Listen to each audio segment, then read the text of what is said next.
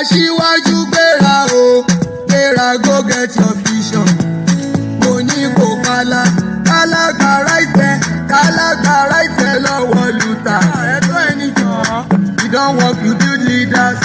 You suppose to dey jaijaye. Kí ló kàn ẹ́ kan person matter, person wey don man on it. When you land softly on Abuja floor. So far so good, kò ní bàjẹ́ APC. Yes, APC, yes. Aṣíwájú, ọkọ̀ Olúrẹ̀mí, bàbá Bọ́lá Ṣadé, bàbá Olúwaṣeyí, ìfà gbogbo Naija. Káwọn jọ APC, yes. APC, yes. Aṣíwájú, ọkọ̀ Olúrẹ̀mí, ìfà gbogbo Naija.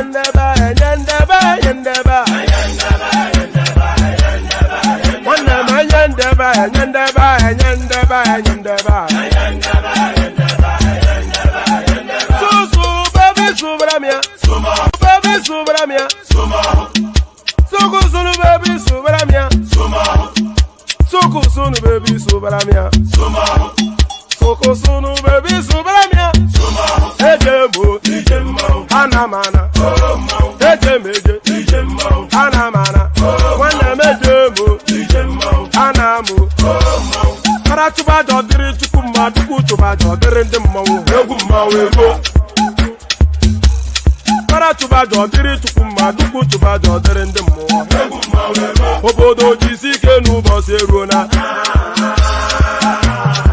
oyibo. It's everyone, be free.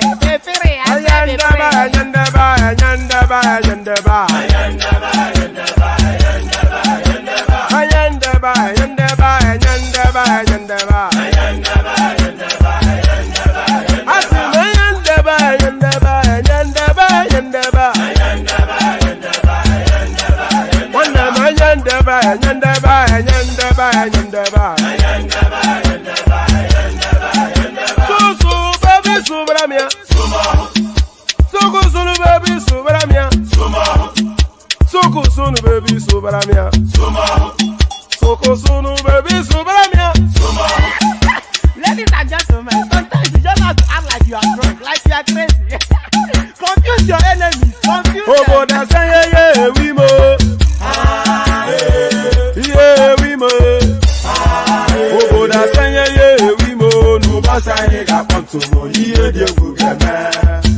Okwitara kara mi nguru ma mi ga kwuru m ụgwọ ya baby mo.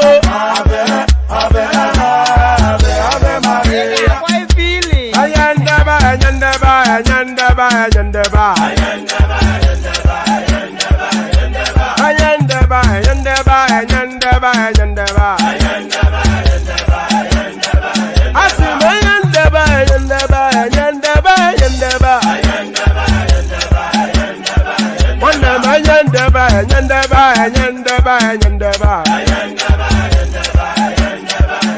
Sunu baby subaramia. Sunu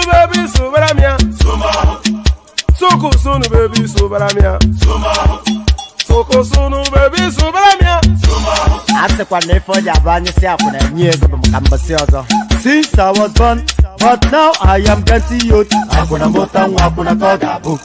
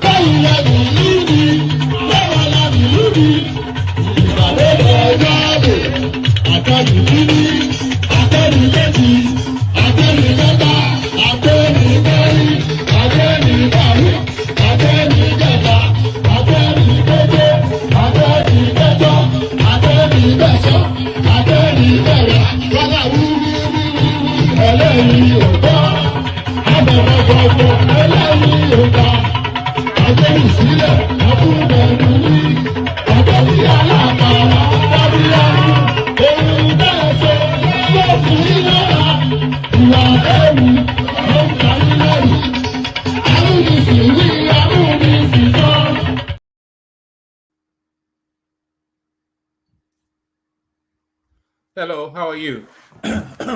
You know something curious. I do this virtually every single day, and every moment that music stops, it catches me off guard. I don't know why, but it catches me off guard. So, good day to you. Good to see you. And how are you? So, good day to you. Good to see you. And how are you?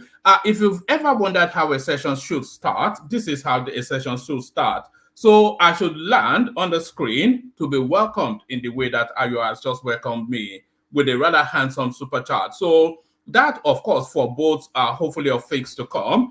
And there is Ayo doubling it up right there. So the super chat space is not the exclusive preserve of Ayo. As much as I delight in saying Ayo super chatted, I somewhat tire of mentioning his name only. So if anybody wants to join Ayo, that $ is available not just to Ayo, but to everybody watching us and delighting in whatever we are doing. So so thank you for the super chat, Ayo. So now a bit of departure. I hope I'm coming across okay. My camera looks somewhat skitty where I am here, but hopefully if it's transmitting okay, and then that should be fine. But from the headline, you'll notice that it starts with the word history. So in the course of time to come, we'll be going back through the annals of Nigeria's history, and we shall be revisiting some of the seismic events that shaped the nature of that country that we call ours. So, I mean, what better place to start than the Biafran War? So now, a lot of our clips have been released around that Biafran War narrative. And based on those clips, we shall be trying to have a conversation. So there'll be a lot of clips played, which I shall be talking you through. So look forward to that. So hopefully this session is wrapped very, very much so around the hopefully this session is wrapped very much so around the Civil War era. Let me see. Am I coming across okay? It's not looking good on my screen. Hopefully it's looking good on yours. So yes, this session, as I said, is going to be wrapped, I'm hopeful, around the Civil War era. I'll be playing you quite a number of clips that somewhat chart. Yeah, Thomas, am I coming across okay? Thomas? Thomas has now disappeared. Yeah. All right, brilliant. All right, brilliant. So Yes, hopefully there'll be sufficient enough people turning up that are knowledgeable enough in that space, because that is a conversation that we've been recoiling from on this platform for months and months. So now that the politics are over, we shall be going through the annals of history, as I said, and we'll be revisiting some of the seismic events that shaped our nation. So we'll be doing that. We'll be doing that, but we have also some of the traditional spaces that we do go to. Some of the headlines that we'll be hopefully discussing: Soyinka, Labour Party leadership knew Obi lost 2023 polls, but they want to force lies on Nigerians. So now, Soyinka, he picks his head above the parapet, and the last time he did that, of course, we know what happened. So there is Soyinka again. Never mind what is to come from the obedient. He speaks truth to the space as he understands it and as we all understand it. Soyinka, Labour Party leadership knew Obi lost 2023 polls, but they want to force lies on Nigerians. So we'll visit that at some point. Only then to go back to this, only then to go on rather to this space. Chicago University says it can't confirm President Tinubu's certificate submitted to INEC as U.S. court adjourns Atiku's case. It's just clutching at straws, this narrative sometimes. We all tire of it, of course, but it's never going to... You know this narrative around Tinubu, his certificate, is he a Guinean or not? This narrative is going to last 50 years and more. And I'm saying that only really going off the back of the Awolowo narrative, where they spun a yard of lies around that guy's name, and they were regurgitating those lies, generation after generation, 50, 60 years on. So this now is somewhat deja vu, the Awolowo scenario. So aggrieved were they that this Yoruba man defeated them in politics.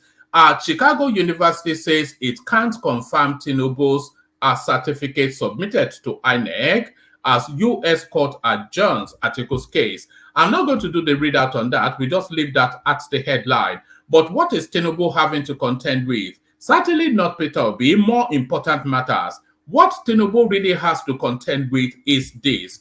Nigeria owes World Bank Group, IMF, African Development Bank, $20.8 billion, China, $4.7 billion. So if that is the totality of the Nigerian owings, then let's see. This is from the Debt Management Office. Let me see if I can expand it somewhat.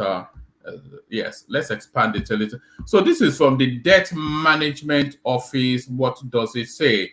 Debt Management Office, Nigeria, Nigeria's external debt stock as at June the 30th, 2023. So this seems to be the totality of everything that we are owing. International Monetary Fund, let's say 3.3. We round it off to the nearest decimal. So International Monetary Fund, $3.3 billion. World Bank Group. So, the World Bank Group, within the World Bank, of course, you have satellite agencies within that, which countries owe individually. So within that World Bank Group, International Development Association, Nigeria is owing $14 billion there. International Bank for Reconstruction and Development, $485 million. So that's how much in totality. Let's just say let's say $15 billion.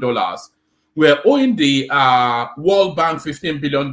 African Development Bank, $1.5 billion. Let's round it up to let's round it up to 2 billion. Yes, let's round it up to $2.5 billion because they are owing them $980 million there, etc.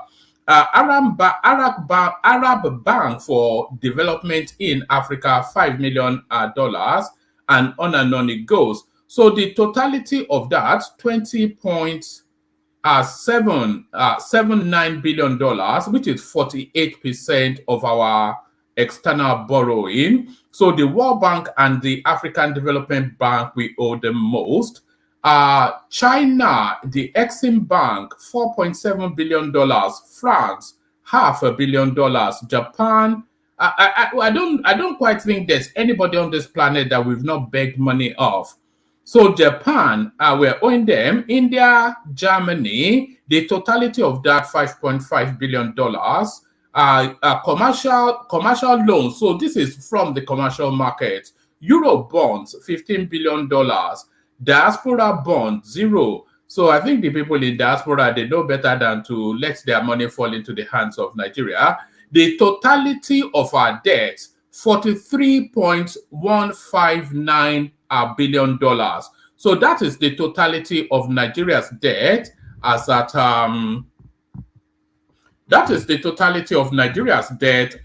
June. Is that June 2023? When you start the date? That is the totality of Nigeria's debt as at the 30th of June 2023. So that is ground zero for the Tinubu space. So how he handles that, that's the task for him. So how he handles that is the task for him. Police spokesperson ACP Olumuyiwa Adejobi faults young people who allowed themselves. Let's do that again. Police spokesperson ACP Olumuyiwa Adejobi faults young people who allowed themselves to be extorted by police officers. So quite how a young person is able to prevent themselves from being extorted by a police officer, let's find out. Police spokesperson ACP Olumuyiwa Adejobi has faulted young people who allowed themselves to be extorted by police officers. An ex-user, that is Twitter now X, an ex-user had alerted Adejobi of the alarming rate at which police officers extort Nigerians. Uniform shouldn't be a symbol of war to citizens. Your officers are criminals. The way they extort young guys instead of politicians is too much. You know about this. You see it and hear it every day. We have family, we have parents. Reacting to the post, Adejobi wondered why people with legitimate jobs will allow themselves to be extorted. Why do the young ones pay them? Someone who claims he doesn't have work is suffering, yet he pays 500,000 or ₦1 million etc. How come? I guess they are birds of the same feather. If you are genuine, you earn your income from your workplace, legit money, I don't think you would allow someone or somebody to rob you of it. No way. My take, he said. So that is the take of the, hold on. So that is the take of the Nigerian police to the cries of the people that they have been extorted. Tough luck is essentially what he's saying. Tough luck, essentially what he's saying. Nigeria, Benin Republic sign agreement to enable importers clear cargo from Cotonou port. So how had the market fallen is really the only thing you think of there. So rather than the pardon me, rather than the Beninese coming to clear their goods in Nigeria, Nigeria is going to clear her goods in the Republic of Benin. So how hard the mighty falling? Nigeria Benin Republic sign agreement to enable importer clear cargo from Cotonou port is actually unbelievable, really. The Nigerian Customs Service NCS says it has.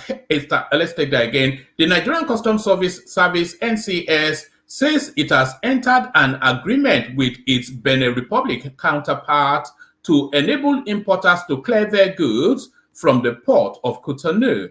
Adewale Adeniyi, acting Comptroller General of the NCS, spoke on Tuesday in Abuja at the end of a two-day working visit by the Director General and senior officials of the Customs Service of Benin Republic. Adeniyi said the meeting was aimed at boosting trade relations between Nigeria and the Benin Republic, as well as curbing smuggling. Responding to questions questions on opening of the port.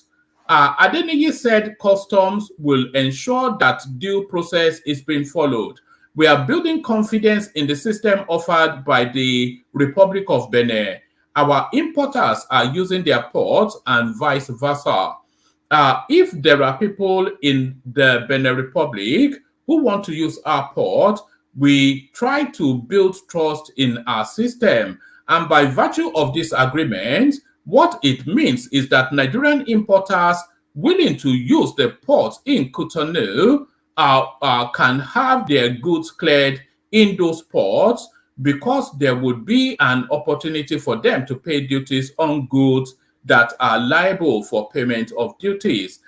We can account for the duties on those goods in the port of arrival, so they will now be free to enter Nigeria. So who gets the duties? That's the thing.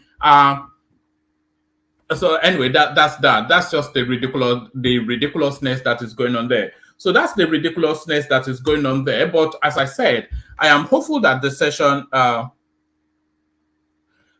But as I said, I am hopeful that the session is going to wrap around the Biafran narrative. So let's take a micro stop with our K-Guide music, and then when we come back, we go straight into the Biafran narrative. I've got quite a few clips to talk you through. But first, of course, we go to, and by the way, there's plenty of room in the studio for anyone that wants to join. But first, we go to the K-Guides.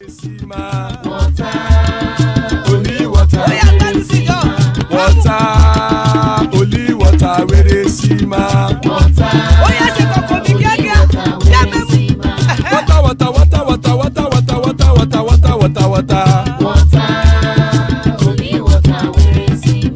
Hapa o naido.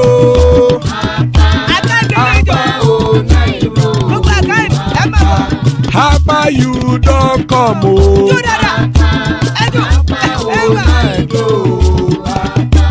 Hapa o naido.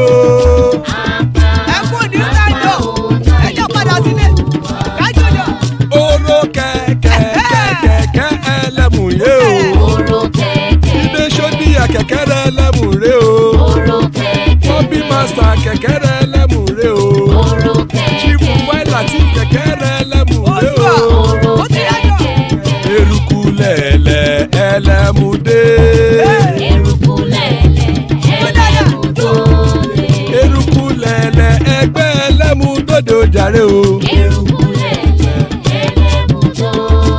Eruku lẹ̀lẹ̀ Ghana ti dé ẹgbẹ́ bọ́dì o.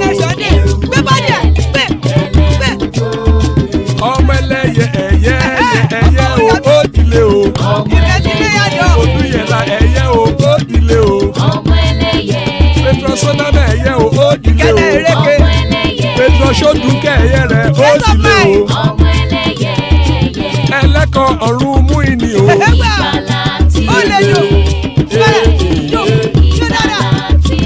Àkùkọ ọ̀run mẹ́kọ̀.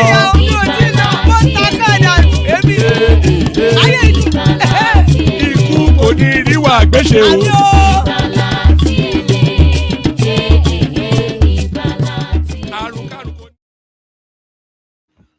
So there it is right there. Iku koniri wagbeshe, may death have nothing to do with us.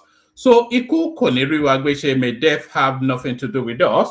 So now the Nigerian Civil War, we're going to spend quite a bit of time there.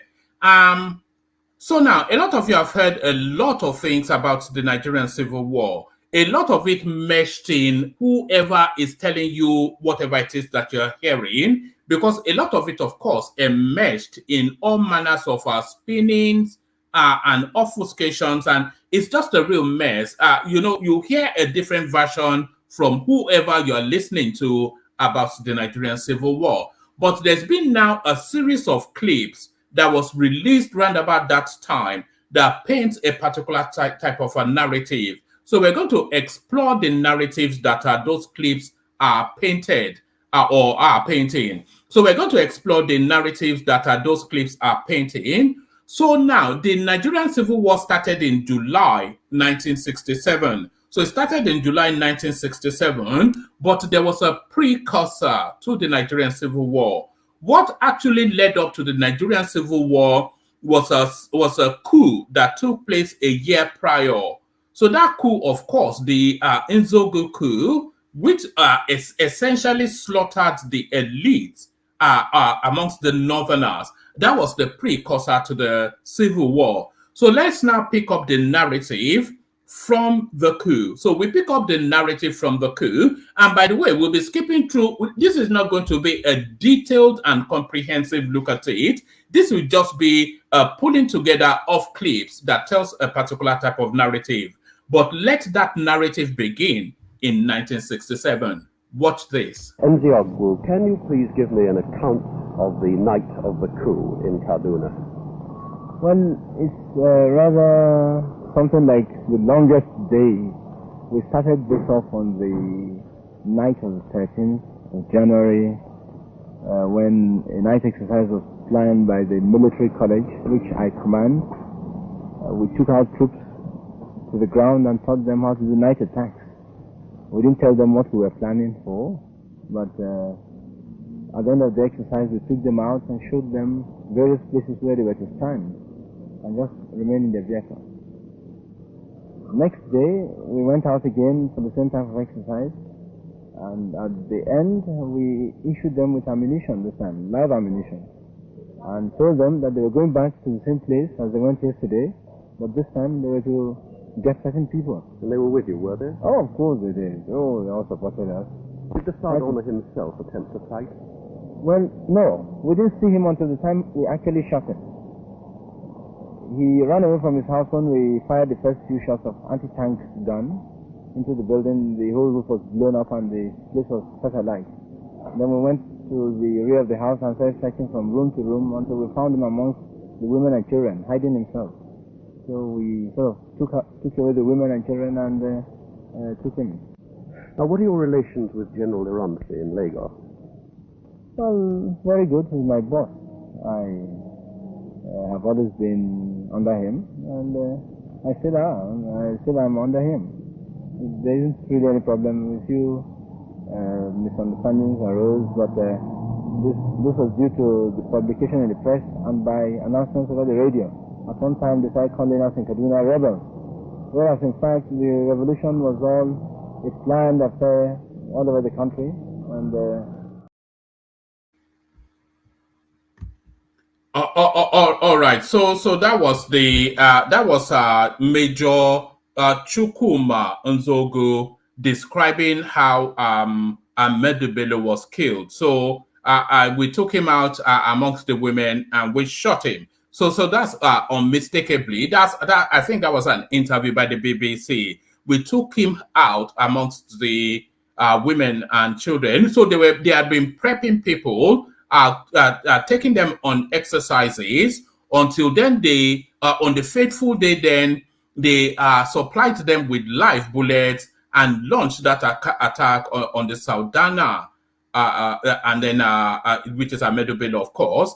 And they took him out. So that was what he just said. That was Major Nzogu, of course, Chukwuma Nzogu, telling us then how the first coup in Nigeria took place. So that was how the first coup in Nigeria took place. And that then cascaded into a series of events. The Northerners, of course, seeing that their elites were wiped out, they slashed back. And in the course of that led, so that was July, by the way, 1966. So fast forward a year later, July 19.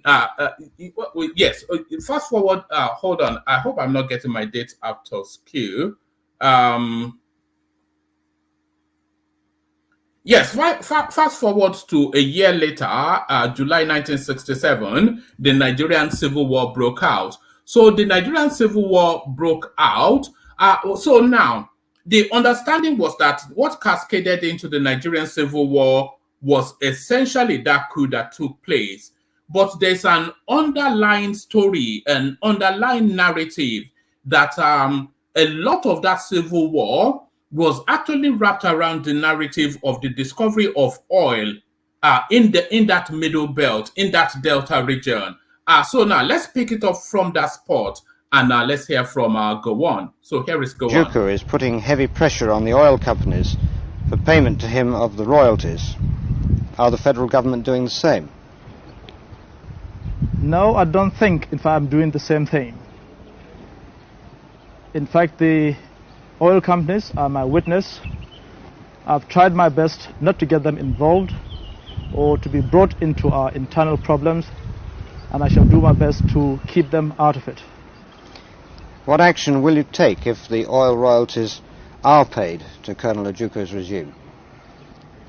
I think this question is hypothetical. It doesn't arise at the moment. I will do my best to keep the oil company out of this problem, our internal problems, and I hope I shall be able to keep my word to keep them out of this problem. If force is used, Major General Gowon, will this not increase bitterness between the various races in Nigeria? It might, to start off with, but I don't think that this is a thing that will last forever.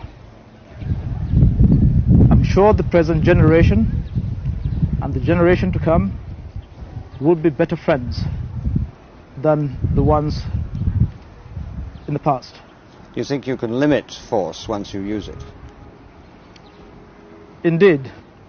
In fact, what I have done, I've told, in fact, my troops that they are not fighting a total war against an outside enemy. They are only taking police action to crush a rebellion. Therefore, the force that will be used will be just the force necessary to get the job done.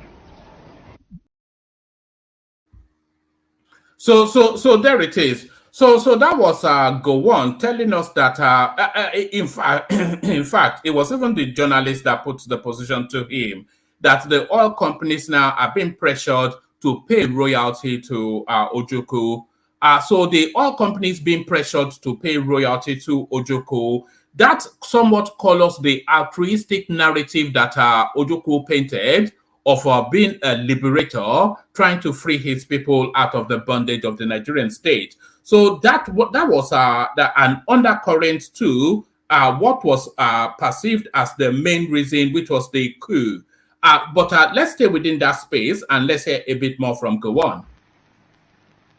They should call a halt to the shameless deception of innocent Igbos with reports of fictitious victories on the battlefronts. They should appreciate that the so-called diplomatic recognition by dubious characters cannot, in the least, alter the course of Nigerian history. It is sheer wickedness for Ojukwu and his clique to continue to goad innocent citizens to support rebellion and lay down their lives for a cause that is not just. The rebel leaders know in their hearts of hearts that all their false propaganda about genocide and massacre derives from personal ambition and the haunting fear of their own future and safety. Consequently, they do not know when to stop. I call on those who claim to love Nigeria and the Igbos to face realities and advise the people of the East Central State to lay down their arms and return to the fold. It is not enough for organizations and individuals to ask the federal government to cease hostilities while ignoring the evil intentions of the rebels. I honestly believe it is in the true interest of the Igbos that they return to the fatherland. I am satisfied that all other Nigerians have learned the lesson of our most recent history and the current civil war. And I pray to God that there will never be a repetition.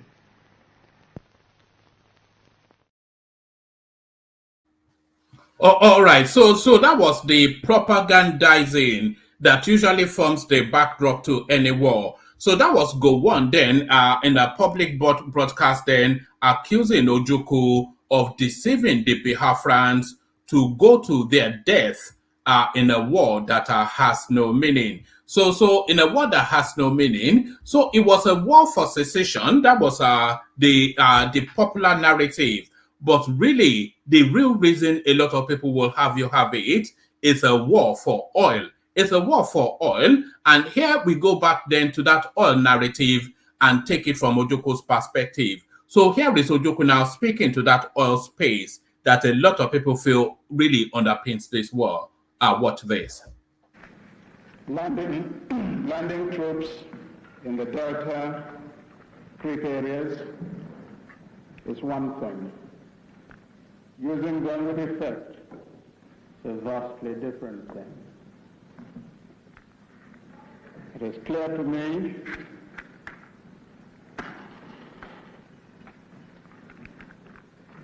that what my good friend turned bandit Gowon is planning there is purely to get a group of men round the oil terminal and then to shake the managers of the oil companies by the scruff of the neck and demand money. That's all. He knows well that the troops in that area can be of no use. There is a danger to this, though, that in his lunacy, he might in fact decide to turn very nasty and destroy the terminal installation. So there it is right there. So there it is right there. For all of the altruistic reasons that they were telling you that the Biafran War took place, it was really a battle for oil. It was a battle for oil. The oil newly discovered in the Creek region, Ojukwu pressuring the oil companies to pay royalty to him, and Gowon battling to retrieve it back for the Nigerian state. You heard it there from both men. So the battle really was about oil, more so than anything else. So the battle kicked off, and there was a lot of back and forth. It was essentially a David and Goliath fight. That essentially was what it was. It was essentially a David and Goliath fight, with the Biafrans, the Southeasterners, completely outmanned and outgunned. Completely outmanned and outgunned, but as ever in a David and Goliath fight, you never you take Goliath, you take him for granted to your peril. So in as ever in a David and Goliath fight, you take David for granted to your peril. So here are instances of David punching above his weight. So in the course of that war, the Biafran space, they scored quite a few surprising victories. So a few victories in certain battles. They never won the war, of course, but they scored certain victories in certain battles. Examples.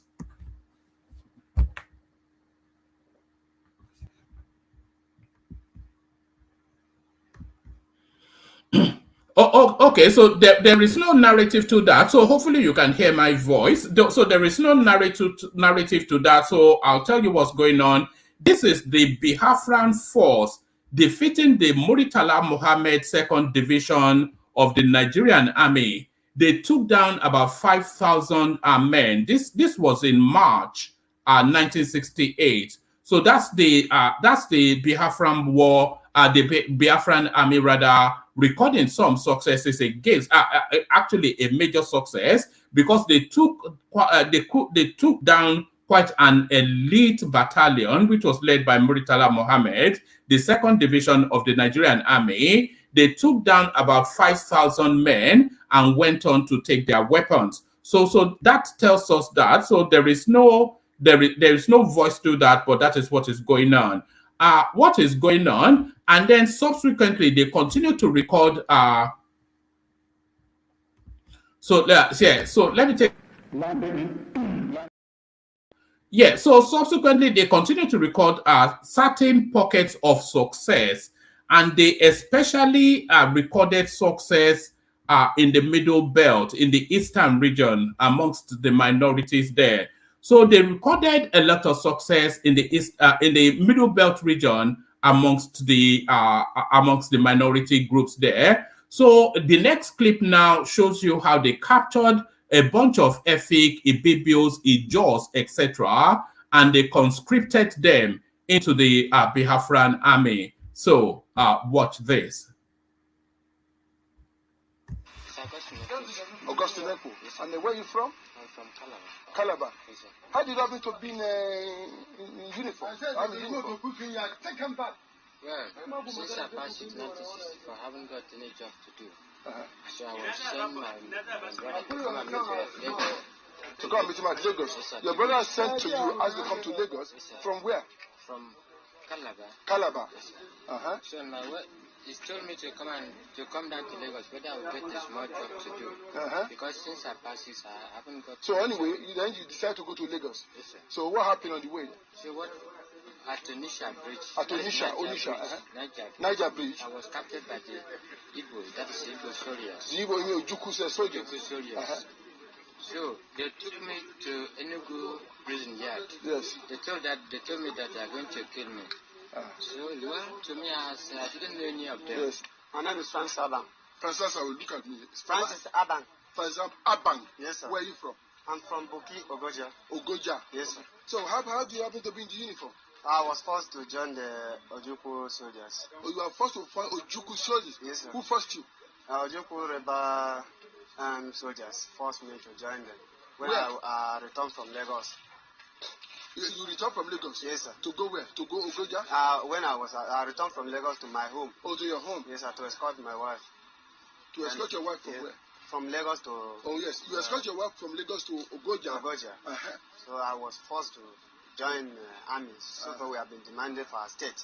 And they suspect me that as I returned from Lagos, I may carry anything back to Lagos again because I was hurried to go back to Lagos. Some of my brothers are not detention. And they are struggling for state. So when I joined them, I was not told that I'm going to join army. No. I was just taken by some soldiers to Pricot. The next day, I see training. I started to run with them. Through training me. After training, I was brought up to fight. I had to escape myself and meet my brothers who are fighting for me, Nigerian soldiers. I surrendered myself. How old are you? How old are you? I'm up to 28 years, sir. 28? Yes, sir. 28? 28. 28. Yes, sir. Yes. Okay. How many of you were captured? From Ogoja, sir? Yes. Anyway, they brought boys from different places. But the Bouquet boys, I know, we were 5 of us. Well, how many captured prisoners do you have seen, say, around here? Or how many of you do you think? Soldiers. Yes. Soldiers. We are 5 of us here. Here? Yes, sir. From Ogoja? No, sir. Ogoja, only one person, sir. Yeah, only one person? Yes, sir. But when they kept you, how many of you? We are 5 of us, but some they misrode, some we are killed. I don't know where about. Perhaps they are still coming behind. But what I'm asking you now, how many prisoners are in this town? Where they went and got you? Where they get me? Yeah, now, where they brought you? Oh, where they brought me. I think we are 137 or something like that. 137. Yes. Because they keep you in different places. Yes. Yeah, but in your own camp, where they keep you, we are 137. There are others in various places. I think so. Yeah. Okay. Yes, sir. So now, those were minority groups within the Delta area, Efiks, Ibibios, Ijos, etc. You heard the witness account yourself, so you don't really need me to add or embellish. There's no embellishment needed. What they were telling you, and those ones that were brought in front of the cameras, there were countless of them. What they were telling you essentially was that they were captured, kidnapped by the Biafran soldier, taken into some sort of like a prison camp sort of a space. And then by the next day, they were already going through the drills of military formations and training and conscripted into the Biafran army. So the Delta areas, the Creeks essentially, they were forcefully conscripted into the Biafran army. So that was how Ojukwu was able to expand his military force. So that was how Ojukwu was able to expand his military force. But that wasn't only how he expanded his military force. This one now, you could say the conscription of adults is part of the fare of a war space. But this now next clip that I'm about to show you is unforgivable. Watch this.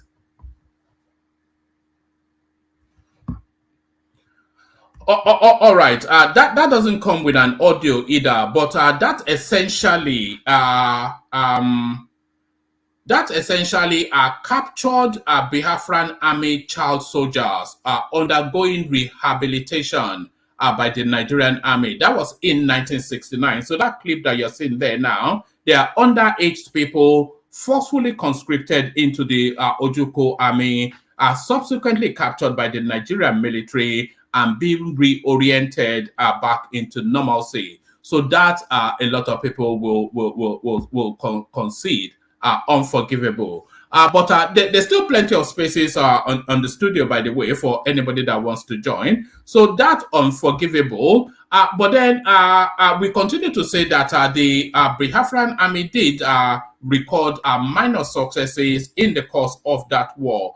And one of the marquee successes that they will claim that they recorded was incursions into Lagos State. So here now are samples of the Biafran army blowing up Lagos State. Watch this. In command was the oldest of the mercenaries in Biafra, a South African known.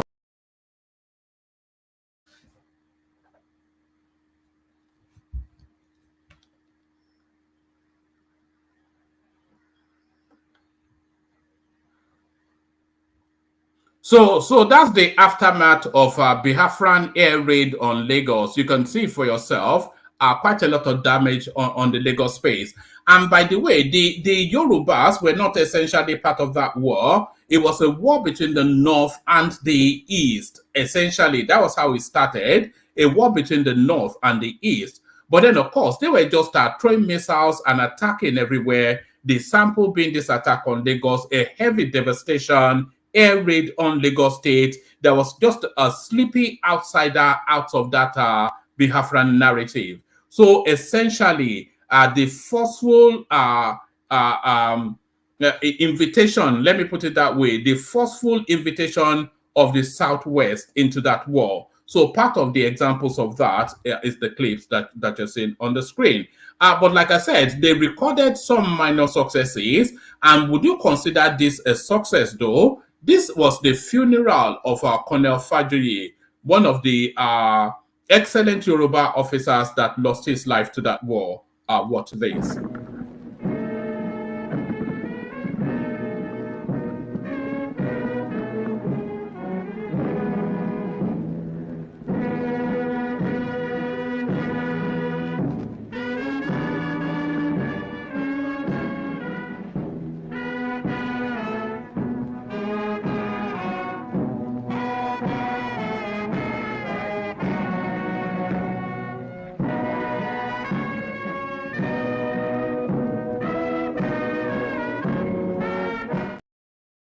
Right, so that was the funeral of Colonel Fajoye, one of the excellent officers that lost his life to that war. But then, how did the Biafrans become such a potent, sleek fighting force? This is the question. Is it down to the ingenuity of the Southeast? Is it down to the brilliance of Ojukwu? That's the question, because a lot of conversations wraps around that space. How did the Biafran space become a lean, mean fighting machine? That is a question that has been agitating the Nigerian mind for quite a long time. But now, this next clip will hint to an answer to that. Was it Ojukwu's brilliance? Was it the ingenuity of the Southeasterners? Or does this clip give us a hint as to how the Biafran soldiers were able to organize and become a potent force? Watch this. In command was the oldest of the mercenaries in Biafra, a South African known only as Major Williams. So make up your minds to start work. Not go around like bloody women, yak, yak, yak. Get them moving. Oh, yeah. Move! Wait. Major, please, may I ask you a question? You are British? Oh, no, South African. South African. Uh-huh. Why you are on this side and not on the other with the British? Oh, I'm a South African, not British. Why should we help the British? This is the side I prefer for my conscience. I'd never fight with the communists. I was fought against them, sent to Africa. And I just disagree with communism, plus I like these people.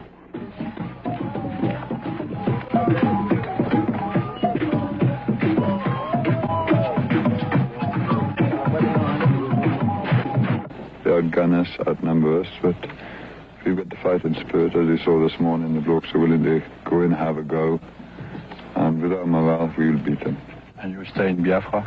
Oh, yes, definitely. More? Definitely. Definitely, until the end of the war. Then they go into the next one. Thank you. So there you have it. The brains behind the war in terms of organizational prowess, certainly not anything Southeastern, very much so South African. So that was the South African mercenaries that were essentially organizing the war for the Biafran space. So that was the South African mercenaries that were essentially organizing the war for the Biafran space. So the war came very quickly, but it ended very quickly because, of course, completely outgunned and outnumbered. So there was never any chance of the war not going the way it went. And this, one of the reasons that the war went the way it did go. Watch this. But we have Colonel Obasanjo, who is the commander of 3 Marine Commando, who had been able to capture a number of senior secessionist officers, and he had brought them to Lagos to see us in order to let us have their acceptance of the spirit of one Nigeria.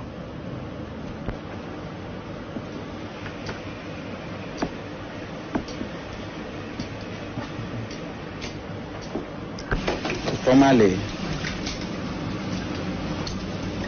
give up secession and report for reappointment and redeployment.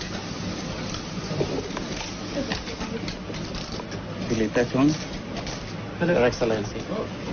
Glad to see you again. My pleasure. How are you? Very well indeed. Glad to see you again. Thank you.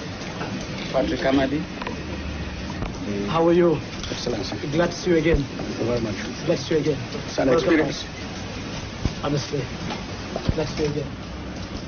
And I would like, therefore, to take this opportunity to say that I, Major General Philip Effiong, officer administering the government of the Republic of Biafra, now wish to make the following declaration.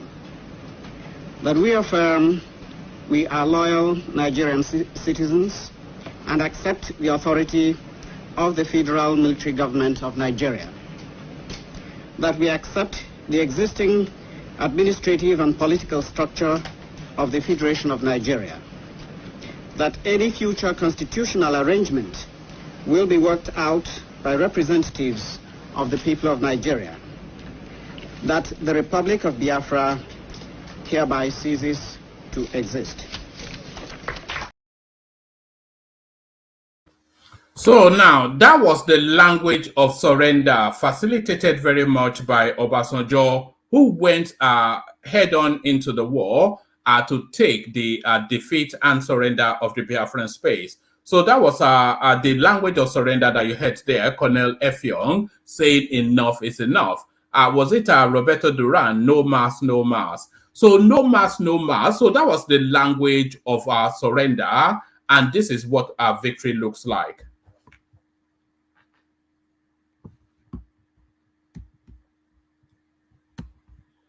Oh, okay, so no commentaries on that one. So let me just give you the backdrop to it. That is Gowon being received as a hero in Port Harcourt after the war was over.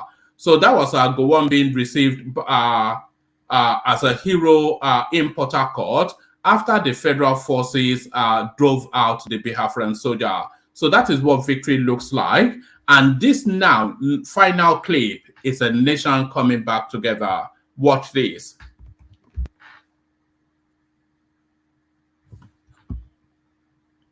Okay. There's no audio. There's no audio to that as well. But what you are seeing what you are seeing on your screen are Biafran and Nigerian soldiers hugging each other and dancing that the war is over. That was after Ojukwu fled, of course, from Biafra and left them to their fate. So that last clip there was the Nigerian soldiers and the Biafran soldiers hugging each other that the war is over in celebration of the war being over. So that's and by the way, that's not a full and detailed documentation of the Biafran war. That's just a soupçon of how it played out, a particular narrative. So let's now bring up the people we have so far. Thomas is in the house. Adan Lekoko, who is even pre-war, so he will give us a bit of a take on that. For a counter narrative, we've got this, and Tone joins us. So let's kick it off with Tone because he's new to the space. Tone, are you there? Tone, can anyone hear me? Yeah, one more. After all that Bulabalu, Tone, are you there? Are you ready to go, or do you want me to start with someone else? Tone? Tone? All right, you seem ready. Des. So is that a fair picture of the Nigerian Civil War? Des, just those clips, the way it was sequenced. I mean, I would say he got a lot of things wrong and a few bits right. I don't think someone that is a student of history would agree with you in totality. Yes, the Nigerian war was mostly the Nigerians going to war because of the oil they knew they were gonna, get from the Port Harcourt region and the Delta regions. Mostly that is why they went for war. But you can't start talking about Biafran war without mentioning some specific names, which is Kaduna and Zogo. You can't start talking about Biafran war without mentioning what was the name of the first military president? What was his name? Gowon. Gowon. No, No, not Aguiyi-Ironsi. Gowon. Aguiyi-Ironsi. Yeah. Yeah, you can't start talking about Biafran war without mentioning Aguiyi-Ironsi. So there is a lot of background to the story. Everybody with their own understanding. But with what I understand and with what a lot of people have told me, including my grandfather, may he so rest in peace, have told me is that Ojukwu in himself, rest in peace, before the war started, there was a lot of massacre, which everybody knew, that went going on in the north. A lot of Southeasterners were massacred due to the coup of Aguiyi-Ironsi, and then Gowon entered. There was a lot of massacre that the Have we lost you?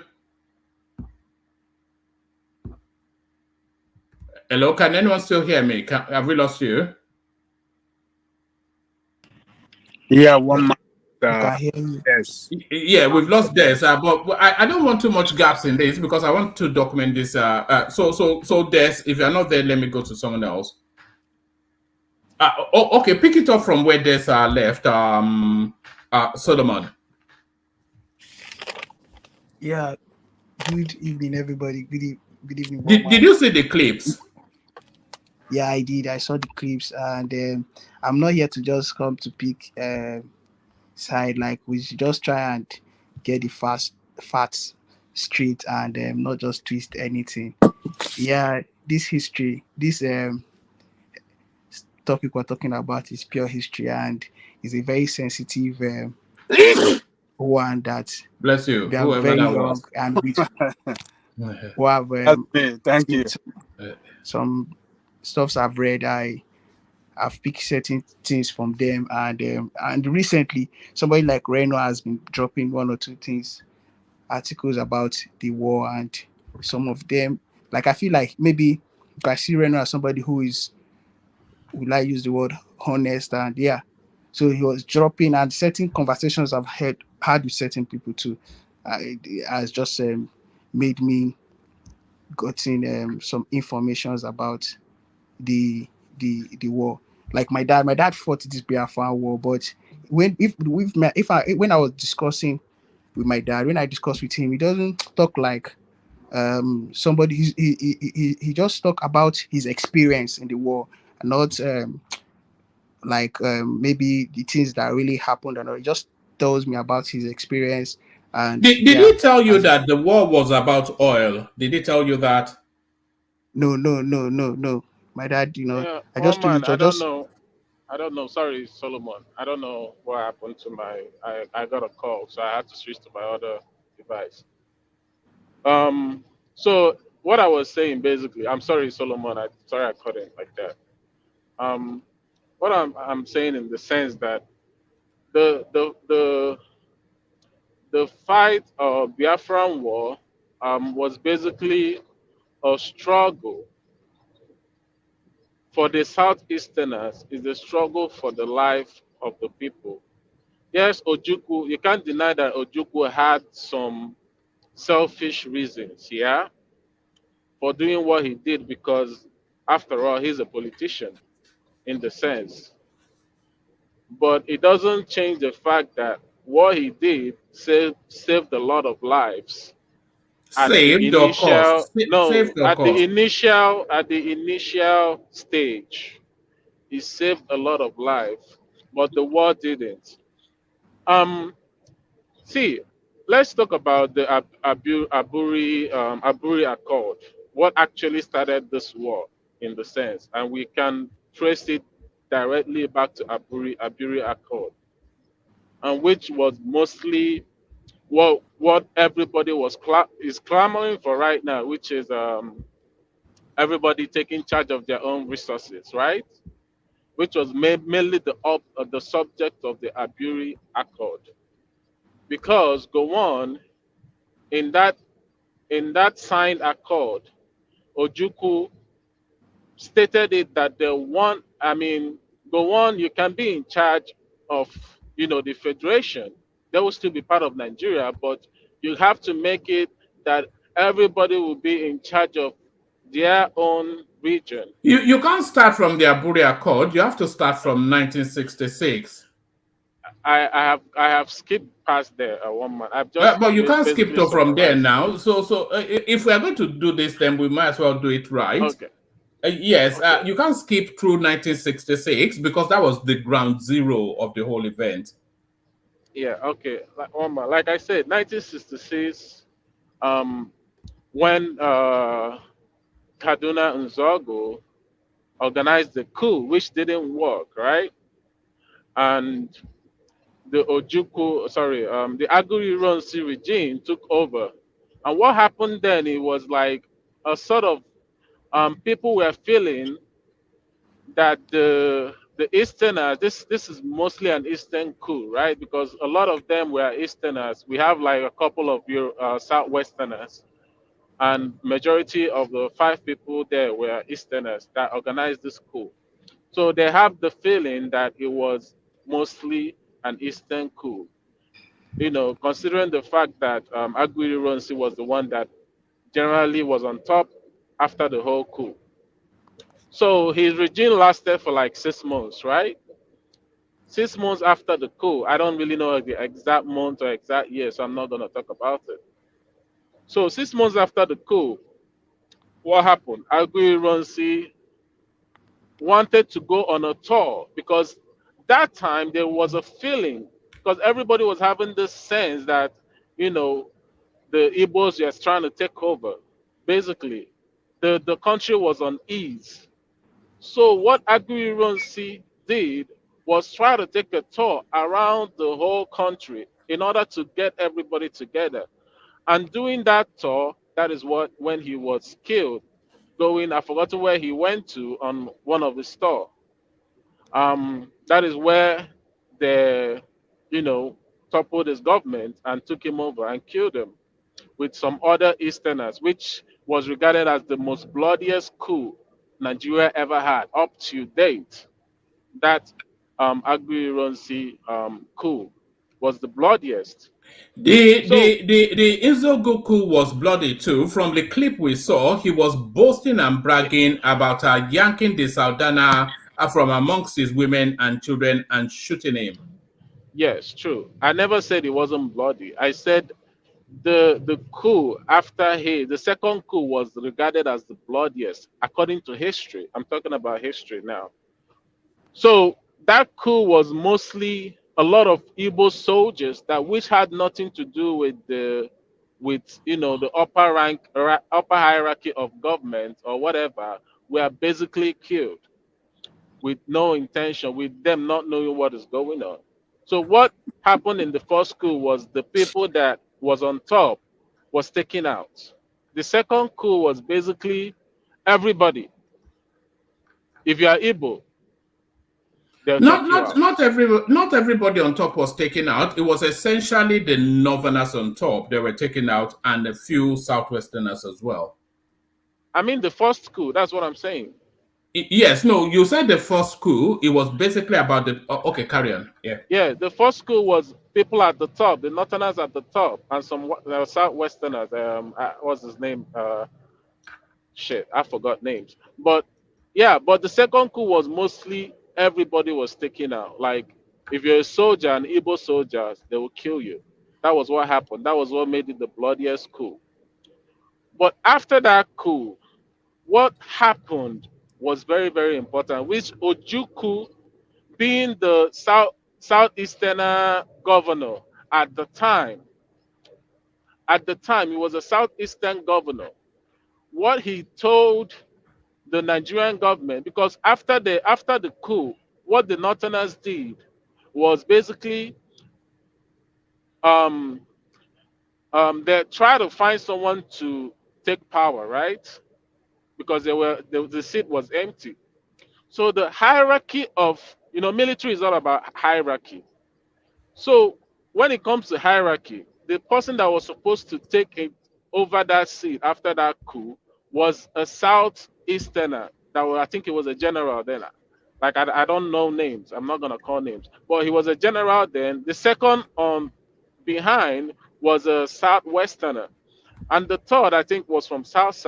So after seeing this, they didn't want to give power to anybody that is not from the north.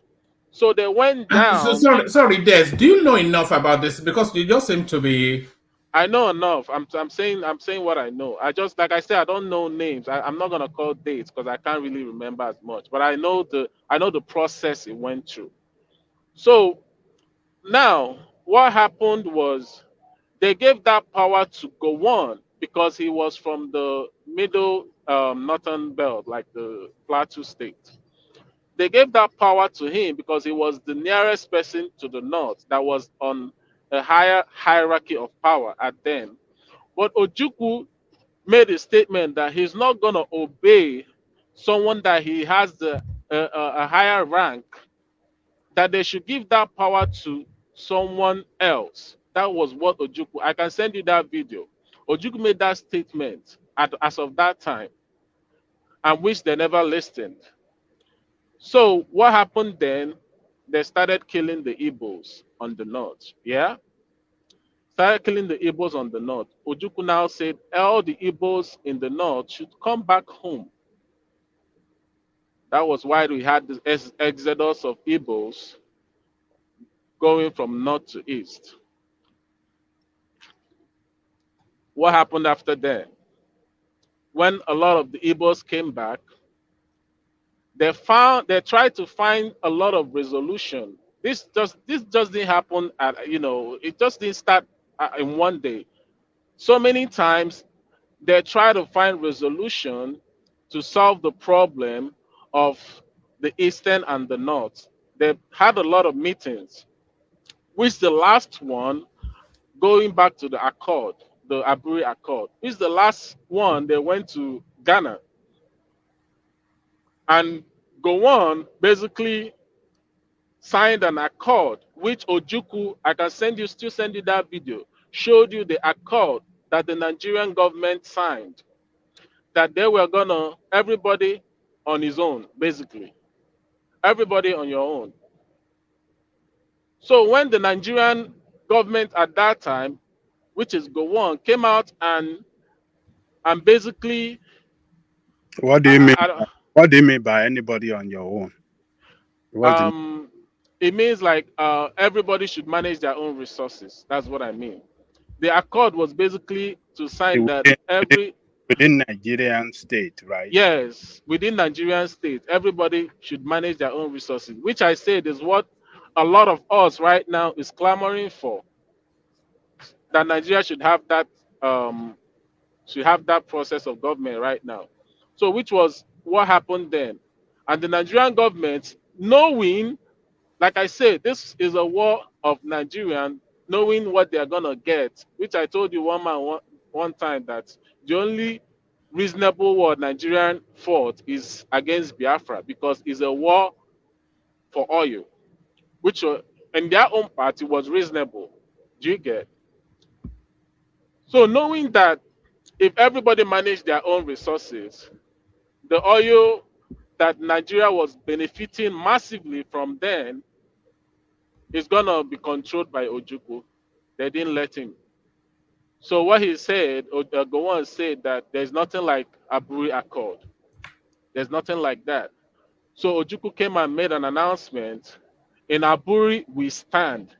He said that in Aburi we stand, and he declared the Republic of Biafra. After that, now became the tussle of power. The tussle of power began. So this is the background to the story. Because when Nigeria started, planning to fight a war against an innocent people of Biafra, like I said, I'm not gonna exonerate Ojukwu in all this because he could have stopped this war you can't a say long the time ago innocent. and You hold on this. You can't say the innocent of you can't say the innocent people because you seem to be picking up the story from where it plays out to your narrative. But the story actually began in July 1966 with the Unzogu coup. Yes. So that's where the innocence was lost. Yes. I mentioned that. Nzogu coup was January 66. Was it January 66? Yeah. Yeah. And what happened after that coup? Like I said, if you know, like coups has been happening all over Nigeria, all over Africa right now. And what necessarily happened before that coup, we have to still talk about it. The government at the time was corrupt.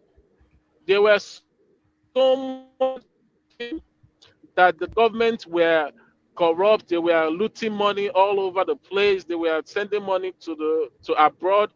Ajali Koko, you're here. You should know what I'm saying. The government at the time were corrupt before the military government came in.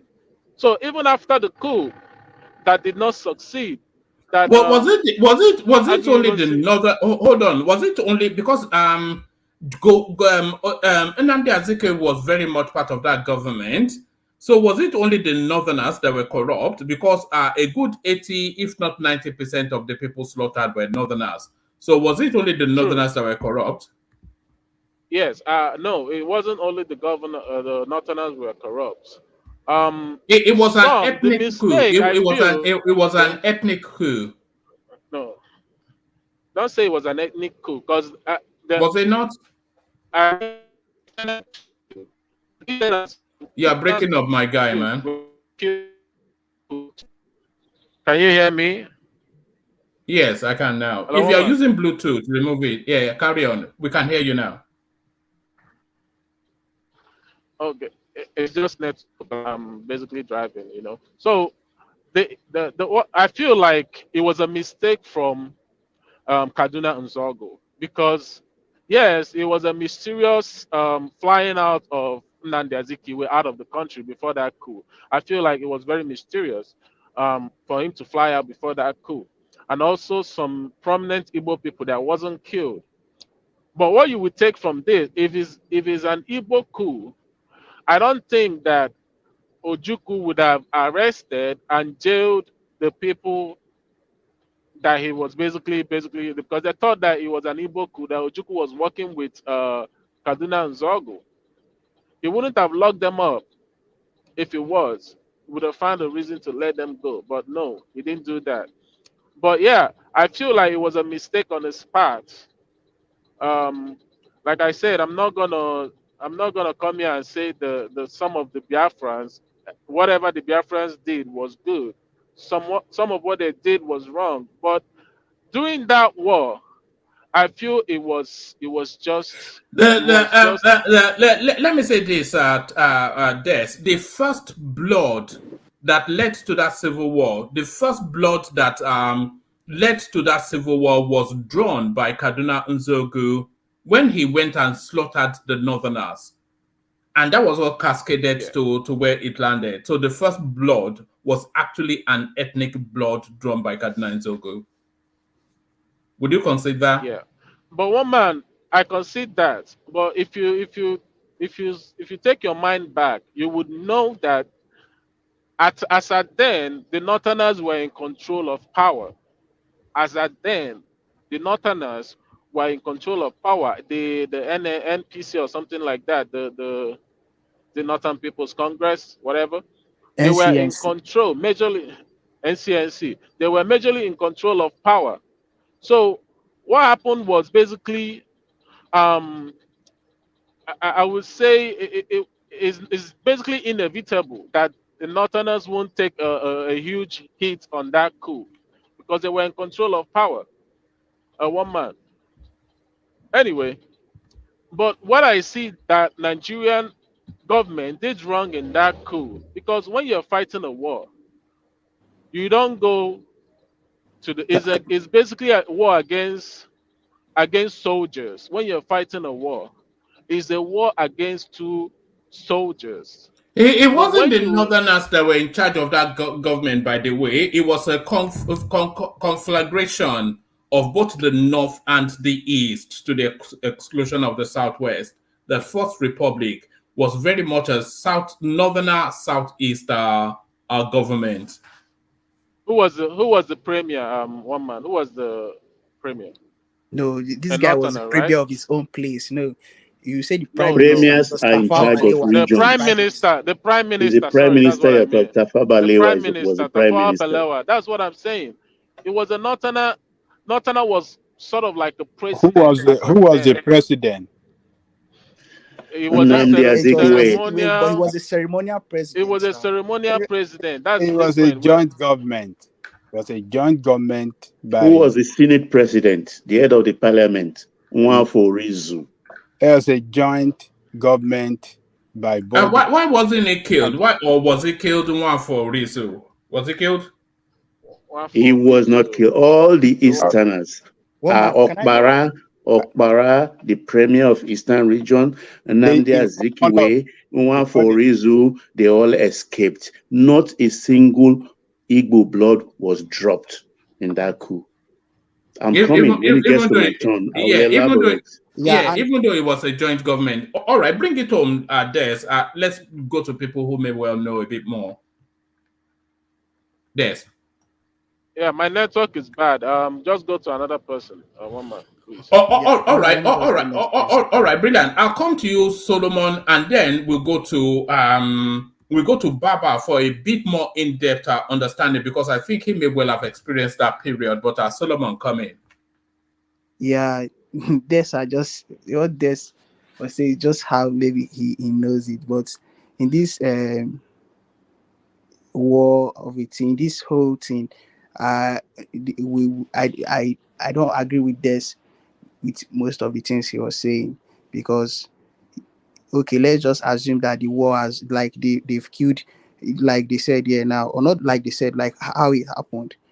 Azikiwe went for medical vacation and no Igbo leader was killed.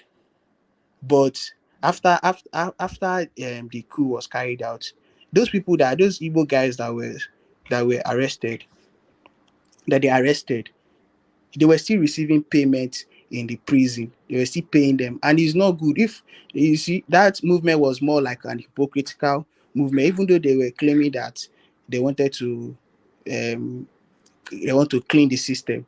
Okay, all the Igbo elders were not killed, and the guys that carried out this thing were receiving salary. So you see, that was what led to the counter coup of that same year. Yeah, after 6 months. So for the war, I'm not going to really go deep in all this. I just say the point I feel are important. For the war, it was not really we don't need to really say that yes, certain things were happening and all that, but we don't need to really just come out and just say Ojukwu like he was really fighting.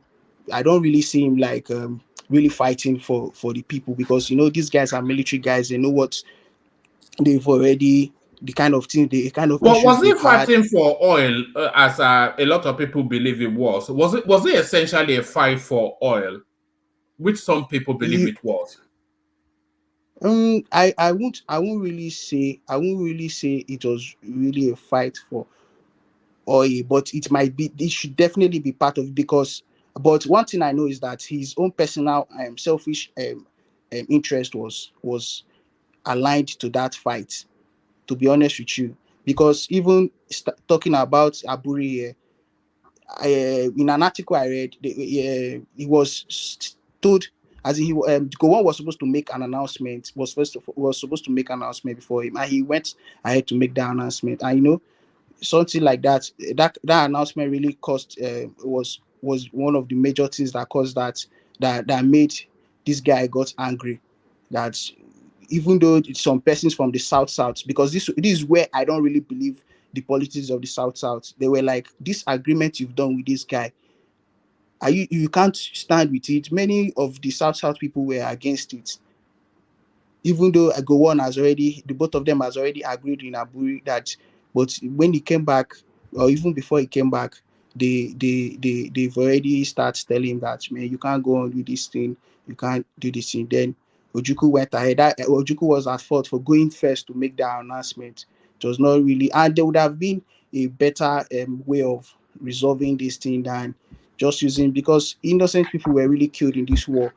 Like I said here before, even my grandfather, he was killed in 1969, and some other persons from the north. And people talk about Awolowo. Before, I used to think that Awolowo was really a bad guy, but especially with what Reno has dropped few days, some pure interesting articles. Awolowo when the time for politics reach, we must play the politics. But when it's time for working, he really did well. I won't give it up to him. Even how he was able to send things through the Red Cross and all that, humanitarian those humanitarian stuff organizations. He made use of them to send food to the southeast, and Ojukwu was even diverting them. You see, these things were the things that made me know that, yeah, this man's personal interest was really in line with and they were kind of using propaganda to tell the people that the foods were poisoned, even though, yeah,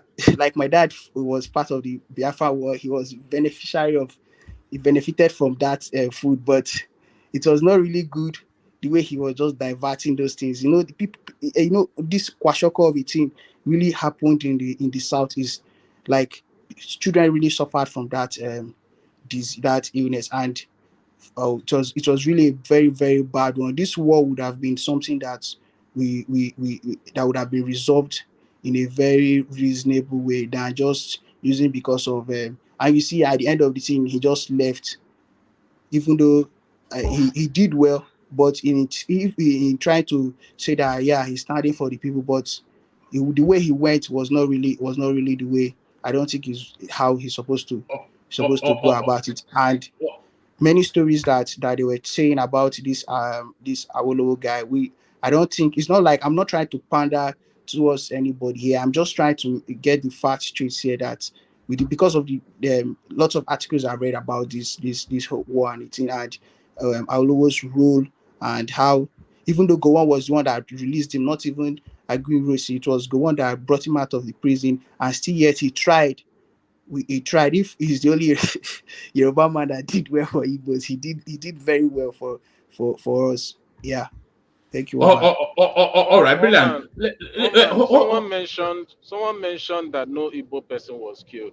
The Igbo guy that was killed was Lieutenant Colonel Ato Unebe. He was in charge of armory in Lagos. They killed him because he didn't open the He's armory. an Igbo guy. The fact remains that he's an Igbo guy. That's what I'm saying. Yeah, sure. But he was a soldier. All right, let's go on to Baba, who may well have a bit more in-depth understanding of that space, only because he witnessed part of it. Let's come to you, Baba, and the way the clips have been sequenced. The story actually kicked off in 1966, January. You corrected when we saw that clip, of course, of Chukwuma Nzogu, rather gleefully telling us about how Ahmedu Bello the Saudada was yanked from his family and shot. So that was the first blood that was drawn there, and very quickly it cascaded into that civil war, and then we all know how that played out. So what was your memories of that time, set against the backdrop of the video clips that we've watched, and also the narrative that a lot of it was actually about oil? Was oil mentioned at that time, Baba? Yes, thank you, One Man, for the opportunity. Folks on the panel, I salute you all with your knowledge and painstaking analysis, and all the men and women of the comment section. You are the warrior of this panel. I salute you all. Good evening. Please, listeners, watchers, like and share subscribe to this show. By all means, you can just click like at the moment and then share possibly in between and subscribe also. Thank you very much. One man, I always repeat the word, I'm a witness to this history. And I will want the panelists and gentlemen and women of the comment section to indulge me and let me put these things in historical perspective. Honestly, and as I witness it with my kuru eyes. Firstly, I'll start. Oil was discovered 1956, at Oloibiri, at a place called Oloibiri in today's Rivers State by Shell. Okay. 60s, we got independence. 63, we became a republic. We had northern region, we have western region, we have eastern region. Then later, Midwest was carved out of western region. In the north, as premier, we have premier leading these regions. It was Sir Ahmadu Bello, a Fulani man, revered from Uthman Danfodio dynasty. In the west, we have Obafemi Awolowo. In the east, we have the renowned Nnamdi Azikiwe. I'm sorry, we have Okpara in the east. And in the Midwest, we have Osadebe as premier. So, yes, we had a lot of problems during that period, particularly when Awolowo was jailed. 1963, I think 63. The whole thing started. I'll call it a real fracas. You understand? So I will fast forward from that period to 66. The country was on fire, particularly in the south, in the west then, not southwest, in the west. Country was really on fire. Then in January 15, I think, 5 majors struck. They were all in the northern barracks. Obasanjo was somewhere in India, but Ojukwu was home. These are the majors. Ifeajuna, Nzogu, Anufuru, Okafo, Ademoyega. There were 5 majors who planned the coup.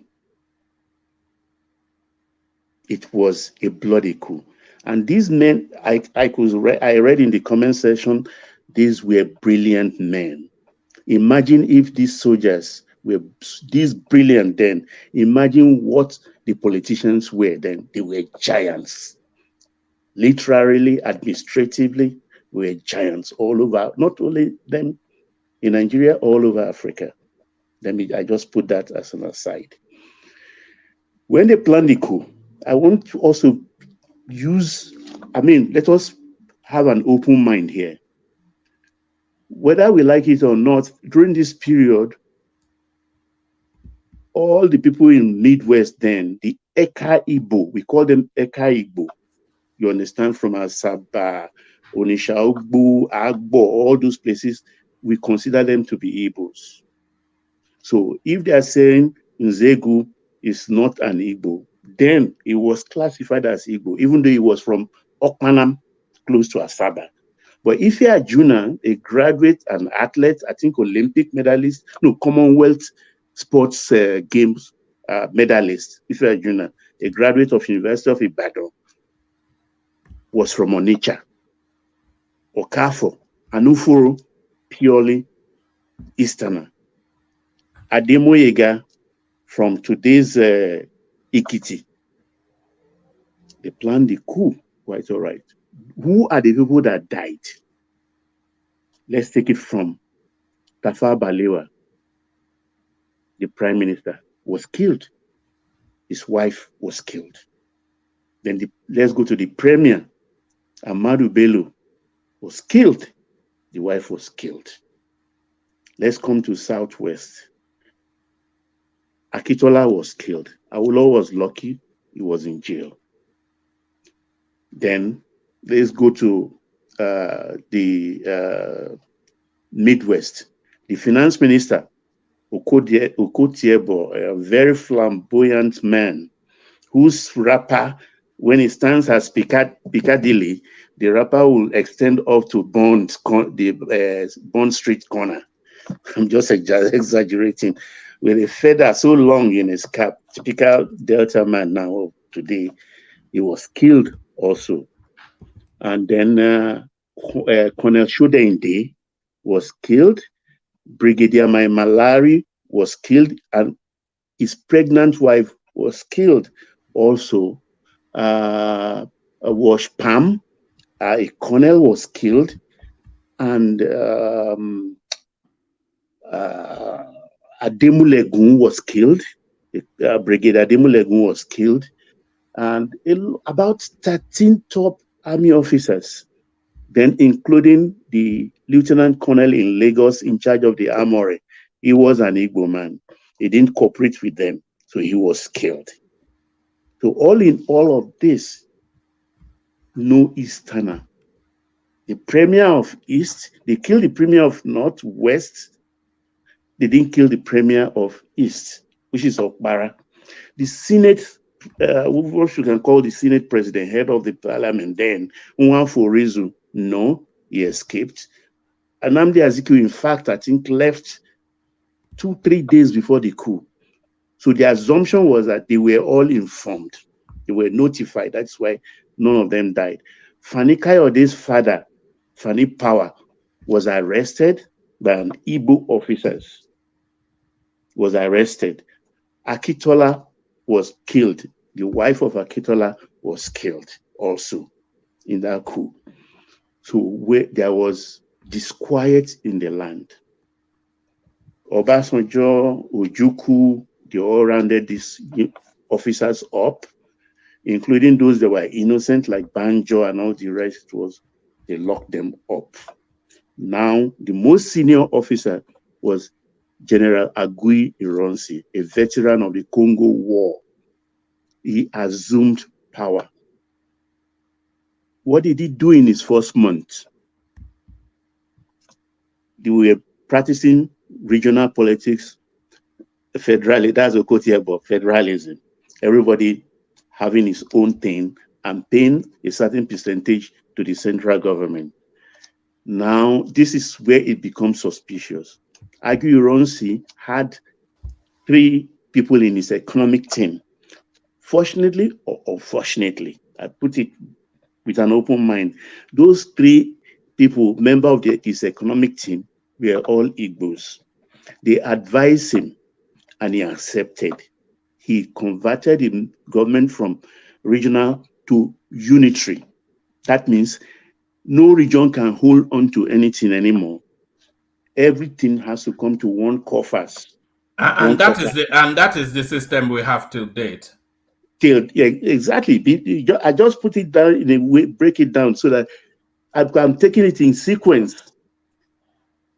So everything should be in one coffers by decree. I think decree 4, I'm not too sure of that decree because they ruled by decree. So that was accepted. Meanwhile, the North are angry.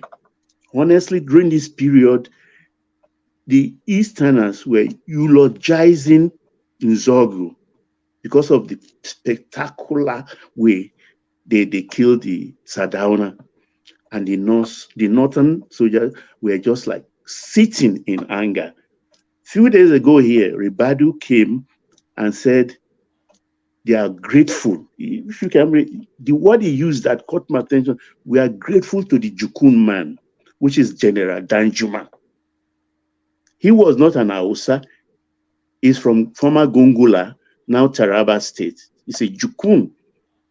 But he took up the cause because then there were very few. Even the Yorubas were almost non-existent, few in numbers. But the Igbos are all over. About 66% of the officers' corps during this period are Igbos, well-read, brilliant young men. I give it to them. You understand? So they planned their own coup.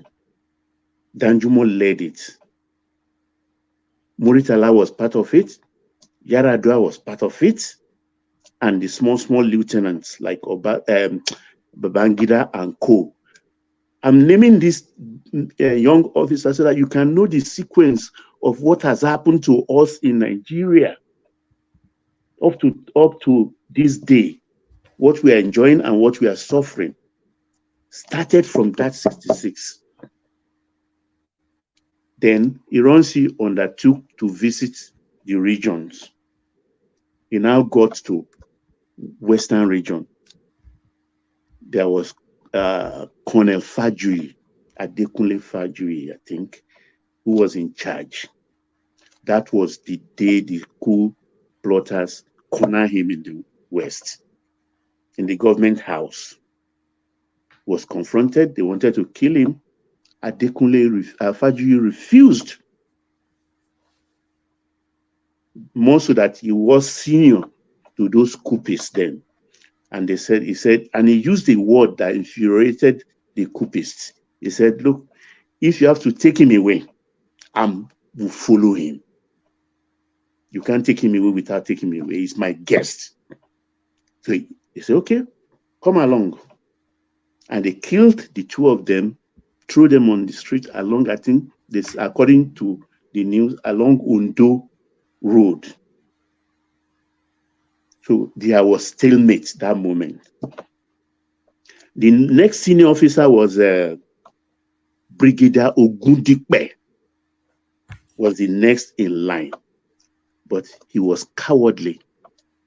He ran away. So there was vacuum. It was the British embassy and the British resident high commissioner that called the officers and told the Danjuma group that, look, you cannot do this. You plan the coup. It's a coup of revenge, no doubt about it. But then if you take over power, then there will be another counter coup, there will be another counter coup. I'm sorry. Why is it that when you're mentioning the first coup, you basically narrated who and who was killed, but the bloodiest coup, you just basically muttered it over, and I don't understand that No, part. no, no, no, Sorry. no, no, no, don't get me wrong. This coup you talk about, this one I'm talking about, what we refer to as the killing. Ogudetin reminded me. During that period, they killed. What led even to, or what infuriated the North most was I mentioned it, that the East were eulogizing the coupists, because there was a picture where Nzogu put his foot on the chest of the Sadauna. It was photographed. And a musician, Celestine Ogbu, sang in praise, eulogizing Juna and Nzeogu. You understand? Eulogizing. And that if you listen to Ribadu, they say, we were grateful because they were humiliated. They were humiliated and helpless. And when that coup happened, they started pouncing on the Igbos. And they started killing them in the north. That's true. They started killing them in the north, in numbers.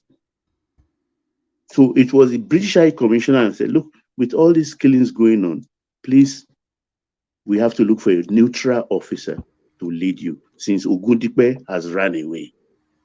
So that was where Lieutenant Gowon was brought in, because he's from Middle Belt. He was a consensus leader.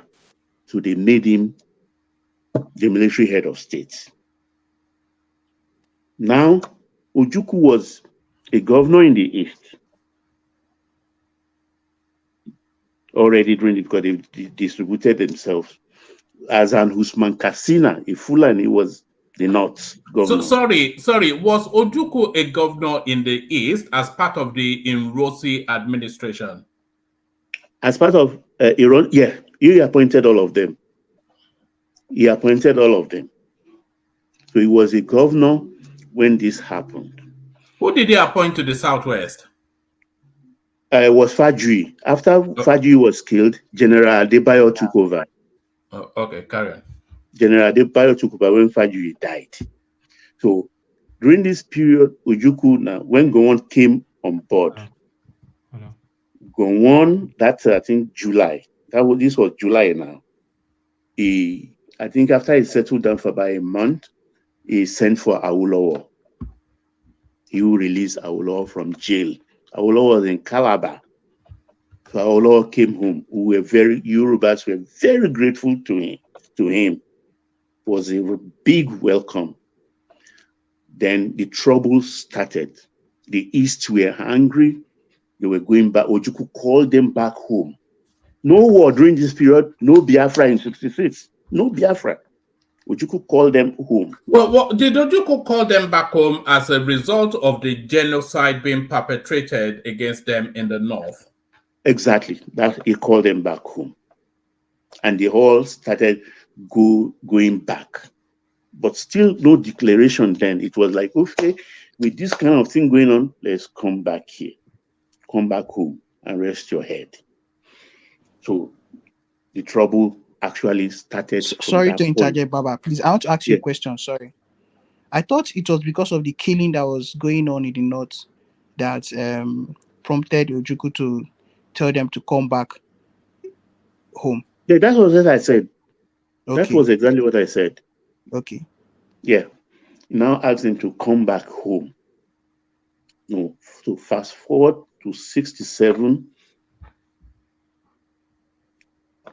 They declared the Republic of Biafra because Ojukwu wanted us to go back to federalism. Now that the unitary thing that will have given them upper hand has failed. This is my own interpretation.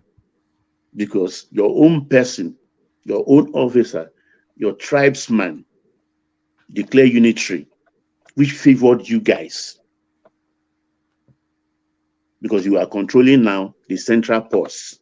Now that is another person is there, a Benue Plateau man, as we call that region then, you now said we should go back to regional. And Gowon said no.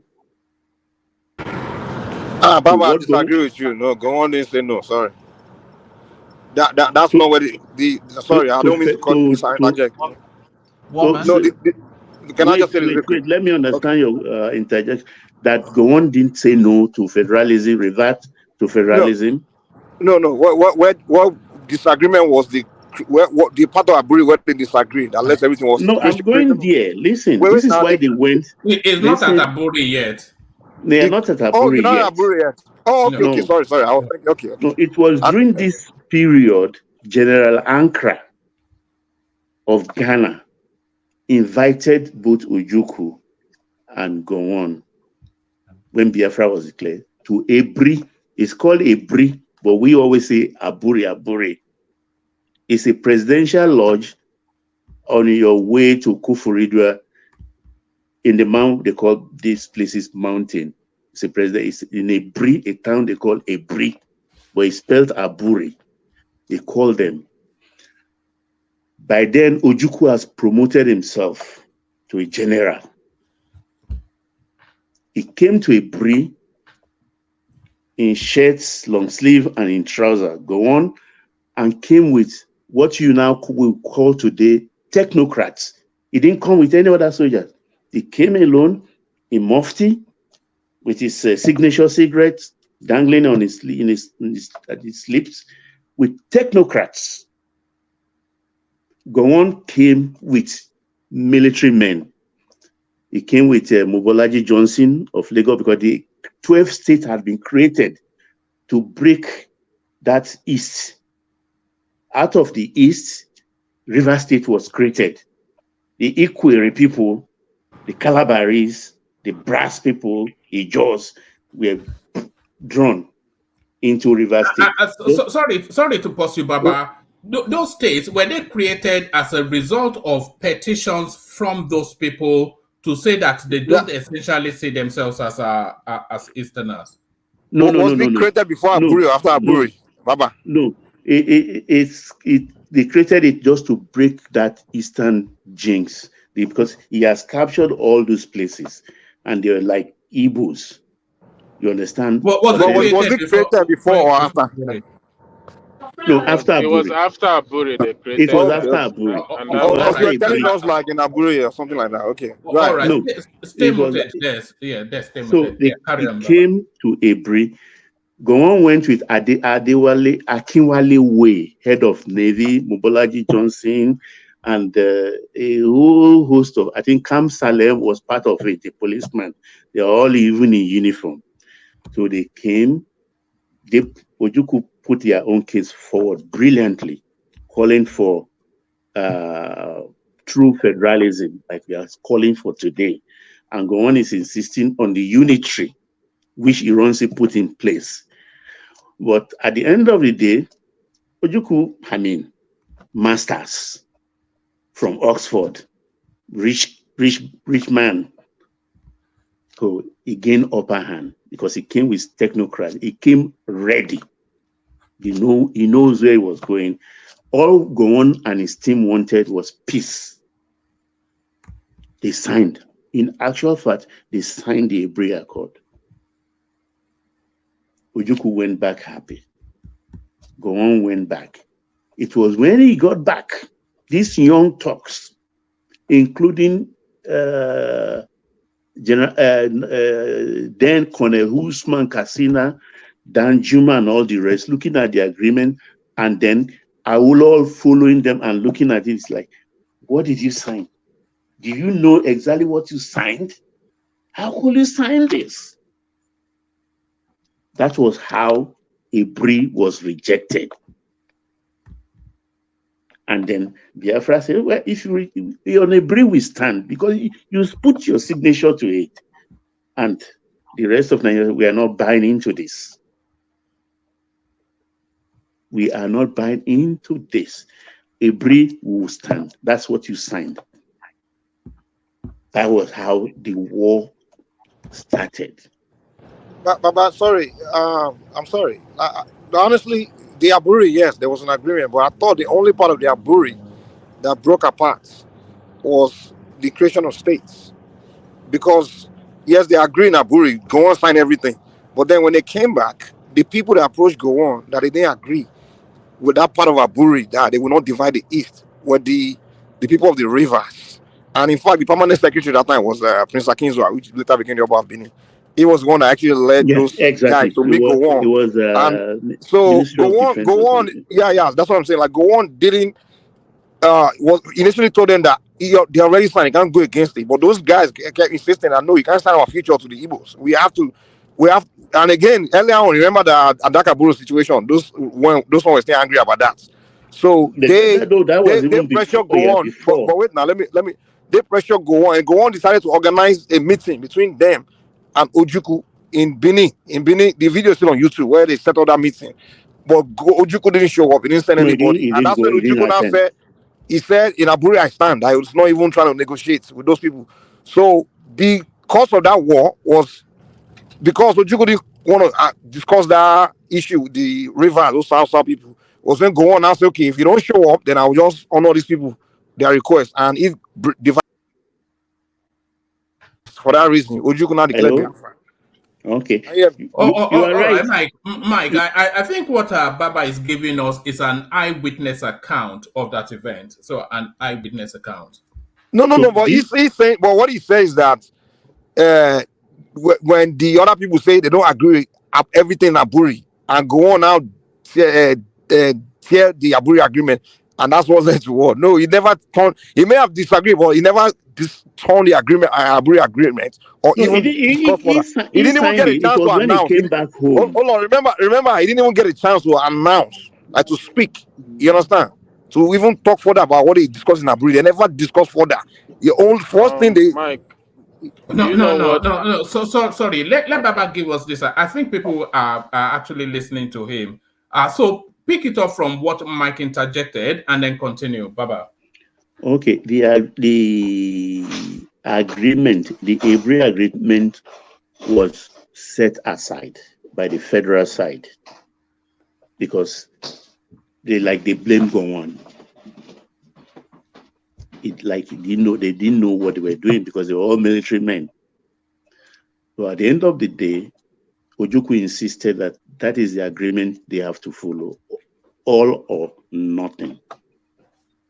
It was at that period Nigeria was now divided into 12 states.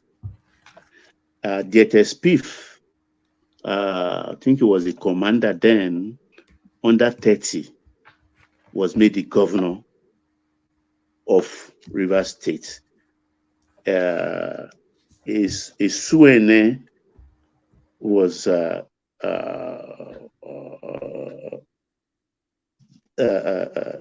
in the southeast. A Suene, an Air Force officer, was in southeast. Lagos, Mobolaji Johnson. In the west, General Adeyinka Adebayo.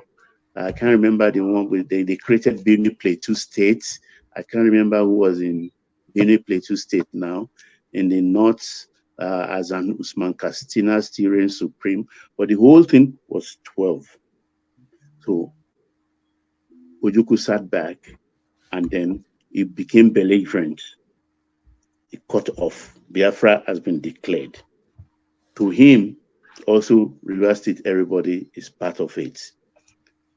Gowon didn't realize that he's the serious. He sent policemen down. They call it police action. To go, I mean, it's laughable anyway, to go and arrest Ojukwu. And of course, those policemen never returned. That's how the hostility started. And they were ready. This is my belief. They were very, very ready. But if Nigerian side was not like ready because find it unbelievable But they have on their side, because they were very ready. I don't know how to put it. When did they start recruiting South African mercenaries? Is it in the course of the war or in the build-up to it? In the course of the war, that was where they showed up, because they prepare a strip. They call it Uli strip. I can't remember where Uli actually is, whether it's Umahia or something. That's where a kind of a runway they prepared. That was how the South African came in. Gabon was in bed with them, France, Cote d'Ivoire, and a few other countries. And South Africa joined them because of the apartheid thing. All Africa was like not cooperating with them, and they believed that Nigeria was the instigator of Black Africa against them. So they aligned with Ojukwu, and he embraced them. Quite all right. And there was also the Israeli connection, which is not really established, which was suspected. So when they started the war, the Nigerian troops thought it was like a walk in the park, but they were very surprised at the tenacity, the digging in of the Southeast. But Ojukwu got cocky somewhere along the line. He was too sure-footed of what they planned, because he had all these technocrats with him, Shino Achebe, all the rest. They were there. They had connections. They schooled in America. They schooled in England and everything. Gowon and the federal side had only Awolowo. Awolowo was the only remnant remaining of those giants then. But they made him an unofficial prime minister. That's deputy to Yakubu Gowon. They listened to him. He was the finance minister. He held our public purse.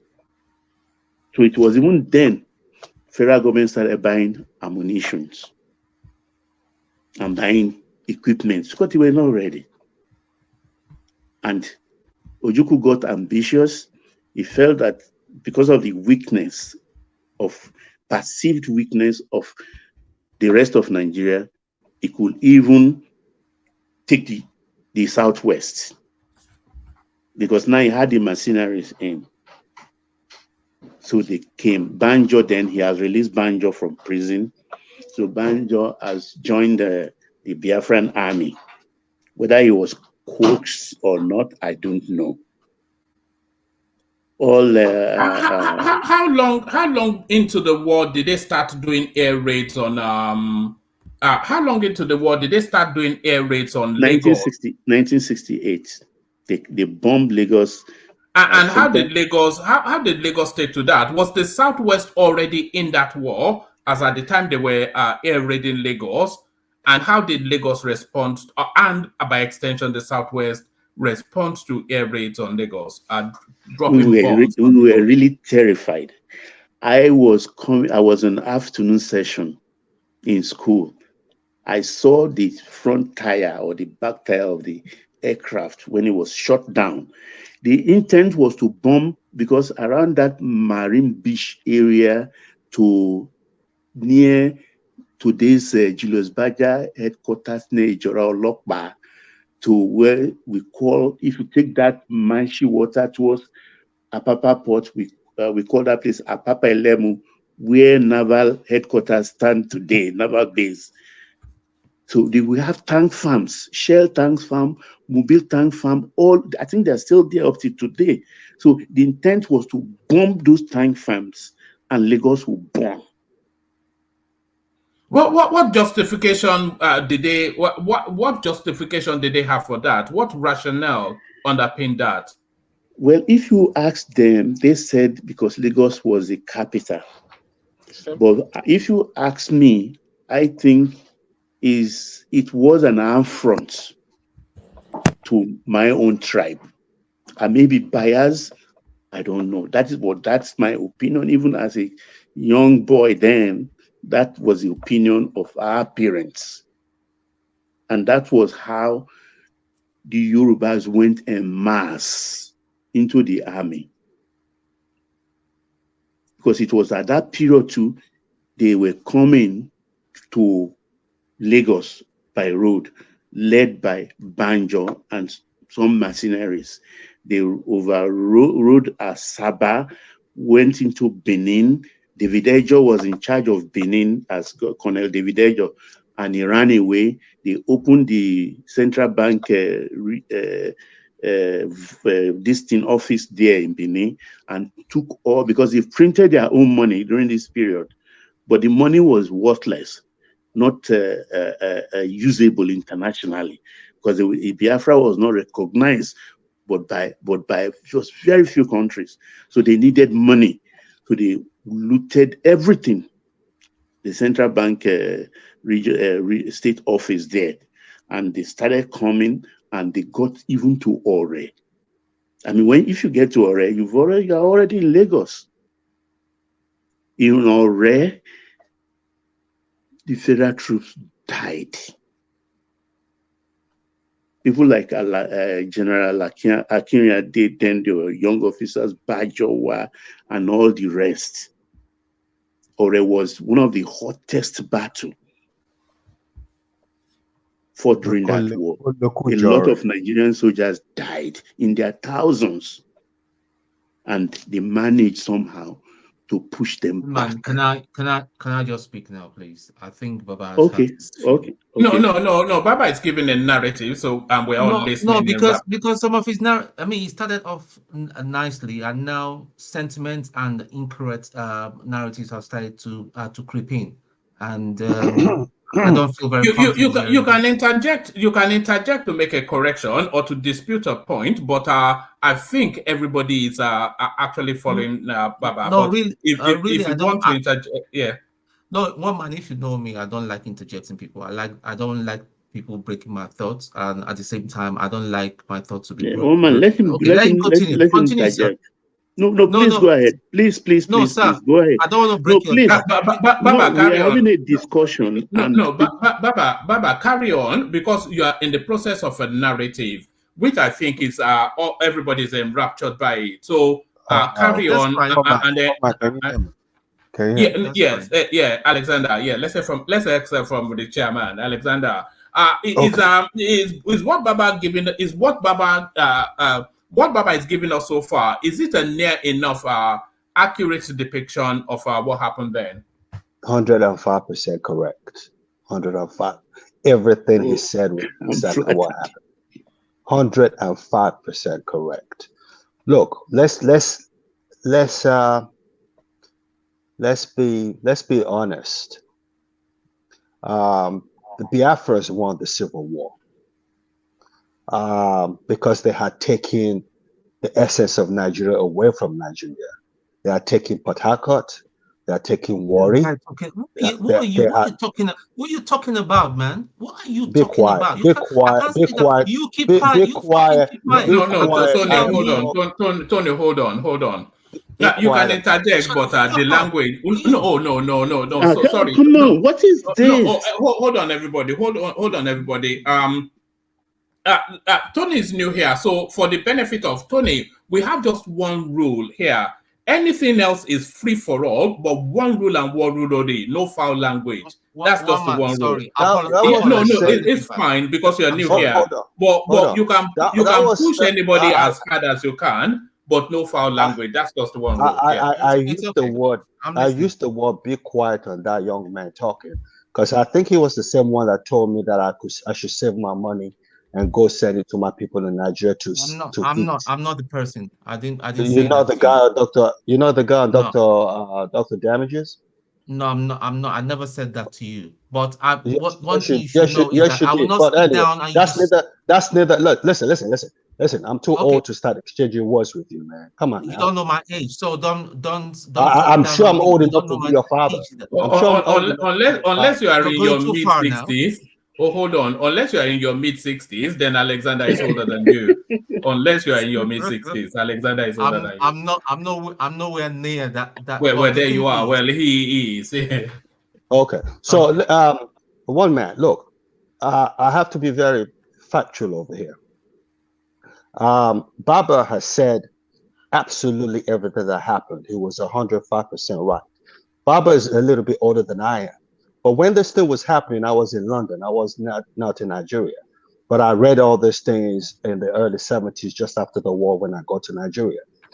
But from my analysis, being a historian, I know for a fact that, but for Ojukwu, who for me will be the greatest evil man that ever lived, but for his over ambition, he actually won the war because he had captured the soul and essence of Nigeria.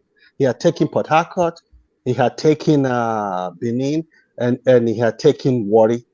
Now, Port Harcourt and Warri, we know what they stand for. That's oil.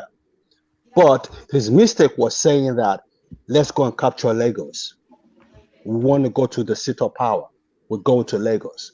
And that was why... Sorry, sorry. Let me just ask you a question. You're not letting me when finish. You say, no, when you say taking, yeah, is it at the cost of the war? Because when you say taking, I have no, this they had narrative captured. that, They had captured. They had captured. But, like Baba those used regions, the word. those Baba regions used were the eastern word. They had regions overrun. at the first. Baba Lagos used the was never word. Eastern region. It No, was the Warri and Baba. Benin is not Eastern region, and that's Baba He's used talking the about word. Port They had Harcourt. Warri That's was what I'm overrun. saying. Midwest. Oh God, this is When he's getting talking rowdy. about Port Warri and Harcourt. Benin is Midwest. All right. Des, let Alexander complete his interjection, and then Baba continue with his narrative. So they had taken over. They had captured Port Harcourt. They had captured Warri. They killed a lot of people from Asaba. There was a major exchange between the Biafrans and Nigeria in Asaba, and a lot of people died. Muritala Mohammed was the head of the military at that point. The Biafra had captured, the Biafra pushed them all the way back, and they went to capture Benin, like Baba said. They went to the Central Bank of Nigeria in Benin and raided the Central Bank of Nigeria and Benin. And this popular story at the time was they left 1 kobo. I'm sure Baba would remember. They left 1 penny or 1 naira or something. Baba, do you remember that? Yeah, 1 kobo was what they found. Yeah, so when they were heading for Ore, was when they realized, okay, these people are coming to Lagos. And I had said it on this platform about 1.5 years ago. Biafra soldiers were in Shagamu. They were in Shagamu during they had penetrated the west or their way in Shagamu when they were captured. So and this is the point that nobody's making. I don't know whether Baba knows about this. Israel was behind Biafra. So when Israel was a superpower at the time, when Israel realized that you've captured the essence of this country, just declare independence. You've got it what you want. Declare it. Ojukwu said, no, we're going to Lagos. And that was what happened. And they lost in Ore. When they lost to Ore, they lost to Ojukwu. They surrendered to Obasanjo. And that was the end of the war. That was what happened. Nigeria had more men, but Ojukwu had more very intelligent people around it, like Baba said. So that's the summation. But in terms of what Baba said, my brother is actually older than I am. Well, was it the arrogance of that Oxford education that was his undoing? I think it's a bit of. I don't want to get a little bit. I don't want to get tribalistic. Exactly. I don't want to get tribalistic here. But I can only use the word codedly. The overambitious of the great man called. Sir, you're already being tribalistic already. I'm not being tribalist. I'm being factual. What are you talking about? But okay, Alexander, when you said the war ended in Ore, that was actually wrong. The war didn't. The war ended. What he meant was at that point. It meant for all intents and purposes. Yeah. No, where did they surrender? They surrendered in Ore. No. They talk about the battle. That already is the beginning of the war. That was actually the beginning. Baba, where did the war end? When did You know, Biafra you surrender? have it up here in Umaya. Umahia, it ended actually a few It months was where it later. ended. Half truths. It You see, was where that's the it ended problem. later Half in the truths. month. The Because Ore was the beginning. That was the beginning. I The think first I battle. think you need to go revisit because I know for a fact that Biafra surrendered in Biafra surrendered in Ore. Good morning. No, What Alexander Gomez that is was saying. like No, Sorry, hold on, technical. hold on. We don't want it's an important topic. We But don't anyway, want. let me let Baba carry on. I just called in to say that Baba's submission is 105% correct. That's what I call it. All right, let's take hold on, War Peace. Let's take War Peace's comment, and then after that we go back to Baba. War Peace. Woman, before I make comment, do you see my voice is sounding different? And you couldn't even check on me. I checked on you now. I sent you several messages. I was dying in my house. My full house has coronavirus. Even my new baby has to be on intensive Coronavirus? care. Yeah. Is it I back just in? got in Japan. I've been struggling since last week, man. My kids, my wife, everybody was down. At one point, 7 of us was down. My newborn baby. All right. Let's talk about that offline. Only because that word you just said is a trigger word for YouTube. So okay, sorry. What Alexander was saying was true. The war actually ended in Ore. Whatever ended in Umaya was just the aftermath of it. When they lost in Ore, that way the war ended. And I wish they have stayed in Benin and declared Benin Republic, declared independence in Benin. I mean, Republic in Benin, and the war would have been over for Nigeria too. That was just my contribution to what Alexander was saying. Thank you. All right. All right. Back to you, Baba. Okay. So the whole thing started when they were pushed back, and even Shoyinka at that period visited the East. He was rebuffed. He came back to the Was Nigerian side. Shoyinka in favor of the war initially? Was he in favor of the war? How do I put it? He wanted, to me, the way I read it is like he wanted peace. Though everybody says he was on the side of Biafra, but I think what he went there to do is just to appeal to the vanity of Ojukwu. But when he didn't succeed and he came back, Gowon put him in jail. This same Shoyinka they are abusing and denigrating today spent the rest of, until the war ended, he was in jail. For 22 months. So the thing is, when they were pushed back, Odumegu got infuriated. I don't know where they got their intelligence from. I said Banjo sabotaged them. He has to look for excuse anyway why they did not succeed, because everybody said enough is enough. At that point where you are, just declare and then put your flag there. But he wanted all or nothing, and he got what he wanted. Baba. Yes, Baba. sir.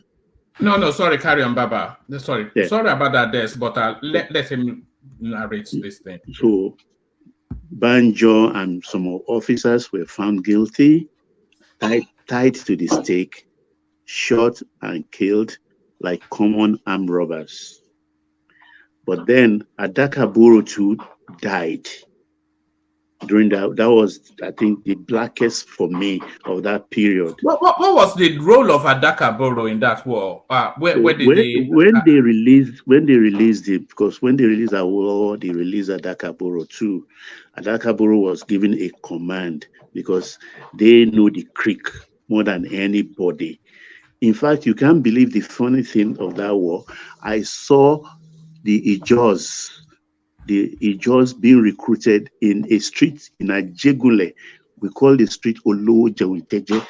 Let anybody dispute it. That was where the recruitment of that battalion was recruited, on the street. That was how unprepared Nigeria was. They were giving their uniform, training them in the morning. It was a spectacle, because even at my age then, I see soldiers during ceremonies. I've never saw any soldier in uniform until 1966 coup. You don't see soldiers on the street, so there were not that many. They were all in the barracks. So when they started recruiting soldiers on the streets, and I mean, they shave their hair, and that's the first sign you see anybody with shaved hair is a new recruit in the army. So that's just an aside. So the war went on. They were becoming weak, and then no food, propaganda started. Though, like a young man here, Solomon stated that I will send food or no, but well, I don't want argument about that. But I'm saying emphatically here that starvation is a justified weapon of war. If it's that what the Biafran say was applied against them, it is justified. War is not tea party. You don't serve salad to your enemies, enemy combatants in the morning and give them ishiwu in the afternoon and serve them ugu soup in the evening. It's not done anywhere. So it was a valid weapon of war. They used that as weapon. Propaganda started. Shuku Merije and this brilliant Igbo guy who was. Can you remember the name of the artist that was singing songs of how Nzogu? Celestine Oku. The How do you man spell that? Oku? Do not. Uku, either OKWU was, I think, It's Celestine Uku, UKWU Uku. See, enjoy my darling. Baba. Yes, please. Let's let Baba flow. We'll come back to you. You had the floor first. Sorry, too many interjections. Yeah. So this was how. But the thing for me here is, in Guinea-Bissau, there were two brothers, Louis Cabra and Amilcar Cabra. They died. I mean, Louis died in the war. Heroes die with their people. In Angola, Jonas Savimbi, leading UNITA, did not run away and leave his people. He died. He stood firm. Even though with the backing of America, he was defeated, but he died in the war. All those heroes, Sam Nujoma, everybody, they didn't run. Ojukwu fled, left his people with lots of money in his bag. It was a last flight. There was even a book, Last Flight Out of Uli. That is the Uli airstrip, and went to Cote d'Ivoire. He was staying in a place we call Plateau in Cote d'Ivoire, enjoying himself, and left his people. What he told his people is he was going to get more weapons. That was cowardly. That was cowardly. And all those elites started leaving, even before Ojukwu left, they started sneaking out through Cameroon, Gabon, and they all left their people. So it was Effiong that was left to surrender to Obasanjo. So that was how, and when it ended, look at that picture. It was true. Pictures don't lie. That was not the period of A1 or the period of, what do you people call it now, where they fake pictures. You can see even the federal troops, they embrace the Biafran soldiers. It was like a brotherly war. When it was over, it was relief for everybody. I must have cut out a lot of side, not because I wanted, but just my memory failed me or the long narrative. It was nothing. Everything they were just talking today is all propaganda. Ojukwu was guilty as hell. All this, because these are elites, they don't want their people to throw stones at them. So they have to feed them some stories to tell them why we went, why we were defeated. It was their personal ambition.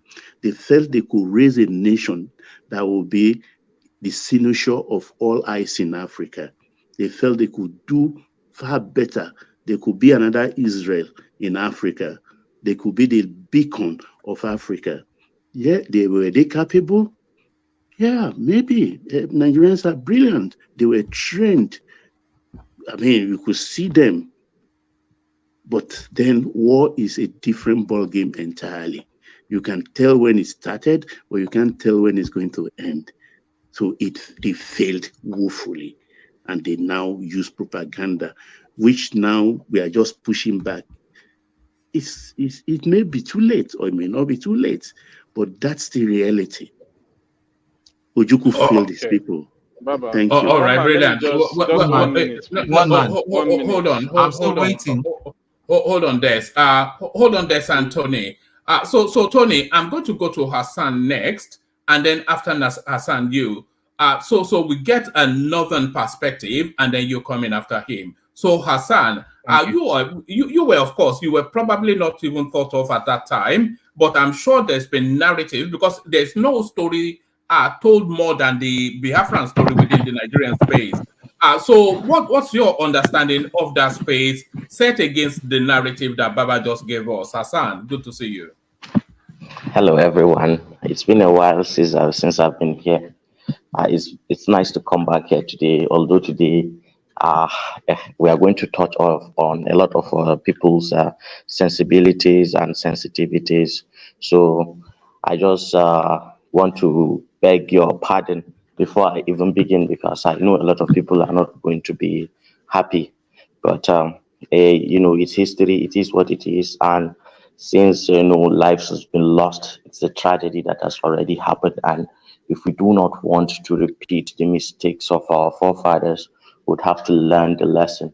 And there is no point in sugarcoating all these things. I have heard a lot of the narratives, and especially that of Baba, and I've had people trying to interject him, and I see how this discussion can be very emotional for people. But I just want people to bear with me as narrate my own part of the collective, the collective history and experiences of the people of the North regarding what has happened. Now, look, as it concerns, the civil war, and especially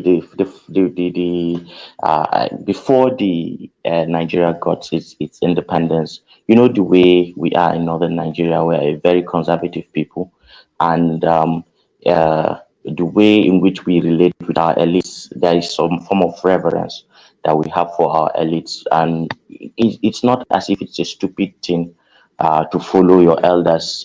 This is the way we are, and the elders that we had then were elders of integrity. These are elders who actually protected our interests in real time.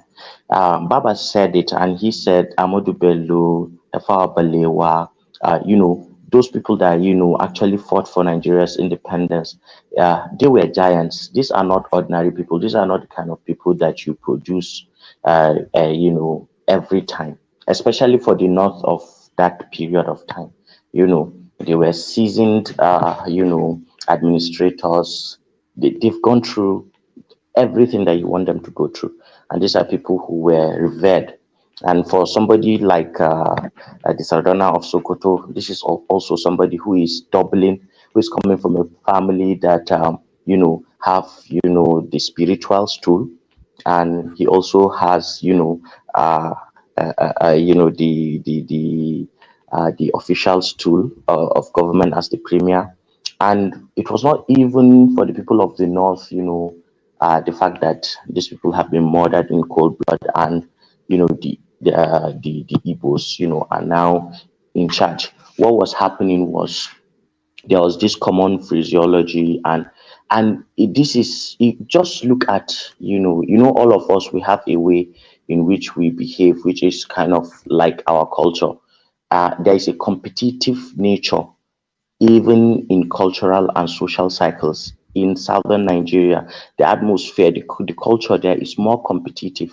And when something happens, the tendency to come back at your detractors and naysayers, and kind of you try to put it back at them, show them, or just make a little bit display to make them feel jealous. It was just that kind of an atmosphere where they came back and I was saying, and they were telling the Northerners like, ga Sardona nang Allanku, gashi nan mun kashe shi."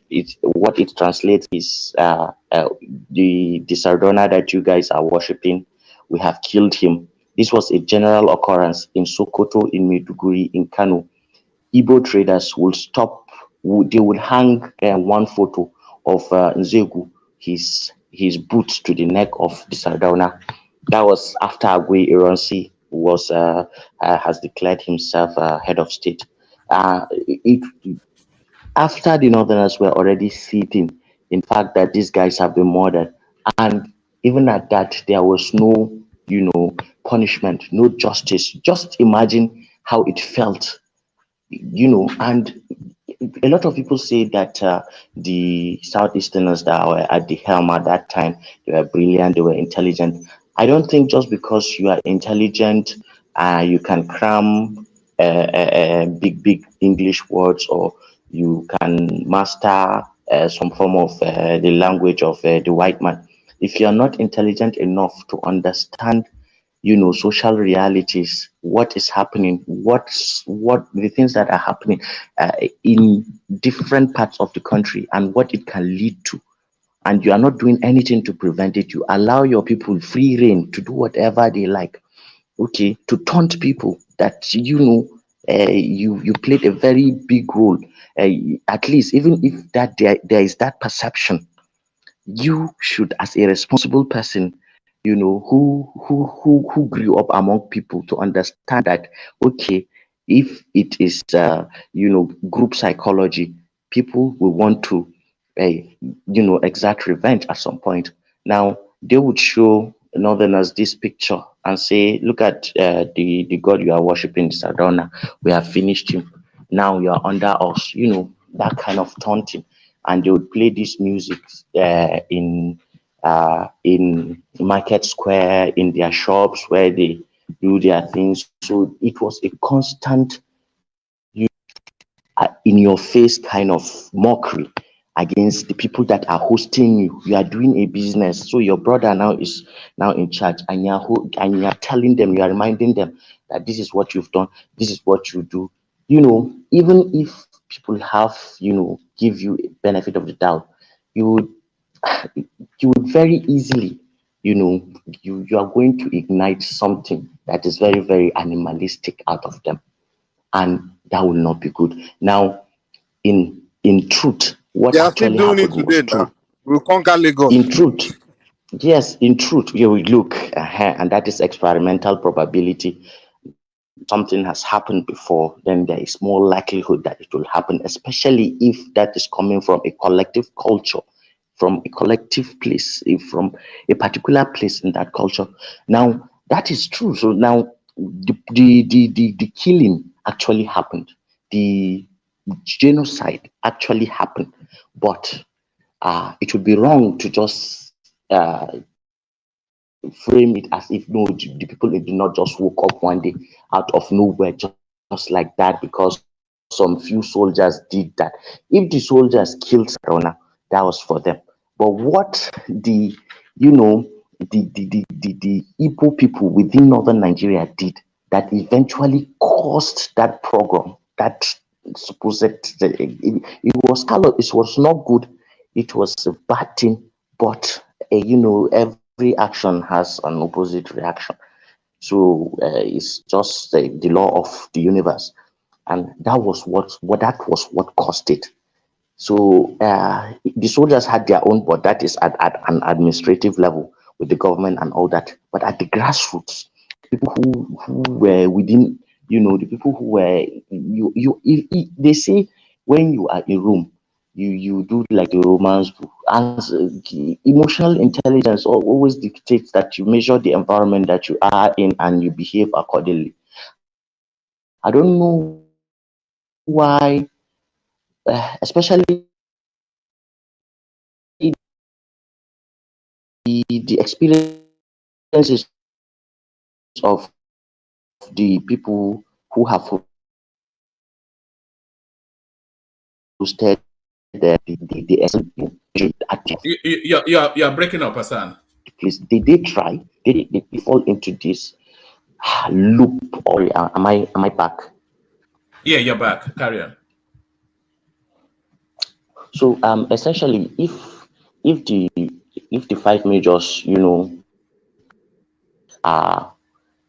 did what they did and deserved to be punished at that level. That was their crime, let's say it's just an elitist thing, okay, between the people who were, ruling the country, and it does not concern. But for the ordinary person on the streets, it is that mockery, that daily, and taunting, haunting, and just being made a mockery of, because somebody is thinking. So you can imagine how things got out of control the moment people had that, okay, the power is no longer in these people's hands, that the power is now with the northerner. Now they want to get revenge, and you can imagine how things like that can escalate. Now that was what happened. Now, and regarding this war too, Nigeria, I was hearing some people saying that Gowon, and so sorry, Ojukwu would have won the war. There was no way in hell Ojukwu would have won that war. If he could only delay it, but it was inevitable. He was going to lose. No way in hell, because there is the economics of war, and if you look at it and analyze it critically, you would see that it did not favor the Biafran position. What actually happened? The majority of the people that supported Biafra, the key person that supported Biafra, was France. And even France, they did not support Biafra, out of goodwill or their fraternité, égalité, or how do they do that? Their hypocritic thing. They supported Biafra because of oil. Now, uh, ELF, there's a French oil company wanted to get their hands into that juicy oil that was discovered around Nigeria at that time. But, Shell and British Petroleum on BP, sorry, by that time, they were the ones who, It were was already more Total. invested. I'm not sure. Whatever it is the BP. I think it is British Petroleum that is the driving company in all that. But then still, at that time, it was the Americans and the people of Britain, that had the majority of the investments in those places. And what actually also happened is at that time, the Soviet Union and the USSR was trying to, coerce Nigeria into having, because there was this atmosphere of the Cold War. So they wanted to do something for Nigeria to just get it into its own fold. The Soviet gave us airplanes, they gave us pilots.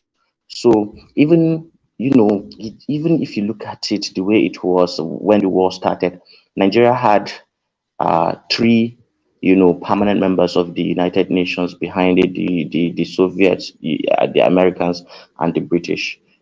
With France, even at that, France was just like using the cat's paw. You know, they didn't want to be directly involved, but they were sending mercenaries, and they were sending arms, and they were sending logistical support and all that to Ojukwu. But in the grand scheme of things, France just wanted to, take, even if there is a half chance, France wanted to try its luck to see if by some miracle Ojukwu wins, then France will at least say they have a foothold, and their countries can come and gain from there. But the British and the Americans were not stupid.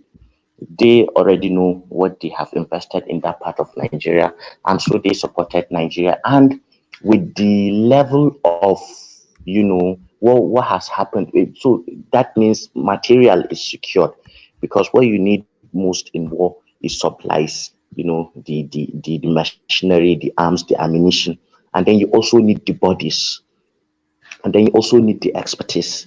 Nigeria had, if Biafra gets one or two, Nigeria can produce 50 or 100 in no time. So it is even irrational to think that Biafra would win. Yes, they could delay it if they get supplies, but there was no way in hell that they were going to win that war. It was a stupid war, and it did not. For somebody who was Oxford trained and has had experience in some form of warfare, that was something that I don't know. Maybe it was not even rooted. The whole war, you can argue that okay, the economic aspect, kind of, took him over, took Ojukwu over, and he was just looking at dollar signs and things like that. Even at that, he made so much wrong decisions along the way, which ensured that a lot of people, his people, keep getting killed. Yes, Nigerians died, oh, don't get me wrong, because the bulk of the people who fought this war are from the north, are from northern Nigeria. To even tell, and the way the north takes when it takes things personal, and when it is ascribed to religion and things like that, able-bodied men were anxious, always anxious. I cannot remember off the top of my head, but a lot of soldiers were expended during that war. A lot of soldiers running into the hundred thousands, especially on the Nigerian side, running into the hundreds of thousands were expended in that war.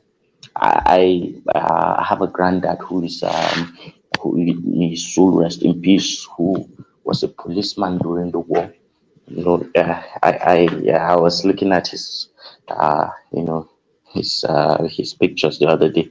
At that time, they were wearing shorts as their uniform, one kind of uniform like that, very odd kind of looking. So he had Kaki, told me, abi? Kaki?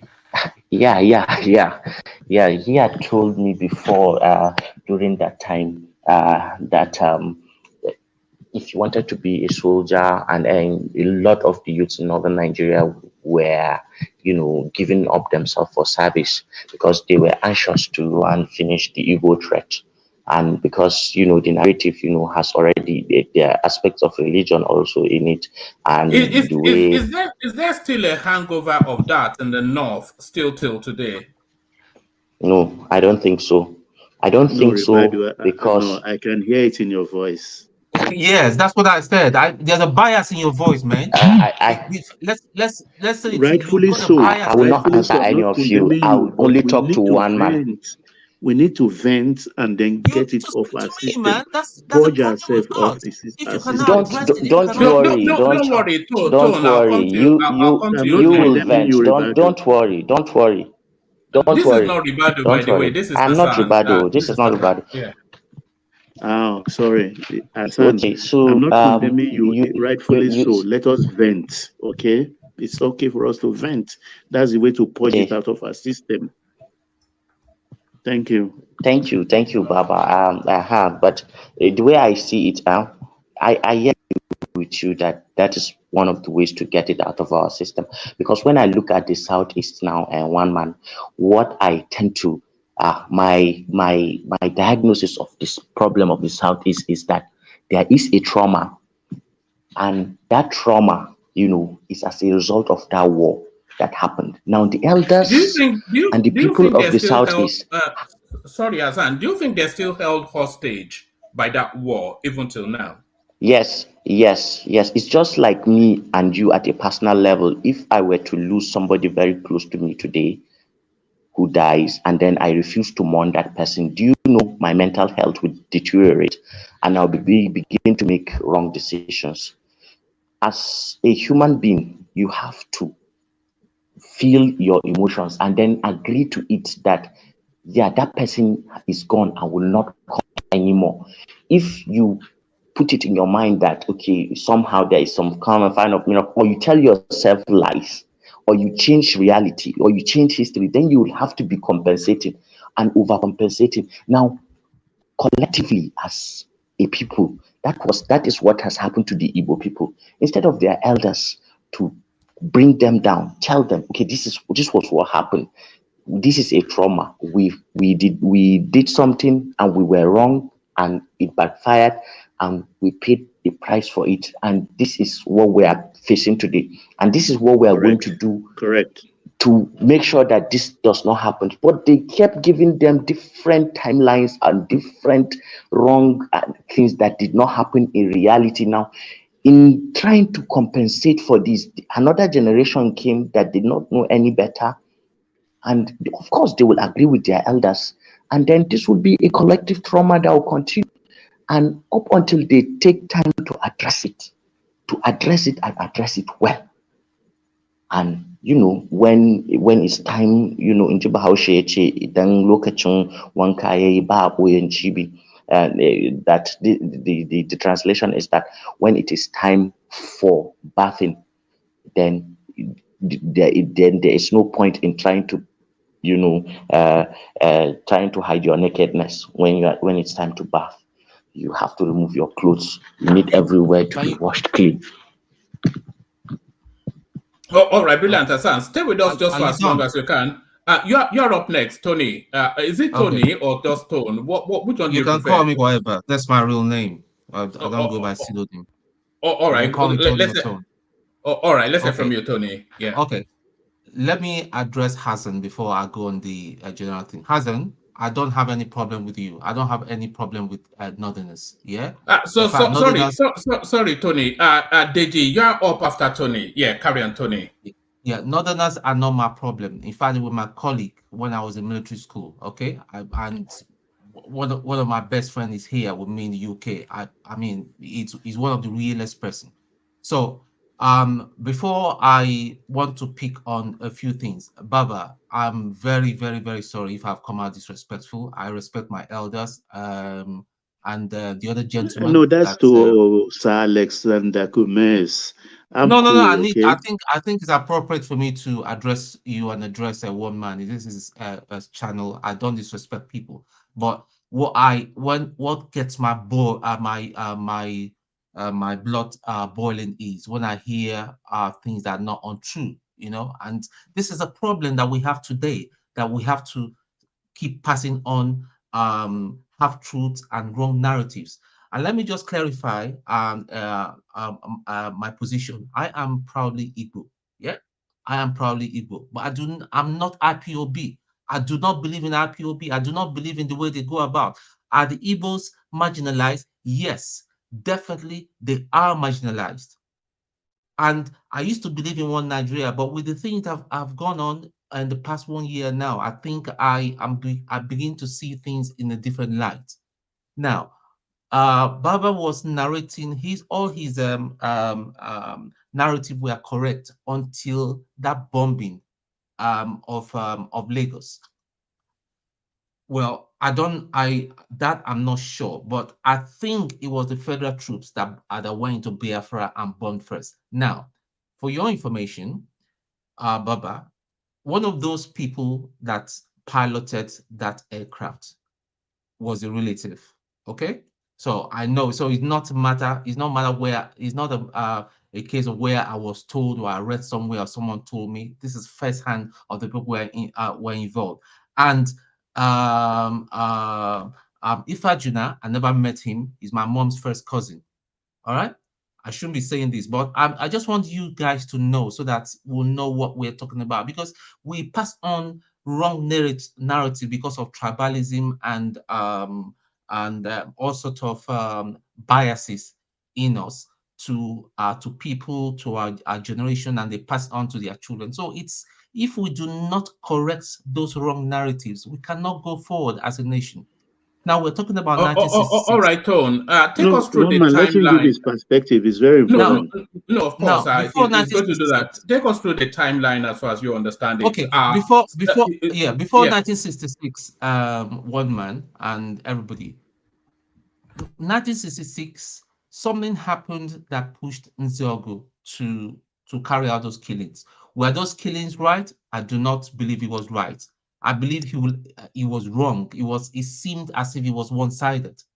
Now we forget it's even on anybody can go to YouTube, is there, that video is there, where Ahmadu Bello was insulting the Igbos and were calling for their heads. The only crime that Igbos committed was they were too ambitious. Is it wrong to be ambitious?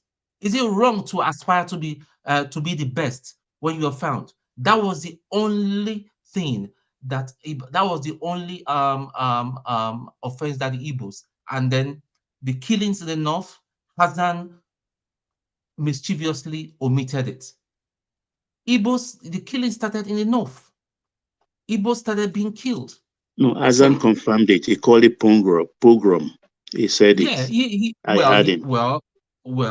So what's pogrom? What's the definition of pogrom then? Mass indiscriminate killing. All right. So because we should be careful of the way we use words and all that. Nzogu, during his time, he didn't see himself as a Kupis, he saw himself as a freedom fighter. By the way, Nzogu is not Igbo, he's Delta. Because this is a narrative that's been spun over the years, you know, to use to attack the Igbos. He wasn't Igbo. He was from Okpanam. All right, so he's not Igbo. Okay, the coup was not even just him. There were other people that were involved. So I mentioned their names. Huh? I mentioned their names. Yeah, you mentioned. Yeah, you did mention. No, you did. You did. You did a brilliant job. But the only place I started to disagree with you, sir, was from the bombing of Lagos. They bombed Biafra first. I'm not sure, but I'm pretty sure that they bombed Biafra first. For crying out loud, this is a war situation. This was a war situation. It was like a survival of the fittest. So by saying that Ojukwu should have stopped in some place and then pitched his flag and say, yeah, this whole law that we've got so far is a Biafra, I don't think it was the correct narrative. The Aburi the Aburi thing that was yeah, Aburi, yeah, whatever. Okay, we've anglicized it over the years. Yeah, the Aburi Accord will have been agreed upon. In my own opinion, I think that was what caused the breakdown because the owners of Nigeria, the so-called people that influenced the decision of Nigeria then, when it came back, they looked at it and said, hey, this Ojukwu guy has outsmarted you. What are we talking about and all that? Do you know the implication? The Igbos are going to go their own way and maybe the Yorubas too. And you know, at that time, Adakaboro was agitating for his region to have their own region. And that was why they said, no, this cannot happen. This is if we agree on this Aburi Accord, this is what is going to happen. And then obviously the war could that war be avoided? Yes, but unfortunately, the age we live now, where I think our generation were very privileged because we have information. You cannot come and tell me, one man cannot come and tell me one thing and all that. I will have to research it. And if I tell one man something, he will go back and research it and all that. I am a detribalized Nigerian and an Igbo man. People, even today as we're speaking, I know that that's the problem I have with IPOB people. I will not support something that does not make sense. The approach towards the actualization of the people of Biafra. And by the way, I don't want to even go into that. What is Biafra? That is another story for another day. But all I'm trying to say is, let us be careful in spewing out half truths and incorrect. Hassan now called. I don't know how old Hassan is. I know that. I'm sure I'm much older than him. Yeah, this is the part of the brainwashing that the North has been brainwashing a lot of young people like Hassan, and they take it and run. It cannot continue. Then if it has to continue, let us go. Let the Biafrans go. Let Yoruba people have their own thing, and they don't want us to go. That's the problem.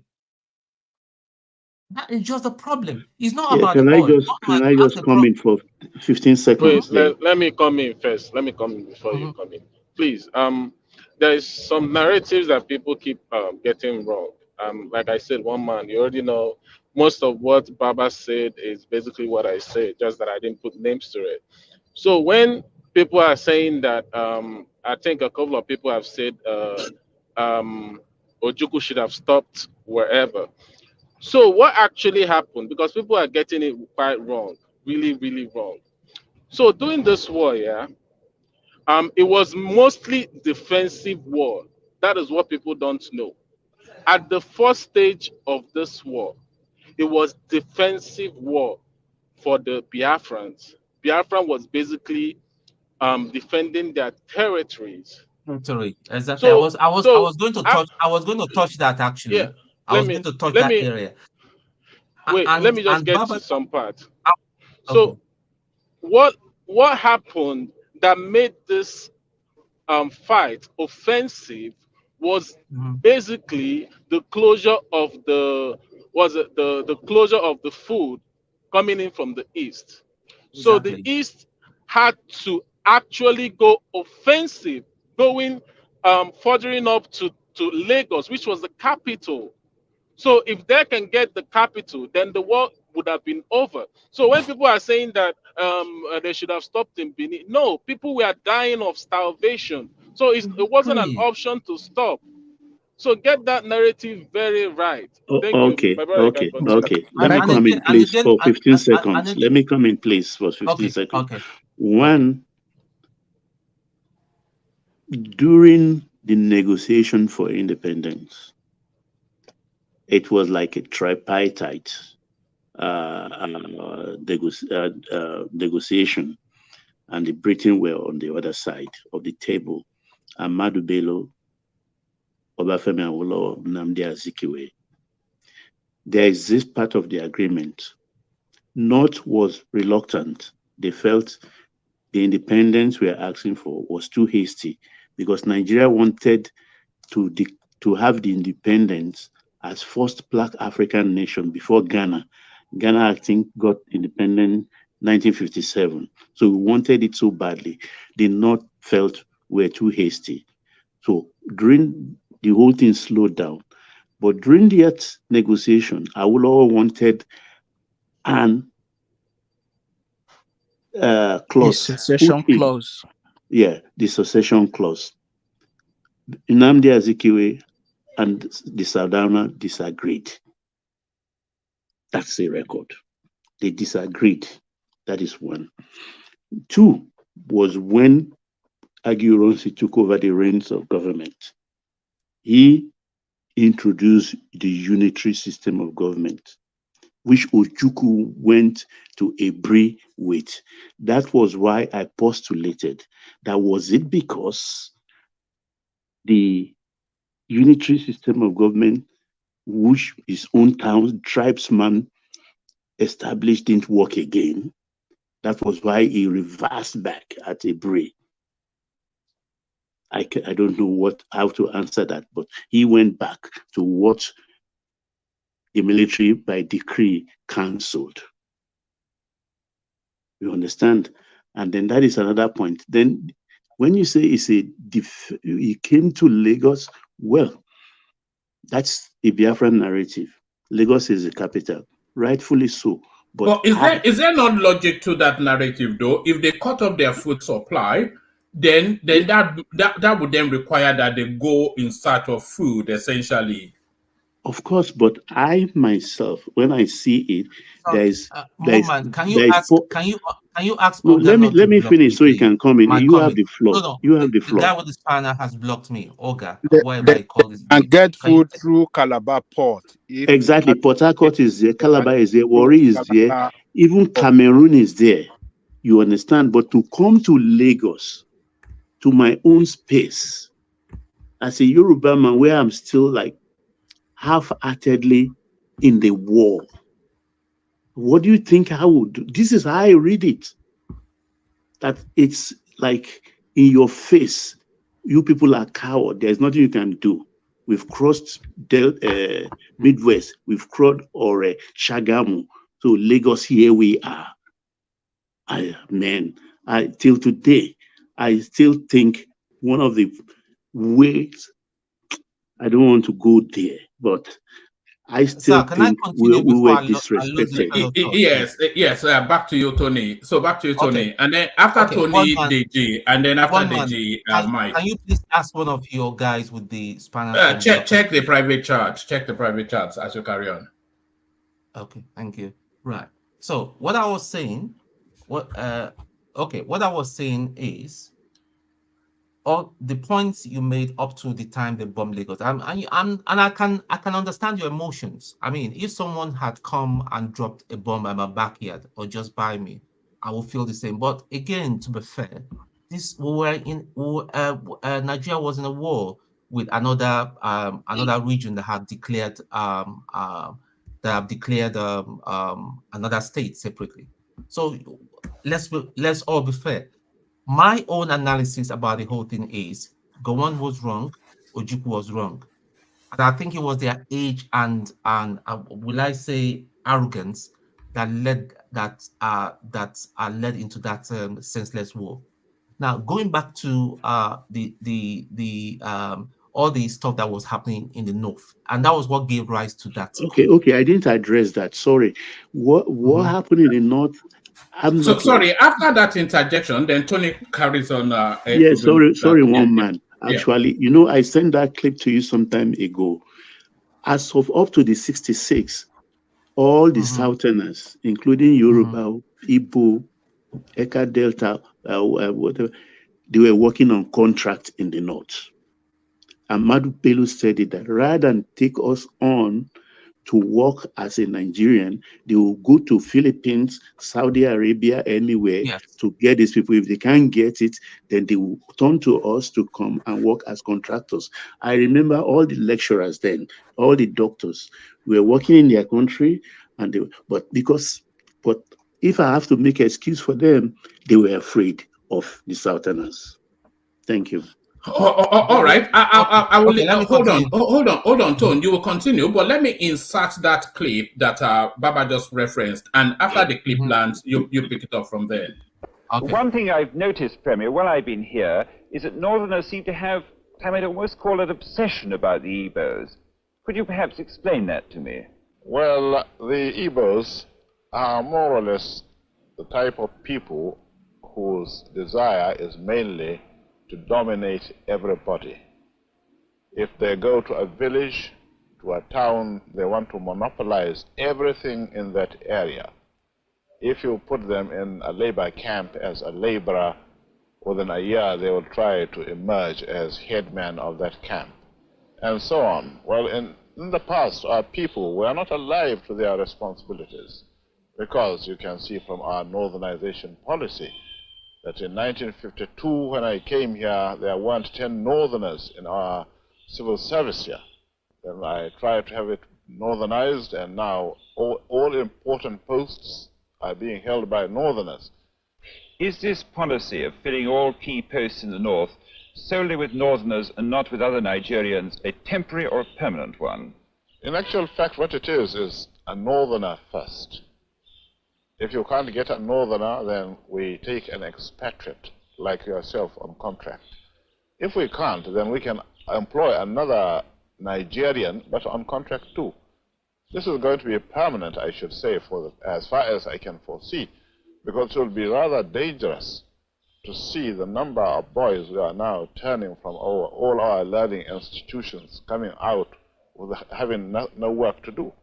I'm sure whichever government of the day might be, it will feel rather embarrassed, and it might even lead to bloodshed.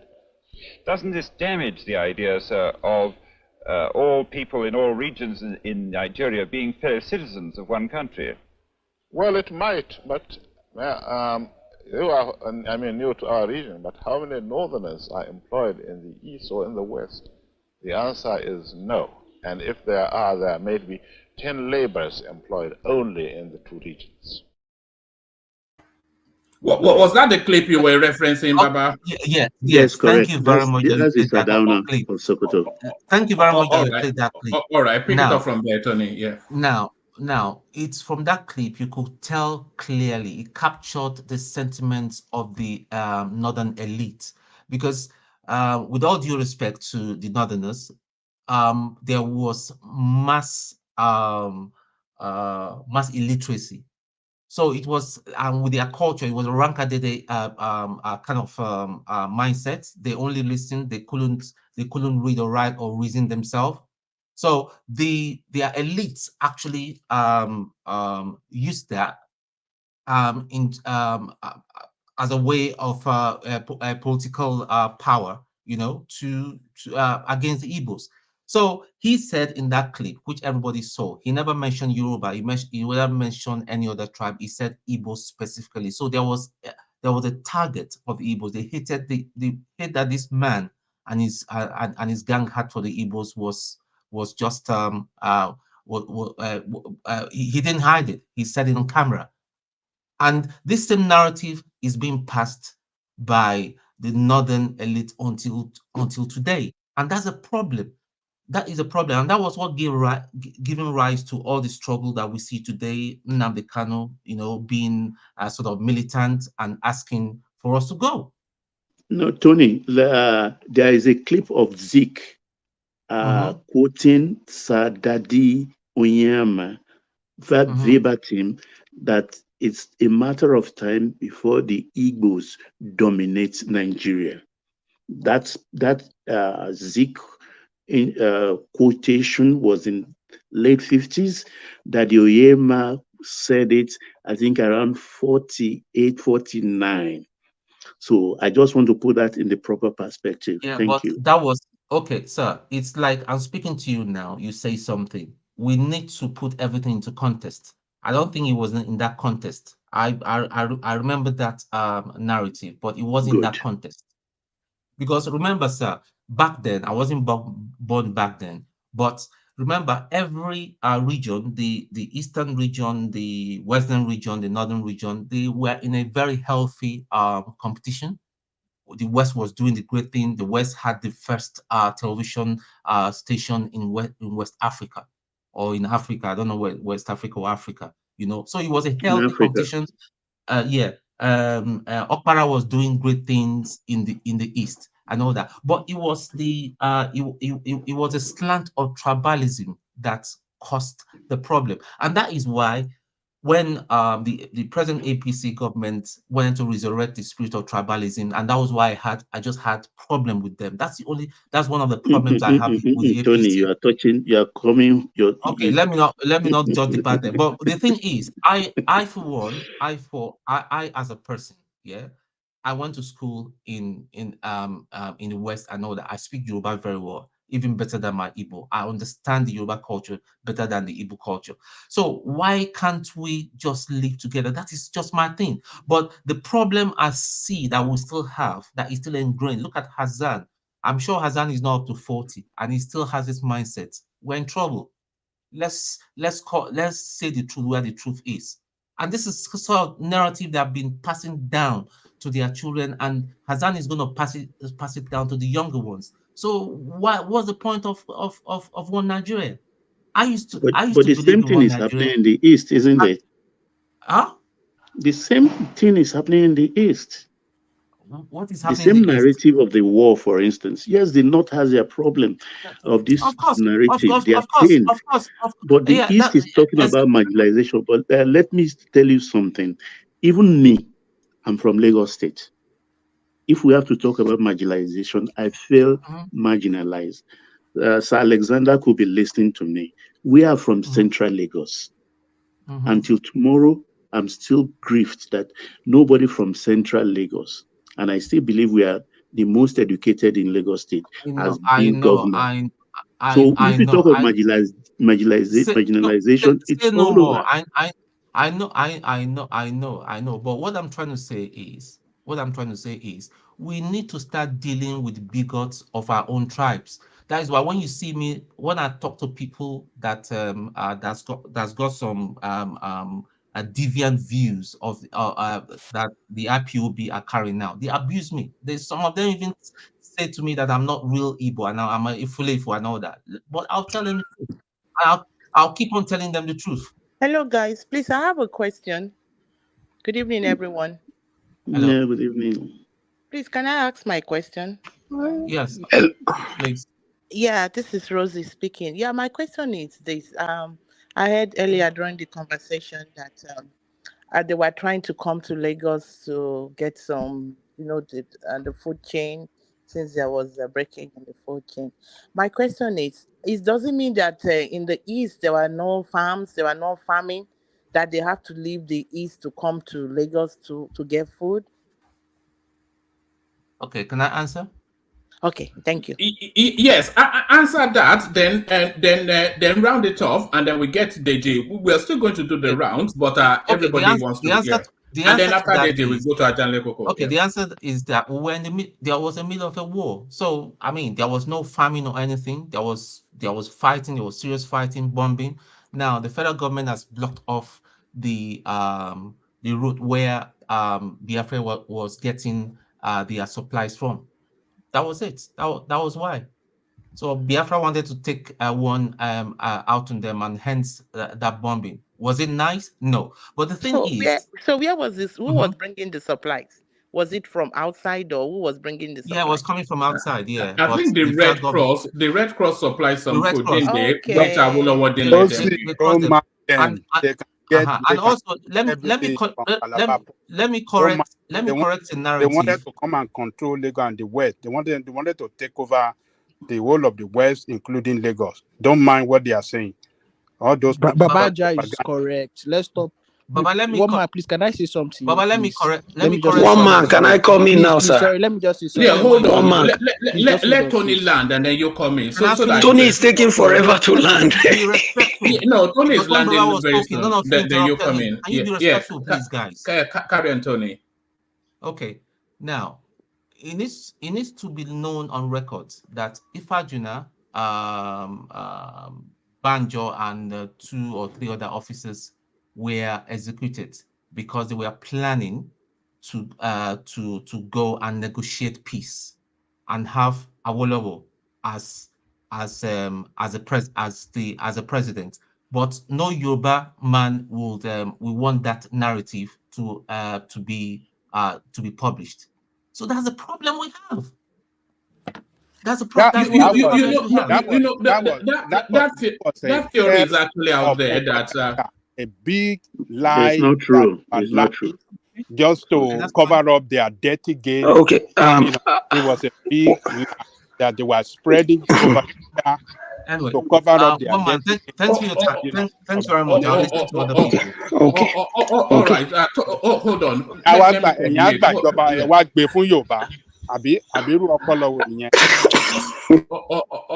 right, Deji. Let me call you in, Deji. So yes. Thank you, Tony. We'll stay with us. We're still going to do the rounds. But let's bring Deji on, and then after Deji, Ajande Koko Deji. Yeah, you're up next. Okay, thank you very much, one man, and I greet everybody in the house tonight.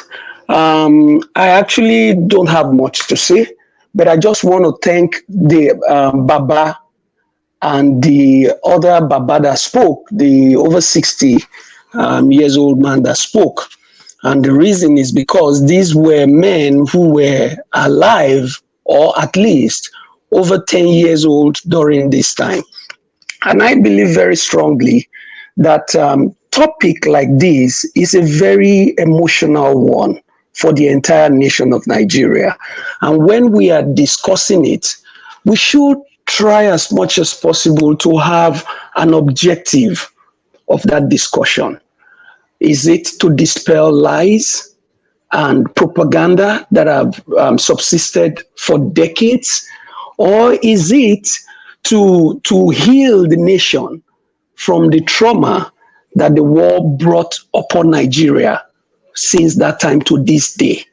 There is no region in Nigeria, no people in Nigeria that is still not carrying the brunt of that war to this day. Even as we speak, you can feel the impact of that trauma in the voice of some of us on this platform this night. So I would have suggested that on this topic, we should allow persons who were alive, at least 10 years old during that time, who could tell us, give us an insight into what actually was going on at that time. I think there are too many young people on this platform right now questioning those who were alive during that time, instead of us to just listen and learn from them. But some of us are here, younger people in our 30s, in our 40s, not even up to 50 years old. Some of us have not even read 5 books about the war. and then we want to question or we want to continue to parrot the narrative that have been fed us by our fathers and our grandparents. So I just want us to be focused. If this discussion is to heal this nation, at least for us intellectuals that are on this platform, to be able to heal and be able to free ourselves from the burden of that trauma, I think that is what should be our focus. Not to begin to come and continue to strengthen propagandas and lies, even in the face of documentary evidence. And some of the claims that some of us make here tonight, there are no documentary evidence to them. If you have them, if you want to make such narrative, bring the evidence. One man is going to play. So, yes, what you have to realize is that yes, this sort of conversation, it challenges long subsisting narratives that people have held. And when I'm saying long subsisting narratives that people have held, I'm talking about people in their mid-30s, mid-40s, in their 50s, 60s, etc. So lifelong held positions are being challenged by a narrative that says it's not so. So of course you'll get some pushback, but if we manage the conversation elegantly, we might be able to take something out of it. So bring it home, and then we hear from Ajahn. Yes. Thank you very much. Hello. Yeah, land that point, then let hello. come in, and then Okay, thank you very much. Now, I just wanted to ask Baba one question. I think I read it, and also some older folks had already mentioned it. It is the visit of Awolowo to the East at the time to discuss peace with Ojukwu. Is that true? Did you hear about that at the time? And, I want you to shed some light on that, sir. Thank you very much, everybody. Thank you, one man. Yes, thank you, my friend. Actually, Chief Awolowo went to the East. He believed he can talk to him. And it's on record. Ojukwu recorded that meeting, but to this day, he never showed it. Awolowo went to him like to dissuade him and to tell him also the consequences. But Odumegwu felt that Awolowo was saying that because it's like the prime minister to Gowon. So he did not agree with Obafemi Awolowo. But when Awo left, was even when Soyinka followed.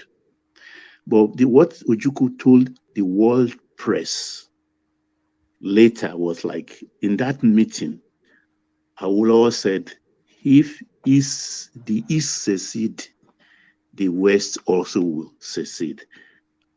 But it did not. He was challenged that after all, he filmed that meeting. He should bring out the clip, which he never did until he went home to sleep in the bosom of the Lord.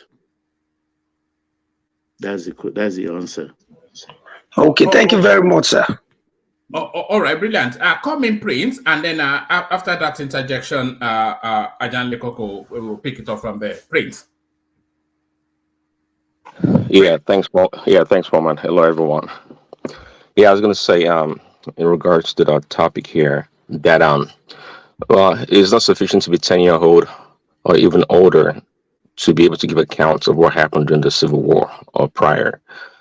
And history is not about being passed down by the word of mouth from one generation to the other. It's about people that do the research and actually study to understand what happened from credible sources. Of course, I mean, we're talking about the same event, and we have multiple viewpoints on it. Of course, not coming to an agreement on what actually happened or who is the fault, if any. But of course, one side has to be at fault. And the response of the other side may not have been ideal, but nonetheless, somebody started it, but no one is trying to take responsibility for the beginning of the whole event. My dad was a prominent journalist during that time. He actually is.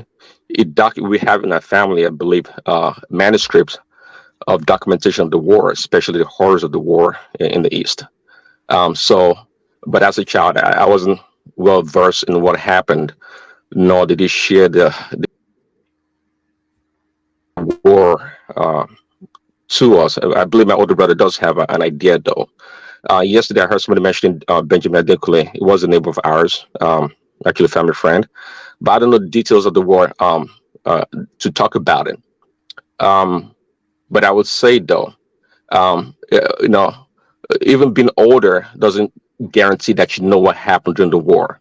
Um, Again, people that study or do their research will actually know. But at this point in time, the people from the southeast, everyone has a way to dance around if they were at fault or what they did wrong. I mean, I'm yet to see somebody on this platform or elsewhere say, yeah, this was what we did wrong, and as a result, we take responsibility. Nobody's doing that. It's always pointing a finger to one side, or what one side did or did not do, or it wasn't their fault. They were just reacting to this and that. We're not going to get to the bottom of it, because we don't, especially on the south. Prince, do you feel in many ways that the war is still being fought somewhat? Even in this sort of conversations, you get a sense that the war is still being fought. Well, of course. I mean, it's been yes, in one way or another. Even though, of course, we are more integrated, more related than ever before. The Yorubas, especially, and the Igbos. But somehow, some way, the head of that war keeps creeping up one way or another. And when people are lied to, this is what usually happens. We have the wrong story, and the bottom line is, I don't think we've had a national reconciliation about the war, whereby we come to an agreement, and both sides maybe apologize and we forgive each other, and quit this lies about the stories. Who was at fault if Awolowo took their money and gave them 20 pounds and this and that? I mean, it infuriates and aggravates the people from the southeast because they don't know the story. So they themselves, the young ones I'm talking about, are victims. Of course, I was born after the war, but but you see the people talking about it, people that were like born way, way after the war, and they're still talking about it, about the war as victims, and pointing finger to the other side. Well, there's the spirit of that war needs to be put to rest on the national stage, and it's not done yet. Are you suggesting that sort of South African truth and reconciliation thing that they had with Desmond Tutu and the rest of them? Remember when South Africa came out of apartheid, they had this grand national confab, truth and reconciliation. Yeah, something like that would be fine. Would do us well. For us to come together and agree. There's always, I love competition, and the other speaker, I think was Tony said, well, there's nothing being ambitious. Of course, there's nothing being wrong about being ambitious, but being overly ambitious can be a problem, especially at the detriment or the displacement of other people that think they too are as equal as you are. I think majorly the problem with the Southeastern is that they tend, well, is there an element of truth to what Sedana said in that video about they trying to dominate other people? I mean, no matter what you can say about stereotype, there are truth in stereotype, no matter what you can say about it, to a certain degree. And sometimes entirely, a stereotype about a person or a people can be true. And I think we still have that remnant of that behavior to all other tribes in the country. But you're never going to find a Southeastern to come out and say, yes, this is where we are. They say the Yorubas are maybe cowards or passive in a lot of ways. Maybe so, because of our culture and tradition, but it doesn't make us weak, and they too may not be a bad thing to be forward and be ambitious. It's not a bad thing either, just like you said. But be overly ambitious at the detriment of other people is not going to be acceptable, especially when no one is going to bow down to you. The Yorubas are not going to bow down. The Hausas are not going to bow down to Fulanis. So that's the point that we've come to. And I don't really know the solution, but it's about we have to when you so the highest form of responsibility is taking responsibility for things that happen to you that others do to you and that you do to yourselves. But and at this point in time, we're not trying to do that. We're just trying to dance around and say who's right or wrong. And it's not our fault. It's their fault. They killed 3 million people. It's 1 billion people. We're not going to get to the bottom of it. We know the truth.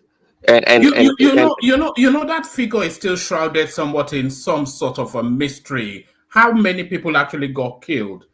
So there's the over embellished narrative of a lot of people say over embellished 3 to 5 million, but there's the more and then there's the low estimate of the mid late hundreds of thousands, but there's the more realistic version of 1 point something million. So we don't even know how many lives were lost. And all of the lives being lost, by the way, when Hassan was just speaking, there are hundreds of thousands of Nigerian soldiers were also killed in the course of that war. That is never really truly mentioned.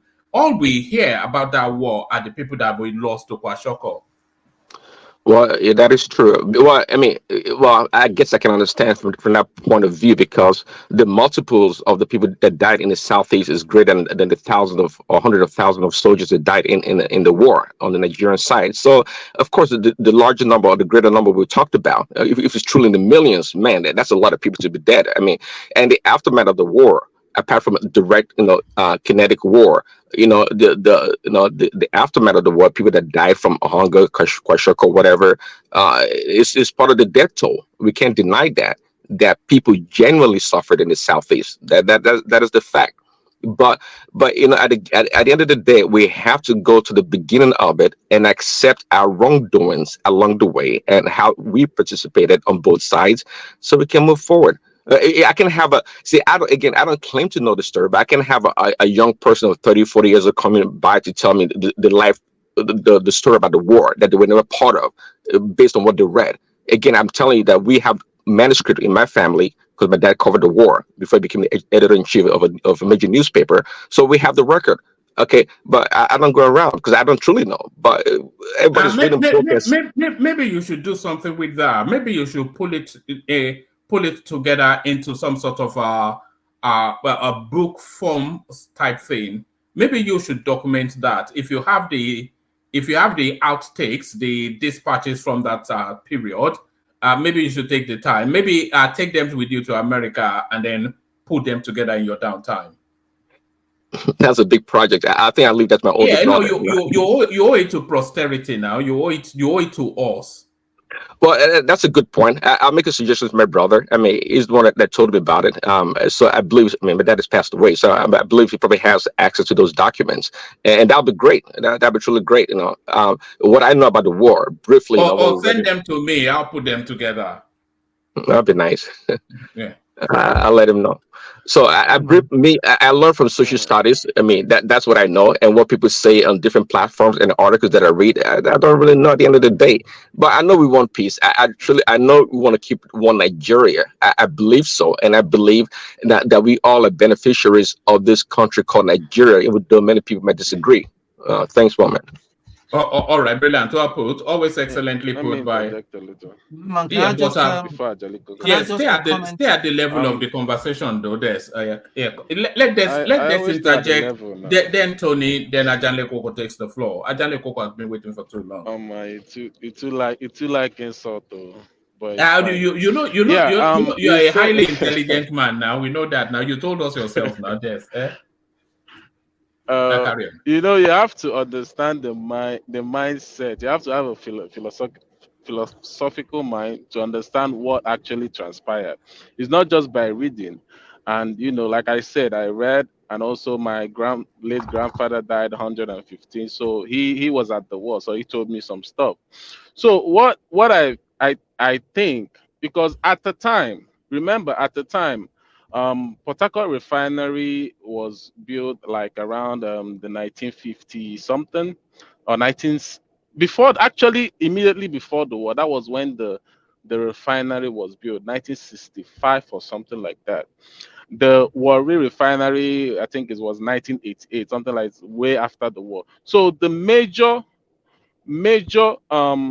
Nigerian capital, or whatever, the major source of Nigerian income was basically based on that Port Harcourt refinery, because it was basically built at that period.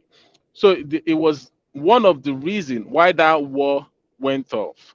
So when Baba Alexander Gomez, when he was talking about Delta Warri, I'm like, nothing was happening there at the time. The only problem, yeah, I'm going to blame Ojukwu, because yes, the eastern region that was carved out then, Delta wasn't part of it. Although Delta had oil, but it wasn't really a big deal then, because they were concentrated in Port Harcourt, which was part of the eastern region at the time. So the beginning of that war, if you remember, in 1967, that was actually when we had the Asaba massacre. Nobody talked about Asaba massacre. Nobody talked about it, which was one of the worst deed that the Nigerian government did at the beginning of that war. I think, what's his name? This guy that is named after the airport Muritala right now. Mohammed carried it out. Muritala Forgotten Mohammed his carried name. it out. Yes, Muritala Mohammed. So he killed civilians in a war that you're supposed to basically trying to let those people listen. In a war, you don't touch civilians. All right. That is number one rule. That's not true. That is not. Okay. All right. I don't want to Number open a one big rule conversation around that, but Yeah, but I don't want to put a big conversation. But it's not true, Waman. We have to correct them. These are the things that is fueling all this rumor. all right, correct him, and then after that, Yeah. let Tony have his interjection. I want to move it on quickly. Yeah. What happened is that the major that was fighting for, he was a Nyoma man that was sort of Ojukwu, that have called Ojukwu that they cannot hold Asaba, that they should hold Ojukwu should hold on, that after his people pass, he can blow the bridge. He should hold on for, like, I said, an hour or two. But as soon as the guy dropped the phone, in less than 20 minutes, Ojukwu blew the bridge. Now, what happened? The people that was already with this guy at the bridge, that was caught up with the bridge, that made friendly fire. Those that were still in the city, yes, the super team came up. Those that were still in the city didn't die like the way people are claiming that as a massacre, they came, they massacre everybody. It was the people that want to cross with the Biafran army. So it was war. What do you expect? There will be casualty. You are with the enemies. You want to cross the bridge, and your boss blows the bridge behind you. Who are you to blame? You blame Ojukwu. That guy is heartless.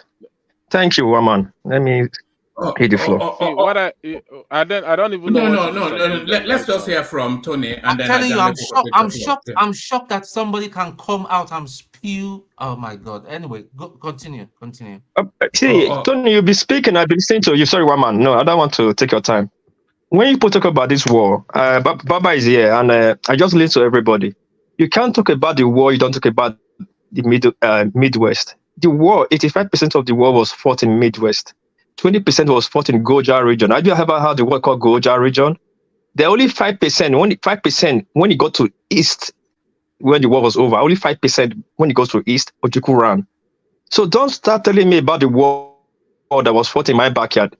Have you ever heard what they call Artillery Junction? The first mortar that was shot by the Nigerian government, it fell in my street. It's called Artillery Junction in Benin. Have you guys ever traveled to go and see what happened in Asaba, Delta, Benin, Anyoma, Oshimili?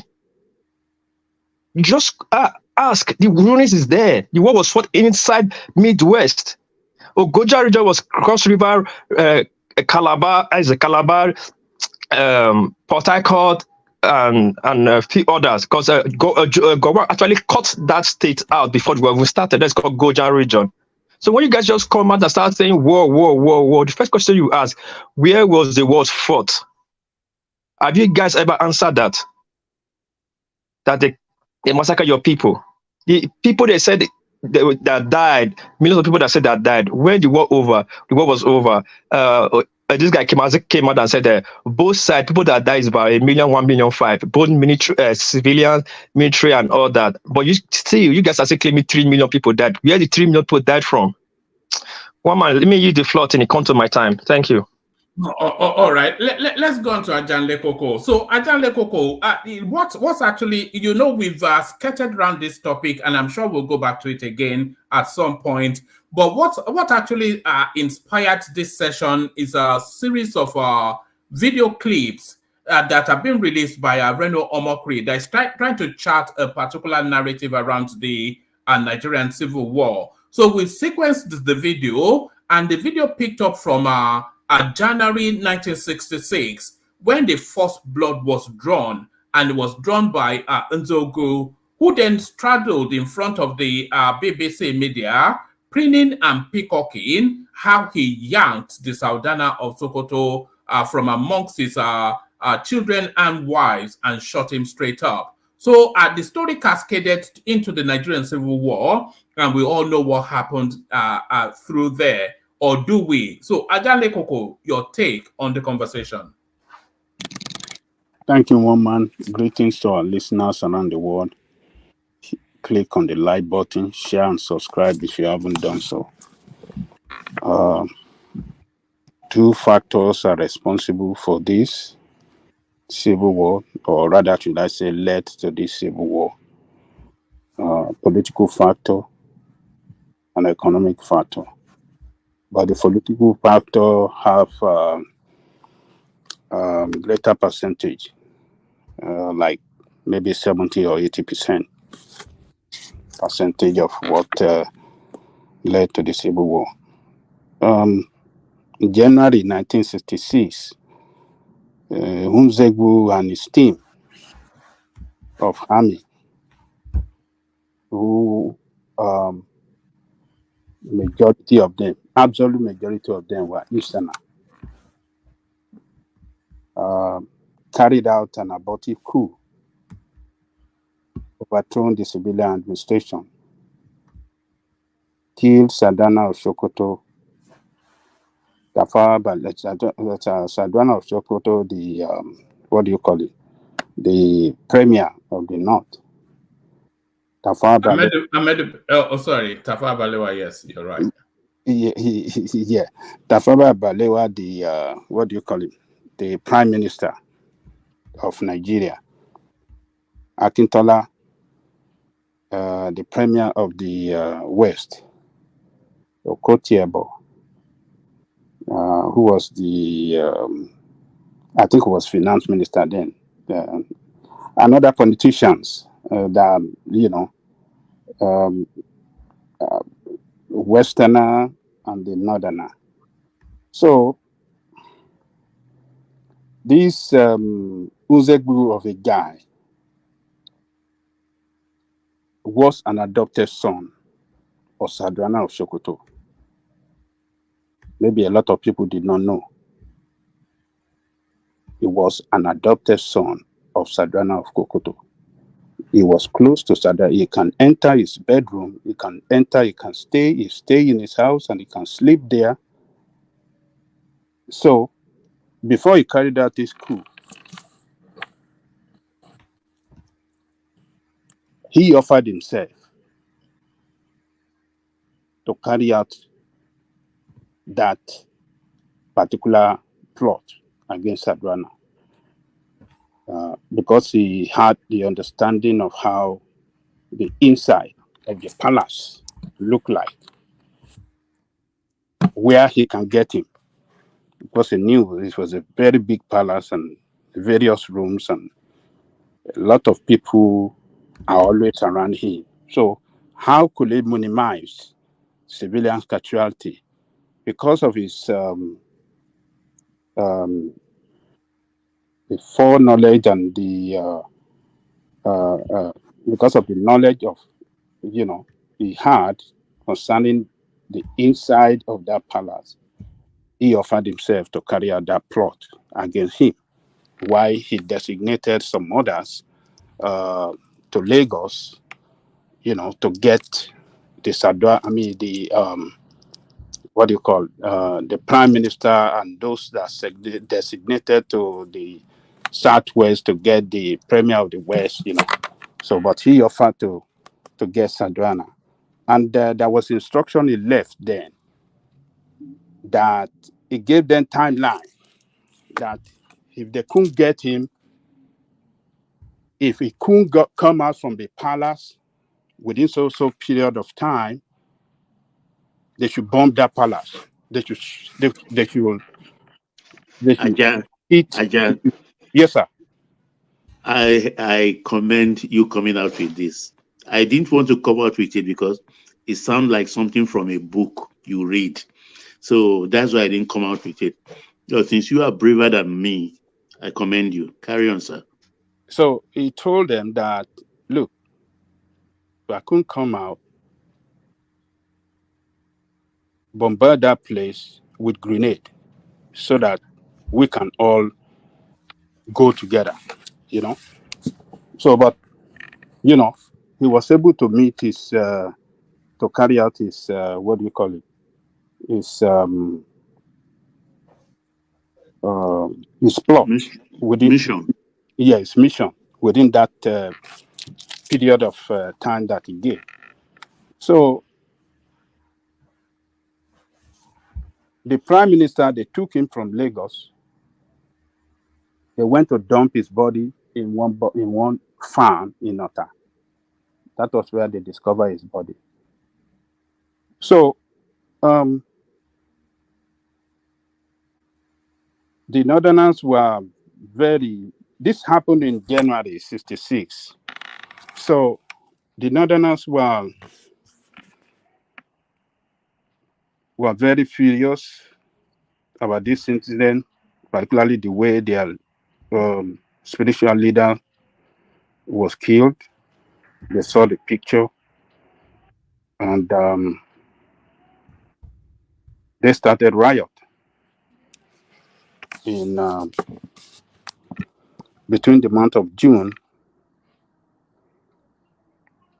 Actually, when they toppled the civilian administration, then Urosi came in. Urosi was not part of the coup. They wanted to get him too, but they mixed him in his official residence. I think he went to party. He went to party, so they couldn't. They mixed him. So, but since they couldn't get him, that was why the coup failed. So Urosi now as the most senior military man, the most senior in the military, then assumed the head of state. So when he assumed the head of state, so the northern officers were expecting him to put some people on trial and do certain things, to court martial them. For 6 months they didn't see anything. So in June, riots started in the north when the northerners started to exterminate the easterner. This riot started, this barbaric,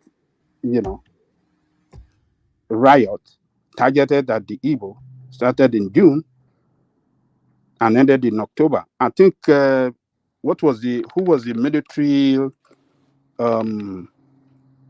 Was it not Haruna? That was the how was the position back then? I think it's what was it? In the north? North, yeah. Hassan Usman Katsina. Yeah, Katsina. He let it happen. Ajale Koko, let me quick ask this. What is Yoruba doing in this time? What is Yoruba doing? Yeah, thank you.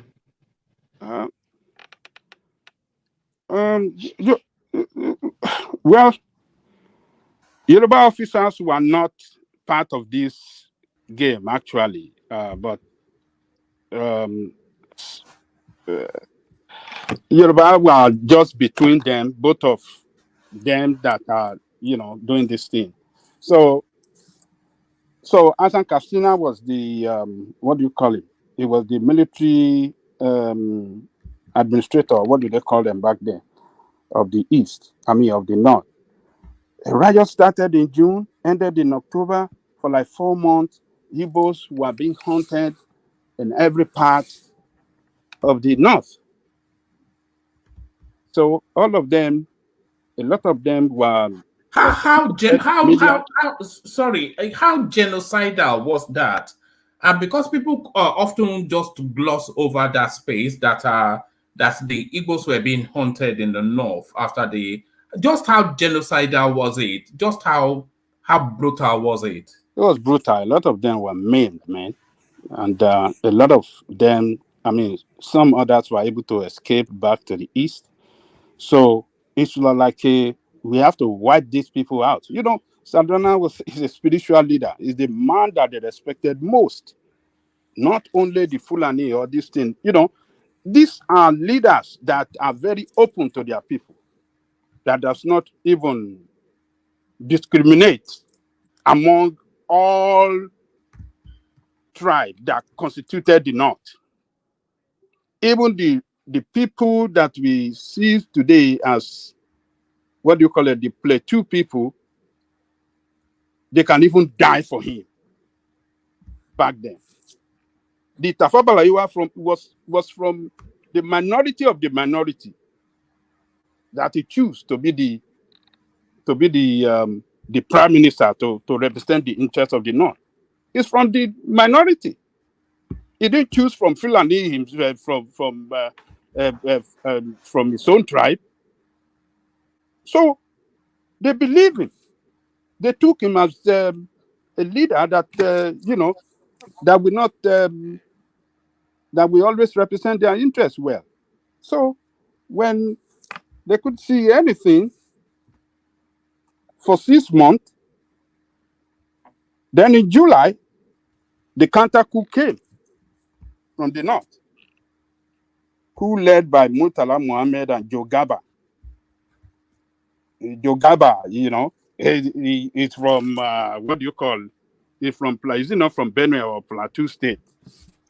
It was one state then. Benue Plateau, we call them. Benue Plateau. Benue Plateau State. Plateau. So, and then they took the coup to Ibadan, where they got on a official state visit to Ibadan to Adekunle Fajuyi. They got him there, and Adekunle Fajuyi told them, "You can't do this. If you do it here, how do you want Igbo people to see Yoruba people? They're gonna conclude that Yoruba conspired with you guys to do this. Yoruba colluded with you guys to do this. So if you want to do this, then maybe you have to terminate me too, because I won't let you do this in Yoruba land.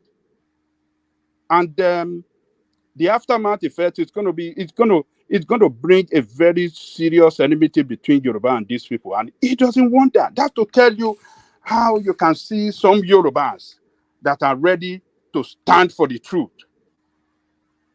Who have you ever seen like that before? That before you kill, if you want to exterminate our leader, then you have to exterminate him. He wasn't thinking about on tribal line, but purely on, this is my leader that I believe in this profession that we all committed to. And he stood with him, and both of them were exterminated. So, but would you ever see anybody from the East talking about this? Would they ever say anything that, oh, a Yoruba man, a Yoruba officer died for Igbo military officer? They will never say that. They will never say that. So this man offered himself, and they got him. And when they got Hiroshi, and they got Fajuyi, that was what brought in Yakubu Gowon. Yakubu Gowon is from the Benue, Plateau. Is it not Plateau? They called them back then too. is from there too. So that's to tell you, look at the Christians officer in the north standing up for the northern interests. Back then, they saw themselves as one because they had a leader, Sardauna Sokoto, who never took anybody, who never left anybody behind. It's the interest of the North that really matter. It doesn't matter which tribe, it doesn't discriminate. It's just, okay, everybody, we are the same. Sir, did you watch that clip that was played earlier? Yes, I watched it. So how could you make this sort of statement? This sort of statement that He was just the premier of the North. Now you expect him to leave his own government is running to come and be other people. Were they doing the same thing? That is not what I'm saying. As everybody can see and acknowledge, because we just tend to say half facts. And sir, let me just correct what you said. Sardona's body wasn't taken to Otta. Sardona's body was left there. Not Sardauna. I said Tafa Balewa, the prime minister. His body was I don't know. Yeah, I don't know. Yeah. Yes, they took him all the way from Lagos. I don't know. Yeah, I don't know about that. Yeah, dumped his body there. It was villagers that discovered his body and alerted the authority that there's one body there. That was when they discovered this was the prime minister body. So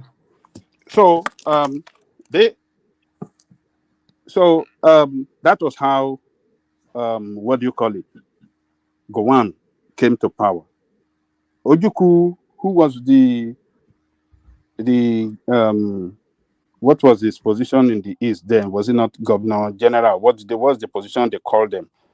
Can't even remember that position they called them. I think was governor of Eastern. Yeah, I think was governor administrator of Eastern region. Did not accept the leadership of Gowon on the basis that his senior Gowon in rank. I can't understand what his argument, but he did not accept his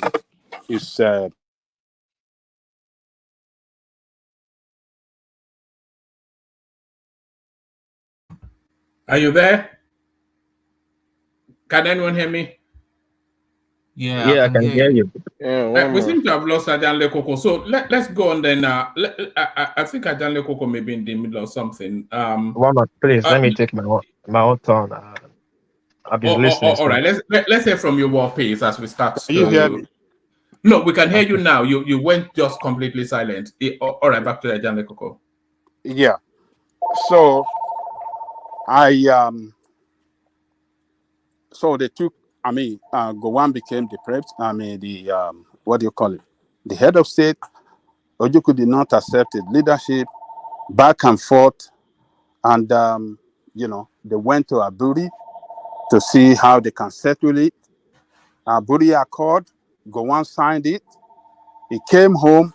When he came back, Ajanle Koko, sorry, why did Ojukwu not accept the leadership? Can you? Because I made the mention of why. Can you tell me why?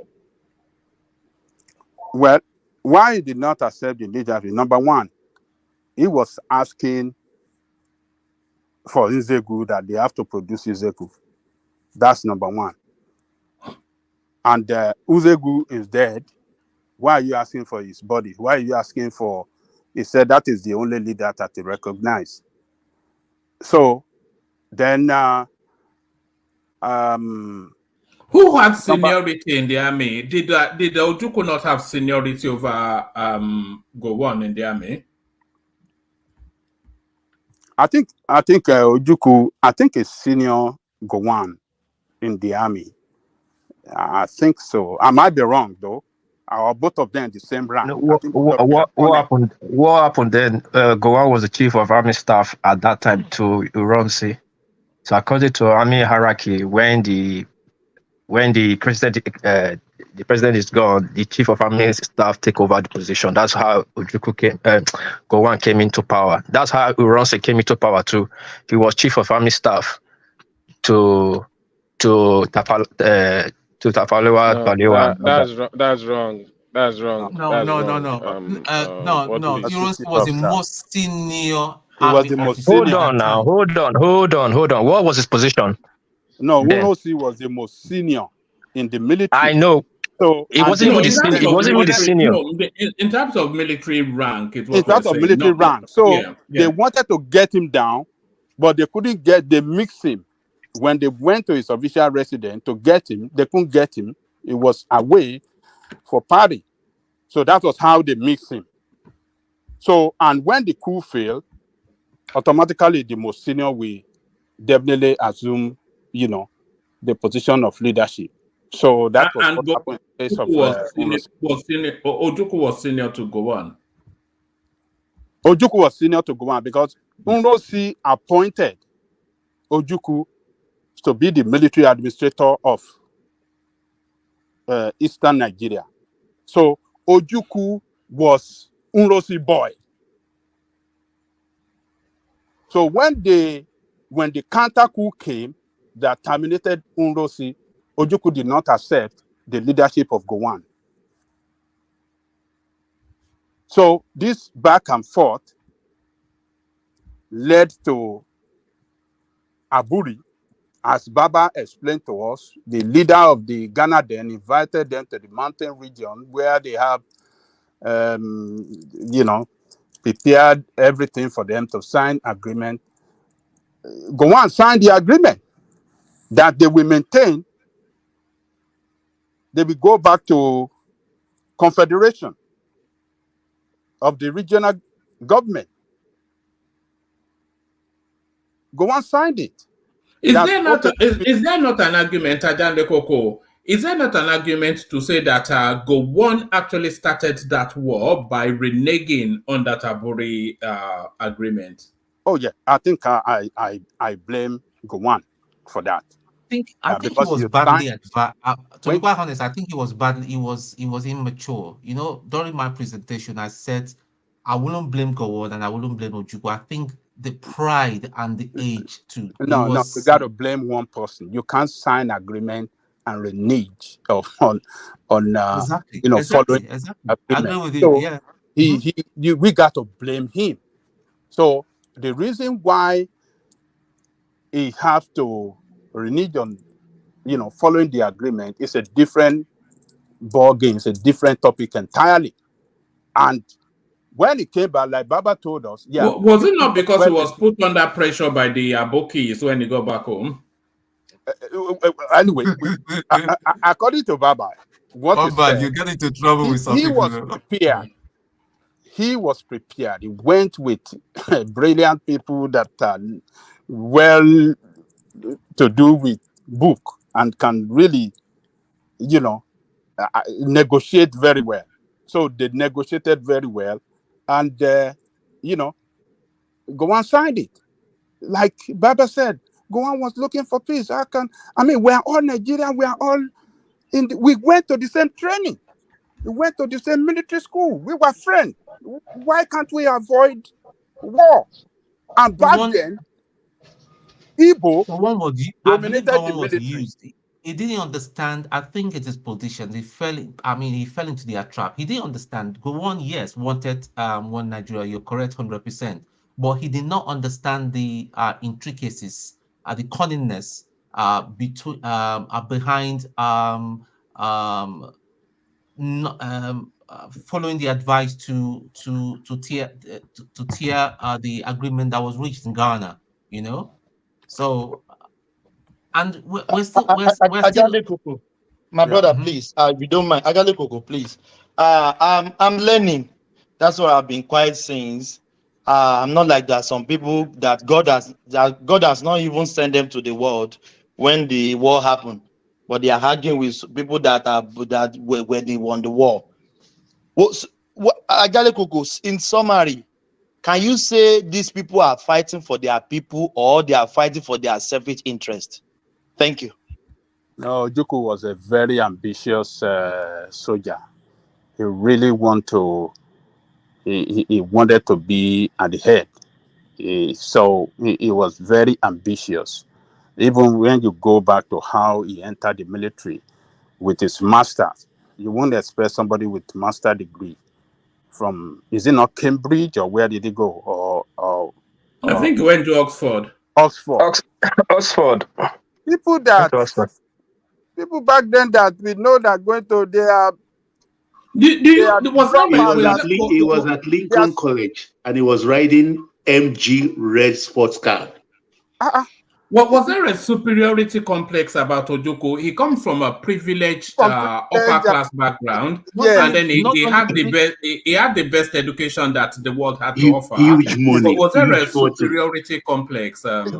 Yes, that's from Malam from Lantan or who is something. One man. That was why I said at the beginning. And he went to King's College in Lagos. And he went to King's College.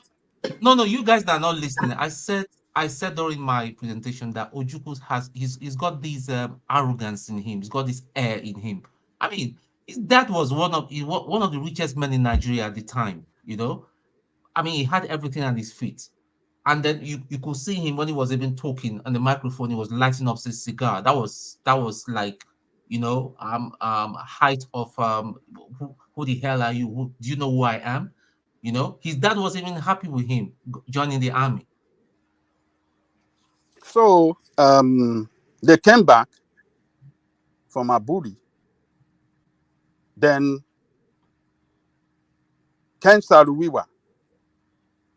I hope we all remember Ken Saruwiwa, the environmentalist of the Abacha fame. Of the or infamy. Isaac Boro tried to talk about. Yeah.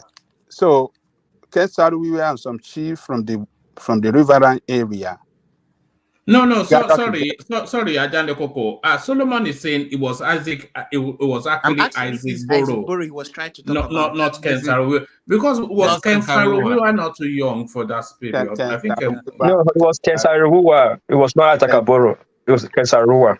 Ken Saruwiwa. I know what I'm saying. Ken Saruwiwa gathered some chiefs around the riverine area, went to Lagos to meet with Gowon.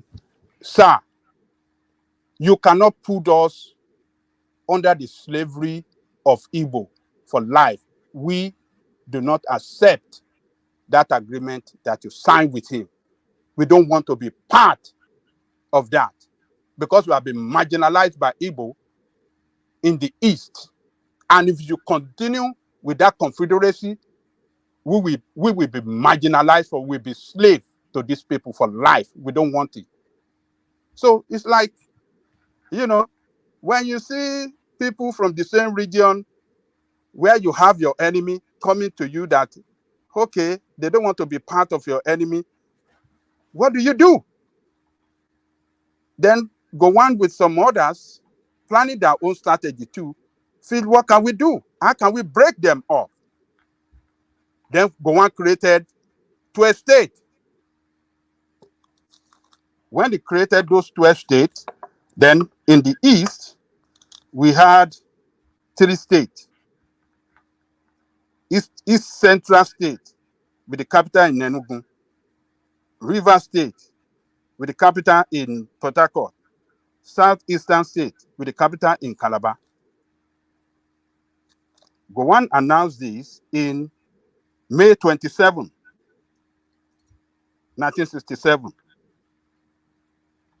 May 27, 1967. Then May 30th, Ojukwu declared Republic of Biafra in response to what Gowon did. That, well, you creating state for your head. That is for you Nigerians. We are not part of you. He created, what do you call it? Biafra. The state of Biafra.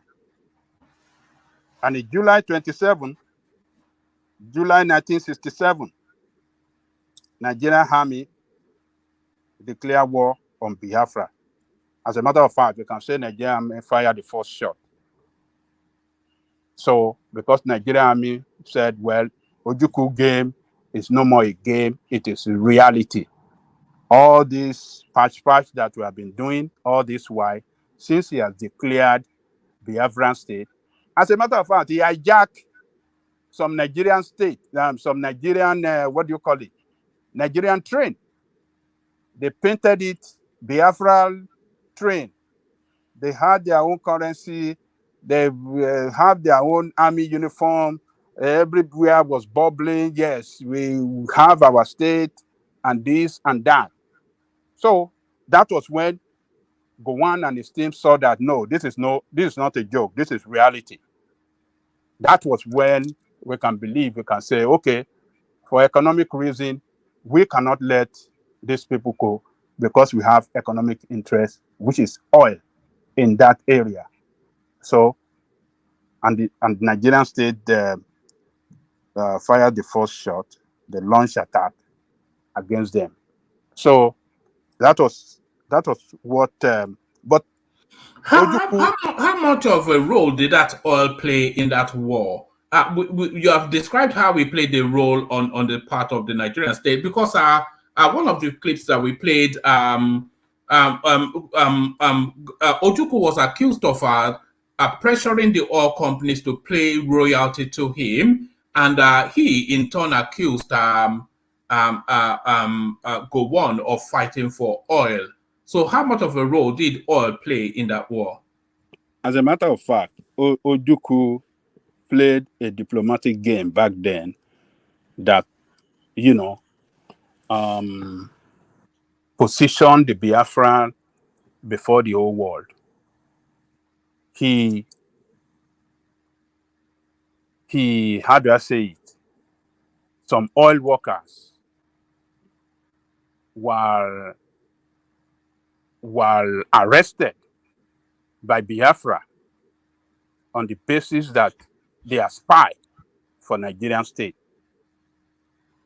And the punishment to that is elimination. So what did that do? The eastern Nigeria, where was the capital? Is it not Oka or is it not Enugu? Became the Mecca. They overshadowed Nigeria because you see all diplomats from Western country coming to negotiate with Ojukwu to release those people.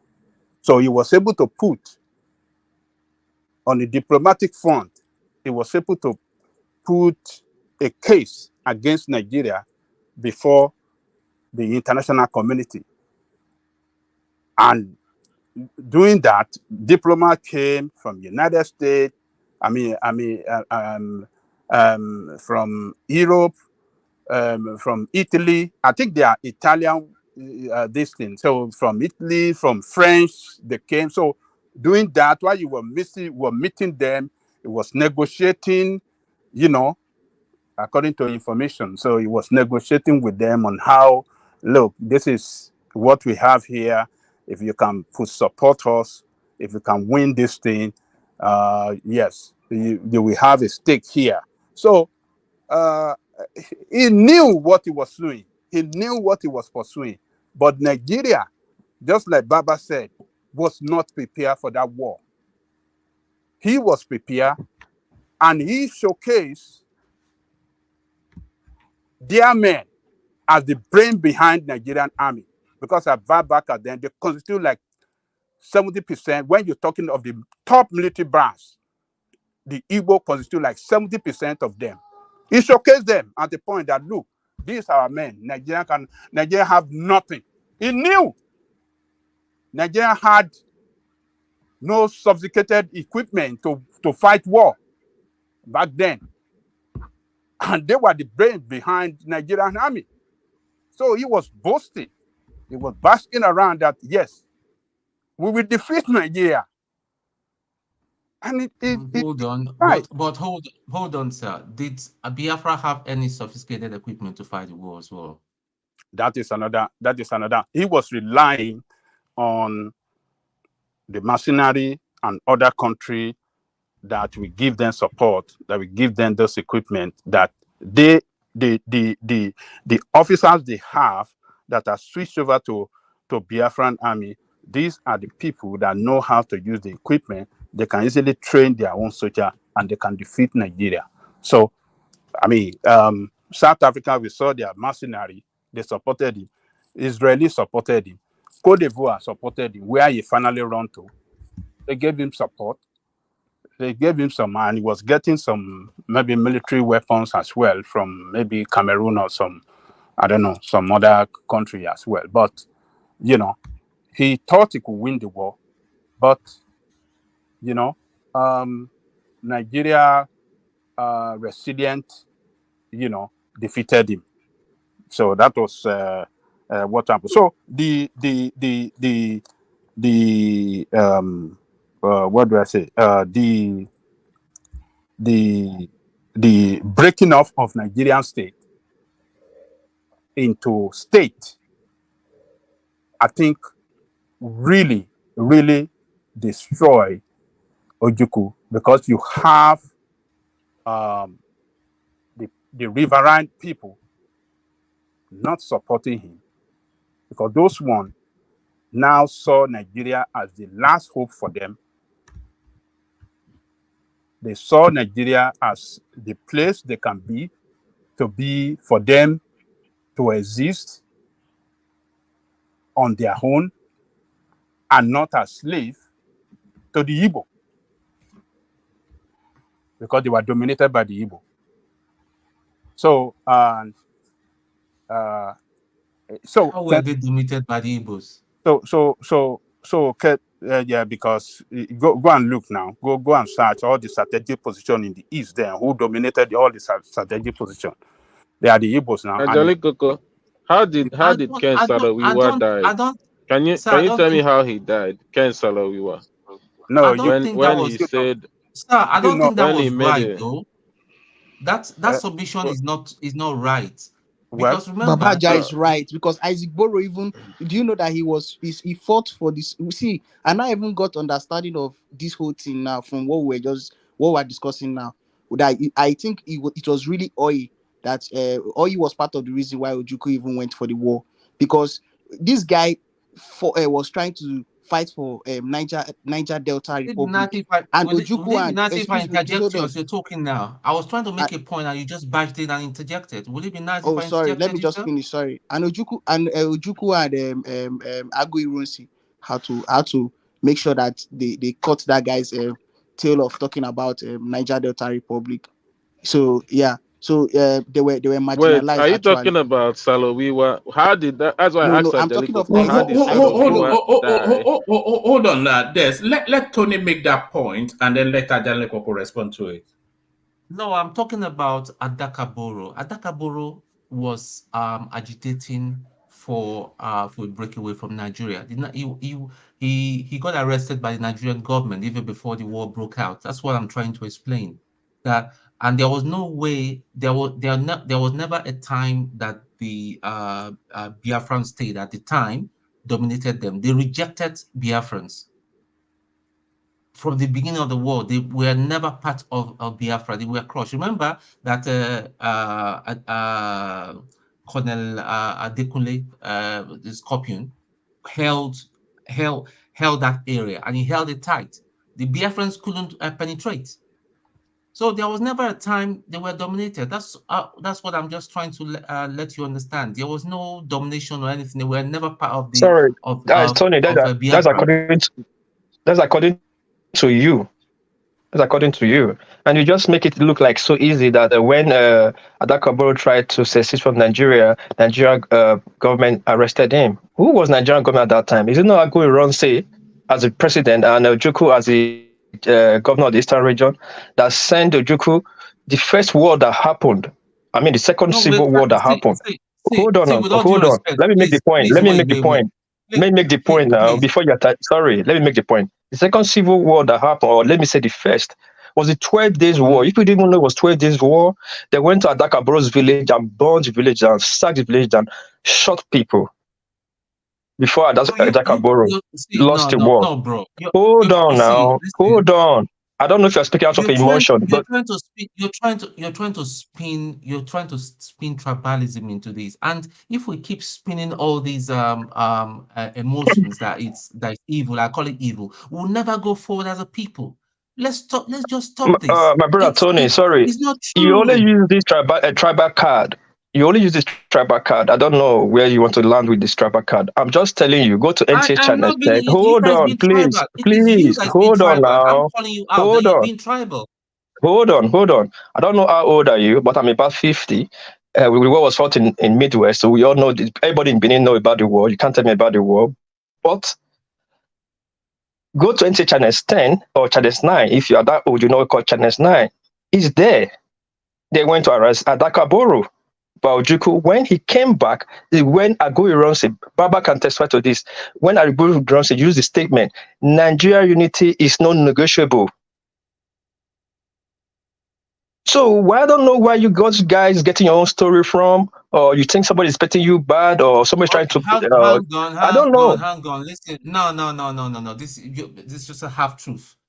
I'm not disputing that the war was not fought in what we know as Niger Delta and Edo State right now. I'm not disputing that from you. But what I'm trying to say to you that when you have to present a narrative, please do not spin or add any Okay. Let me present you on a proper context, and let me put it on a proper context so you understand it. Adapa Goro was a chemist. He was a chemistry, something biochemistry student. Now, when Aguirosi took over power, let me tell you, I was waiting for my own turn. Since my turn never called, let me just quickly tell you this. When the failed attempt coup happened. What please? You come in after Ajanle Koko. So I okay, let me just hold on. Let me just hold on. Yeah. Yeah, Ajanle Koko, back to you. So it was a fight between two ideology. One saying that is Ojukwu, on Aburi we stand, and Gowon saying that to keep Nigeria one is a task that must be done. So to keep Nigeria one is a task that must be done. Won the war. Look, a lot of lies has been told about this war, particularly on Chief Obafemi Awolowo, the role that Chief Obafemi Awolowo played. And they're I think everybody told lies anyway. Even the Biafrans told their own lies. You know, I've been lied. It did everything to save Igbo life. But Ojukwu deliberately, with his uncare nature, starves his people, millions, to death. The Kachoko story, the Kachoko that we were seeing. How did that play out at the time? You know, because we hear this word Kwashoko, but let me even look it up, see what it actually means. How did that play out, the Kwashoko? It's a disease of malnutrition. Yeah, malnutrition. It affects the bone and the stomach. Let me tell you. No, there are two forms of you're a medical man. Oh, yeah, Simba. There are two forms of extreme malnutrition that you can get. We have the kwashiorkor and the marasmus. In kwashiorkor is actually the worst of the two, whereby you see children, they will have they will not lean, they will be big because they will have fluid accumulating in their body. Their stomach will be protruding. They will have fluffy hair and have this skin, we call it a chorodermatitis. So it's the most extreme form of malnutrition that you can get. And it's actually very difficult to manage, even medically. So most of them will end up dying.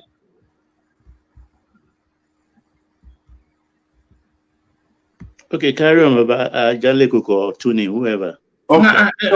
Is this a fair enough depiction of what you've just said, Simba? This is even good. It's worse than this. So this one you will see that exactly. To the bone. But this one is not worse. It's not easy. It's not even. It's the early stage that you are seeing now. Early stage. So during the war, Awolowo still allowed food to go to the what they call to the east. They were supplying food on humanitarian ground in accordance to the what do you call United Nations Charter that civilian must not be must not be starved, or how is the charter how, so they were supplying food. They are using helicopter to drop food to people. But Biafran army will corner the people and take the food from them and take it to their storage. So they were eating fat and they were having strength to continue to fight.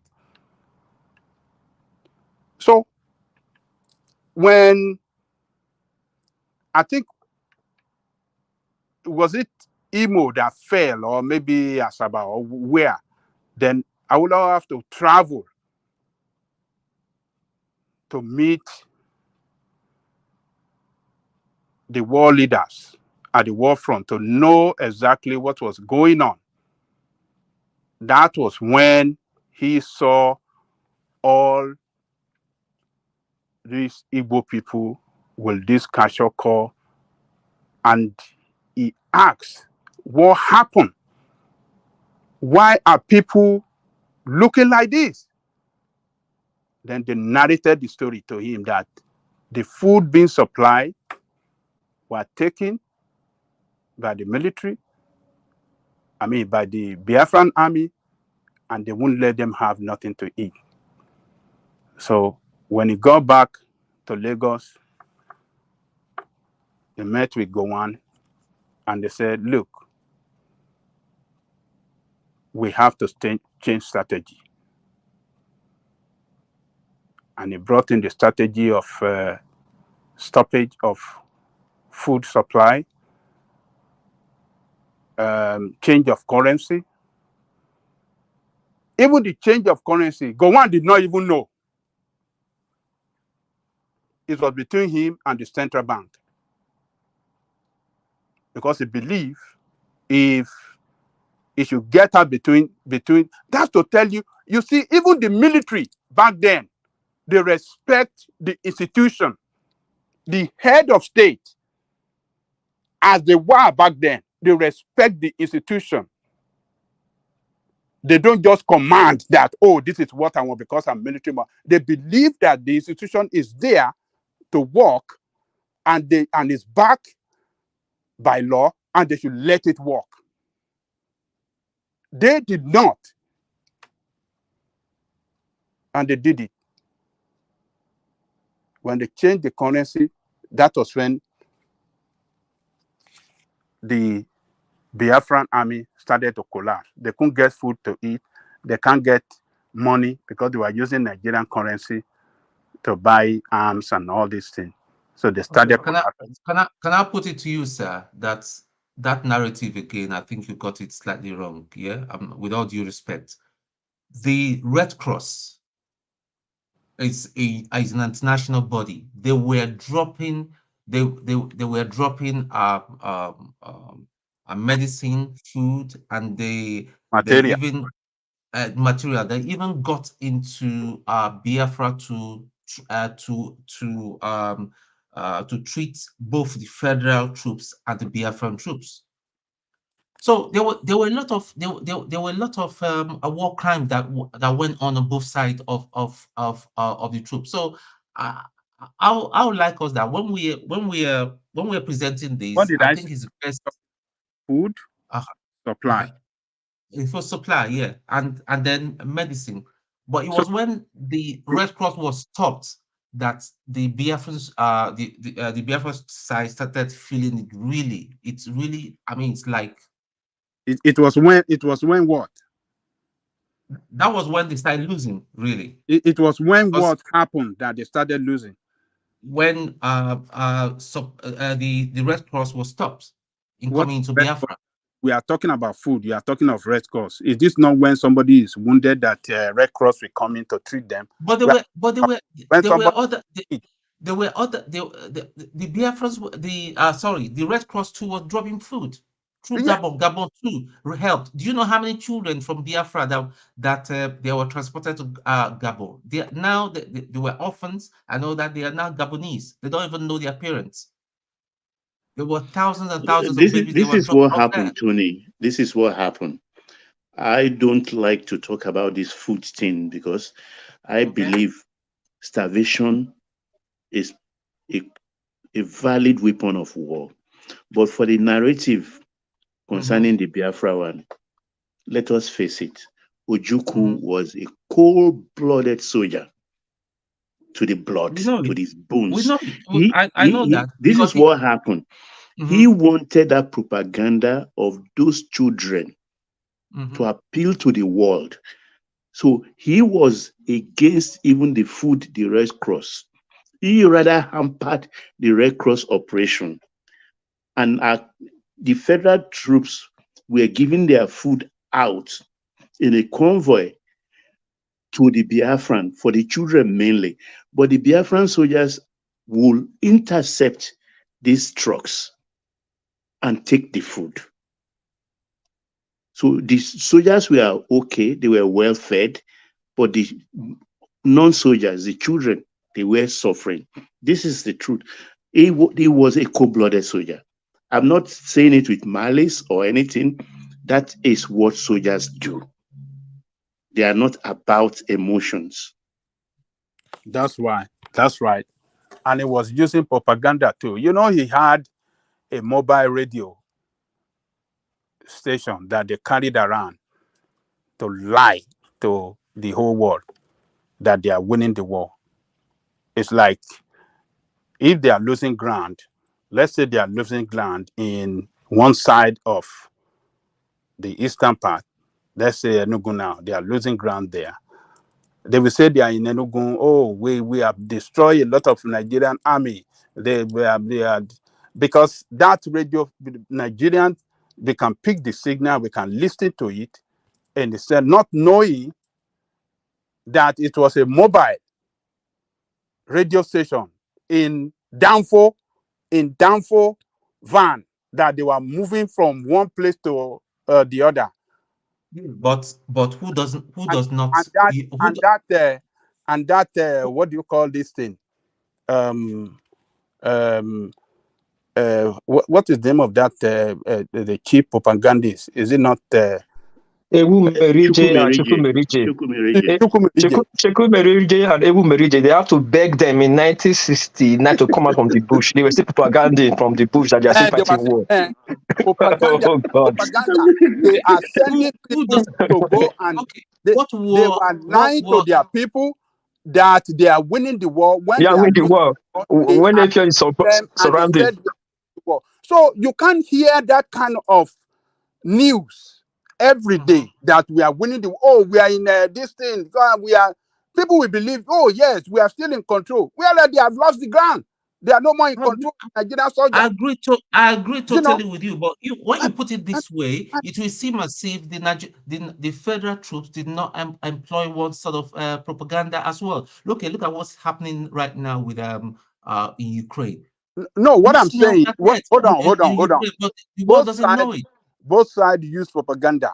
But what I'm Yes. saying, the propaganda of Shukuberide using Mm-hmm. Danvo fan as if they are in a station in a particular location, like in a building location Mm-hmm. where they are broadcasting. They Mobile use broadcasting.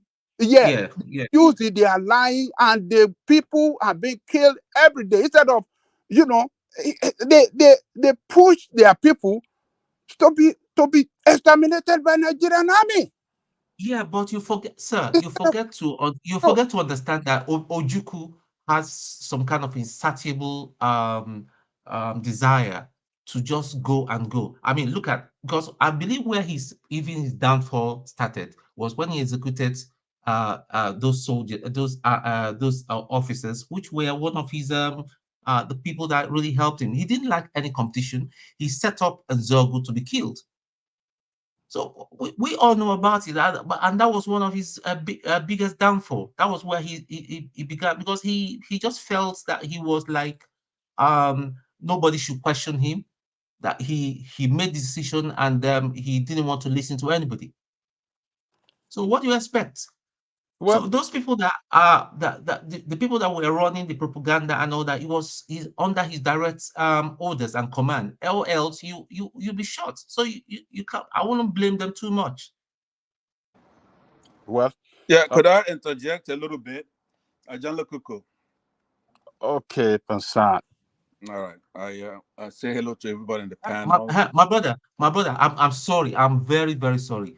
You see, this is the problem. The same thing I see with the present IPOB. You know, when you can't talk to an IPOB member, and when you mention Kanus, they'll say no, no, no, no, God punish you and all that. That's a problem I have with them, and that is the same thing that happened. Even that same Biafra, if they should get it, this is going to be the problem because we're going to have somebody as a dictator there. Okay, continue. Tony question, Pansat is around. I don't care. I was about to enjoy the protocol of saying hello to everyone in the panel and those in the comment section, including those listening to the show. Now, the thing about amateur historians like we have here, nobody's laid a foundation. Are you a trained historian? Are you one? Pansat, are you interjecting or you are trying to flesh out your own thought? That is let the me question. finish. We get to you. Babajare Koko, why did you allow Pansat to actually start talking? It's not interjecting. He said it's not interjecting. I'm interjecting. One man, let Pansat go and queue. Let Pansat go and queue. He just came in. Let him wait for his turn. No interjection. You know, Pansat will not allow any other person to talk again.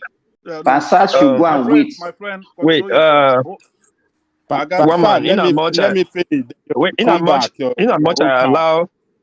a much I want Pansat to interject, but I'm going after Jalgo. I've been waiting for an hour half since. Yeah, you go after Jan Lekoko. Okay, you go after Jan Lekoko. Pansat, make the interjection brief. Jan Lekoko, sum it up in a few more sentences, and then you come up next, War Peace. Okay. Very well. Very well. Now, I heard. I think I'm allowed to interject. I believe that was the conclusion on that. Pansat, go round it off, and then War Peace. All right, thank you. Now, the thing I'm trying to say is that when you are making all this recounting stuff, you are concentrated on propaganda. I believe propaganda is part of war.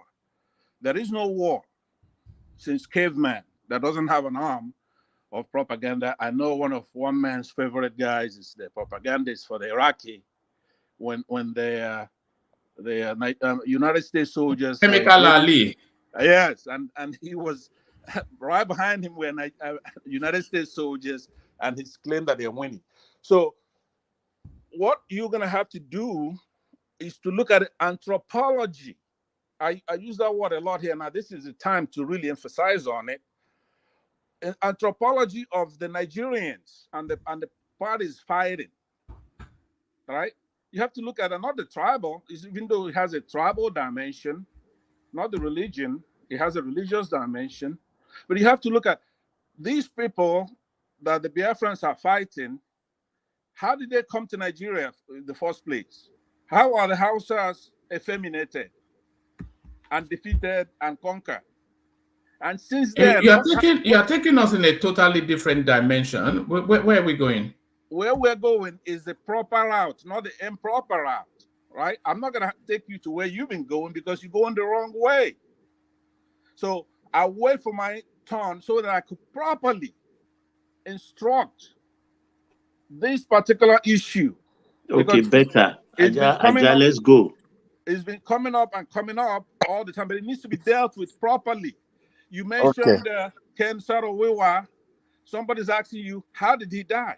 Well, you're giving account of people. Yeah, but how he died is outside of the loop of the narrative now. That is not, it's outside of the loop of the Biafran war but state. if he says, look, I don't want to go with the Biafrans, I want to go with my people, and they finally gave him a bomb that blew him into smithereens, or Gowon and his people are being decimated now. So he was myopic, right? So you have to say, okay, look, Biafrans had a just cause. We are all Biafrans, right? Yeah, but as much as we can, let's stay within the parameters of the conversation. Okay. Otherwise, we'll just end up in a cul-de-sac. Okay, let me respect that. I want you to come to me so that when you're dealing with this stuff, if you're not trained, if you haven't learned, are you trained? Are you trained? I am. That's why nobody here has quoted any research. They have cited any authors, right? When you are discussing this kind of thing, it's academic. Pastor, please, can you wait for your turn so we can let's listen to each person. Rosie, we are listening to Baba Jaleko. Let him finish, and you wait for your turn. I know, but it's not a folklore, right? Please, you are just interrupting and intercepting. Please, let's wait for your turn. I said I'm gonna wait. But it's not a folklore, though, because what we're hearing are eyewitness accounts of events that people actually lived through. Right, but when it comes to, you have to then cite some authority, right? It's okay to claim anything, right? But then the way the authority is, I saw it with my own eyes, which is the authority that Baba and Ajanle Koko speak with. Nobody has made that claim. I listened to I Baba. made that claim boldly. No, but I witnessed history. Hold on, Baba. I did not read about it. Oh, Baba, you couldn't have been in the geographic locations you were talking about. Maybe you were born around that time. That doesn't give you impetus to claim that you were a participant in any of those events. I was 12 years old when it started. So I listened to radio. I read newspaper. From 8 years. I've been doing that. Hold your horses. Right? All right, a couple more sentences and then back to Ajanle Koko. Okay, so that's what I'm saying is that when you say you're 12 years old, right? Now, we do know what a 12-year-old knows, right? We do know that. There are things we don't know. What in my own time, watch the soldiers, watch the we were well trained, we read. Okay, I broke chalk. I didn't go to nursery school. I used chalk and slates. Hold on. One man. Baba, please leave this guy to speak and let him go. I would okay, thank you. I will go ahead and give back the time, right? But I want you to come to me so that I could then properly put these people in order, right? Thank you. All right, back to Ajanle Koko.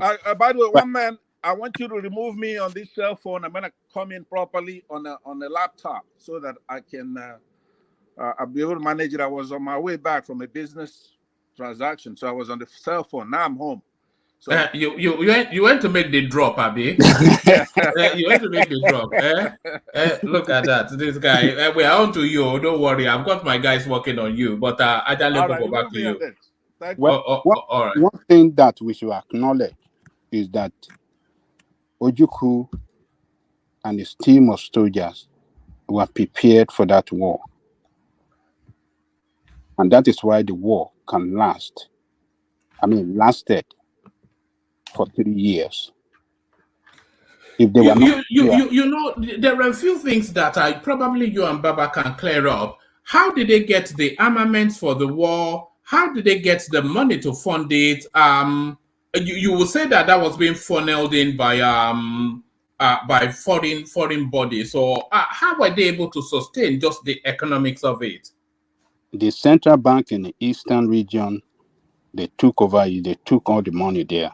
Central bank in the so they were using the Nigerian naira. For Nigerian money now that they were using to buy this arm, and they were able to put together their people, their brains. The same way their diaspora is spending money now. Let him land, please. Yeah, let him land. And they were able to put together their best brain in the school. In Unsuka, some professors in science and technology to develop some weapons for them. Okay, address that space, because we've often heard of these narratives of the ingenuity of the Southeasterners, that they were able to, through rudimentary means, cobble together sophisticated weaponry. So was it just a Shakabula? What was it? This what is this Shakabula that they are trying It to? was. Is the Let me tell like you. IDS or what they call it now, raw form. So it was It just wasn't raw form. some rudimentary something. No, it Correct. wasn't. It was. Do you know? Do you know? There's what's it called? There is in Umuahia. What do you call? What's this word now? Just escaped me. If you go to Umuahia, you see The the relics bunker, of Ogbuni. No. the Ogbunigwe. Museum of the War. Yeah. It was.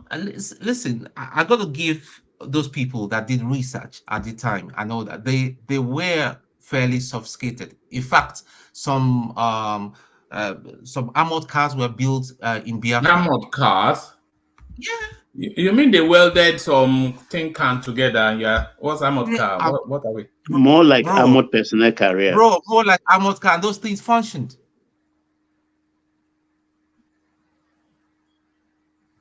So, all right. So they were able to put their best brain together in professors from university in Soka, to develop some weapons to fight. They were able to put some of them together, and they were able to make their own weapons locally as well, combined with the one they were able to get from outside the country to fight the war. And they carried out some strategy too that they used, to exterminate a lot of Nigerian army. One of it was by sending children roaming around like they know where Nigerian army are. Let's say they know. They will send some little kids. So when Nigerian army come around those little kids, that is when they will bombard them with, carried out a very serious attack on them, on Nigerian army. So they plan. There were Ajale Koko, there were narratives of child soldiers being used. Yes. How true was that, and how It was true. widespread? It was true. Yeah. It was Just like the Viet They Cong were called boys. They were in called boys Vietnam. company. They were called boys company at the time. Correct. True. So And what age bracket are we calling child? 9, 10, and things like that. Yes, 9, 10, and all the rest. Yeah, they will deploy them on the field. They will send them out, and when soldiers were they using them as spies or combatants? as spies, sometimes they will use them as spies. But they were not carrying guns. They were not carrying guns. Okay. They will use them as spies, and those students will go and tell them, oh, there are social place. People will see children. So this is a lost child. He's just roaming around. Whereas that side is an intelligent officer for the military. So they were able to do a lot of things to carry on the war that lasted for 2 years. But but when Awolowo did those changes in respect to currency redesigning and stoppage of food, and what else? There's another thing that he did. That was what gave them. Caused a very serious setback. Let me remind you also, one of the things I observed. One of the things I observed towards the end of the war, those wounded soldiers coming back home, they brought Igbo bride. Can you believe that? Even before the war ended, they brought Igbo brides. This is the thing now. The Igbo woman and irresistibility. But let me ask you two questions by way of rounding off. But condense the answers to the two questions. The first question is who is ultimately culpable for that war? Who would you say singularly is most responsible for that war? So that's the first question. The politician. No, that's to Ajale Koko. That's to Ajale Koko. Yeah. Okay. Well, I think both Gowon and Ojukwu Um, there has to be one person more responsible than the other.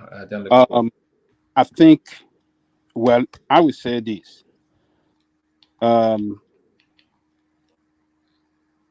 Ojukwu, mostly, I blame Ojukwu the most. And why we blame Ojukwu the most is that when Ojukwu became the, what do you call it? So it's not Gowon for reneging on the Aburi Accord. A part of it, that is one side of it. But you know, Ojukwu was mischievous for confederation of regional, you know, for his position on confederation of regional government, you know. So if, because as at the time that what do you call this guy, his boss was the head of state, that one was already centralized the government anyway. So, but both of them got to be blamed, whether we like it or not. But Gowon had his blame, Ojukwu had his blame. It's just unfortunate that Ojukwu did not accept all the plea from notable Nigerian. Notable Nigerian traveled to the east to talk to him, you know, to let them not to allow the war to erupt between the two sides. He should have listened. Even his dad was alive. I think it was doing. I think his dad died during the war, and also his dad tried to even talk to him. He wasn't listening.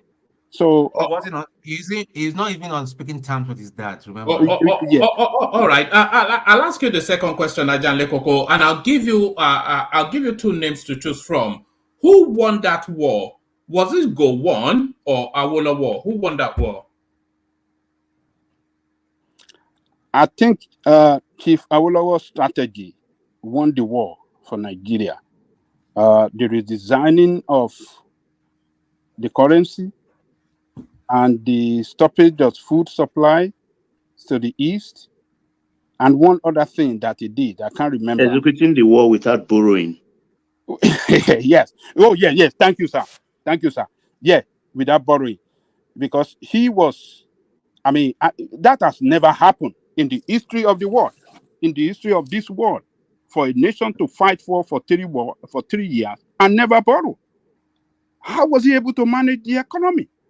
And during the time he was managing this economy, all the interests of the East, this man kept it. All the diplomats. Hold on. At the diplomatic, at the foreign affairs ministry, Awolowo stopped deployment of diplomats around the world. That, look, Nigeria is fighting war among itself. It's going to be unfair to start standing diplomats from two sides of the country, from the west and the east, and leaving the Igbo behind. Let us stop the deployment of diplomats until we see the end of this war. After the end of the war, then we will know if Nigeria will remain, or, you know, or the other way around. So he did protect the interest right there. And when it comes to even the $20 they were talking about, he fought for that £20 that he gave them. They were not supposed to give them that money, but he took it on himself. That, look, people coming out from this war, we have to pay some reparation. It's never done in any part of the world where they fought civil war. This is what Awolowo did. That £20 that some people are saying, oh, it's a useless money, this, it's a form of reparation for what Nigerian did to the Biafran. But they expected him to bankrupt Nigeria and pay the whole money in our reserve for the Biafra. That was what some people are expecting. He actually had actually opened a register for them to write for everybody that have money in the account before leaving Lagos and other parts of Nigeria. The totality of people that enter the money in their saving is more than what Nigeria have in the reserve in our central bank. So, look, he did what he have to do to keep the unity of Nigeria, but today, Awolowo is seen as enemy. It's been described as enemy of Igbo. It's just unfortunate, but he did everything to protect the interest of Igbo. Very, very $20, sad. 20 pounds. Very, very sad. Very sad. I want to ask before you was go. Reparation. It never paid in any part of the war, any part of this war, for two opposite one side within a country where they fight civil war to pay reparation to the other. So Awolowo did it, and it should be thankful to him forever, forever, and not. I want to ask before you go. Yes. I want to know the Zeke role that Zeke played in that war. Because Zeke, I never had anything he did concerning the war. Zeke ran away. Zeke already ran away. That's a coward. But he came back in the middle of the war to Nigeria and made not in the middle. He came back. He came back in 1869. He came back in 1869 and condemned the war, condemned Ojukwu. Yeah. Yes. Hold on. I think I've got a little something on that. Let me see. Yes, I've got a little something on that. On Friday, September 5, 1969, I alighted at the Lagos airport at 2 p.m.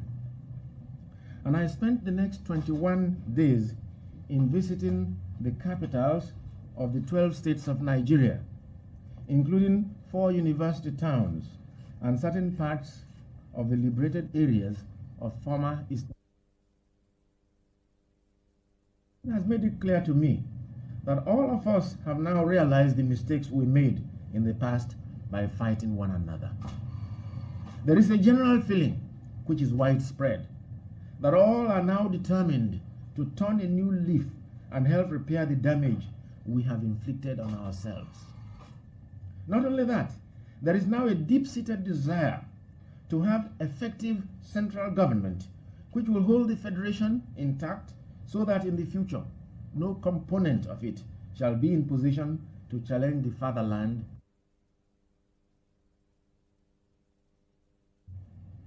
The world has been shocked that an enterprising people like the Igbo have been tongue-tied and emasculated, that they have allowed tyrants to blindfold and hoodwink them, so that in a war alleged to be fought for their survival, more than 1.5 million children of their country had died of starvation and disease. It sickens me to see the advertisement of skeletal Biafran babies on the pages of newspapers and on the TV screens, begging for charity and relief. It hurts my pride as a human being.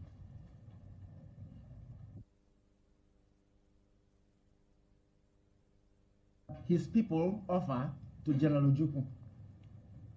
I wish he would have second thoughts and inscribe his name in contemporary world history as a brave soldier and a beloved leader, instead of disfiguring the pages of Nigerian history as another political impostor and petty tyrant.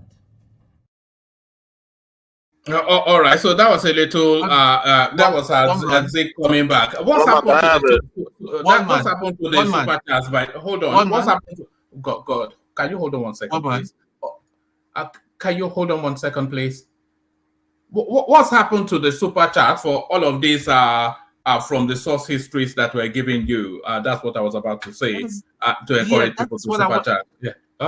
Okay, that's what I wanted to say. What have I written that is out of? Have you been looking at the chat? People have been even writing very terrible things and all that, and you keep blocking me. What's going on? I'm not blocking you. I'm running the Let's talk. session. Okay, can you speak to one of the people on this panel? Somebody has stopped me from airing my view. I mean, Yes, same here, man. Don't worry about it. Anybody. Okay, you are not blocked. Don't worry about it. I'm blocked. Hold on. Let me just do this. If you look at your screen now, you'll see that nobody is blocked. You see, so that's the back end right there. Nobody is blocked. You see, these are the moderators. Those are the senior moderators, and you can see there's nobody on the block list. I'm blocked though. So what does that mean? You are not blocked. Nobody. You can see now. That's it right there. My comment is not showing here. Why is that though? Mine is not. I'm not sure, but you are not. You were blocked, but I unblocked you. Okay, that's fine. Thank you. You mean me? What about me? Nobody is blocked. You were blocked a long time ago. I unblocked you a long time ago. Tony was blocked today. I unblocked him today. Seriously, I'm blocked right now. Told me that I was on timeout. Someone's placing on timeout. Yeah, no, timeout is not a block now. It's a 5-minute cooling off period.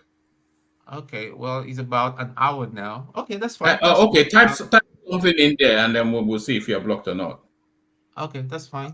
I will do the same thing. I will type. Watch this. Yeah, but you can see here. So hidden. You see, the blocked people are usually in this section, hidden users, and you can see it's empty. So nobody's blocked.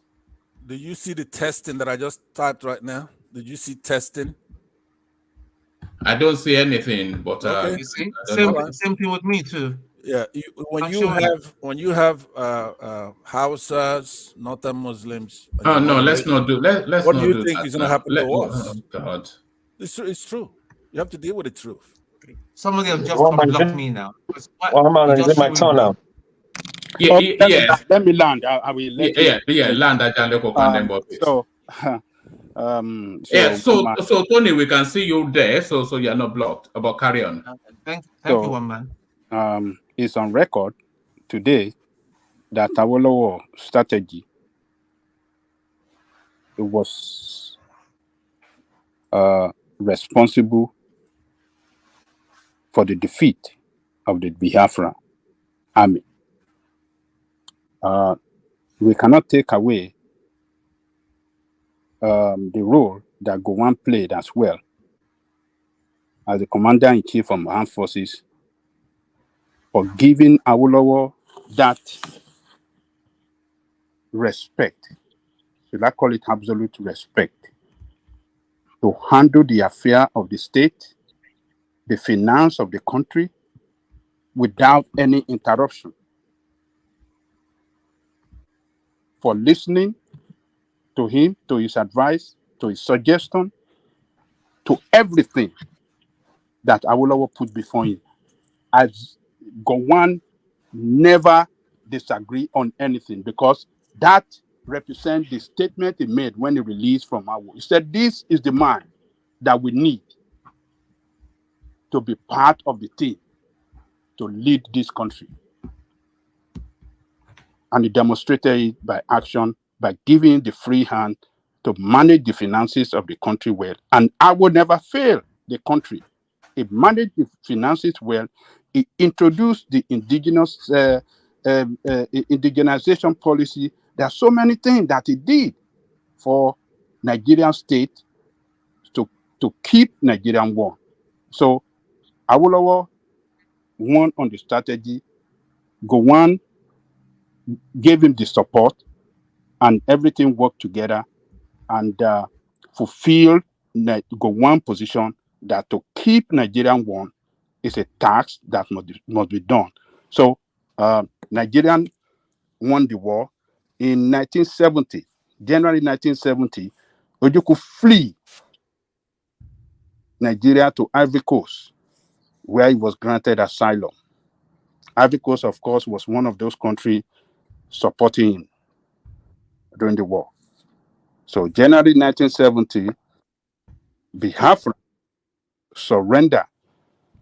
The second in command, what's the name of the man? Is it not I can't remember his name now. Effiong. Effiong surrender to Obasanjo. In 1982, Ojukwu returned to Nigeria after 13 years in exile. I can remember. Could I interject, Let Ajanle?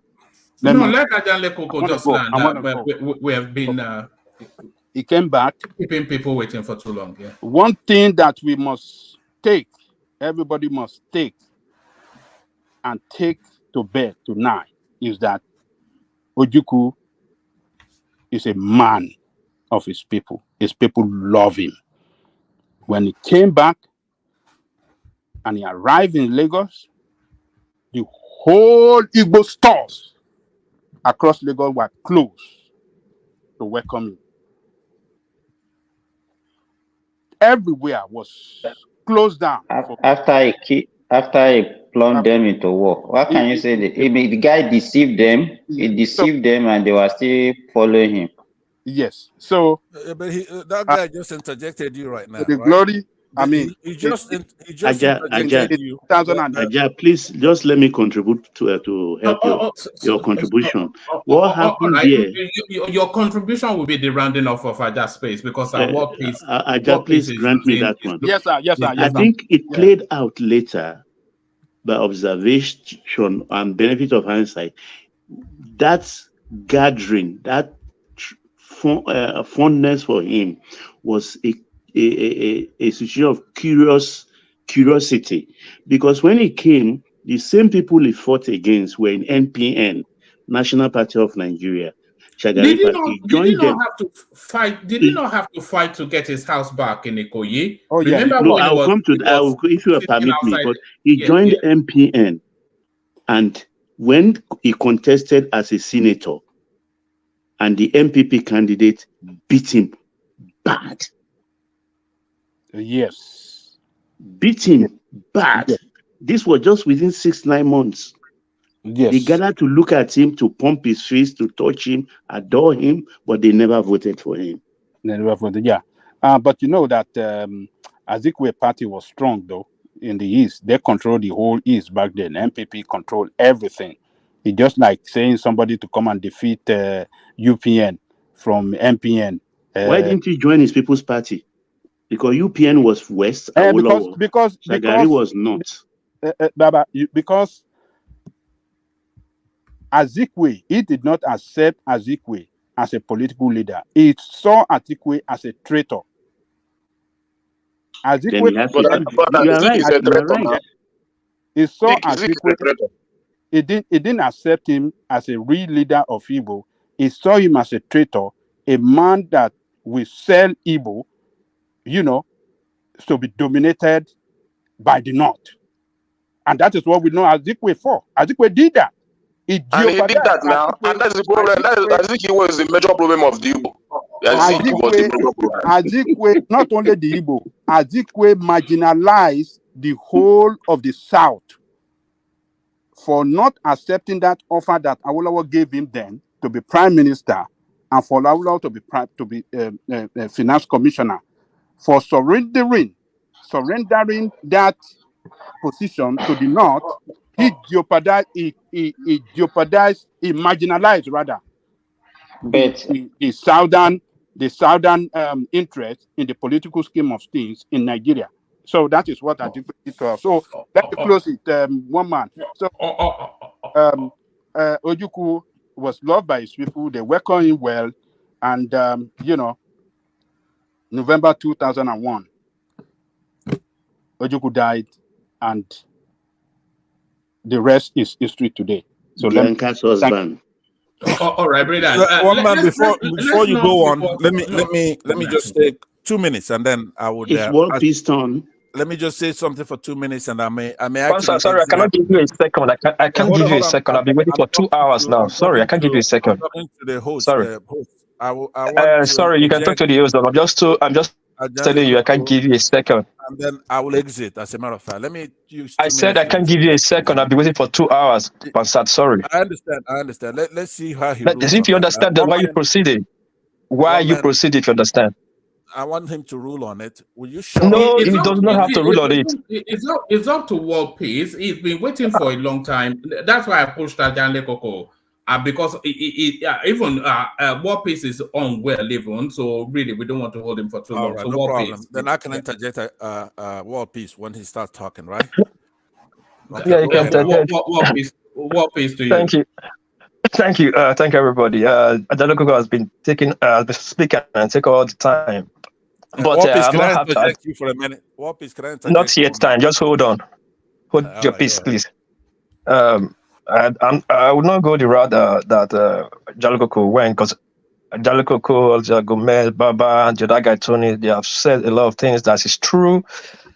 So sorry, was it when he came back? Was it when he came back that he married Bianca? Yeah. Yes. My goodness. Years after. Bianca was the daughter of Christian Ono. Yes. And Ojukwu is a very good friend of Ono. Let War Peace. Let War Peace come in. Hold on. That guy lived a champagne life all the way through. Bianca was daughter of his friend, and that man never forgot. Anyway. War Peace. Anyway, what I'm going to say, I'm just going to touch on some key highlight of the war, what led to the war, and what took place in the war. First of all, the war that took place, the first coup that took place was a fake coup, and Zogo was brought in. Ifeanyi actually led that coup, and Aguiyi-Ironsi is the organizer of that coup. You cannot organize a coup without a chief military officer not involved. Aguiyi-Ironsi was the chief of army staff at then. And sorry to say, Aguiyi-Ironsi was not the oldest military man in Nigeria at that time. The oldest military man was in peacekeeping force in Africa. He was a Yoruba man. But Aguiyi-Ironsi was the chief of army staff. So when that coup happened, it was a fake coup. The House of Assembly was moving to, I think, Abubakar Rimi Baba and Ajago can correct me if I'm wrong. I think it was Abubakar Rimi they were selecting to replace it was Tafawa Balewa, right? The prime minister. But the Senate president, which is an Igbo man, took Ironsi to London to meet Azik to hand over power to Ironsi. The military has no business in that position. That was the actual coup that took place. Then when he came to power, Ben Wambueze immediately wrote a constitution that changed our constitution and give us this constitution that we have today.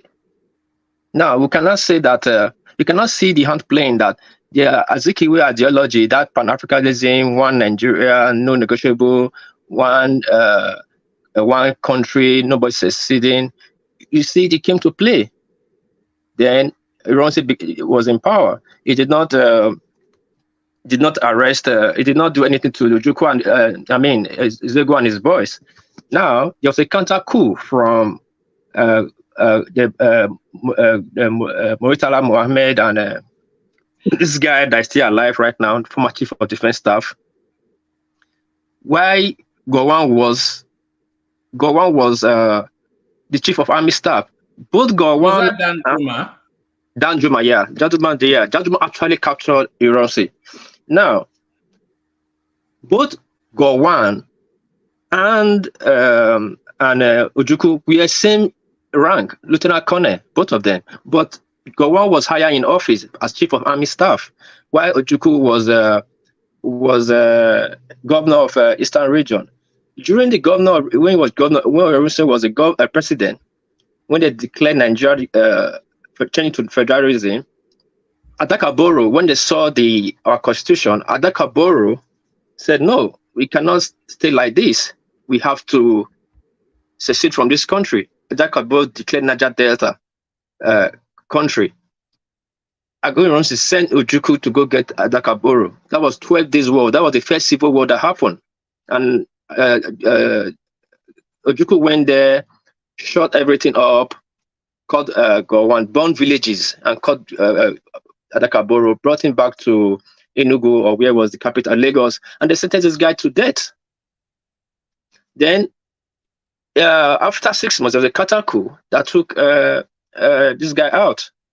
Then Gowon became the president. Now Ojukwu came back and said, no, we must reverse back. He did not reverse back when his brother was the president.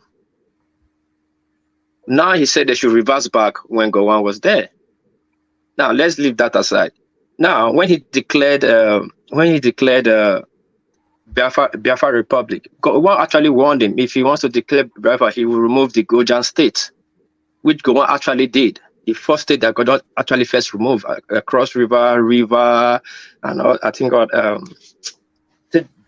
this present day Bayelsa and all that, he now removed it. But when Ojukwu declared Biafra, he took over Port Harcourt first. This next thing he did, he marched to Benin. He has no business in Benin. And he got to Benin, and Ojo asked him, what are you doing here? He said he came here that he wants to protect Benin, that Benin have to pay his men. And Ojo told him that would not be possible. But before you knew, he overrun Benin. Ojo had to escape with a machine to a motorcycle to Lagos. Then he was telling Benin to declare republic. And the Benin was the king said that he cannot declare a republic. But his mission was, if we have tried that, there would have been no Benin existing today. He moved on, then he was stopping Ore.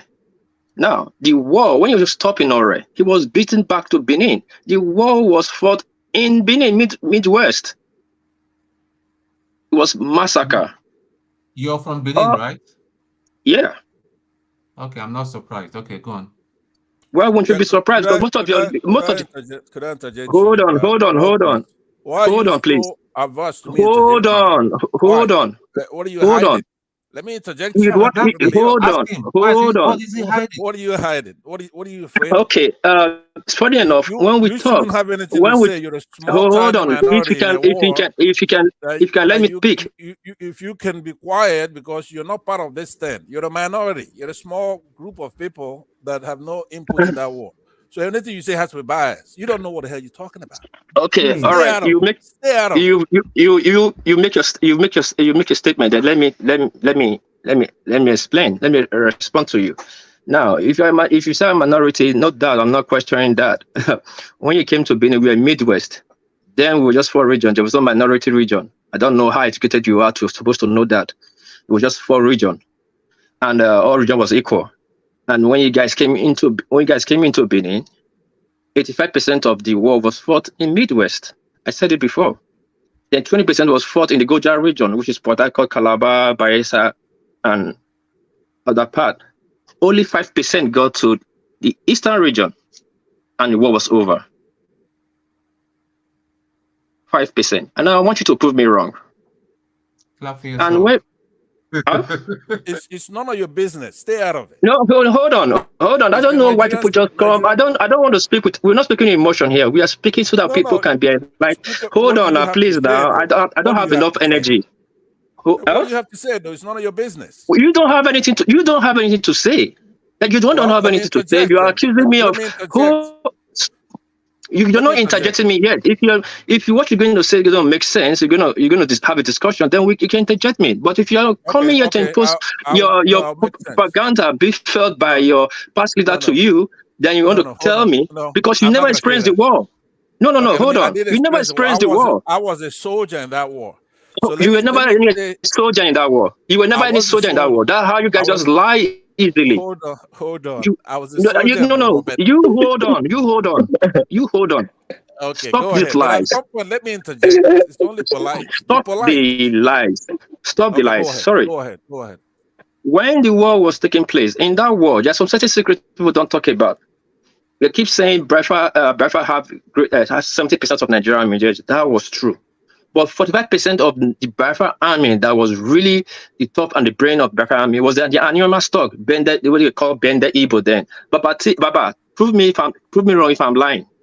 Go and look at their generals. I called your name, Baba. Respond to me, please. Ibos. I don't know why they are denying them. They are Ika Ibos. They are Bendel Ibos. Anioma, Oshun, These are were bender Igbos. Go and look at their top generals then, colonels. Go and look at them. All of them. Bermudia, those are Bermudia, they are banker. Do you think? Why do you think they defected? When they defected from that war, the war was finished. Now, Ojukwu has his own agenda, his supremacy agenda. It is quite amazing how you always land everything on Benin. It's on one man. Sorry, it is on YouTube. If you follow this war very well, if you follow the war, if you watch the war, you wonder which part of the East they fought this war. They're saying, "Oh, they killed us."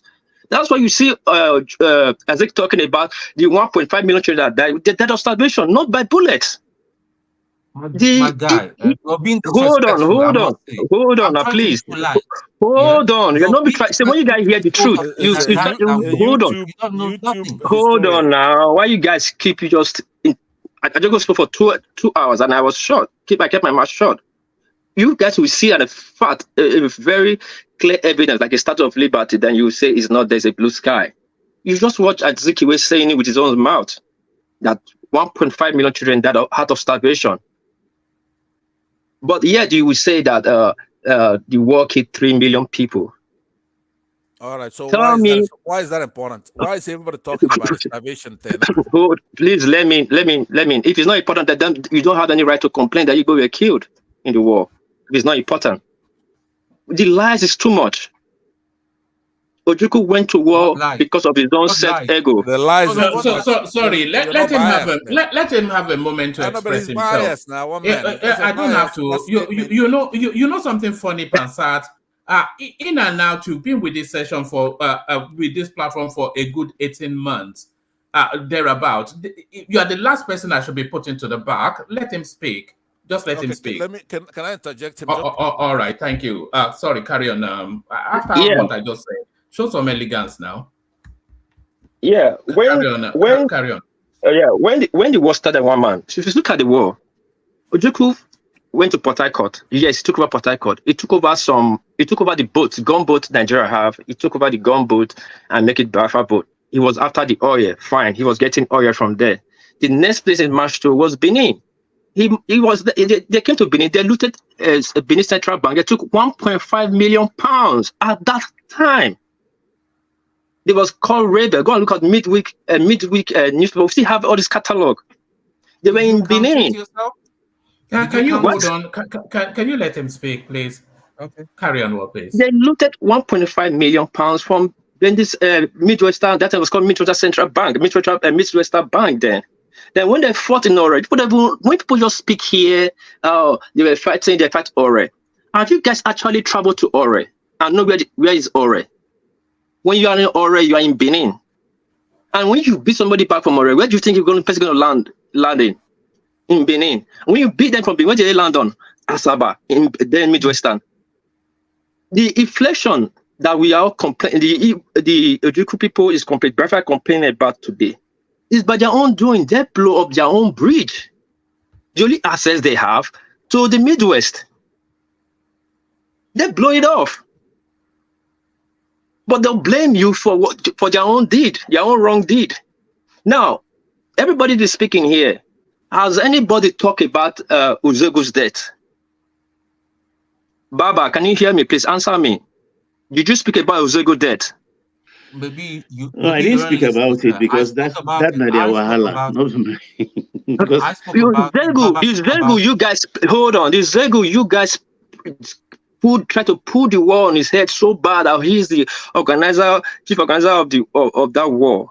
When the war was hitting, this time they're still controlling Benin. Yeah, many are still in Asaba, some areas. Delta. Do you know what Delta people did? The security did. He went to Enugu to ask Ojukwu for reinforcement. He was denied. What he saw, he knew that if he stay alive, the Nigerian team has two set then. They had the Alpha team that will go first. They have the super team who was from Niger and Chad. Because Nigeria didn't have military and men capability then. We didn't have personnel then. We have to get support from neighboring country. The sweepers team was the military men from Niger, Chad, and so on. Those were the sweeper team. Those will come later. After the military comes, take over the territory, they will come, secure the place, clean out those around the clean out. Now, when he went Those to were the people who Ojukwu, call Gudu. yeah, when he went to Ojukwu, when he's on his way back, he stopped. His sister, his driver, he stopped and he told his sister, if these people come and meet me in Nasaba, it will not be good for us at all. He went to the bush and shot himself. His sister had to carry his brother's dead body all the way from Enugu down to Asaba. You guys never talk about it. That was just let me interject. No, what happened was Peace, can I interject before anybody? I've been asking to himself. interject you before this Babada who's talking right now. Let me interject you. Continue. You can interject. Thank you very much. Now, what I want to interject with, we look at the time. What is important in your narrative, right? We're looking at the timeline of that war. January 1966, Nigerian government overthrown, seen as an Igbo coup, like others have recounted. You agree with all that? Baba was very good in narrating that, Ajan Lekoko. And then the other gentleman, I think he's an Igbo man like me. Ojukwu was appointed a military governor for the Eastern region. The second coup in July, I think somebody said, I don't know if they were wrong when they said it's January, but it's in July 1966. Gowon becomes head of state, right? So I'm looking at the big picture now. I'm not trying to talk micro history like you're narrating stories that you have no idea what the hell you're talking about. You went there, there's no citations. We're looking at the big picture. Ojukwu declares independence in May 1967. Those are historical dates. Then the war begins in July. Our capital, in this case, I'm a Biafran, I'm still a Biafran. Dan Lekoko said that, by the way, but carry on. He did in October 1967.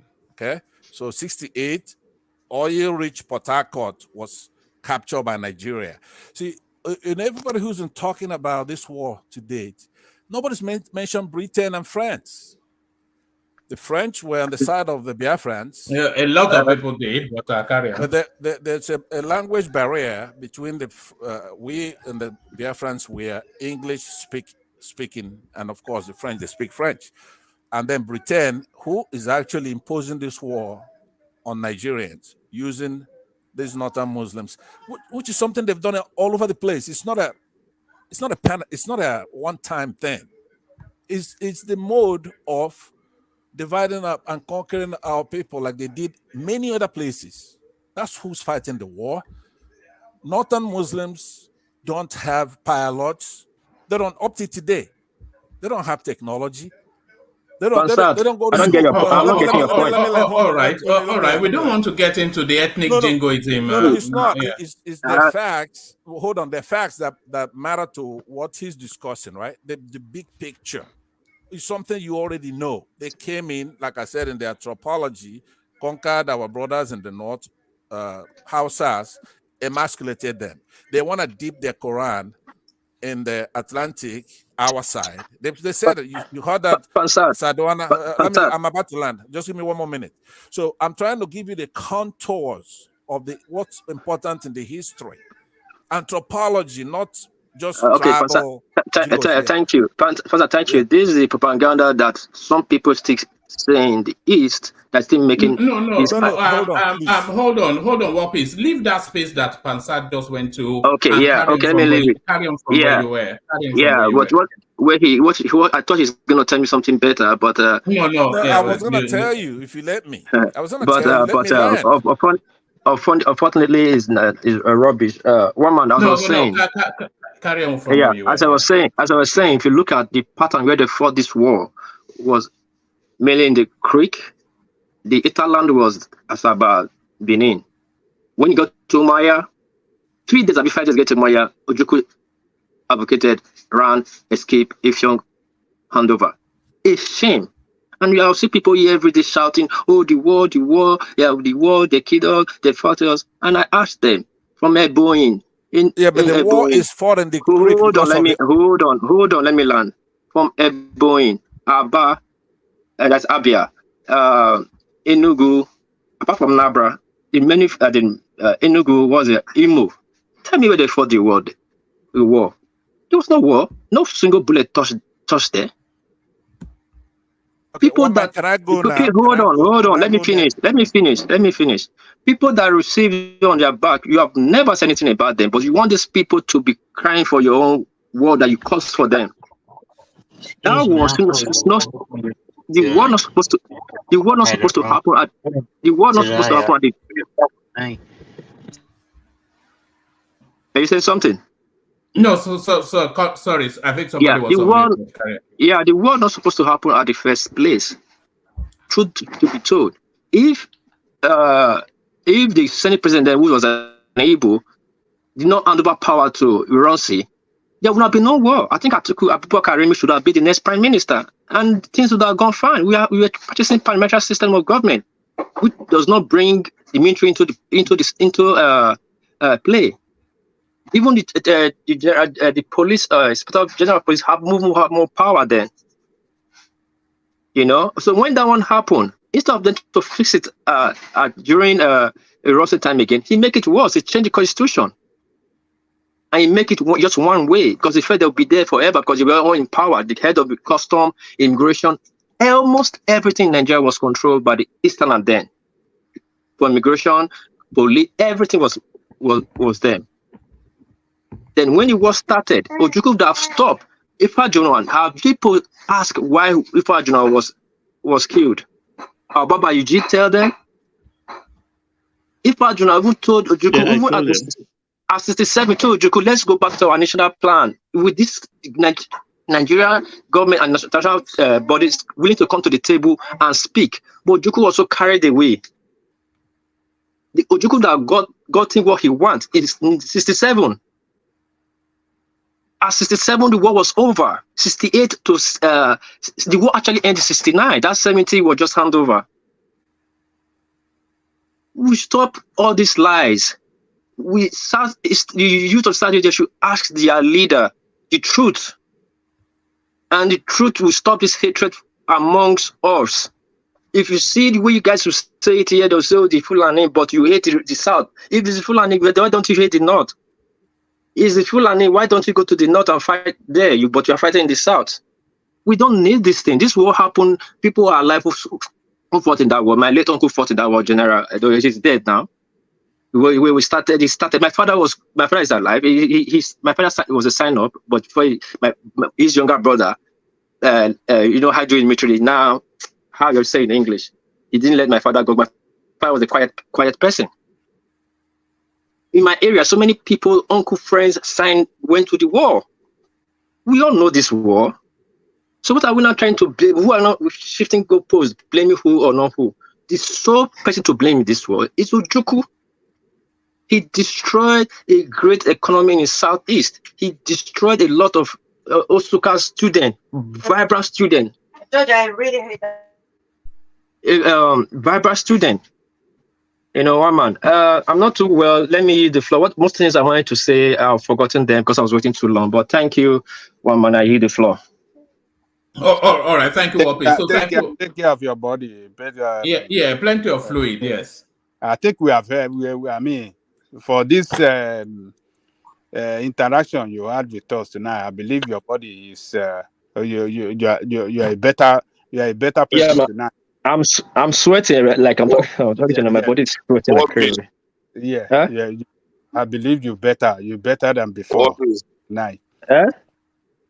Ekene? Yeah. Everything that happened in this war, though I don't know anything about the war, it was just a story. But my own belief is that the people of the Southeast didn't manage that space very well, and that is why we are still crying about marginalization. People like Zeke, if I hear history of how he managed, regarding his position in Nigeria, at least he is one of the first class citizens in this country. But and that is why you see Igbo people don't like him at all. That's why Ojukwu dominated that love in the East, because the guy the way he played his politics and all that, didn't really settle the political matters in the East. It was just like all those one Nigeria stuff is just a scam. I didn't know why the guy was so, as in he didn't act educated the way he claimed to be. And that is the main problem. Because I believe he has every opportunity, even for us to have a regional government today. It would have been better for us. But the guy misused all those things. A cry of one Nigeria, which he didn't, because I was even sad that people like Aworowo was on ground making point and all that. But people like Zeke fled the nation and left everything in the hand of Ojukwu. You know why he left? Do you know what? Yeah? Ekene, you know what you are doing. You don't know history, and you also know that, and you what you are doing to Zeke is not good because you don't know much about Zeke, what happened. this is not me doing this is not me doing anything to him. He's the problem of the East. It is a fact. There is nothing I'm doing to him. Just everything you mentioned. Let me finish. Let me finish. Everything you mentioned here, you said what Aworowo did. Even the word that didn't concern him, but he played some major role. But where was Zeke? That's why I asked that question. Where was Zeke? He ran away. After to come back to blame. He didn't just run away. He didn't just run away. He didn't just run away. Why would he run away? That is my position. He didn't. Let me tell you. If in fact, let me tell you, Zeke. What happened to Zeke was actually one of the contention of that war. Why was he not killed? That is the question you're supposed to ask. Why did they allow him to go? That is not because regarding history, the people that you are praising, let me tell you, the people that you are praising, Ojukwu and co. This Biafra of a store. The people you are. This Biafra of a store. This is the feeling. Let me finish, Simba. This is the feeling in the East. It's not only me. Because even this Biafra of a store won't be talking about it if Zeke has played his role very well. Because that's an opportunity. Every opportunity to create a better ground for the Easterners. At the end of the day, what does he get? Even his go to his house in Onitsha. Zeke is nowhere to be found today in the history of Igbo land. Wait. Let's calm down here. You admitted, admittedly, and I like your honesty. First of all, that was your opening statement that you don't understand anything about the war. Before you start criticizing Zeke, I think it's fair to look beyond 66, to look behind and all that. And why? Because that was a question I've always asked myself. If we had two great men like Awu and Zeke, why didn't both of them team together and even giving the South a very solid... Hold on. Ekene is saying the right thing. How could Zeke, hold on. Azikwe left that country maybe 3 days before the coup, or maybe a week before the coup. Which was suspicious, yes. Exactly. Yes. We showed that maybe he had a hint and he ran away.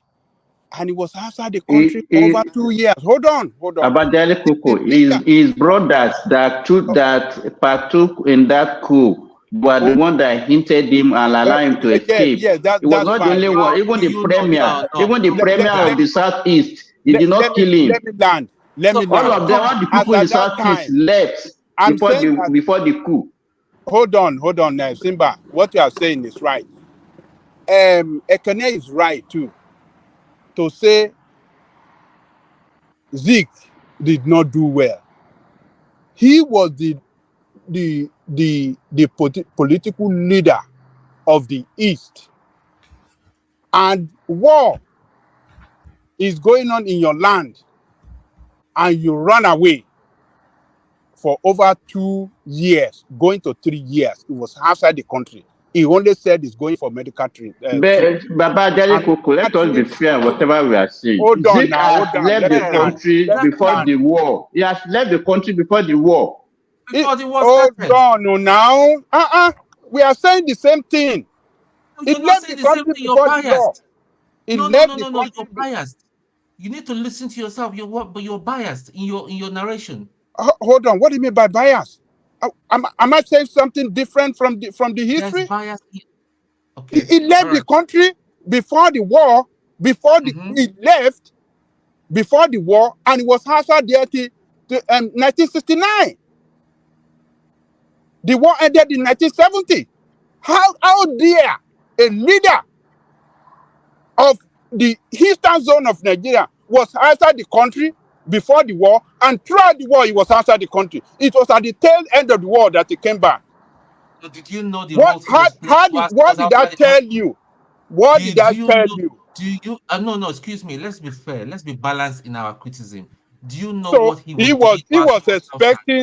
He was expecting either for Ojukwu to win the war so that he can come and join them because we have won the war. But when the war was not going, when he saw that, then he's coming back to say, you stand by the side of Nigeria. He's a coward leader. Hold on, man. Hold on. Let us say the truth. That was your own. That was your own. There is nothing like Ojukwu He's a coward leader. He's a coward, one coward. Anybody that is defending here don't know what he's saying. Yes. He's a very coward somebody.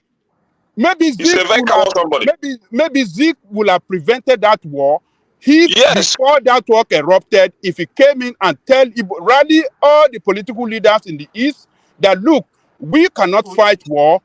Don't go not listen to him. And this. Hold on now. Hold on. He was the leader. Hold on. Listen. Ojukwu was. Nnamdi Azikiwe was the political leader. If he has weathered him before the war, can you listen? Can you listen? No, you're not listening. You're telling me to listen. You're not listening to me. Let me land, then you can criticize. Then you can make your own point. Let me land, then you can make your own point. What is your problem? Let me land, then you can make your own point. Sir, you've been talking for a long time. Let me land. Let me land before you make your point. You are interrupting me. Let me land, then you make your point. Let us do it one after the other. If Zeke had intervened before the war or played some role, maybe the war would have been averted. But this guy ran away. What kind of leader is that? He didn't play any role. He didn't even while he was away. He didn't even communicate with. I want to ask you a question. Why did he leave the country? All right. Ask that question. But before you ask that question, let me use this window to bail out, and then I'll hand over to Thomas to carry on the session. But before I hand over, of course, administrative stuff. The super chats came in. Prince Daddy, we always mention him. Peace joins him in this instance, only really to delight in this session, which a lot of people seem to have enjoyed. Prince Daddy certainly peace equally. Kulata, whenever Kulata is not on the screen, so sorry, mute yourself for a moment. Yeah, whenever Kulata is not on the screen, he usually communicates via supporter. So that's Kulata. But more in the comment section. Well, if you tell my Yalonda, in the comment section, they go one circle round there. They say, maybe really. You know, and then this is Adeola. So, sorry, let me do the administration. So that's Adeola Ogunleye, and then Prince Daddy again. Of course, that was his original insertion. This is Wema who comes in with a super chat. We've seen him before. Of course, he always gets a mention. Alexander Gomez. That's Ola right there, not on the screen, but in the comment section. Ola carries on still with the super chatting. Alexander Gomez, of course, engaging the conversation both on screen and in the comment section. Still Alexander Gomez, so that's Alexander right there. Nigerian Prince, it sounds like a 419 name. Certainly the money to back it up. So that's Nigerian Prince right there. Alexander Gomez Street still. But the daddy of the day, the man in the bow tie, James Bond, Ike Ogeome, there he is, with a grinning face, hefty super chat. Ola Tubosun, Oshun Leti. So hopefully I pronounced that right. So thank you, Bosun. And that's Choma right there, doing the necessary. And of course, you always know the name we always mention. There's Ayo holding an AK-47 to the super chat space. So there it is. Still open for anybody that wants to join those names just mentioned. So our bailout here, the conversation carries on still, hopefully with the same level of elegance that it has been all the way through. And if you don't behave yourself, you know what comes. If there was ever a moment that was ever suited for Thomas's introduction music, here it is. So General Thomas, here he comes.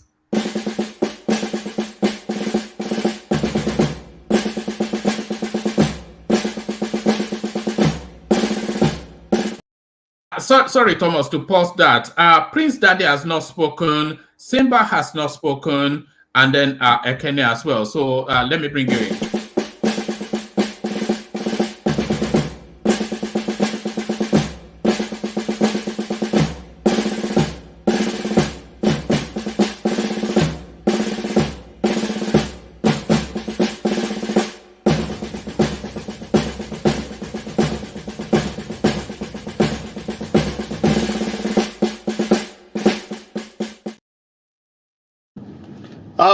Hello guys. I hope you are doing well. Ojukwu is dead. Tafawa Balewa is dead. All of these people we are shouting they are dead, but General Thomas is alive. So we continue with the conversation, and let's be moderate, and let's be moderate. You know what I mean? Yeah. And if I said hold on, please hold on, please hold on. Yeah. Let's hear from Simba. Simba hasn't spoken. Simba, are you there? Simba. Can I add my beats and then please? Go to Prince Daddy. Go to Prince Daddy. Prince Daddy hasn't spoken as well. Yeah, Prince Daddy. Yeah, come in. How are you, brother? Hey Thomas, General Thomas, I'm good. I'm good. I'm good. Hey, do you mind letting can I go? Do you mind letting can I go first? Yes, Ekene. Yeah, Ekene. All right, thank you. Come in.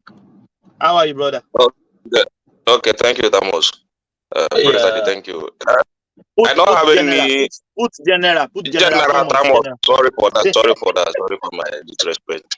I'm joking, my brother. Go on. This, for me, I'm just reading history because I cannot say what I don't know. Ekene. Yeah. I have two questions. I've determined that I will not ask somebody that he was not born, he didn't witness the war. Do you witness the war?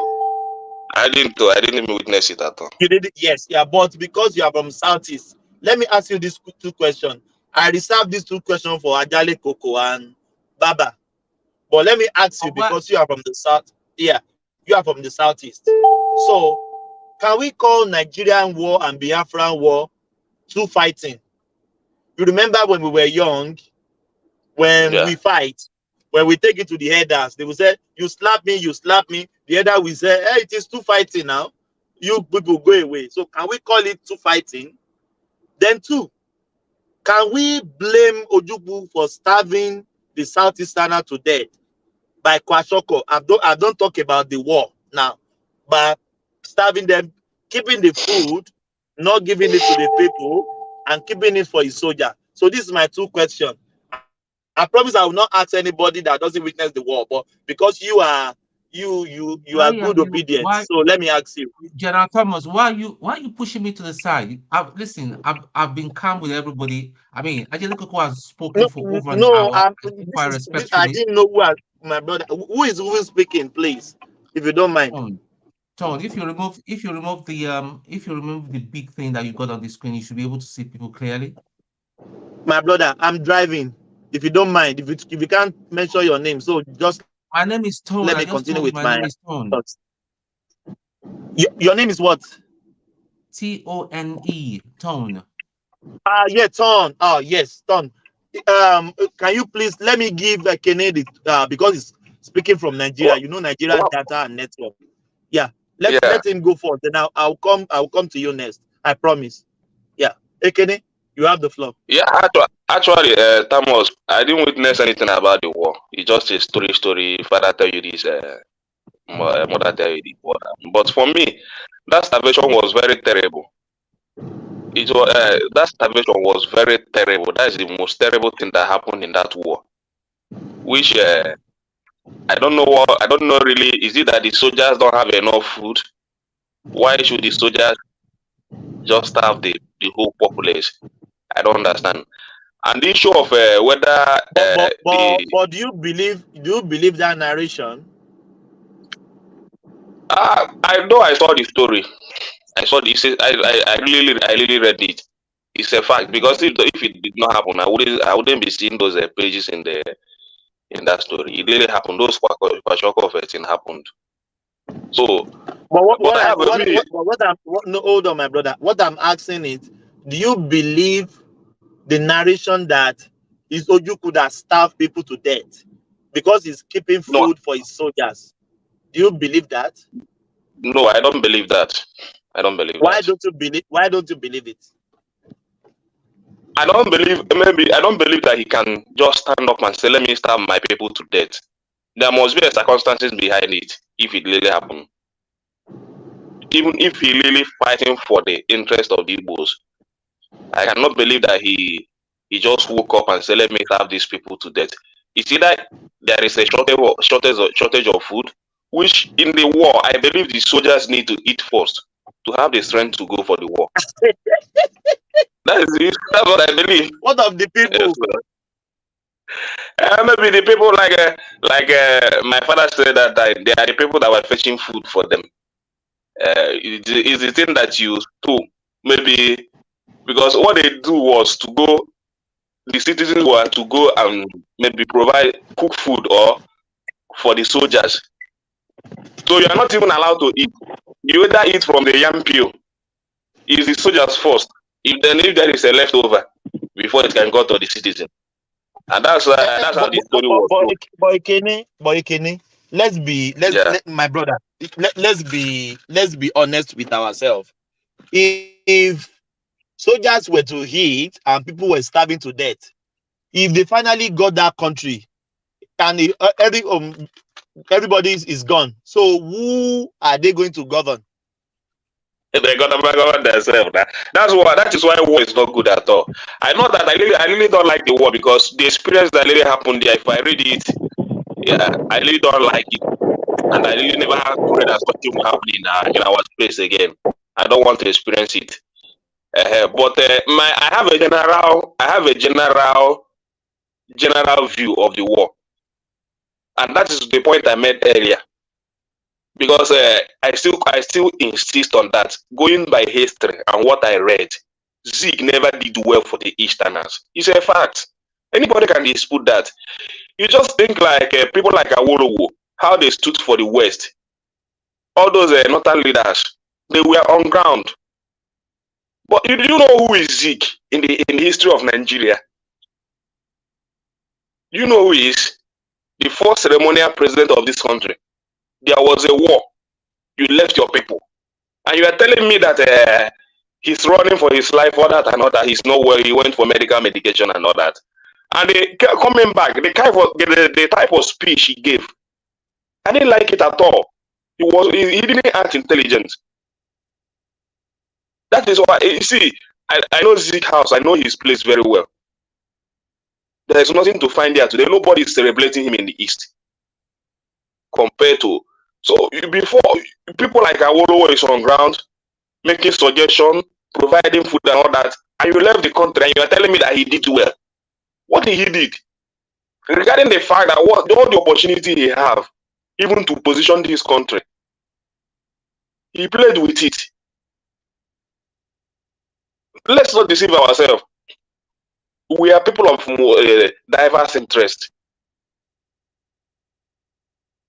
We are people of diverse interest. He would have used his position to position those interests very well before he died. He gave everything out. I didn't see anything that Zeke did for this country, apart from going about speaking English.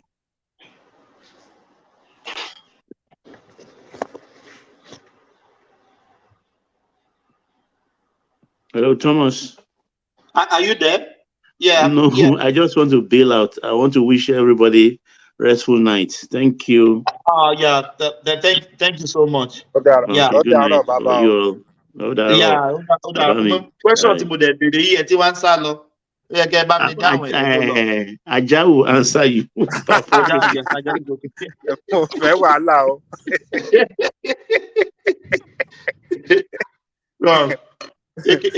Yeah.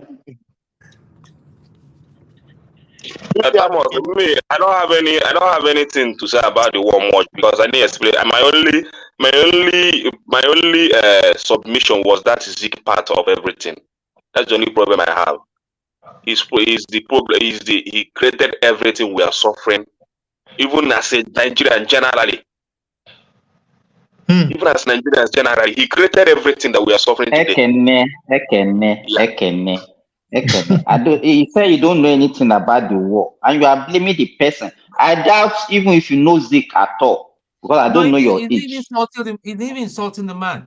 I'm just disgusted that an Igbo man will be opening his mouth that wasn't even born in 1970. I'm sure you are not even born in 1970 or 71, Ekene. And you're talking. Yeah, you can have your own submission, but reading the history and everything, the opportunity given to him to position this country, which he did not did. That is why I blame everything on him. Did you want? Even before independence, we know the role he played to bring everyone together, all that and all that. You couldn't even use the opportunity to create the regional government that this country needed. You see, if you're a leader, you should understand that diversity very well and plan ahead on how to manage it. Not today. Now everybody now has grown. It's very difficult now. We are talking about regional government now, or separation of power, all this and all that. You cannot do that. It's not easily to be done in Nigeria today. Calm down. Did you know that we had a regional government and Michael Okpara was the premier at the time? Do you know? So why are you blaming Zeke? Zeke is still a problem. I blame him. I blame him more. Why are you blaming him? I don't understand. Hold on. You know why he was blaming Zeke? Do you know why he's blaming Zeke?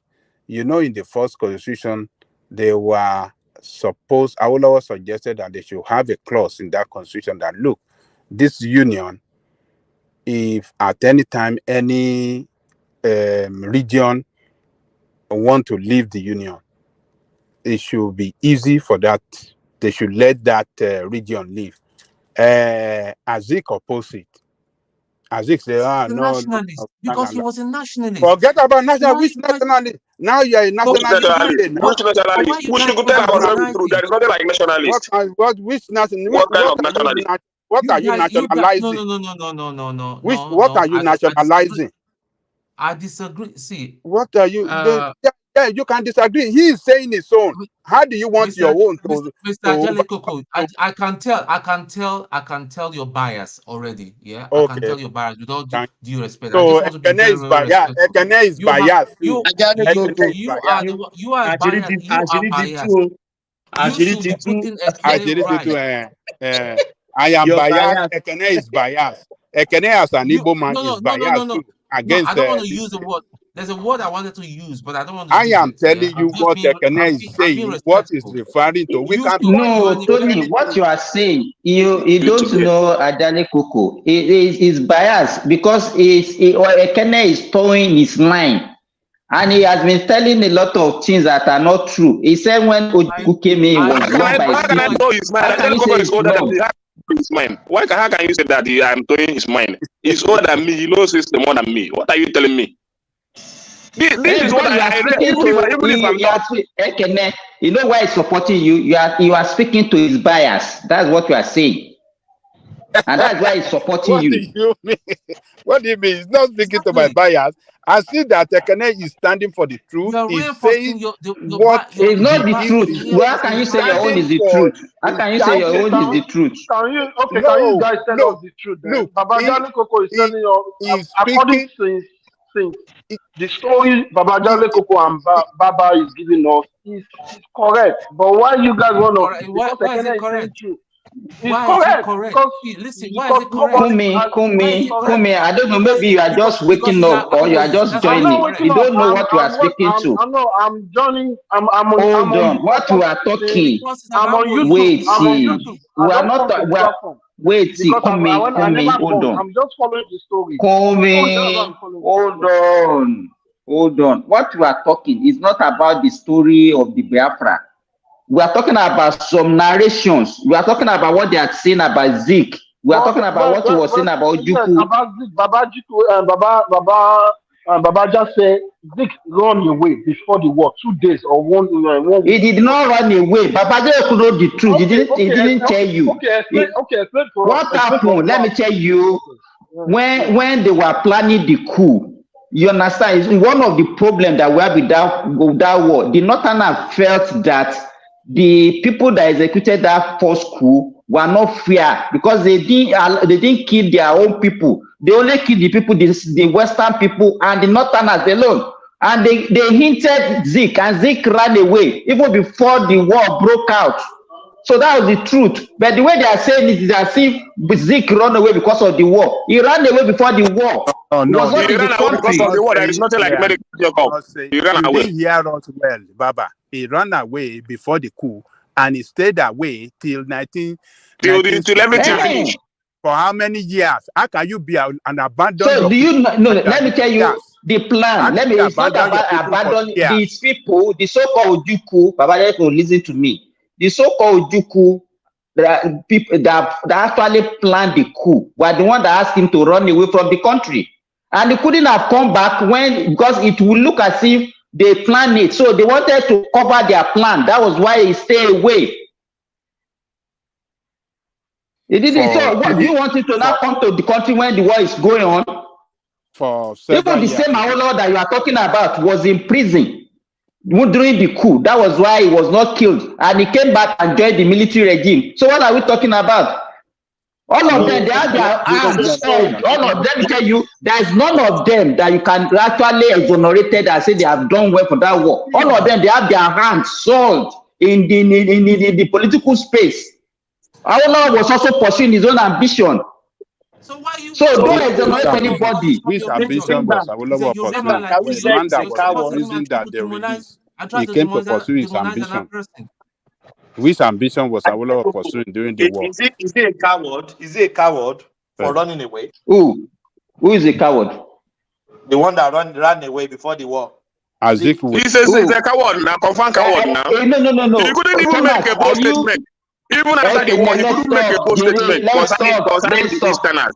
Thomas, are you listening to what we are saying? Do you listen to what we are saying? He left the country even before the coup. But he knew and the time before he knew that would be coup. That's why that's the coward.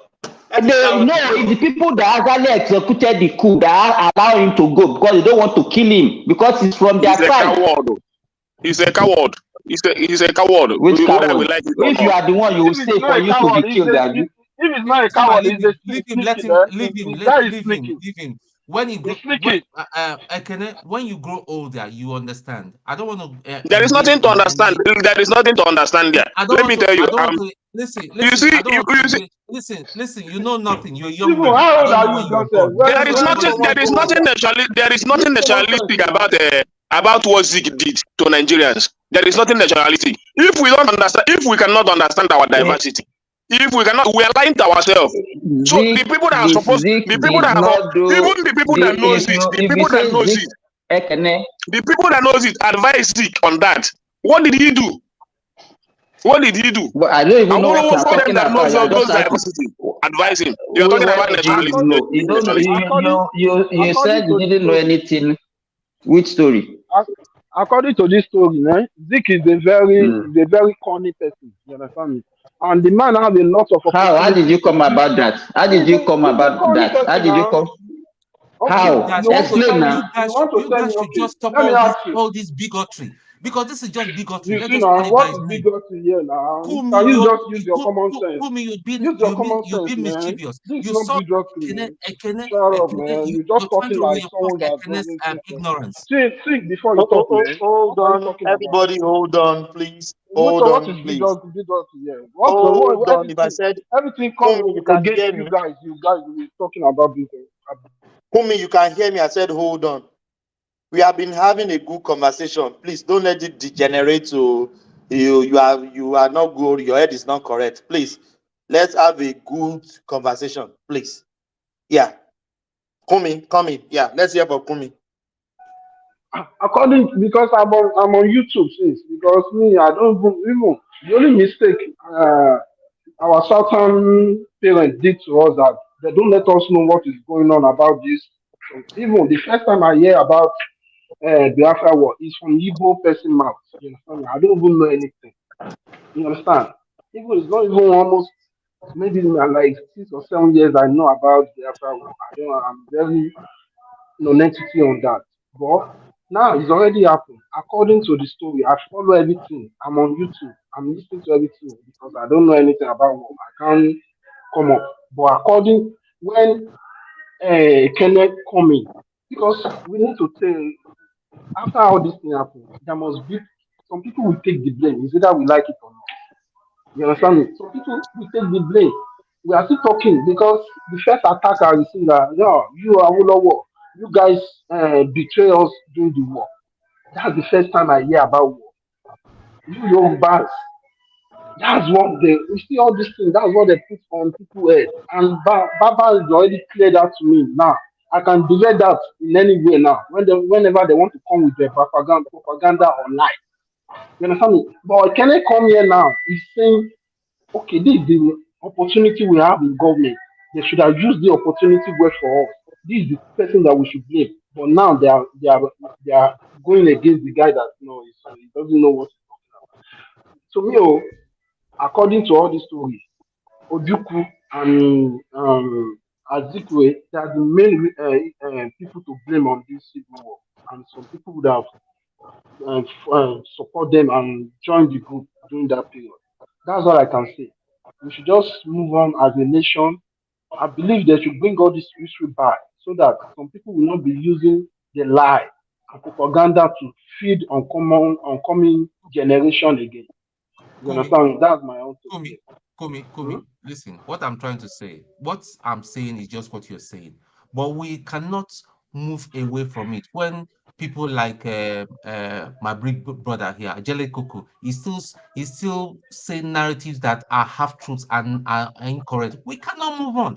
Hassan came earlier. I'm not sure you were online. The Northerner came and No, started saying I'm on same YouTube. thing I'm listening to everything on YouTube. same thing they were saying from the 50s. How can we move on as a nation? Well, listen, my point is any tribe or group and all that, if we have criminals amongst us, let us call it out. Zogu was wrong. I'll keep on saying it. The way they executed the killing, because there was so much bigotry and so much corruption and all that. But the way they carried out seems as if he targeted a certain tribe to exterminate, not touching the Igbos, which was wrong. Ojukwu, from in my own opinion and all that, I'll blame him and go on for the war. And the way even he Yes, conducted the yes. war, he was so That arrogant. He was according to so all the arrogant. story, I hear this night. That's the only 2 person I can, Yeah. according to So story, the, the everything I point hear. the point is if for us to move forward, all this tribal thing and all that has to stop. That is just the thing. If it does not stop, we cannot move forward. Listen, right now, yeah, the Northerners, they are even from when I was up there, up north and all that. They used to say, listen, Igbo man can never be a president of Nigeria. And yet, an Igbo man like Ekene will be insulting Azikiwe here, coming on social media to insult He's not Azikiwe. insulting. He's putting the blame. Get it right. I'm not Azikiwe will insulting have him. I'm planted. not He's You not insulting him. insulting. you He's As a just just father, adding trying. as an a father, insult. I'm speaking based on knowing his political history. I know his political history, the If role he so, would have well, played. okay, will you be happy? But Will you be he happy played if he had everything started? cowardly. That is my point. He played everything No, cowardly. no, no, Ekene He is was never not. a It is straightforward not. politician. No, it is not. So do It you? is not. There is nothing like that. That is my view. You can say whatever you want to say. It's my No, view. Ekene, it is not. No, You no, see, Ekene, it is not. whether you want to believe that Awolowo did this to Let Igbos and all me that, but give Awolowo was you on this, ground. Ekene. See, In everything that was happening in that let me tell you. Wait. Even Awolowo, there were some certain things he has done which did not sound very straightforward. But listen, I still. But the people that were supposed to be there, the people that were supposed to even do the same thing with him. I still respect him. He's a legend. But where was Zeke? Because Zeke was in the same category with that Awolowo. That is my point. If not higher, where was Zeke when Awolowo was another where? Whether they are deceiving you or not, where was Zeke? That is my point. Okay, so you don't know. Let me tell you what they didn't tell you on this platform. Hold on. Zeke was in London eating burger. Thomas, no, where what? Exactly. Ekene. Let me tell you what you don't know. No, Ekene, let me tell you what you don't know. And the people here, they didn't tell you the truth. Awolowo was in prison. Do you understand? He was in prison before the coup. Do you understand? He was charged for treason. And this same Awolowo that was they called the father of democracy and everything. When the military people now came in, he joined them and became the minister of finance. And we are still praising. Say, does it need to people that truncated our regional government, that truncated our democracy? Ordinarily, did he supposed to join them? Exactly. You know, that is why what are you saying? So if somebody saved your life and asks you, oh, come and work with me, he saved his life from Can you imagine this? Can you imagine what is coming from what are you imagining? What do you want to imagine? What do you want to imagine? He was slammed in jail. He was in jail, and one came to release him and beg him, please, I want you to come and help us govern this country. And he gave him second in why command. should the And you are saying what you're saying democratic. Supporting military. Why should the Democrats supporting military? Hold on. This your Tinubu. Didn't he not serve under military? With my Tinubu, we are not talking about Tinubu here. Now, don't bring Tinubu in. When Babangida was president, he was a senator. He was a senator. This your president that you can join for. He was a senator. When Babangida was president, it was towards no, don't say that. You are disappointing me this morning. Why should you be? It's the story of senator. He was a senator in 1992, 93. When Babangida was trying to answer to civilians. It's for what you are saying is totally different. Now, how can you bring it this kind of example? Did he not leave the government later on? Did he not leave? Which government? Did he not leave Gowon government? This is what you are saying. Did he not leave Gowon government? Why did they accept it in the first place? Why would he not accept? Why would he not accept? Look at you. Why are you talking like this? The same thing now. It's the same thing Obi did. There is nothing like the same. If the military find him worthy to work in their government, it's a privilege now. Why won't you work? But which privilege? Which we are a Democrat, you'll be supporting military? It's not military because Babajale Koko he has been preaching military coup even on this platform. So I'm not surprised that he's supporting the military. What is military coup has to be with this? Somebody came to save your life. You think it wouldn't have been life? Which my life? Who saved my life? Who came to save? Is it our Lord that came to save my life? Hold on. You think if Gowon did not save his life and he remained there in Calabar and the war broke out there, you think he might not be killed? You think he might not be killed? Maybe Ojukwu will have killed him, or some people will have killed him there. Somebody saved him and begged. He begged him. Gowon begged him, please, I need your brain to rescue this country. This country, I cannot do this job. Jesus Christ. What was the difference between Thomas? Just hold on. Ẹjẹ́ àsọ̀rọ̀, ẹjẹ́ káwa náà sọ̀rọ̀, ẹjẹ́ àsọ̀rọ̀. Ẹ̀yin àgbàlagbà lẹ́tí sọ látàárọ̀. Ẹ sì lè máa parọ́ fún wa, ẹ lè máa parọ́ fún wa, káwa náà máa sọ̀rọ̀. Ẹ lè máa parọ́ fún wa.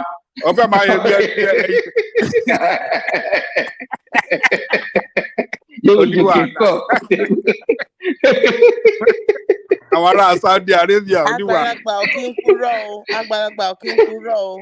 Simba. Okay, princess, ó tẹ́ mi ò pọn náà parọ́ o. Mi ò kọ́ lè pé òótọ́ jìnnà sí nǹkan tó ń sọ Princess is still there. Ẹ jẹ́ kí princess sọ̀rọ̀. Thomas, princess have not spoken. Let princess speak now. No, if you what you are. Kò tí ì sanwó, kò sanwó mọ́, kò sanwó lẹ̀. Kò sanwó lẹ̀ tó bá ti sanwó. If it's not a coward. I'm learning mi ò mọ nǹkan kan nípa Biafra wọ̀ so gbogbo tẹ̀ ń sọ mò ń gbọ́. But Princess Simba, ò tí sanwó àgbàlagbà lẹ̀. ò kí ń purọ́ o. A máa gbé Simba ní Saudi Arabia, a máa gbé wá sí Amẹ́ríkà. Àwa nà lẹ́gbàá. Ẹ̀nà lẹ́gbàá. Mi ní wá. A máa lọ bọ́ńdù wọn ni. A ti mọ bí wọ́n gbé Saudi, a máa lọ bọ́ńdù wọn. Ẹ mọ bí wọ́n ṣe sí Nnamdi Kanu, nǹkan tá a máa ṣe fún wọn náà nìyẹn. But I think I don't know how we can actually unbundle this Biafra War of 18 and how we can make it a thing of the past that we cannot even be referring to again. The thing is but it's very, very difficult. That the emotions can never be erased. It's just like even people are talking, people are talking. It's like what happened to the Jews. Can that ever be erased in the mind of the Jews? It can never be erased. So whatever is going on, even if it's 1,000,000 years, that emotion is still going to carry on. You get what I'm saying? I don't think it can ever be erased. Because, for example, people are saying that we should adopt what they did in South Africa. Even the one in South Africa, is it real? Does it really work? It's not working because to me, even the appetite is still existing in South Africa up to today. But Simba, in a nutshell, we've been talking. How can we heal? Look, Thomas, look, the only way that we can heal actually to begin the healing process is for people to say the truth and not continue to tell lies, passing lies from generation to generation. The truth should be said, and once the truth is said, then we shall be set free, right? But if the truth is not said, if we don't tell the truth and we are passing lies and fables from generation to generation, it's going to continue to be a wound that won't heal. So, because healing process is very important, my sister. Healing process, because the bitterness I'm saying. Thomas. Let me tell you, the so-called foundation leaders of our country, the likes of the Tafawa Balewa, the Sadano, the Zik, the Awolowo, they did not do well at all. They are, in fact, right from that time, there was no unity among the three of all of them. They never fought for the unity of this country, and that is what we are still battling with today. Sorry, my brother Simba. I heard what Princess Rosie just said, which is what I've been saying. If we do not say the truth, and when you say the truth to an elderly person, you can't be you're being disrespectful by telling an elder that is lying. So what? This is a new generation. Our generation is not like in the old, where they will tell you, you will see that this is green, and they will be telling you it's white. If we cannot say the truth and all that, we can't move forward. Let's just forget it. You can't be passing on wrong narratives based on your tribal sentiments and all that. I went to the army. I don't like talking about it, but maybe I have to stress it. I know that I've seen a war in my young life for Nigeria, for bloody Nigeria. So what are we talking about here? Somebody will come and be telling me something, and I know quite right. One of the men that flew that plane into Lagos was my mom's cousin. You be telling me one narrative and all that. I mean, making narratives to make some certain people look bad because he belongs to your tribe. Then we can't move forward.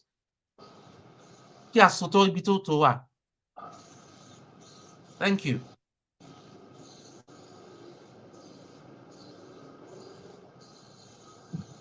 Thomas, are you there? Thank you very much. My point is that The people have opportunity to do it, and the people like Zeke, and that is where I'm coming from. They really have the opportunity to make that country very well. As the history said, the opportunity was given to him to reposition this You are nation. right. You are right. So what are we?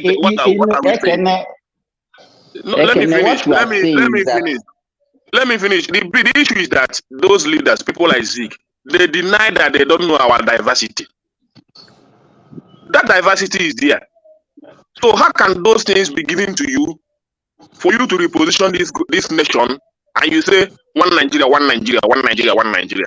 We can still be one, but he would have created that regionality and all that, make it very strong. He's writing it on the constitution.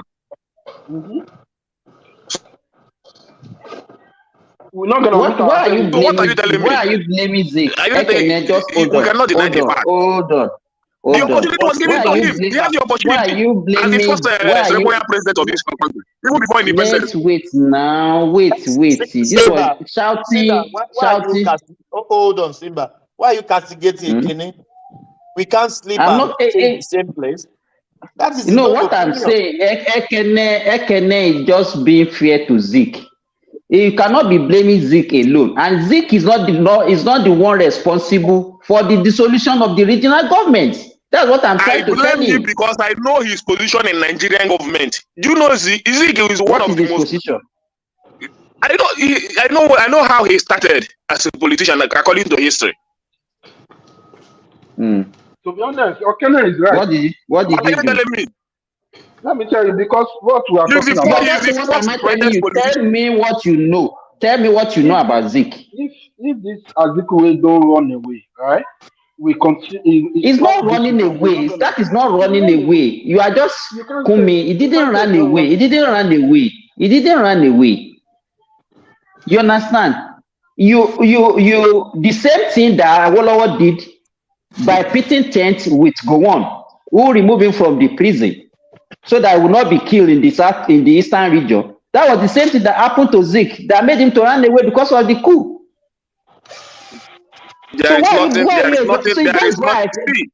See, let me say this. In terms of governance, we always say it here. In terms of governance, the interest of your people is the first thing. Whether we want it or not, Awolowo work for the interest of his people, and that is why I continue to ask that question. Whether let me finish, Simba. Let me finish. Whether Awolowo work for the interest of his own people, then we the Southeasterners, where was Zeke? Zeke, we are supposed to be on that table when Awolowo was also working for the interest of his own people. It's a fact. What did Awolowo did for the people, his own people that you are talking about now? What did he do? Tell me, what did he do? So Yoruba people, everything they have to do, everything Yoruba in terms of education. Just hold on. You cannot take Awolowo away from me. Just hold on. What Awolowo did, was it before the war or after the war? You can answer that now. You both before the war. Both before the war and after the war. He did nothing. He did not. He was not in position of authority after the war. The only thing he had was when he was the minister. After that, nothing else. But even whether you want to agree to that or not, he still contributed to the. He still contributed to the end of the war to make sure that the war ended. What are you telling me? No, let me tell you. Let me finish. But my point is this: when all those things were going on, where was Zeke? It was after everything that happened. It was after everything that happened that Zeke came back to give that. Let me explain to you. I cannot understand. Ojukwu, Madam Zita in this discussion now because she's very knowledgeable in this area. Ekene, you are not ready to listen. Ojukwu was not in good time with Zeke, so he couldn't have come back and pit him with somebody that doesn't like him. But for the interest of his own people, he's talking about selfish. We are talking about the interest of his own people, not Ojukwu. So he was what do you just want telling him us to that come and do he during the was civil in the war? statement that he read. He was not telling us I was not happy seeing the knowledge of the Igbo brothers, all that and all that. It was that enough. So you We're expect not him talking to have about come Ojukwu. Is and like be negotiating Ojukwu. with Nigerian government? Let me finish. Ojukwu was just an individual. We are talking about the Southeast, and I So know what his do you expect him position. to come and do? Just tell me. What What do you want him? what What was do you want him to come and do then? what Awolowo was doing then? But What What Awolowo was was he doing doing? then? What The was negotiation. Awolowo doing? hello, Oga Okene, hello. You should know that everybody is different now. Everybody is different, right? Zik is different. Ojukwu is different. Awolowo is different. People are different, right? And Awolowo is different too. I know these are different people, so you cannot expect them to What do people don't the same understand thing. that all of them they were just fighting for their own aspiration. All of them. Go and look at their children, even on board. They can never suffer in that country again. Well, for what they have amassed. Do you think that Look there at was no corruption during their own time? Awolowo with Coca-Cola. I think that company has That's shares what I'm in it. saying now. That's what I'm Yeah. saying. So That's what look I'm at all the saying. Even properties he Akintola, go accumulated and look in at Lagos. the house. Who's meeting me now? Every time I'm talking, you'll be meeting me, Thomas. Oga Simba, is that your Dubai network? Nobody's meeting you. It's not Dubai. Somebody is Thomas or the host himself. No, Simba, I don't meet you. I'm here. I didn't meet you. Why would I meet you? I didn't. Maybe it's So what I'm saying, if you go to Bomosho now, go and look at the house that Akintola built in the 50s. You think that house was built yesterday. So all these people that we are just saying as if they are the one that fought for us, they are the best. They are human beings also, and they have done their best. But the way we see them like angels or they are the best that we have. To me, I don't agree with all that narrative. And you cannot be blaming Zeke for the predicament of the Southeasterners. We see all of them as heroes, but they are all selfish in their own way. Exactly. Ojukwu was carried away by his own ambition. And all of them, they had their own ambition. Ojukwu wanted to rule Nigeria. As Zeke wanted to rule Nigeria. Awolowo wanted to rule Nigeria. So all of them, they have the same aspiration. So for you to not come back and say one is the one that did this, the other one was the one that did this. To me, I don't agree with that. All of them, they have their own fault. They all contributed to that civil war. And we should condemn them when we're supposed to condemn them, and we should praise them when we're supposed to praise them. But for you to exonerate somebody and say Zeke that is the main problem of the Southeasterner, that is not true. I don't know who told you that story. And even I asked you now, tell me what he has done. He said he's a coward. He's a coward. What do you mean by a big coward? He should allow himself to be killed. If Ekene is saying Zeke is the main problem of the Eastern War, what of Ojukwu? So Ojukwu now is a hero. What Ojukwu did is the best that he did. I'm not saying that Ojukwu is a hero or that. But I'm saying that the best brain that we consider in the Southeast then, not even in Nigerian politics, was Zeke. And when all those things were going on, where was he?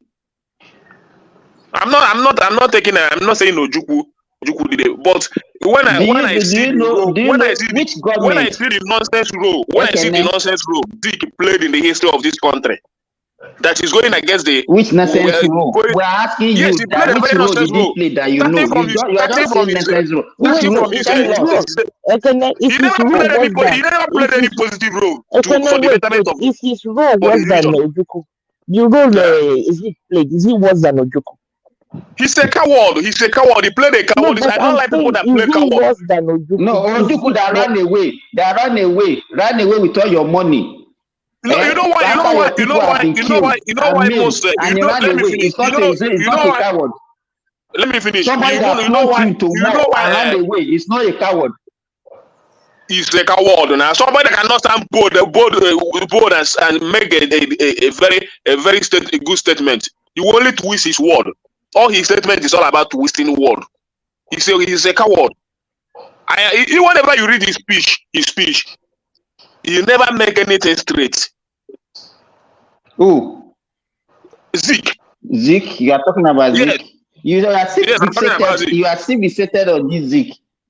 What yes, yeah, it's my problem. It's my problem. Nigeria, people might take him for anything good, but for me, Zeke is the problem of the country. Princess, you know, Ojukwu is a hero to Ekene, people like Ekene. Somebody that is supposed to flog and go and destroy his lineage in Igbo land. He was there praising the man that I didn't praise him. I didn't praise him, but I didn't praise him. But whenever I see a coward, I don't like a coward at all. And Zeke is the coward that I see. Ojukwu is not a coward. Zeke was a politician. Is Ojukwu not a coward? That's what He was one Nigeria. He was talking about one Nigeria, one Nigeria. Correct. Politicians talk I know your problem. I think it's because they said he's fighting for one Nigeria. That's the hatred you have towards the man. No, not only that he's fighting for one Nigeria. He had the opportunity. He had the opportunity to position this country, but he misused it. Yeah. Hold on. You'll be making that point over and over again. So take some interjection. All right. Now you have to understand that Zeke is Zeke of Africa. It's not even Zeke of Nigeria, right? There are people fight for different causes. Pansat, just like your Pansat of Africa, Let me land. Pansat of Africa. Let me land on this. Now, it is quite shocking. Now, I know you want to be friends with Yorubas. You want people to like you as a one Nigerian. So for you to have the temerity, who gave him Zeke of Africa? Who made him Zeke of Africa? Let me land. Google it. Don't be lazy. Self-acclaimed title. So when you come here on this show and Simba for the first time is being the reasonable person here, and he's trying to hold you back. I know the point you're trying to make. Please hold on, please. Now I know the point you're trying to make because I've heard Nnamdi Kanu make that case on many occasions. We find fault with some of our people in the past. Before you go on, please, is Nnamdi Kanu still alive? Can somebody land here, please? Let me land on this. God. Now, I quite agree with Ekene 99% of the times here. And he tries to play that role. You know, you have different kinds of Igbos. You have Yoruba Igbos, people who live in Lagos Igbos, right? And they want things to be good in the country. They don't want us to be fighting. So those Lagos Igbo, are they not the one they call Efulefu? Almost. Now, I agree with Ekene 99% of the times here, except when he's doing what he's doing right now, which is to talk to get along. You don't want to be here. And no, I'm not talking to get along. I'm talking based on the history I know because me, Pansat, let me tell you this. Let me tell you this. You might experience the war, but given to history, what I read and the concerning Zeke position, and just like you said, he's Zeke of Africa. What Africa? We are talking about the interest of the. Let me finish. We're talking about the interest of the Igbos. I'm talking about the interest of the Igbos, and I'm telling you, the person that have the right, that got the opportunity to make things right for Igbos, and he never make use of it. And you're talking about the Zeke of Africa. You have made that point. Zeke is from Onitsha. It's my point. That is my point. Can you hold on? If Zeke has done things well, you will not be talking about marginalization today. It's a fact. Okay, all right. Can you hold on? You've made that point frequently, right? You've made that point over and over again. So I'm not trying to align with anybody. It's my point of view, and I still believe in it till tomorrow. I know, but going to history. Would you just listen for a minute? I want to be civil. Yeah, I'm listening. Okay, please listen. Yeah. The point you're making, there is an angle to it that, so a reasonable person can say that, and that's okay. But I'm going above your head now to go to Nnamdi Kanu, who's made that case, and he's quite belligerent, and the way he talks about Zeke. Now, Zeke, when you think about Jomo Kenyatta, you think about other Pan-African leaders of his time. He wasn't looking at the clannishness. He wasn't looking at the tribalism, right? And it's there. The genesis of that we can deal with. That's why Africa is the way it is today. We have to be a bigger unit even till today to be able to compete in the world. We cannot be looking at tribes. We can't even be looking at nationalism. We should be looking at internationally. How does Africa become a unit? And that's where Zik comes in. Zik is not a good in everything. It goes with logic that if you're fighting for a bigger pie, then you're not really going to pay attention to the smaller piece, even though it's a core. So please stop. Don't ever say that again. It makes you look bad. Nnamdi Azikiwe is not a hawk. It's not somebody who's out No, there. it can make me look bad. It can make me look bad, but that is my point, and that is my belief. Pastor. You know, I will not argue. I'm not speaking. I'm not speaking for. I'm not speaking for anybody to like me. Everybody's I'm speaking on entitled my to own their understanding. opinion now. Yes. Cannot hold that position without criticism. What you're trying to do is to say, "Here's my opinion," but you don't want We are any not criticism. fighting war now. You can have an. Let your Kenya have your opinion now. Many times you and Kenya always be on the same position. Why are you forcing threatening the guy now? I beg. You know, this is democracy now. Because Ekene is giving his opinion. He's entitled to his opinion. But not without criticism. They say you're entitled to your opinion, but then you have to take the criticism that comes right after that. That's what you're dealing with now. I'm trying to criticize you, right? You know, Pastor, when it comes to human being, you know, my opinion in everything that I do is when it comes to human being. I like people that speak fast. I don't like people that dodge words. And that is why I am who I am. I can come to them and provoke you. I can come to you and provoke everybody here. You understand? That is my lifetime. You understand? So my point of view on Zik still remains the same. Me and you, we are on the same page. We always, I don't align with many things your own opinion. And it's not by force. Everybody can have their own opinion. Everyone can have their own opinion, but not without criticism. That's the point I'm making to you. When you have that opinion and if it's wrong, then you should be able to take an interjection and take the correction. Zik, you need to go and study Zik. Pansat, let me ask you a question. Pansat, let me ask you a question. Yes. Pansat, let me ask you a question. Are you ready to answer that question? Yes, I am. Okay. If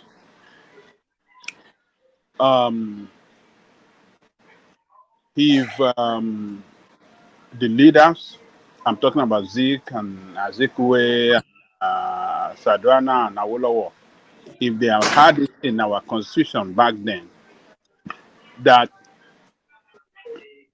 anybody that wishes to succeed can do so at any time from the union. Do you think that we will have this problem that we are confronting today as a country if we have had it in that clause in that constitution back then? Okay. Let me answer you that question. I want you to listen to me on it. Mm-hmm. They'll be irresponsible to put something like that in our constitution at the time.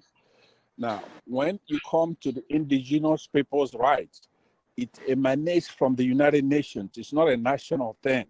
Nobody's going to let you do anything like that. What are you talking about? What are you talking about? They were writing the constitution. They wanted to insert it in the constitution that, I will also suggested this that, oh, look, if at any time one of these unions wanted to leave, they can leave easily. Right.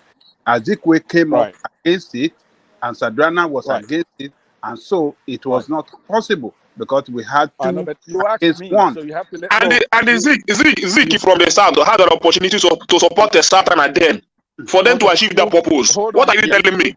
You asked me, so you have to hear what I'm saying.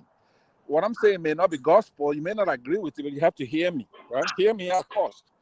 Now, what you have to understand that the Southerners, the Igbos, were not marginalized at that time.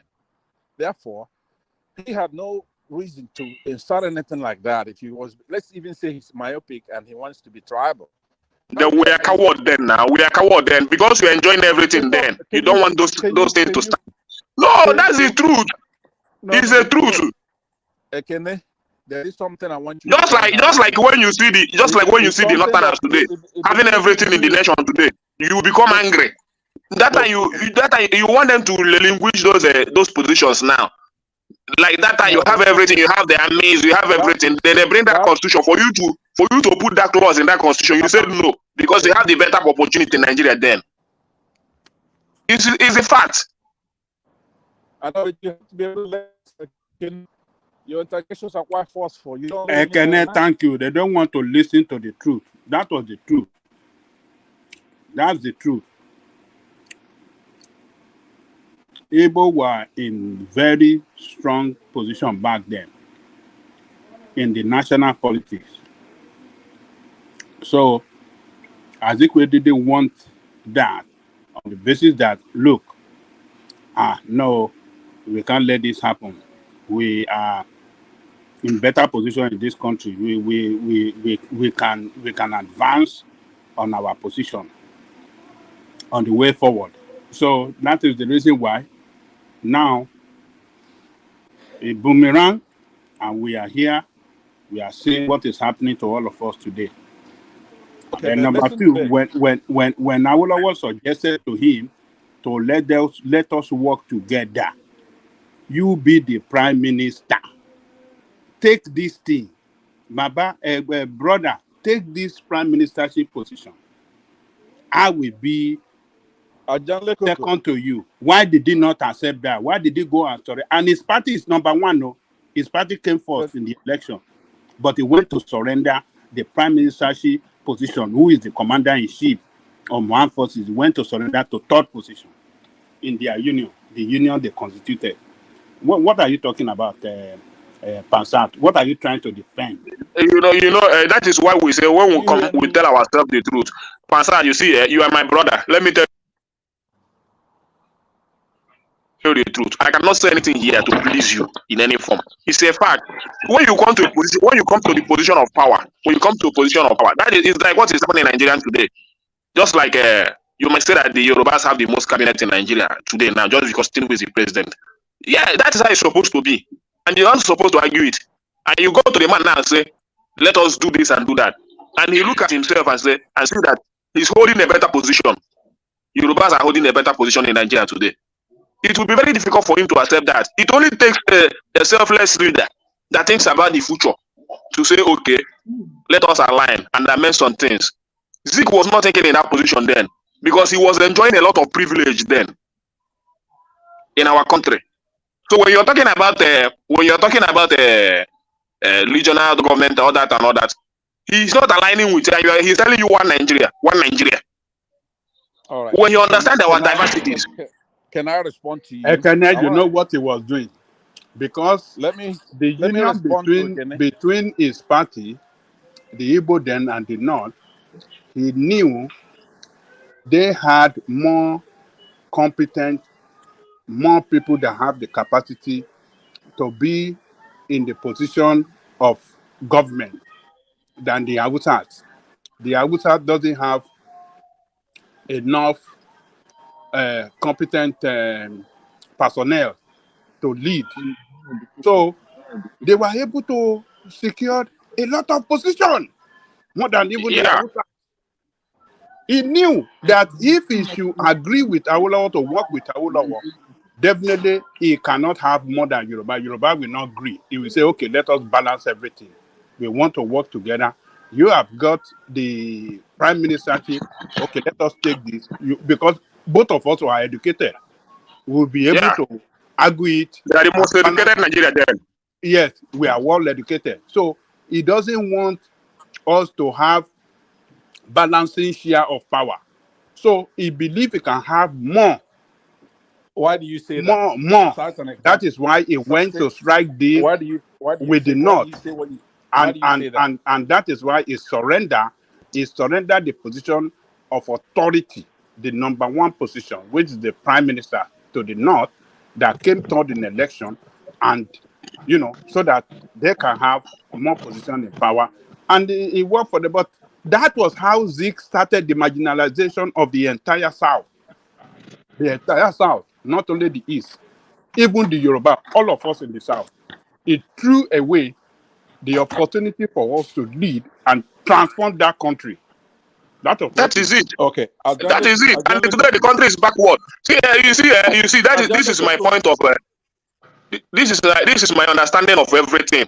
Not even this is the pure understanding of everything. The cowardness of, if I'm to say anything about, I will only say the cowardness of Zeke in putting Nigeria in the position we are today. Can you No matter hold how on? you want to, Look, yes, hold on. Baba Jale Koko, they is just deceiving you. it's not deceiving me. I spoke Zeke it was before. You fighting said it. for the Easterner. He was fighting. If you look at what he just said now, he negotiated with the Northerners to get more seats for the Easterner. He was fighting for But your putting us cause. into more So problem just now. listen to Putting us into yourself. more problem. Which problem? Which problem? He Which put us in problem more are you problem. talking about? You are not being Okay. smart this morning. All right. Okay, but look, Ekene, you have been making that point. Yeah, my senior brother.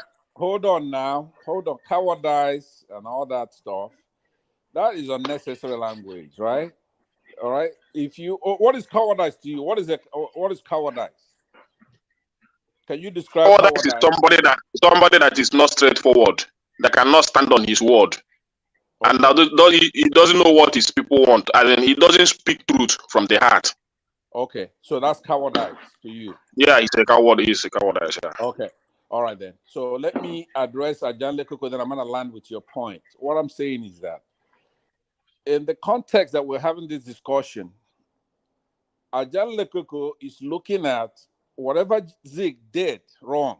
Let me even look at it in the light most favorable to your argument. Let's just say Zig is a coward, and according to Simba, he was fighting for the Easterners. Okay.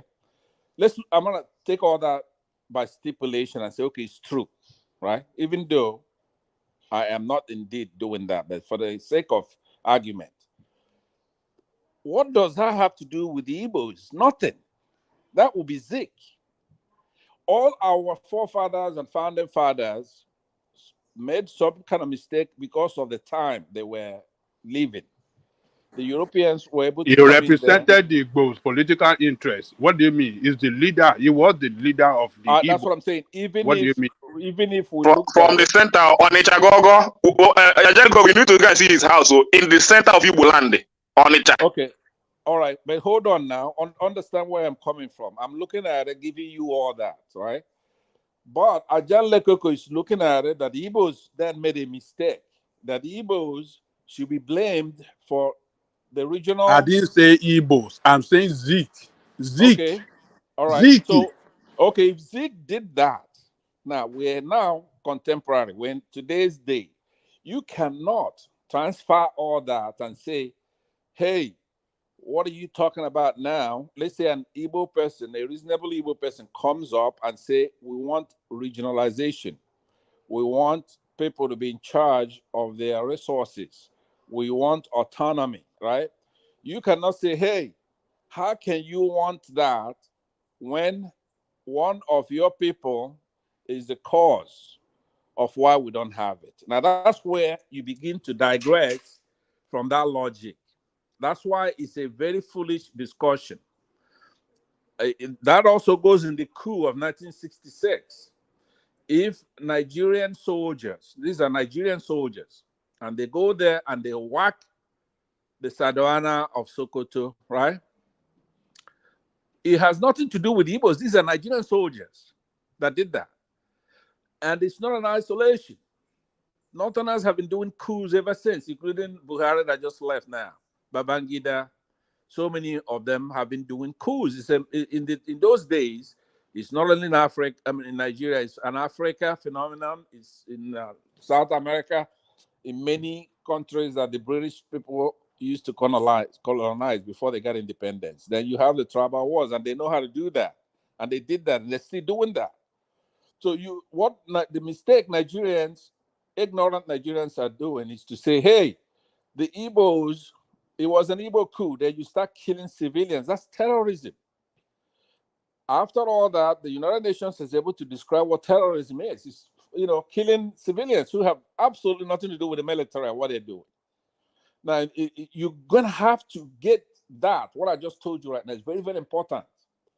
The activities of the Nigerian soldiers of 1966 has nothing to do with traders in Kaduna or Kano or in Lagos or in the north doing business, minding their own business. They're not in the military. These are military soldiers, but more particularly, the people who killed the Sardauna of Sokoto are Nigerian soldiers, not Biafran soldiers, not Igbos, but the corporate, the coupists, the corporates in the army, unprofessional soldiers who may have a good reason to do so. After all, the Sardauna was running his mouth. You saw the tape that was played, and he's condemning the entire Igbo as people who cannot be trusted. They come in, they want to take over. Ambitious. Somebody says, okay, ambition is not a crime. We do need people to be ambitious for Africa to emerge from where we are. So when we're having this discussion, which you raise all the time, you specialize in this Nigerian civil war. But the only way I think you get it wrong is to take what our people at the time did and put it on a region or a tribe. This is just like right now, even up to today. Whatever Obi does or Tinubu does or any of these people, Buhari does, we cannot transfer to us, to the people themselves. Have there been any patriotic Nigerian from the north? No. There's been no patriots from there. We're not going to condemn the northerners because of what their northern leaders are doing. They haven't done anything. Have they secured our... Let me say this to you. You see, this is the problem we are having. Yeah. This is the problem we are having.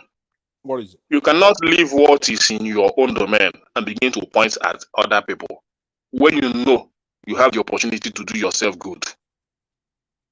Such as? Such as you are yes.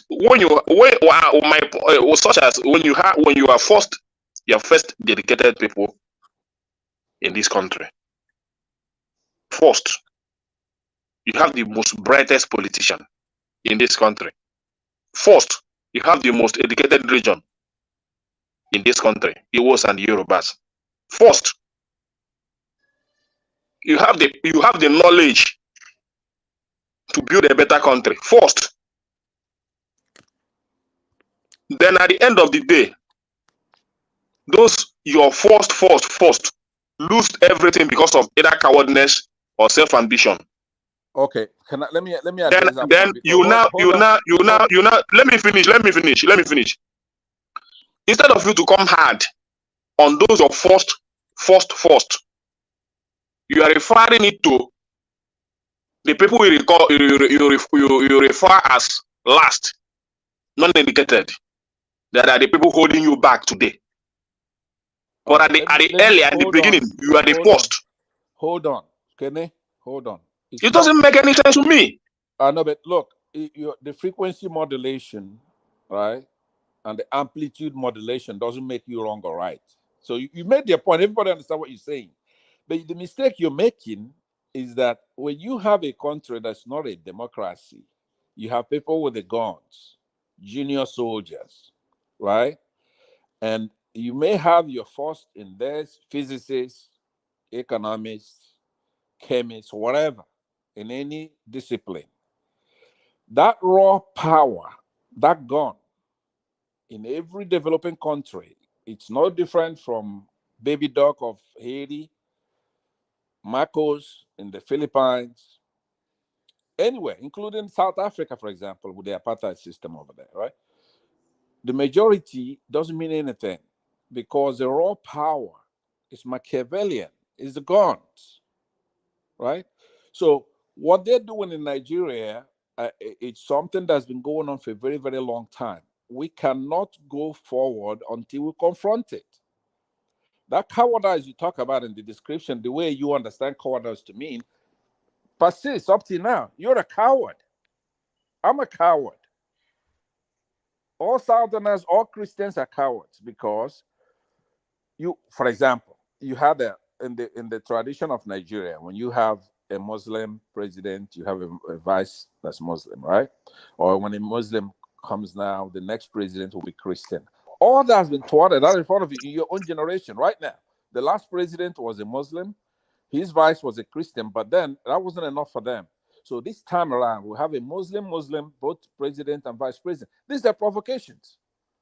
You're supposed to No, throw away they are not your role. provocations. The way it depends on how you understand it. It's not a provocation to me. Yes, you might even be surprised I'm saying that. It's not a provocation to me. It's not. Why? Yeah. Why? Why will it be a provocation to me? Well, let me tell you why. Then you're asking me, right? I wanted you to answer that, but if you don't want to, I'll tell you why. Because it goes counter. It's taking away the things that belong to Democrats in the country. It's counter to who do you consider? Is it Christian? Being a Christian, does it make you a Democrat? Or being a Muslim, does it make you a Democrat? Let me tell you what I mean by that. In our constitution, is embedded in that constitution in what they call the federal character doctrine, right? And that federal character is supposed to make everybody feel that the country belongs to them. That's what it means. Federal character.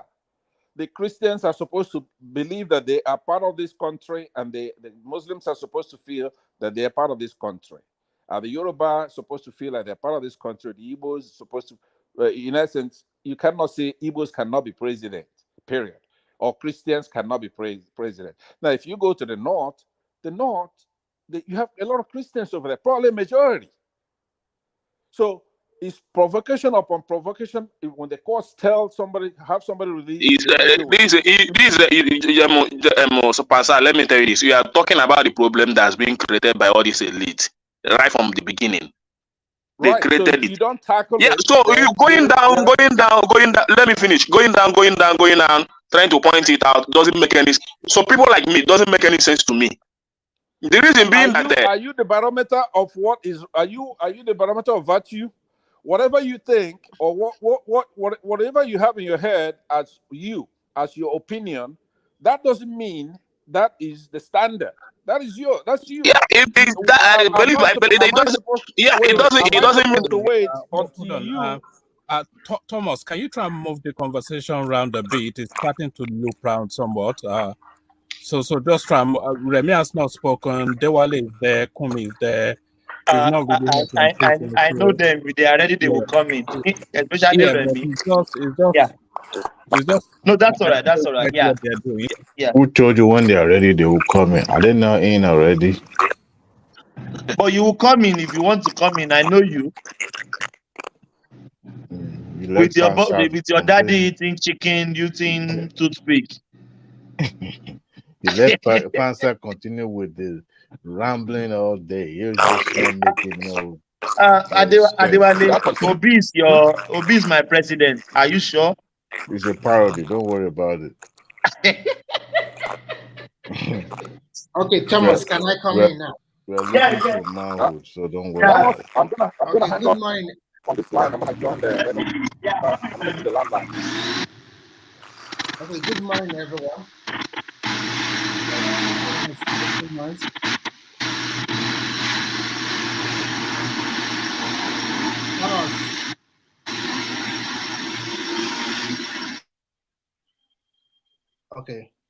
Okay, good morning, everyone, and it's nice to be here. I've been listening to the conversation for a while now.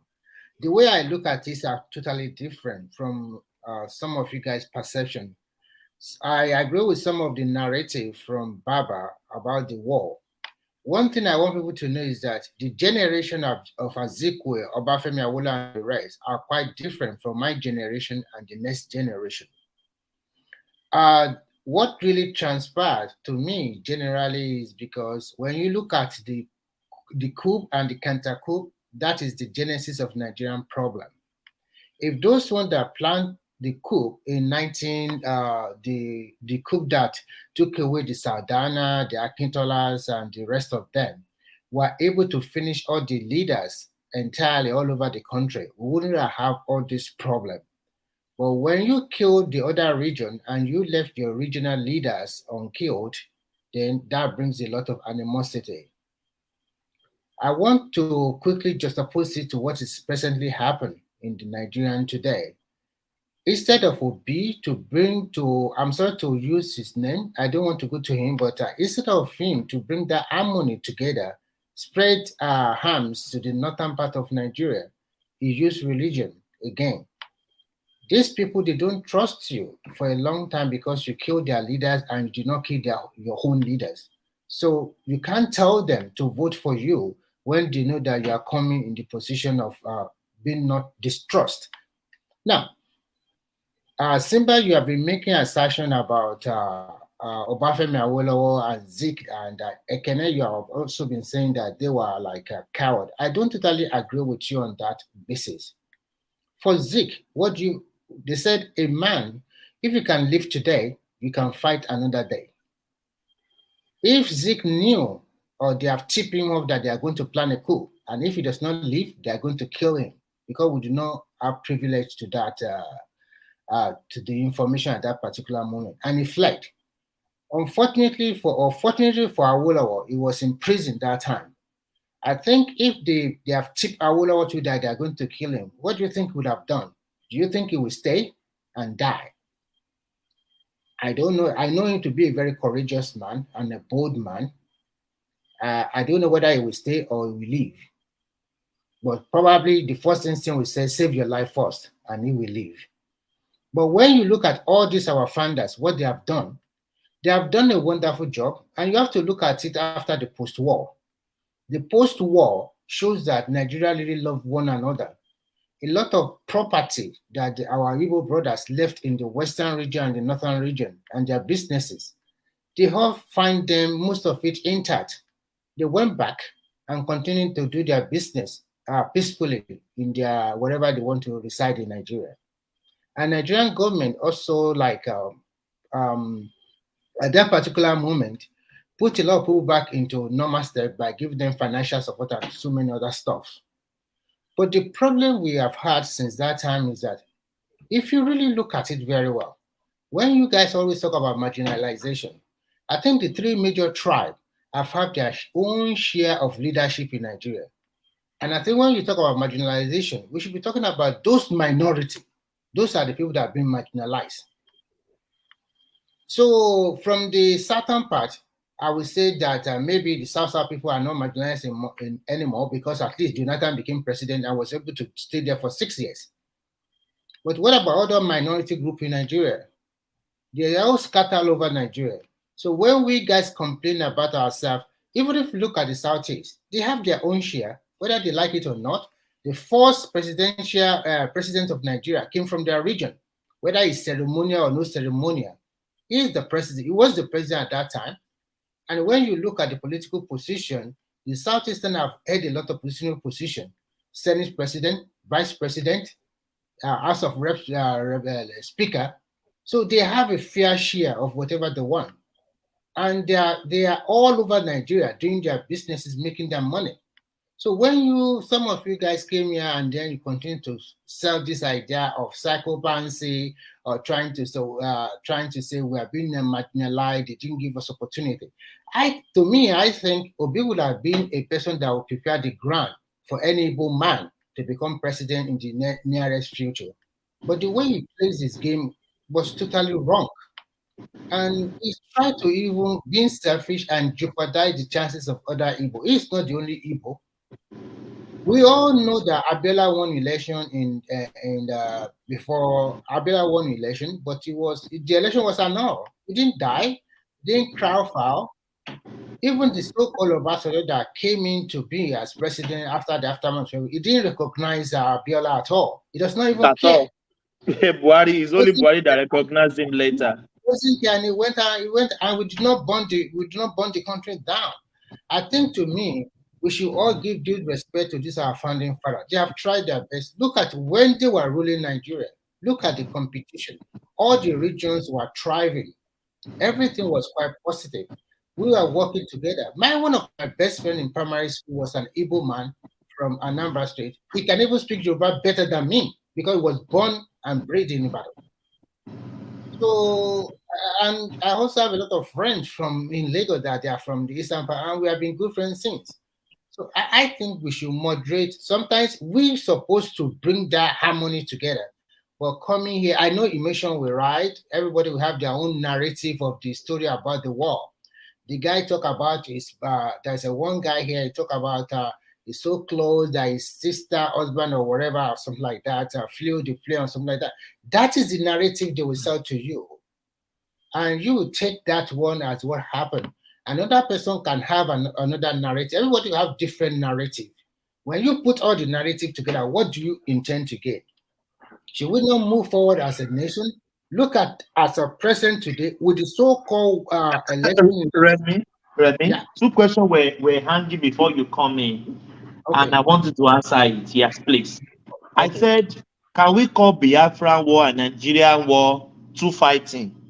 What do I mean by two fighting? You remember when we were young, when we beat ourselves, we go to our brother, they said, you slap me, I slap you. Yeah, it's two fighting now.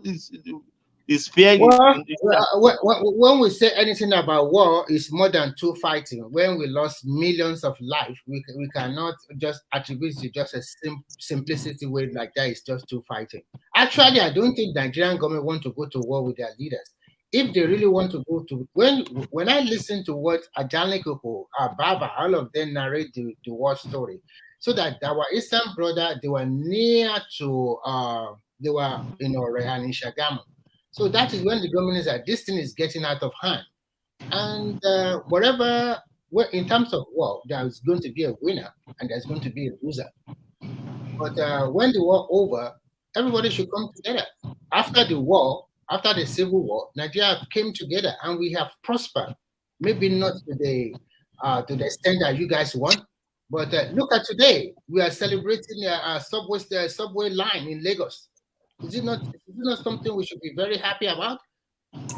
Yeah, Remy, let me put in a word on that question that Thomas just posed to you, and of course your answer earlier on when I was talking to Ken, I was on a cell phone and the signal as I was going up the stairs was horrible. Now, when you reflect on what's happened since that war, you could tell now, for example, Gowon is from the Plateau area, and he was the head of state. If the faults are coming from the Biafrans, if that's what the problem is, then there shouldn't be any other problem with other tribes. The fact today is that where Gowon comes from is ground zero of that terrorism. They've already vanquished the North. So, Pansat, I'm sorry to cut you short. I don't want to go to that on that line with you today. I understand, but hold on. I wanna go there because it's a fact. Look, I may not want it. Can you let me finish? Because you just interject. Let me just. I know, but let me just take 1 minute to finish my interjection. That you could continue. Okay. Yeah. So I'm sorry about that. I'll try to make it fast. But the point is that you do want to know what is the immediate cause, and then what's the remote cause. Even if you're gonna look at the Greek wars in the past when you went to school, you have to know what's the cause of this thing. What is the immediate cause and what is the remote cause? So for the fact that the hero of that Nigerian Biafran war, that his people are being decimated right now. I'm talking about hundreds, scores of lives being, but nobody cares. You want to sit here and talk about his valor as a Nigerian military leader. I saw the thing that one man played earlier, and you say, oh, Gowon is a hero. Sure, okay, clap for him, he's a hero. But go and look at the camps in this place. Where is this place? Okay, now let Plateau me area, Okay. Tip, and all those areas. So to borrow some time, I may not interject for a while. I want to say to Kenya, I don't know if he's still here. I don't see him on the screen. But if he's But what the listening, ES thing is doing in the East is worse than what's going on in Plateau now. yeah, hold on. But we're not talking about you are crazy about the East, but right now there are other hotspots, okay? And that Gowon area is a shame. So Go on stride. Okay, let me that just. place is peaceful. I don't hold lose on, my please? line of thought. Sorry, Hold on. Mike. Sorry, Franzat. A minute is over. Okay, So, okay, all right. So what I'm trying to say, if you are just talking about people that lost their life, it's not only the Biafra that lost their life. A lot of Nigerians were also killed fighting on the Nigerian side. So these are they claim that over 1 million people died during the Civil War. So we cannot just be pinpointing that, okay, we lost this, we lost that. Everybody lose life. So at the end of the day, we should all forget about that and just move ahead. So all of this fight you are just fighting over here, if you are in Obafemi generation, or maybe 6th generation. Their mindset is totally different. They worked together after the independence of Nigeria, and they did a wonderful job. All of them did a wonderful job. We were so proud at that particular moment that you can see the granite pyramid in the northern part of Nigeria. You can see the rubber plantation, the coal mining, and everything in the eastern part of Nigeria. Sorry, palm oil. And we can see the cocoa in the western part of Nigeria. We see a lot of development. We are so proud of the university that they were built during those times.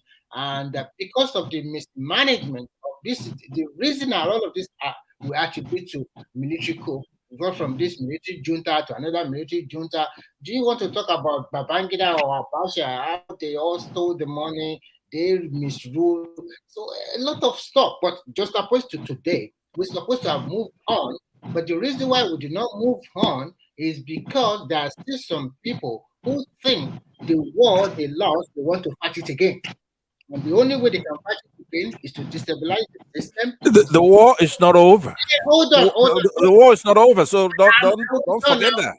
I will be done quick, and the next person can talk. So is to fight again, to burn down the country. If they cannot burn down the country, if they cannot allow them to be the president, then they will burn down the country. They don't think about your people have already integrated to every region in Nigeria. You are the only tribe in Nigeria that are well integrated to other regions of Nigeria. You can see, you can be so sure that every corner, every local government, every unit, every council in Nigeria, you will see your tribe there. That shows that Nigeria are magnanimous enough to accept that tribe, come and trade and live peacefully and harmony. That's not what it shows. That's not what it shows.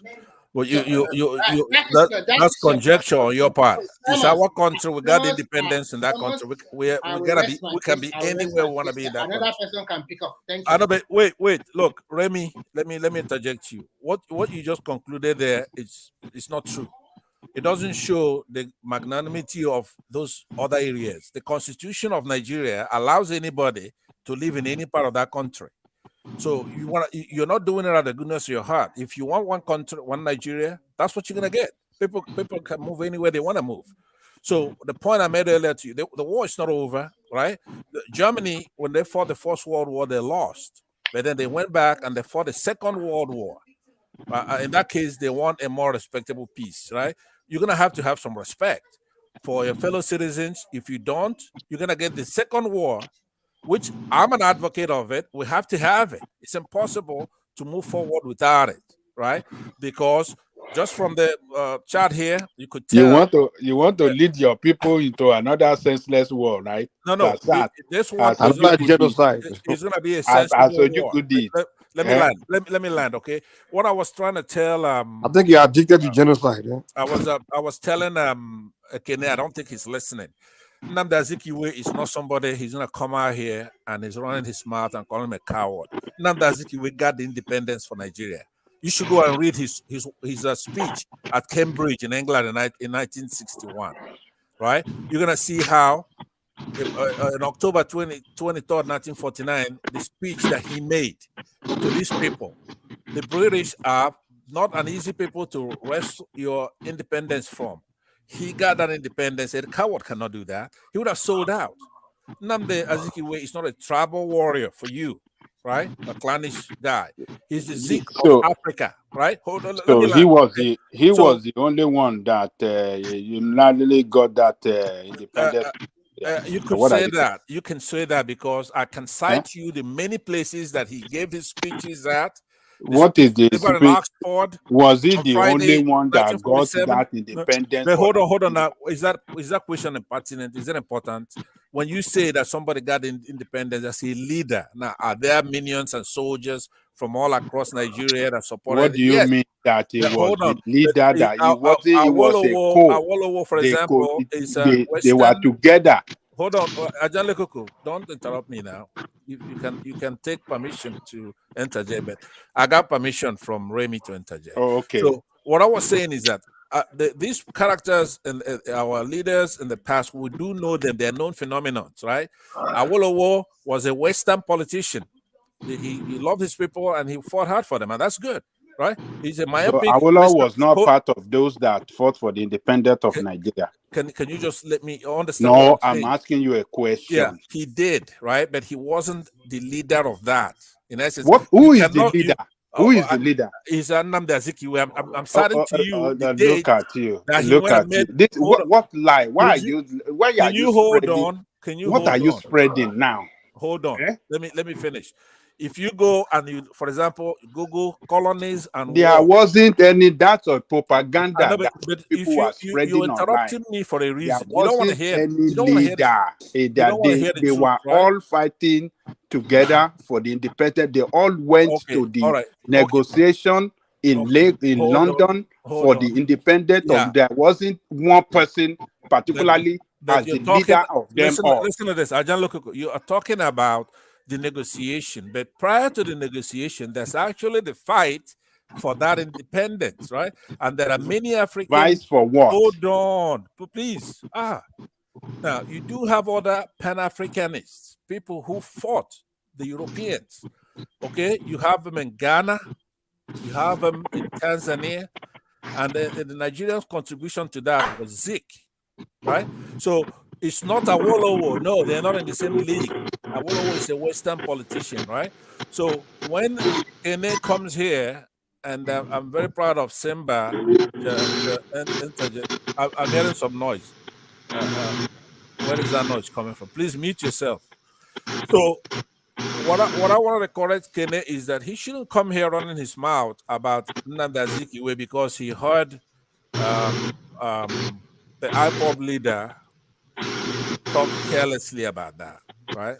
I like Kene. He's a gentleman, and his politics is on the money, but he must go back and research Nnamdi Azikiwe's contribution to African independence, Nigerian independence in particular, but Africa, period, and the Europeans. And he went to those congresses and he shamed them in many speeches. Who moved the motion for the independent? I know, but John Lokoko, I'm talking about the legwork before you start actually having What do the you mean? independence, right? So the second annual conference No, of it was Congress. Fansa that moved the motion. Fansa moved the motion for independence. Azikwe was not the leader of that negotiation team. But, hold on. Let's not be argumentative, okay? If you call somebody in Ghana, they will tell you which about Ghana when he was you call somebody a in police officer Tanzania, here. you call somebody in South Was he not Africa, a they will police tell you officer in about Ghana? What are you Nnamdi. talking about? They don't know who Awolowo is, but all these countries they do know, right? They know about Nnamdi Azikiwe. He's not a Nigerian phenomenon. It's just like Fela, for example, right? Fela Ransom Kuti. You go to South Africa, they know about Fela. Do you have other musicians in Nigeria? Don't let us rubbish our. No, we're not. Wait, you're gonna have to hear the truth because I'm not somebody who's gonna try to do what you call what I'm telling you, don't tell anybody that Zeke was the leader you are of being that disruptive delegation now. team Aja, to you're being London. He wasn't. You're being disruptive There now. wasn't any particular leader. It was all of them were leaders. Okay, but that's from each of their region. Fine. That's not the major point I'm making, right? It was the major point. I'm not saying that he carried it by himself, but he said that there were supporters and people who were in league with him. That's not the issue. I'm getting a feedback. I don't know if it's from Thomas. Thomas and Simba, your mics are not muted, so it has to be one of you. It's quite annoying. Please let me land by saying now to you. Okay, Thomas, your mic is making a lot of noise. So Ajale Koko, you're gonna have to be playing the role of an elder here. Like they respect you as an elder, but I gotta tell you, I'm making my point earlier that if Nnamdi Azikiwe or Biafran, Nigerian soldiers from the southeast did something, it does not inure to Southeasterners who are generally peace-loving, busy people doing their work. It has nothing to do with Southeasterners, what these politicians did good or they did bad. It does not inure to the Southeasterner. And once you have that sense in your head, then you'll be looking at these historical events in their proper perspective. You cannot say Obi is not going to be president because Nigerian soldiers committed a coup in the 1960s. It doesn't make any sense. It's stupid. We can never move forward if that's the way you're going to be looking at things, because Hausas have been committing coups ever since. Even their allies, for example, the Yorubas, who were allied with them during that war, they've been killing these leaders. They won't let them emerge to be presidents, right? Thomas, Gowon is not Hausa, you know that, You right? call Yoruba their ally. Who it was an was ally. the It's a first war between Nigeria and in the Biafrans fought the allied. The ally means in you the were. First Republic? Who Hold was on. the ally with the North? No, no, but Second Republic. I'm not doing Eh? a tit for tat thing. I'm saying that the war, the Yorubas were allies of the northern Muslims to fight against the Southeasterners. That is a fact. But right after the war, though, they wouldn't let the Yorubas emerge to be president. They wouldn't let even the hero, the song hero of Gowon. Right now, they're decimating those people. They're killing them in scores every day. Right?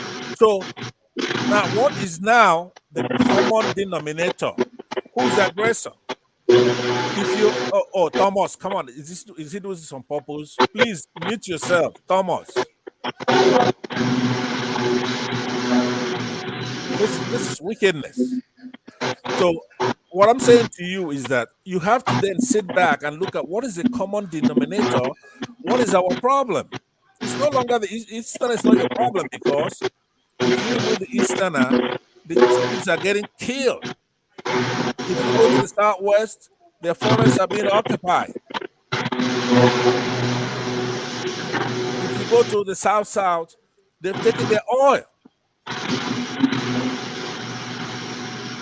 So Nigerians should understand that the Southeasterner is not your problem. In order to resolve this thing, but I don't want to resolve that way. The way I want to resolve it is these Igbos have to get in their heads that what you have today is not part of your character. You're a valiant group, and you're a no-nonsense group. You're going to have to start teaching your kids how to handle weapons, train, get ready to emancipate yourself from that country. The Israelis, they did it. They have enemies north, south, east, and west, with 9 Arab states trying to do what they did to us in Egypt. See, they did it to Israelis, the Jews. What they did in Egypt, they did it in Israel. But those people came back and took their country back. But do you think these Egyptians that are occupying Egypt, where they have nothing to do with that culture, they decimated the Nubians and they took over Egypt the same way they did Israel? But Africans are so docile, they're never going to think, well, you know what? We're going to go take that place back from these people. While they're opening those tombs and having visitors come and view our ancestors, where they have zero to do with that place. So what they did in Israel, they did it in Egypt, they're doing it in Nigeria now. So this Hausa Fulani, the Hausas, they've been decimated, emasculated, rendered effete, but they never think, so you know what, we're going to take our place back. They're never going to think that way. The only problem they have is the Igbos. If you go to Lauren, do you think the Yorubas are going to say, you know what, we did that in Israel, and Israel came back and took their place back. They did it in Egypt. Egypt hasn't done it, but they're doing it in Lauren. Now, Simba, who is from over there, more than likely, right? You think the Yorubas are going to say, the Igbos are not my problem. The people who are my problem are people who took this Lauren from me, and they won't let me worship my ancestors. Their problem are the Igbos, who doesn't occupy an inch of their land. So that's what I'm saying to you. Gowon ought to be ashamed of himself, because what kind of hero are you? All right, so I will take Thomas's noise as a sign. So I will yield back my time to John Lewis. Thomas, can you mute your mic, please? It's getting a little bit. Thomas, what's cracking up in your hand, man? I didn't check it. I didn't check it.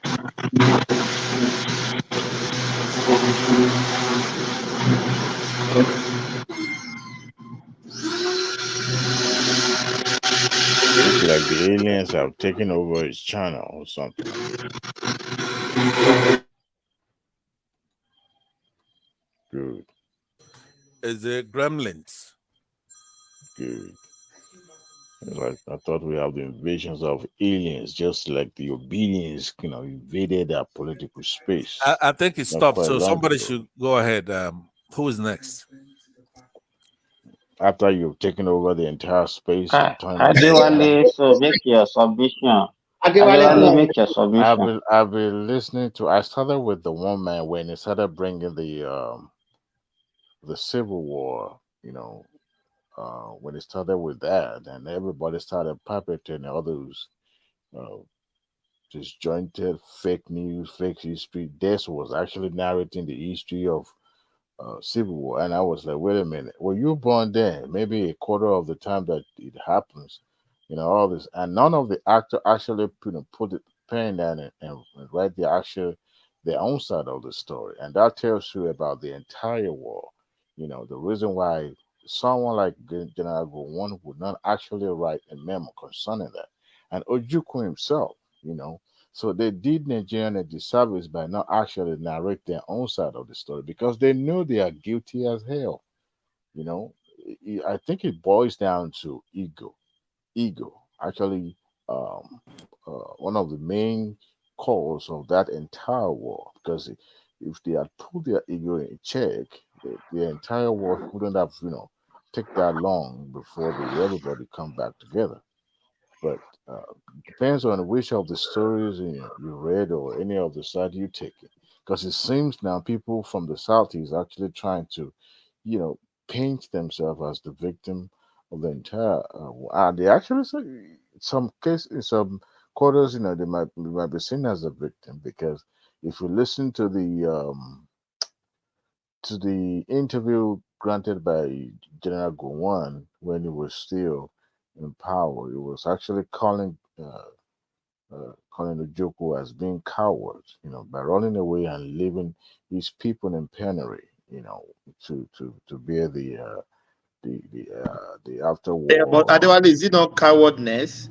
At that moment, I wouldn't have expected him to stay behind, to face the music because of what was, happening at that time. We were not living at that time. We were not, privy to some of those things that actually make the two of them become an enemy.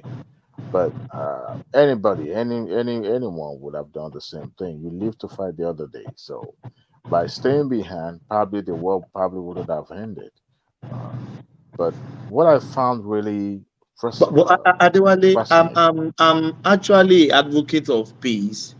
I've said it countless of times on this platform. I said every war that has broken this war, at the end of the day, people come to a round table and dialogue. So why can't we dialogue before going to war? At the end of the day, we are going to still come on the round table and dialogue and seize the fire. So why can't we? No, war is not something good. Let me help you on that question. Let me just say something for 1 minute. You've had your shining moment on this. I know, just 1 minute. Let Adewale talk, please. I wanted to. Just 1 minute interjection. I don't think there's anything you want to say now that will be on top of what you've said all this while. No. Yes. 1 minute. Bansat, please. Yeah. Bansat, please. Let him land. Then you come after him. He said 1 minute, so I can give him 1 minute. I appreciate that. Yeah. Go on. Yeah. Yeah. What you just said, Thomas, is true. Every war, just like in the case of the Biafran War. So you understand that France was siding with Ojukwu and the Biafrans, right? So what happened was that the Biafrans captured 6 Italian workers in the oil fields. So the Vatican sent representatives and so many people, and France says, look, you have to release those 6 oil workers, right? So that's the beginning when he reconsidered, and the Italians were subsequently released.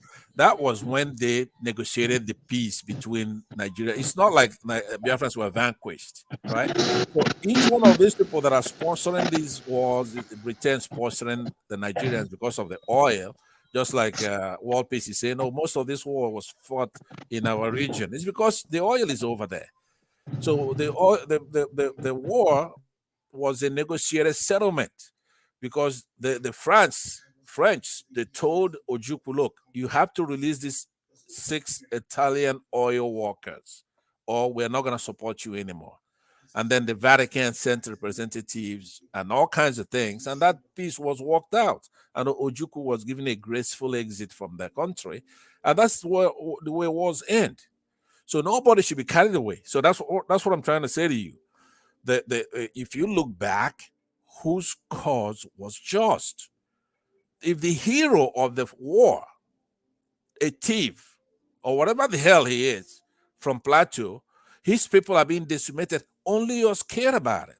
We don't say, oh, go on, you did this to us, you did this, you were the hero on the war. I'm complaining, I'm saying the massacre in Tiv should stop.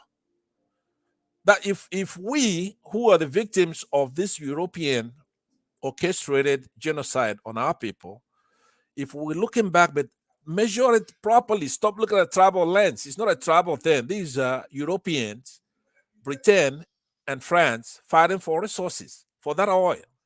So if you look the hodgepodge of what War Peace was telling you here is that most of that war was in this region. Why? Because that's where the oil is. So we cannot make the same mistake that our forefathers made by looking at the micro history instead of looking at the elephant in the room. Why are the thieves getting killed by the scores? The Benue governor, he come out and he tell you, hey, look, they've taken over our place and they're killing our people in scores. Nigerians don't care. Yorubas don't care. Igbos don't care. Hausas don't care. Fulanis, they're not going to care because anthropologically they came down there to conquer. And they're dividing and conquering us. And we're here arguing about little stupid things about what Ojukwu did or what Nnamdi Azikiwe or Awolowo did, which means we're never going to rise up from this stand. We have to rise up from this stand. Thank you.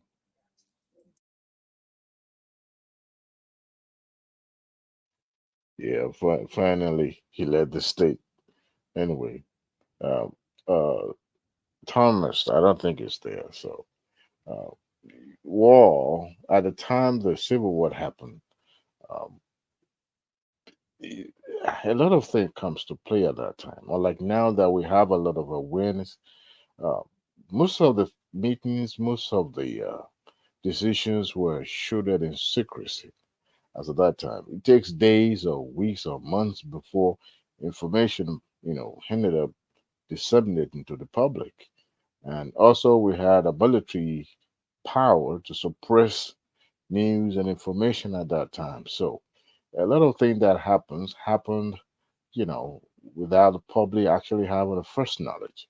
Unlike now that we have a breaking news on our hand that we can easily know what is happening across the globe.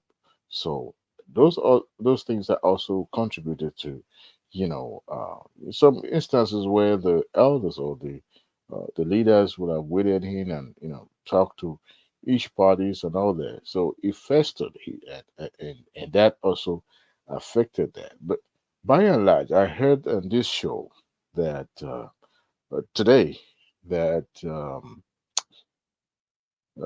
the Civil War actually caused because of oil. Hmm. Well, if that is the case, then I don't know. I can't actually speak to it because I've never really keen about knowing what happens. The fact that at that moment it was a young nation trying to find its own foundation and build, and we've had coup over coup, and most of the coup are actually bitter coup. So it is hard to actually blame uh, a certain side of what was done or what decision was made and all that. But by and large, I think we've made progress. We're now, you know, in retrospect, we look at Adewale, those things to actually, yeah, you think if the our so respected leaders then are not selfish and they are not regional in nature, you think we have this problem? you mean all the leaders being regional or being, um, well, Yes, it was, Awolowo was more of a regional, yeah, even but Zeke, all of them. that was a Zeke system, but really partners with the Northerners yeah, but that was because what was being practiced at that he time. felt that they have an advantage. Yeah, but Simba, that What was I'm what. saying is this. Baba Jayoko earlier on was blaming Zeke Mm, for aligning with the Northern right, Party. right. Then, Mhm. as a betrayer of the Southern. But you But should also he was not understand that looking at he was not he he was he was not looking at it that way. He was looking for the best option for his people, I wouldn't think thinking so that because if we align with the Northerners, he was more of a nationalist. he will And gain more, he will gain more, he will gain more. but, Do you understand what I'm saying? The same thing is happening now, Adewale. yeah, but The he had no Quarrants, choice. You know why? Because he was they one of the believe founding fathers. they want to align. No, the Quarrants now, the same thing is happening to the Quarrants now. They believe that aligning with the Northerners will give them a better advantage than coming to join the Southwest because they know that the Southwesterners are more educated, they have more robust people than them. You are from So Ilorin, right? You aligning are with from the Kwara, Northerners right? will give them. I'm from Oshun. I'm an Oshun man. Oh, really? I thought you were Kwara. Kwara have misroad. They've misroad completely. They have no direction. They have no sense of identity at all. So they're struggling. So, They're That's why. Adewale and Simba, I want to ask a question. When you look at the state of Kwara, I think it's predominantly dominated by Yoruba people. Because when you look at Osekiti, all these, are the Yoruba not more than the other You tribe? know, okay, what are the cities and villages in Kwara?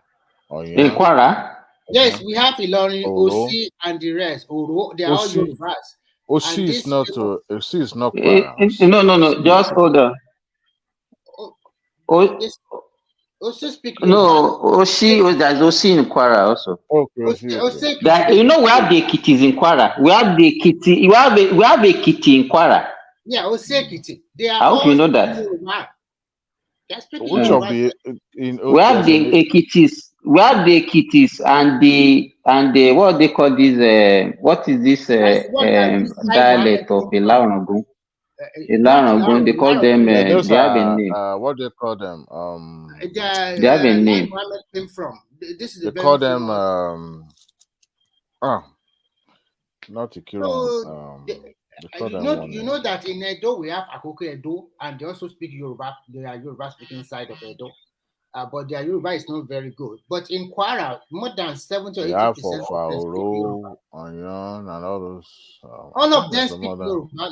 They all speak Yoruba. No, Onyen is not. Onyen is Oshun. No. It's Ocean State. Sorry. No, I'm talking Yeah, about but Kwara. they are more of I Ilorin, Ogun, and think the reason and why they of align with the North is that at the end of the day, they are called when they demarcate the region. No, let me tell you, they are not the one doing. No, they are not the one doing that.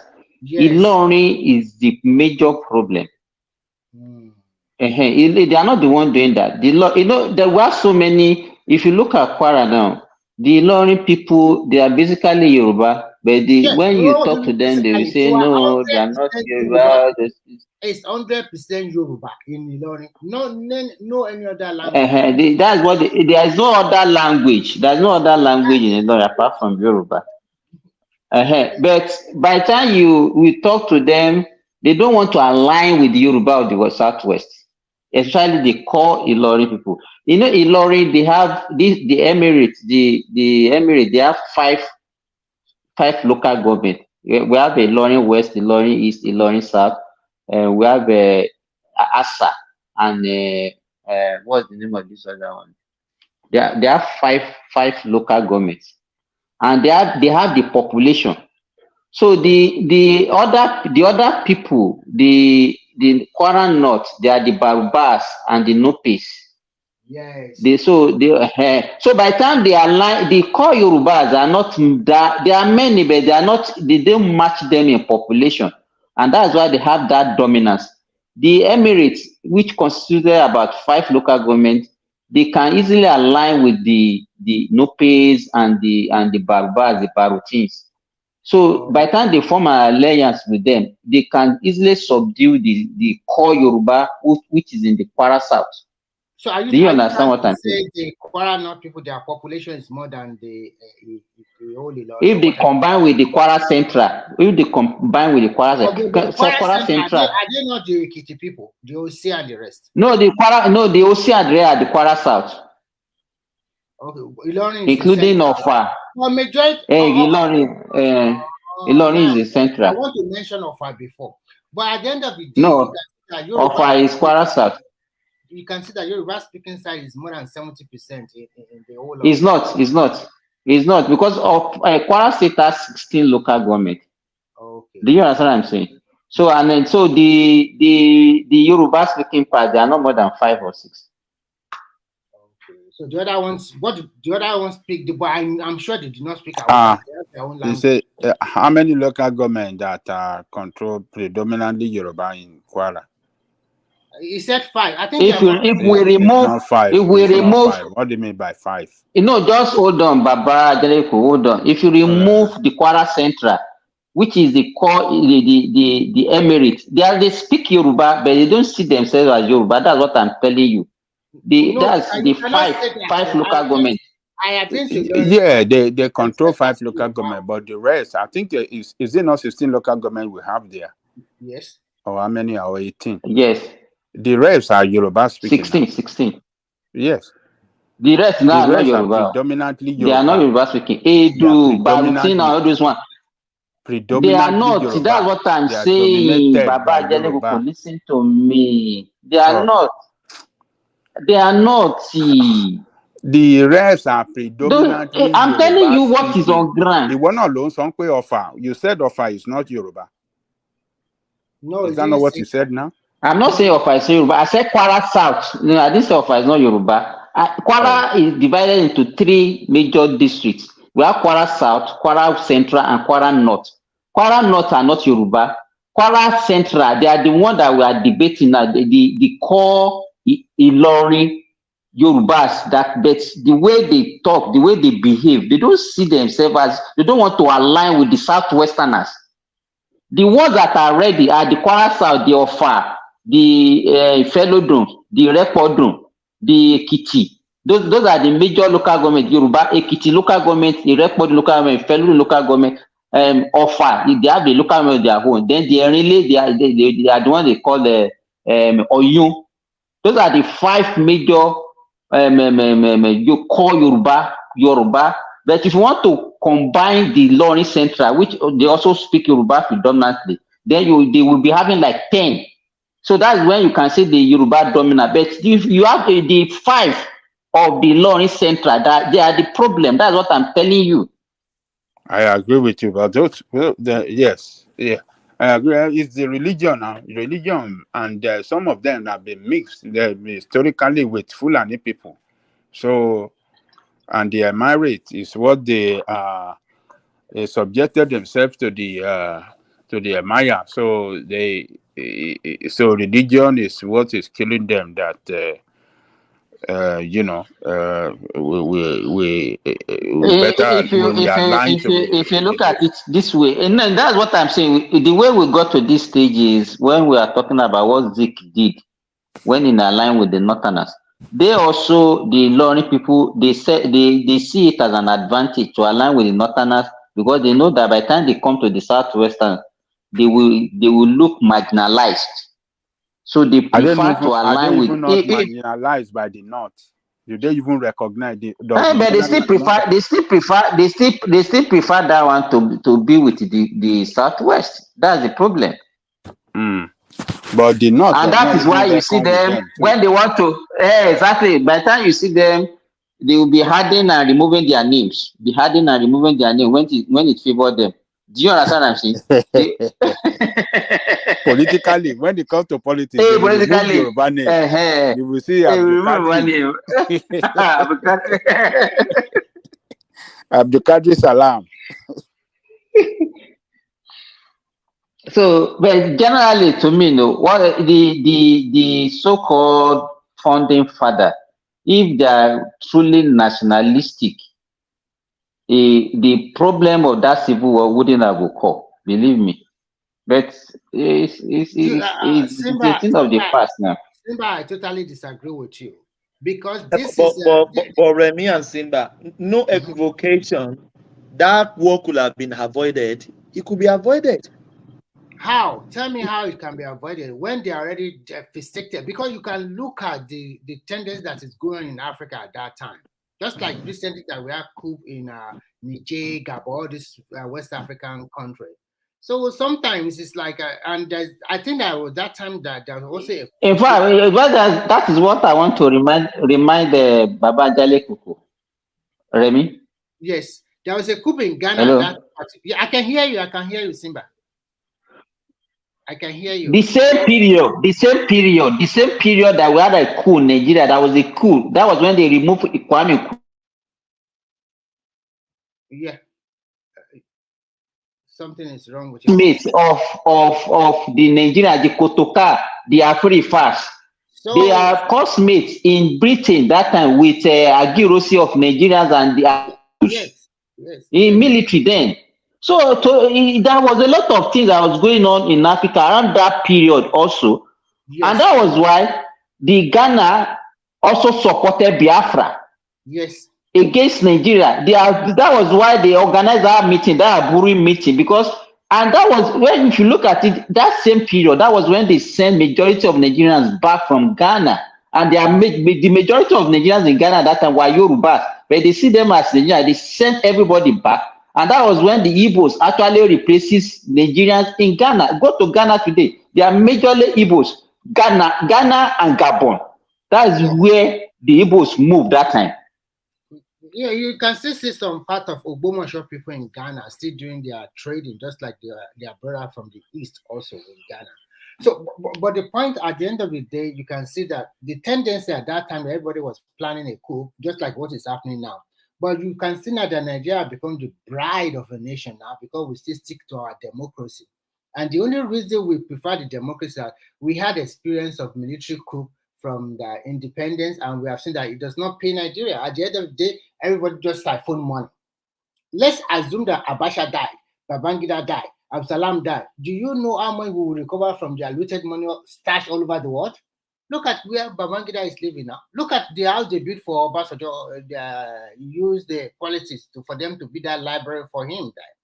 Look at all of them. Let's all of them die at the same time. Do you think we are still going to be collecting ABB loot, Obasanjo loot, all of them loot? They all loot the country. And I think in politics, I want people to get this right. I want people to understand that everybody use their position one way or the other to influence their interest. Most of these people, although they fought for our independence, because you also mentioned that the interest that Awolowo has on Coca-Cola or something like that. No matter what, you cannot say a saint. Anybody that is in politics is not totally a saint. One way or the other, they will, I don't know, maybe gain on the system one way or the other. It's not only in Nigeria, it's all over the world. Yeah, Remy, I posted something on the private chat, especially for Aja's benefit. That's from Wikipedia, and it's talking about the decolonization of Africa. And I believe Kene would have benefited also from this. And I could read I also posted a paragraph from there that says, although independence was not encouraged, arrangements between these leaders and colonial powers developed, and such figures as Jomo Kenyatta of Kenya, Kwame Nkrumah of Gold Coast, which is Ghana now, Julius Nyerere, Tanganyika, now Tanzania, Tanzania, yeah. Yeah, Senegal. And then Nnamdi Azikiwe, Nigeria, Patrice Lumumba, DRC, that be Congo, and Felix and a few others there. That is Nnamdi Azikiwe is Zik of Africa.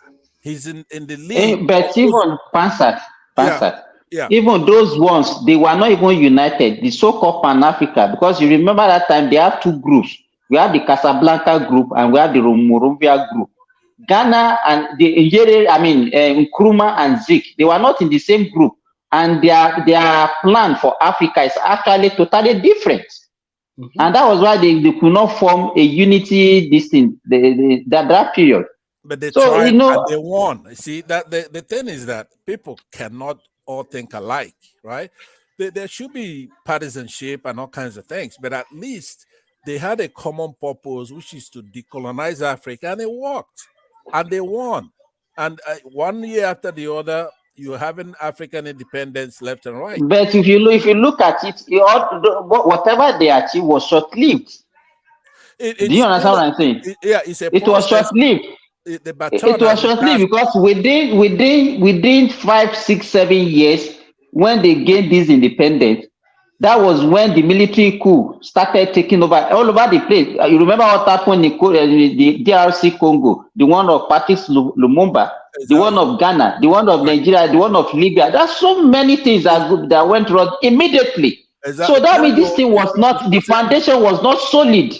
The foundation was not solid. Look at Congo and Nigeria and look at the resources. You have to look at cause and effect. That's what I'm saying. It's cause and effect. The mineral resources in Nigeria is the cause of the Nigerian Civil War. It's not only Nigeria now. It's not only Nigeria. What happened in Ghana?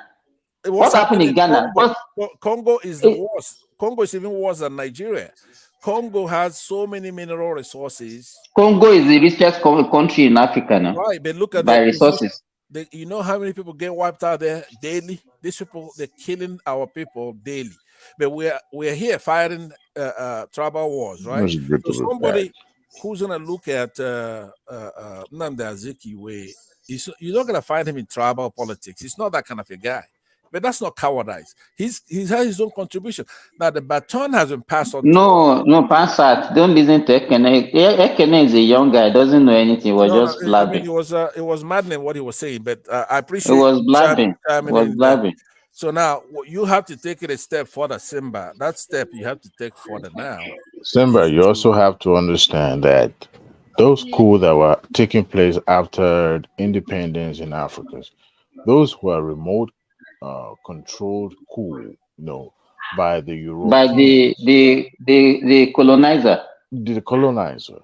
Because as at that time they knew they were still young, they're still trying to, like you said, build a foundation and grow. But even up to the 90s, there was most of the coup were being sponsored. Even the one taking place happening in Nigeria and all these francophone countries, they are still remote controlled coup. Because they knew that there's no way they can carry out coup without the support of the foreign countries, because acceptance is very key, in taking over power. And if there's no acceptance, they will suffer. Economically, they will suffer. So they need acceptance. And sometimes our people here in the West, in America, CIA and the rest, you may call this conspiracy, but I strongly believe that some of the coup that happens, the gun proliferations in Africa are being done by the CIA or the security agencies remotely, and they knew us more than we know ourselves. So, and our leaders recognized that they knew.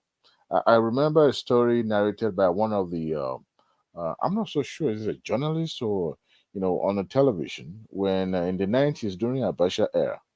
This man I think it was on a Chinese television news, and he said he was being, accosted by one of the Americans, and he spoke to him, and he said he needed him to deliver a parcel for him.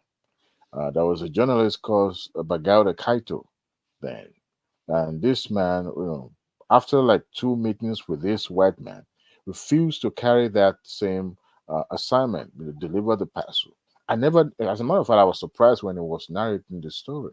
So He then, after the last meeting with this same white guy, he was on his way out of from the hotel. I believe it was an Iconoga hotel then, and he saw another Nigerian that was called, to that meeting, but he wasn't sure if actually obliged that white man. Eventually, it happens that the bomb went off, and this journalist, losing his life. So immediately after that happened, uh, he contacted the presidential brother, and he was called in. Now, why was it telling this story was because of the jealousy, that usually comes from the security officers or security officers because they believe they should have access to some of the intelligence beforehand. So, for the fact that he reported to the higher authority before notifying the defense uh, intelligence, so they actually hated him for that. So, and what happened was that he said after that bomb went off, that same man, happens to be one of the embassy staff, according to the story that he narrated. That as soon as that bomb went off, and he found out that he had visited Asoro, then that same day he went, he left Nigeria and never came back again. So yes, all these things are happening remotely. Uh, Somebody needs to tell us, Remy. You see, I don't know This, why people. okay, Remy, can you mute yourself, please?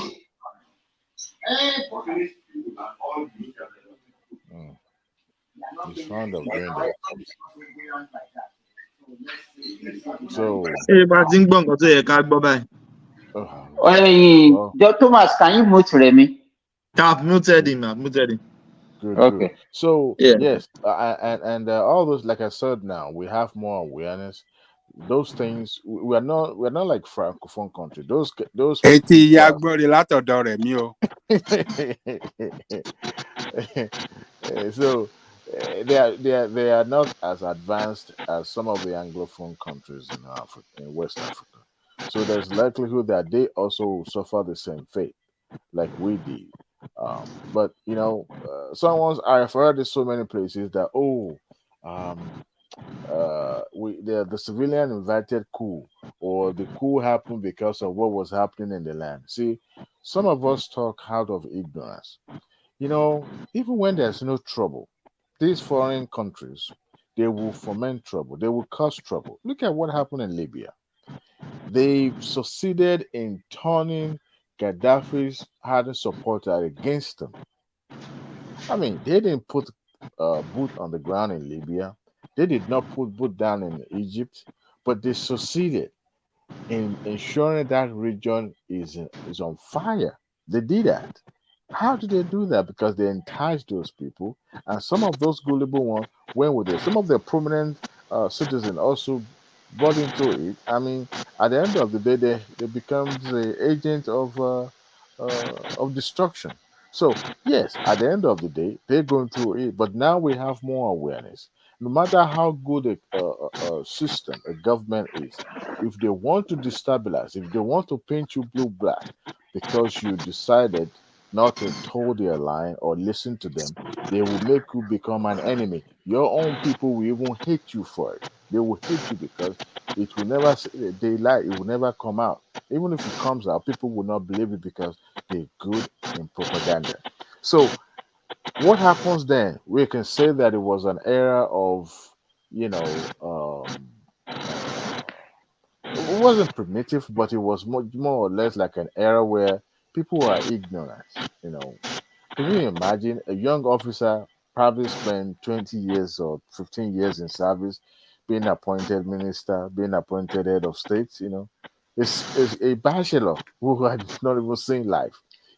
So But it's a lot of Adwale, errors that do happen. you think, wouldn't you think that because of our selfishness, generally as Africans, that is why they were able to penetrate us and be using us against ourselves? Of course, no doubt. Of course, no doubt. It's like I said, they know us more than we know ourselves. I mean, come on. The colonialists, they left power. You think they are stupid, they are dumb? To no, because they knew that the future is in Africa. So they want to make sure their survival depends on us, and that is why they won't let go. Not that we are, they know what they are getting from us, so they try as much as possible to be with us. They will entice us.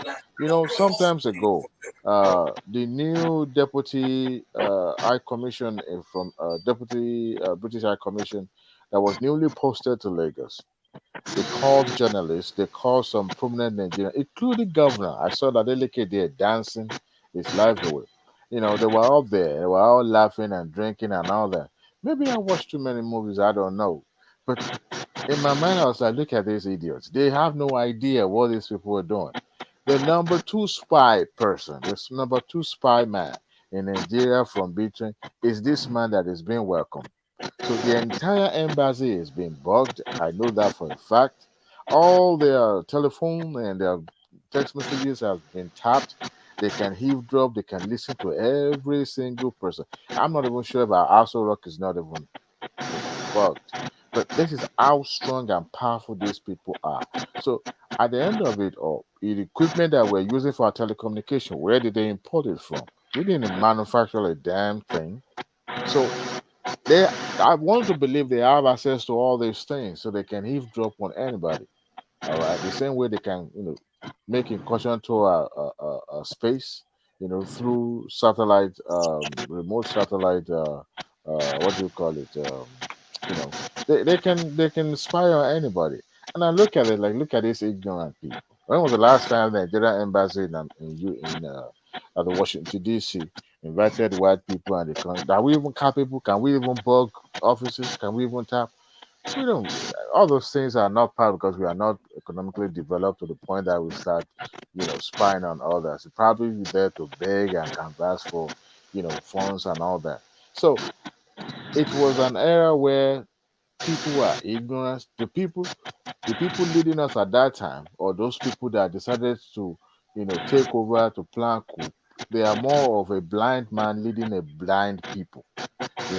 The founder fathers were trying to find their food by trying to experiment with this idea of coming together despite of our differences and trying to integrate. And they were still struggling to do that. Of course, we have our cultural way, impeding all this growth at that time. Because corruption too was also, you know, prevalent at that time as well.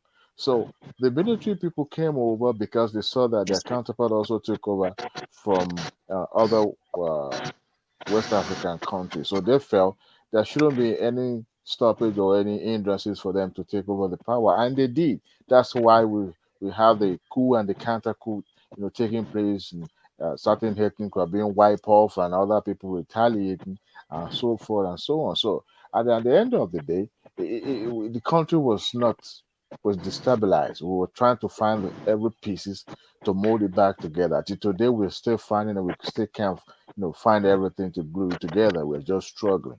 So Yeah, yes, it look, was a time where those folks were just ignorant. They have no idea of being a good administrator. Talk about being a good leaders. It's about ego. It's about personality clash, and so on and so forth. yeah, So now let that me we've interject gone you a little on, beyond, hold on. let me So interject you hold one on. second. This is my time. This I is know, my but time. hold on now. You've been talking for almost 20 minutes, which is okay with me. We have to You have some can, you know interjection. what? You can take over the stage because No, you let me now just. want to integrate. Pansat, give him 2 minutes to land. Give him 2 minutes to land. You He will found if talk. you disagree with me with The anything, the wait for your platform time. is free now. We are not I many talking. I Just am hold on, not the Pansat. type of I'm not the type of speaker that I hold the microphone. I want to listen to my own voice because I fall in love with. No, I speak what I need to say and I'll back out so other people can come on and have a rejoinder. By the way, so I would say that we're still having that issue because most of the crops of the leaders coming up are being selected by this same group of people that actually put those military personnel in charge of our affair. They were still controlling them. They actually selected them. I want to believe that. Well, you may see that as a conspiracy, and at the end of it all, we still haven't gained that sovereignty, that independence that we needed because we've not been able to hand over, or hands off, from the affair of of our nation or any other nation in Africa. That is what you still see now, that if anybody is aggrieved among us now, instead of settling the problem among ourselves, we quickly run to them and say, come and save me, or come and see what is happening to me. Exactly. Are we not the one calling them? Exactly. Of course we are. We are. We are the one calling them. And until we're able to find a system that actually work for us. But it's going to take a long time, and I think it's not going to happen overnight. It's going to be gradual before they realize it, because we have to be solvent first. We have to be economically self-sufficient to the point that our dependency on the West will be very minimal.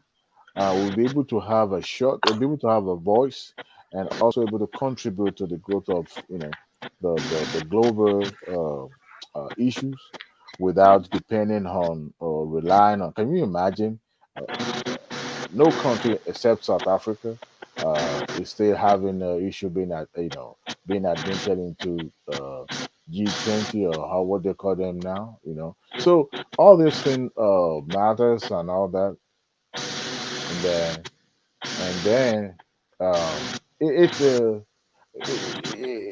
a systemic problem, but I want to believe, I want to be optimistic that gradually we are finding our way, because we are being aided by technology, and not just the technology.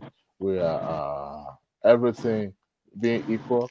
So with time, at least to some extent, we'll be able to gain control. Maybe not fully, but to some extent, we'll be in charge of our own affair, and we'll be better off. But by and large, I blame every parties that are involved in the civil war, whether Ojukwu, whether Gowon. Obasanjo is there. That man is a one-sided. I can't even believe him for anything for a second in my life. I may be young when he was a military officer, but as head of state, it was just like Adeali Abajale Koko is there. Is one of those people that Abajale Koko used to speak. Obasanjo is too egoistic, and he believes that whatever he do is the best. He doesn't listen to anybody. I've never seen such a person in my life. You wonder why Abacha wanted to kill this man. Yes, because he will never keep short. He always think he can remote control everybody anyhow. This is a man that. You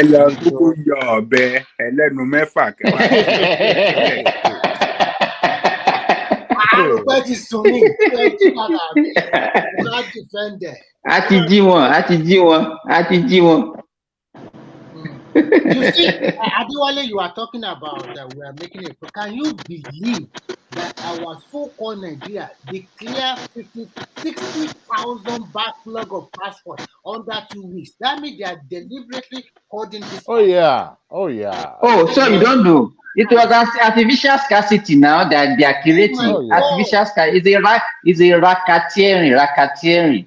They should fire all of them without. In fact, I don't know. How many people do you want to fire? The people, the mindset is terrible. That's to tell you that we gradually will get it right. It's just a matter of having. And you know what Tinubu did? Immediately, he moved Nigeria. Oh, so you mean him? I mean, Tinubu already moved this government and Nigeria Identity Commission. They move it under Interior Ministry because that guy is young and he's fire. He said, "I will fire you," and before you know it, 60,000 backlog. 2 weeks. He even said that now, as from next month, you apply for a passport, you will get it in 2 weeks. That is where it should be. I think. No, it's not even 2 weeks. Before we used to get it. We used to get it in a day. Before. That's what we used to. We used to get it. You apply the same day, you get it. That is true. That is true. I got it in a day now. I just hope that they will be able to sustain it, because those immigration officers, they've made money from this thing. Recently, I have to part away with 200K to correct the names on my children's passport. Just to change the names on my children's passport, they collected 200K from me. You see? Wow. which is not supposed to just a minor. You know, When you do your cut my sister-in-law, sometimes ago, that was a few years ago. That child at that time now is now a big girl. She was she gave birth here and she wanted to go back to Nigeria, and they had to do emergency, what did you call it, expedited passport, and someone helped her from a Nigerian embassy in Washington D.C. It was because somebody knows somebody too. You know, man, Nigeria, we don't suffer, man. We Yeah. suffer. Thank you, Adewale. I think some of the things, most of the things you said were correct. I think somewhere along the line, your gradualist approach is not going to get us anywhere. They are not stupid, and you know that from your analysis that you've If done. we said it, let's go and kill Obasanjo, our problem will be solved. No, we say we should go and buy weapon now. Obasanjo is one of the best. To increase our let me finish my military. point. That's the only solution. Obasanjo is one of the best Nigerians we have. As a matter of fact, probably the best. The reason why I say that, at least it's nationalistic. The others tend to be sectionalist, religious supremacists. He's not. He's a pretender. Okay, he's not. Okay, he's a pretender, but still, the others are not even bothering to pretend. So, hence, you have to hand it to him. He took a risk with his own life. He put himself at risk. A lot of people died in the process. So, which risk? Where did he put himself at risk? Yaradua that went into prison with him under Abacha died in prison. He took it. He went to civil war. He took bullets. So let's not pretend here. This guy, no matter with all his failings, which he has completely failed at that. See, I don't care about rewards. The point is that what he did. Why don't you let him land? Why don't you let him talk? Let him make his point. What he represents is what matters. So he's a nationalist. He put his life on the line several times and did what needs to be done. But that said, it doesn't mean that if he succeeds, clearly look at where our nation is. From what Lagos said or Adewale said, that you can blame everybody for these things. And I think somebody mentioned earlier on that Awo fought the war without borrowing money. Clearly, you won't borrow money now when you are fighting a third of the country, when you are not spending on governing that part, you are fighting it. You can save money to fight the war. And that's just another aspect that sometimes we are giving credit where, it should be obvious where the source of the resources is coming from. Regarding the gradualist approach where you say it's going to take time, that is the kind of stuff our forefathers did. And look at where it got us. Somewhere along the line, we think that they're going to drop dead. If you expect your enemy to drop dead, you are mistaken. They will not. These people are smart people. They've proven it for hundreds of years now. You have the only you see, this is why I always say, whenever you say something, give example where somebody did it like that in the world. Give an example so that people can say, okay, these people did it, it worked for them. Where do you see any gradualist approach ever work in this world? It doesn't work because those people are smart. They are not stupid. They are watching you. Like you said, they are bugging us everywhere. What makes you think they are stupid? They're waiting for us to wait for them to die before we rise. That one is just what empires do is that they bleed the people that are beneath them until those people die or they die first. But given the history of these people, they don't tend to die first too. The Red Indians can testify to that. The Australian Aboriginals can testify to that. The only people that broke away from them are the ones that abruptly broke away from them. You can't just do it gradually in a gradual manner. Like the Chinese had to do it that way. Even the Indians that are their friends have to do it that way. The Israelis had to do it that way. The Israelis that are their friends today had to do it that way. There is no gradualist approach. These people are not going to let you, because why would they let you? You said it yourself. They're gaining from us. So that is the only part I think you are wrong. Sunaja, how are you? Hey, hi. Yeah. Do you still have access to the StreamYard? Yeah, I'm at the back end, but I'm not going to be here for long because I have to do some stuff. Yeah. I think I want to bail out for maybe 30 minutes. I think we should take over. Okay, I can hold for 30 minutes. I can hold for 30 minutes. 30 minutes. Yeah, go on, brother. Yeah. So the gradualist it's my turn now. Tonight there was my turn before you come. But because I didn't disagree with what you're saying, so it was redundant. I wanted you to go on and continue. I also found a little bit of area to interject with. I believe it was Remy that was speaking, or was it Simba? That what you term to be a gradualist approach, and You know, even in the United States, what the Brits did in Nigeria and many African countries is what they did here in the United States, right? They tried to colonize the United States. And then the United States had to emancipate itself from that colonization, and they did what they had to do. So it's not like we don't know or our forefathers don't know. But the reason why we cannot keep going back blaming our forefathers is that we're making the same mistake right now. Or as a matter of fact, they were better at it than we were. So we dwell on the Civil War. The United States fought a Civil War. There's nothing wrong with fighting a Civil War if that's what the colonialists engineered and that's what you're bequeathed with. Then you fight the Civil War, but you try to use it to then bring the entity together. The problem we have is that the people of this generation and prior are still divided, even after the Civil War. Now that we can look back and see what the Brits and other colonizing powers did and modern colonialism, we know what they did in Ghana, even cover all the way to Egypt, what they call the Suez Canal Zone, Egypt. In 1922, they probably got their independence, to Gambia, to Sierra Leone, who got their own in 61, I believe. Ghana, that was called Gold Coast, got theirs in 57. I think Ghana was the first in the sub-Saharan Africa to gain their independence. But look at Ghana is making progress. So the problem we have in our country is quite unique, but we have to try to identify which progress is Ghana making, Pansat? They don't have religious divide, right? They don't have the kind of the tribal divide. They may have natural problems like African countries have. Religious divide was made up by politicians. There's never a religious divide in Nigeria. Right, but our politicians set that up to divide us. Right. So we have to play that down. It's a pattern. We have to play it back. But what I'm saying is that you have to identify how are these these political leaders able to divide us? Because we're here now on this platform. And if you're somebody who follows, why do I come to this platform? I come to this platform because you have a very vicious divide in the country. What they call the Southeasterners and then Nigeria. So it emanates from the Civil War, right? So I've come here today and I've been harping on it's a resource war. It's a resource war. Now, earlier in the program, one man played a video of the actual hero. He called him a hero. He says a hero's welcome according to Gowon, who's gone and apparently conquered the Biafrans and he returned home as a hero. But guess what? One man didn't point out his predicament today. His people are being decimated. People over there in the plateau area, Thieves, Benue. You should, nobody cares about that. Okay, me, I'm a Biafran.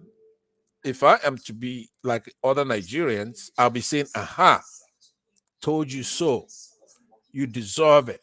I will help them decimate you. But I'm not saying that. I'm saying that we should stop these people from being massacred because of what I said earlier, about 2 hours ago, maybe an hour ago. I said, what these political leaders did should not inure to the entire tribe of subsequent generations. They're human, they made a lot of mistakes, a lot of them are ignorant, but they were being played from outside. So you can't go holding what Gowon did during the war with the thieves, for example, people in Benue or people in the Jos Plateau area. We cannot let these people get killed and be put in camps. At some point, we have to get out of this thing because civil wars are fought all the time by countries who later on make progress. So it's no longer a forefather issue. Those people made a lot of mistakes. They were outgunned, outclassed. That's for sure. They had no technology. This Brits, small country, manipulating all these big African countries and others, right? So we concentrate on Africa. So that's the language here. But if you look at the history when it's being told here today, they're talking about minutia. They're talking about what this Adekule said this or that. Is that really what we should be studying about that civil war? We should be studying what caused that civil war, who did it, and how do we make them pay for it? Right? That's what we should be talking about. The big the big issues involved.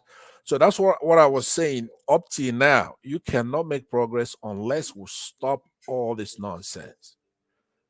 Right? Starting with the thieves. Those people are getting killed in scores.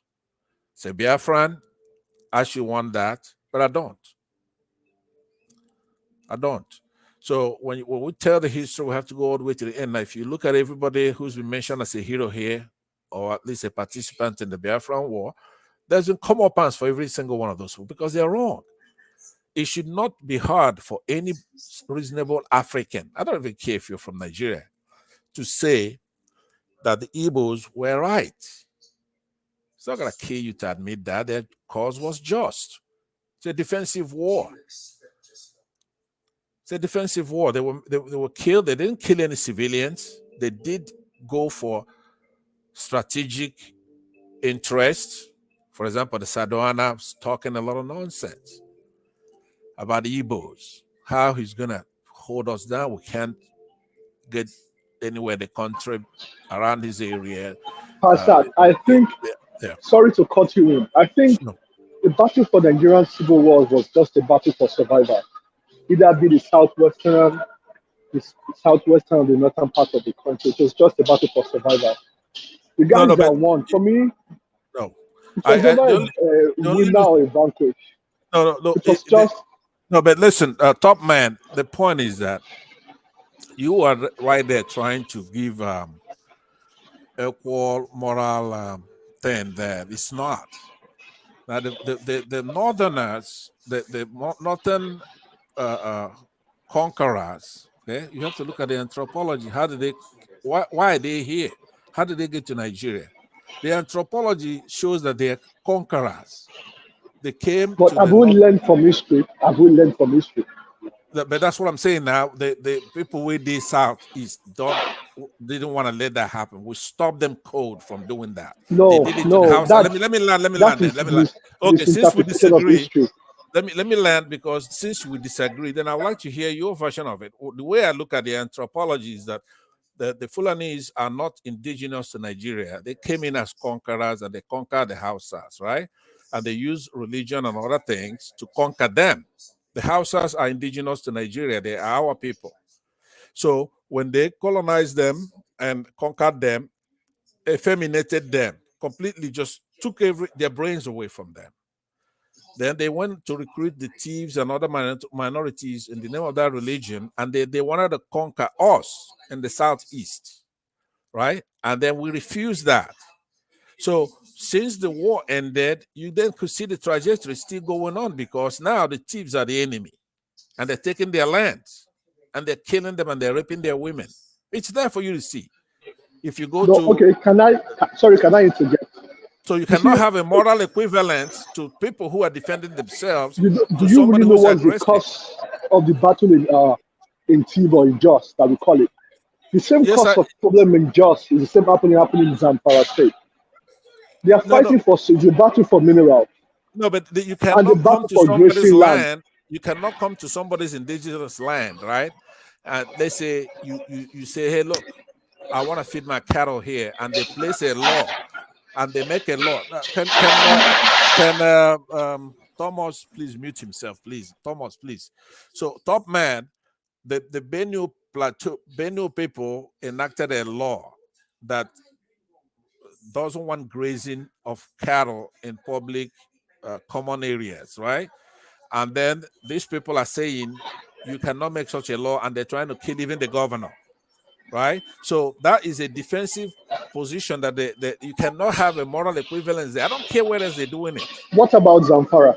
Is that the same law they made in Zamfara State? No, because it's a totally different thing over there.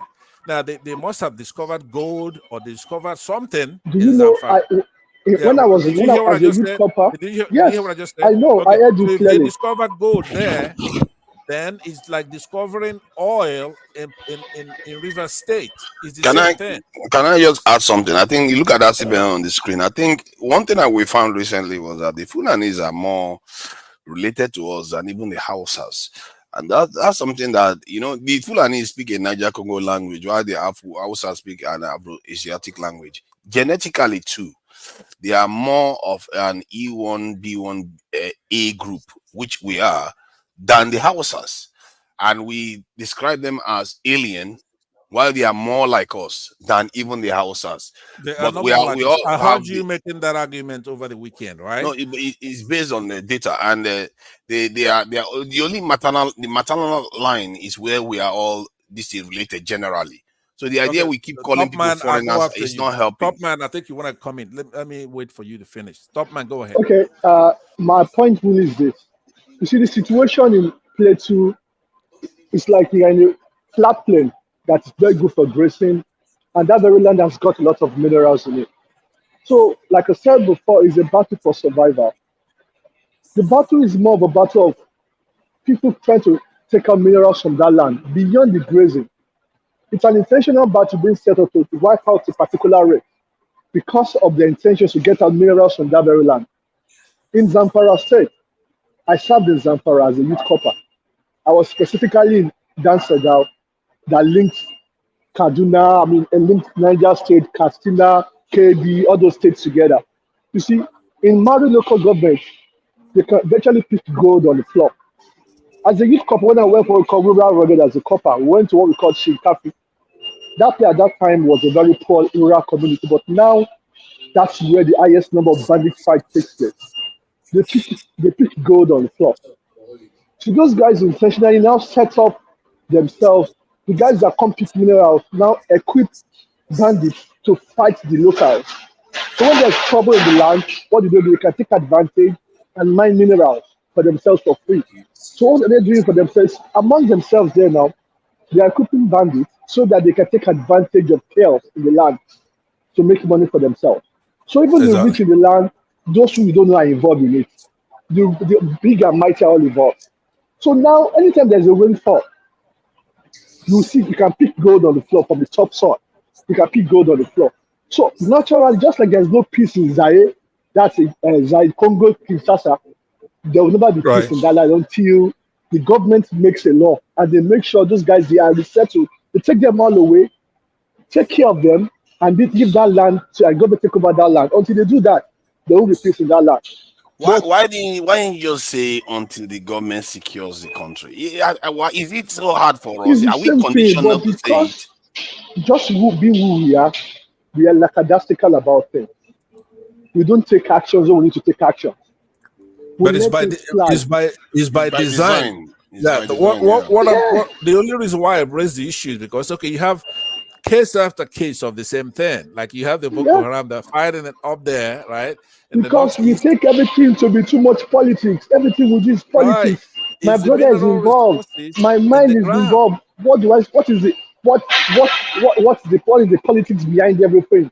So it's our bureaucrats, it's our politicians, our leaders that use all this to separate us, to divide us as a people. And that narrative is still playing among us as youth.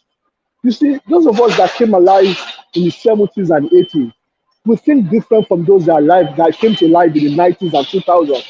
You see, the way they treat us then is not the same way they treat those kids. The Gen Z kids are not the same people. You see, some of us that came in, if you look at the way trends are going, we have to be very, very careful as a nation. Because you see, the Gen Zs are quite more explosive. They will not take corrections, so they just do whatever they want to do. They won't say much, they'll just take actions. That's why they are quite a lot of radicals. If you look at TikTok today, everything you see, look at social media today, the younger ones are all there, expressing themselves. They don't want to follow protocol. So listen, I'm not a prophet of doom, all right? But a lot of things will happen in Nigeria that we will not expect to happen because of the Gen Z. And unless the country stands up and say, look, how do we make provision for the youth coming up? It's not because of anybody or propaganda from somewhere, but until we as a country we begin to sit down and look at the way to take care of our youth, make way to cater for them, and sit down and study, take special effort to see how do these people reason like this.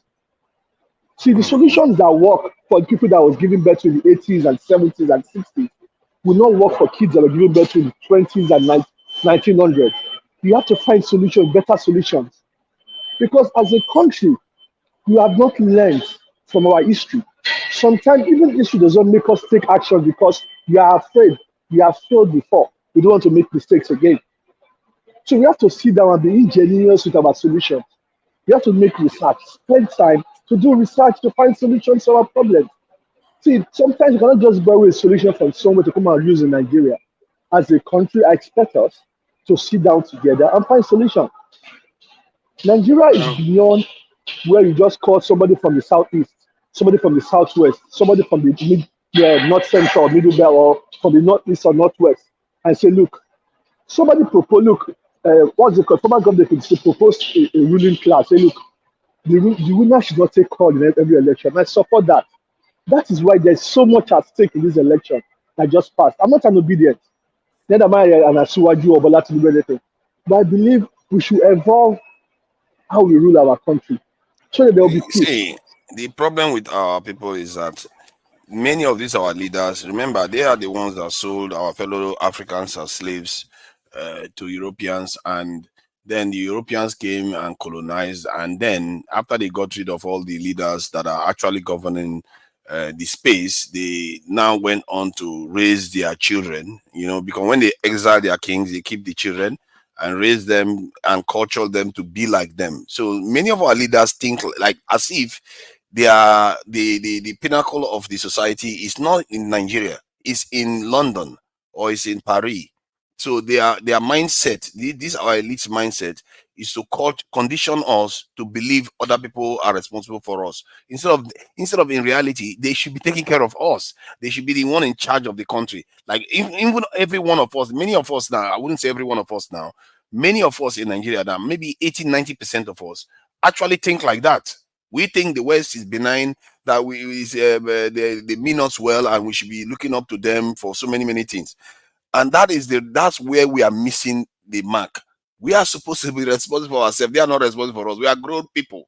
That's not how it works. You are supposed to be responsible for ourselves. And if our Even leaders in the want to take West, charge, and they know it, let me give you an example to let you know that they know. Every single one of them that ran for this election, what did they say they were going to do for security? All of them said they are going to recruit up to 1 million soldiers to secure the country. All of them said they were going to increase the size of, in short, they were going to change, basically, they are going to change the security posture of Nigeria. What have Tinubu done since he got into office regarding that? Zero. What has Buhari done since he got into office? Zero. What they are doing is keeping us strong enough so we don't completely die and collapse, so that at least they can still able to withdraw, extract their natural resources. And then they keep us definitely weak enough so we never actually become independent, sovereign, or industrialized. This is the game they are playing. All this stuff Tinubu is running around doing right now is just papering over the cracks. It's not really making any change. If you go back in time, you might even think that actually now our situation is even more precarious than it was 700 years ago. Our situation right now is more precarious. Yeah, so Tunaja, let me stop you right there, Tunaja. Let me stop you right there. I don't know. Public governance is very hard.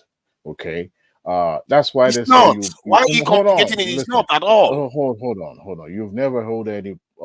Apart from elective position, you've never heard any public office before. I don't have to hold to know. Other people did it. Hold on. If it is that easy, people will be running public office like private enterprises. But I'll tell you this: that's why they said politician campaign in poet and governing pros. Are you telling me King Jong-un is smarter than Bola Tinubu? We are not running. Kim Jong-un is not a democratic. It's not a democratic society, okay?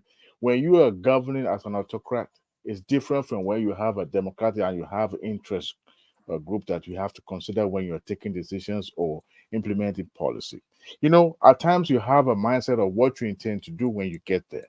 But by the time you attain that position, you start seeing different interests coming left and right at you. And these interests have a powerful backing. And they come at you and they'll tell you, look, let me tell you, even in advanced country, even in the Western world, it's like that. Politics is like that. And when you get to the office and you want to implement some of these things, you have to be cautious. Sometimes it requires time. It's not just about, I want this thing done today. I put my foot down. You see, that's the problem with your analysis. You are the kind of person that hold on. See, when nations are Hold on now. It's not about deluding yourself. People have done it. What are you talking about deluding yourself? People that have done it, tell me. You are the one that is proposing a path that doesn't lead anywhere. You are just basically repeating the mistakes of the past. You know, Hold on now. Tunaja, I have never seen Adewale try to be rational. When I've He's watched always everybody advocating gradualist approach that never gets us anywhere. You saw how Simba tonight. Let me give you let me land. Okay, please hold on. Let me land. No, okay, I know his obedient. I know his I was- obedient platform now, hold but on, I'll tell you this. I was trying to talk and you overshadowed me, and I left No, you I want to have. So let me land. Let me make a point. He says he wants to give us a good an example. You say you want to give an example that did the gradualist. Let me give you an example. Gradualist approach. Let's hear it. In 2008, when Obama was campaigning, he said a lot of things that even a political novice would tell you this is the best that could ever happen to America. And for more than 40 years, nobody has ever done changing that healthcare landscape in America. But this man realized, because of course, America is a capitalist. Are you literally comparing a superpower nation, the most powerful countries, would you let me finish internal modification to what a nation needs to do to become sovereign? Are you comparing? You have to know that Adewale is so clever that all he wants wrong to do is mindset. to prevent me from talking. That's all he wants to do. That he could do anything so that he cannot hear. We are talking about a nation. We are talking about all you are just trying to tell us is about vested interest. We are talking about emergence of a nation. We are not talking about internal departments of a nation. I promise I will not interject when you have the moment. Thing I was talking but I about want to give you an example of how give me an example of a nation that emerged based on gradualist approach. He's not going to do that, right? So the point I'm making is that if you come to Nigeria right now, you take a state such as Zamfara, who's been living off of oil from the River State and the South region. They've been feeding on it the whole time. So now they discover gold in the region, and you have all kinds of illegal mining going up there. The governor applying for license so they can mine it so it doesn't benefit the entire country. They want to keep it, right? How are you going to have a union, a country? Aside from the fact that these Southerners, all they know is Igbos, Southeasterners. They have been their mind and their eyes are set on the Igbos. That's when they're belligerent. That's when they talk nonsense. That's when they're abusive. It's only when it comes to. But you cannot see them rise up and say, "Hey, look, Zamfara, you're coming out here. They're taking our oil. It's nationalized. As a matter of fact, at least 80% of these oil wells are owned by Northern Muslims, right? Are you going to discover gold and they're mining those gold in the hundreds of millions of dollars? Are you going to keep it? How are you going to have a country? They have no shame. If I'm from Zamfara, I'll be ashamed of myself. If I'm a Northern Muslim, I'll be ashamed of myself. I'm going to say, hey, look, wait a minute. We're one country. If we're going to take this oil from Southerners, all the mineral resources that belongs to the government, has to be nationalized. You can't keep it and be dipping your dirty hands in the oil in the South. So you have to be fairness. It has to be justice before you get on peace. That's why they're killing themselves. Every time they discover anything, let's say in Borno, you see this Boko Haram, right? It's Takia. They're not firing a religious thing there. It's the resources that they're fighting for. When they drive their cattle and they come milling around your neighborhood, your villages, your farms, they're looking for mineral, oil, mineral, all kinds of things. And then once they find it with their British handlers, they cause unrest over there and terrorism in that area so that people can leave. So at some point, the Yorubas, they're gonna have to use their head. Pansat, can you give me 1 sec? Tunaja, Tunaja, please, yes. I have to catch up with a meeting, please. When you are ready to go, just shut it down. Thank you. Okay. All right. Then. Yeah. We should be rounding up in about 15 or so minutes then. Okay, great. So let me make mine fast. Within 2 minutes, that should be done. They've taken over with the propaganda. Yeah, because you have had 8 hours now. Come on. He's more comfortable if somebody is a Yoruba Pansat had like Let me land. You're more comfortable in And I'm trying to. clannish moderation or something. Your strength is in somebody Yeah, being Pastor, denied. try to round up so that Yeah, he can speak to before he round starts up, thinking what we I are was saying. marginalizing him. Yeah, what I'm I've saying been is that marginalized already. what's wrong with if you want one Nigeria, why don't you listen to the things that I'm saying to you? Because that's the only thing that really matters. You have to. The country can do very well. Divided, it can do very well as one. So, but you gotta be fair in each one. You have to have a pure sense of history, knowing what we've been through. But anyway, it's a big topic, so I go ahead and yield back right here. But I'm very Okay. disappointed. Adewale, when you come on a platform, at least try to be sensible once in a while. Try to say the right thing. Don't defend Tinubu, who you know is right now Come making on, it. let's leave Tinubu out of this for in the meantime. His certificate, right now. But Pansat, 98 to 99% of what Adewale said in his analysis earlier on, I consider it to be spot on. And actually, more this thing has more Give information. me one example. No, regarding how our I have never heard it. I never heard officials. it. No, he was talking about how our officials are compromised and how some of them go and have parties with all these foreigners and how they are basically the way he analyzed it was actually correct. It's his conclusion that I have an issue with. His conclusion is let's wait. Let's wait. It's going to take a long time. You think you have time? You don't have time. I've never seen a single premise of his that I agree with. What are you going to do? No, I think he was quite articulate beyond most people's way of describing what is happening to the if scene. you are I going think so. to seek, if you are going to ask for your right in a situation where we find ourselves, you have to be patient, because if you are trying to no, I'm telling you the fact. When Patient you while don't your children's future are being compromised, the others are not being patient. They are hustling. You don't have any leverage. Of course you do. You don't. See, tell me that because you didn't build it. You're not intending to build leverage. That's the problem. If you don't build leverage, why would they consider you to have leverage? In Africa that is self-sufficient. That can but that's what you need to do, though. That's what I'm saying. You need to do. How do you intend to get there? And it's not going to be sudden. I've given you the solution that other people have done. It's not like when you say, "How do you get there?" You act as if it doesn't exist. That is applicable in Africa. Remember, okay, what about South Africa? Lagos. What about South Africa? Was built by white people. They had to take the white power people back from apartheid system of government. And it applies everywhere. Don't do anything. It has applied in Asia. It has applied in Asia. It has applied in the Middle East. It has applied in South America. Because it succeeded in Asia does not mean it's going to succeed in Africa. But it succeeded in the Middle East. It succeeded in South Africa, I just said. They're in charge of their country. South African blacks. Because the white people built. If white people had not made that incursion into South Africa, we would be talking about. Don't be bringing South Africa into this. He's trying to say South Africa is owned. He's trying to say that white people. Nobody has been able to get out of the control of the Europeans because it's only in Asia. Why I said it has happened in other places. ANC did. It's like somebody in captivity. The apartheid. ANC is not a good example, Pansat. It's a European country. 80% of the country is controlled by Europeans today. What I mean is not. What I'm saying is that they had a system of an oppressive system. Wait a minute. That where the majority of that country, 25 million were blacks. Okay, 5 million. South Africa is not even close to being anything like any modern nation in terms of sovereignty.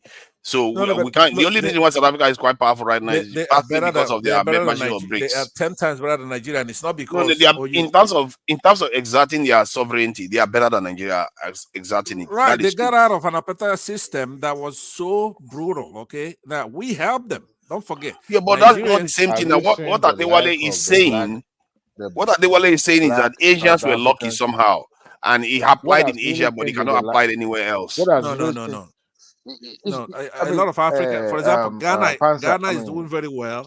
We have Ghana is not doing very well. Why do we keep saying this thing? Ghana is not doing very well. All these countries are not doing well. Okay, let me tell you what I mean. Listen to me, okay?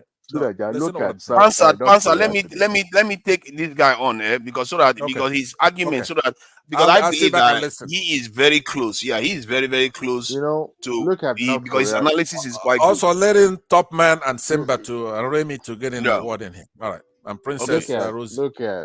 Look at North Korea. North Korea has been ostracized in the community of nations, right?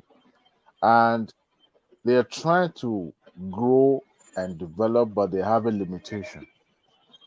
And today, apart from Russia that is trying to befriend it, and the neighboring even South Korea, they're having issue because of the closing of South Korea to the Western world. Even to China. China is kind of like in between. But what I'm trying to say is that any country in Africa that is trying and striving to be, economically independent to the point that they also will be more developed has to apply this methodological like someone who is in captivity. Why did you use North Korea? North Korea is doing better than us. So why are you using it? Please cut me that break. They are not doing better. Forget about all those things. What matrix are you using? What matrix are you using? Sorry, House. But I think, sorry to cut you in, everybody, but I think as a nation, we should have a strategy for development. Look, we should all be on the watch out for the country called Estonia. In a couple of years, Estonia is going to break into the world and do very big for everybody to see. You know why? Their strategy was to make sure software application and coding is compulsory for every child in Estonia. In a very short time, they will dominate every part of cybersecurity, coding, and app generation because they have a strategy. It's a small country, but they have a strategy. As a country, what is our strategy to dominate the world? What do we want to do? Okay, we have so much mineral, but which of them can we mine by ourselves? Which of them we spend so much energy or finances on to be an authority on? None. See, we must have a plan. There should be a strategy for everything we do as a country. We should not just be about everything. You can't be a master of all trades. You'll be a jack of none. No. Look, in Nigeria today, can we manufacture drones that can help us fight our wars? Can we manufacture weapons that can help us? Have we stated that, look, let this region be a region to take care of so thing. Let this particular region take care of first this.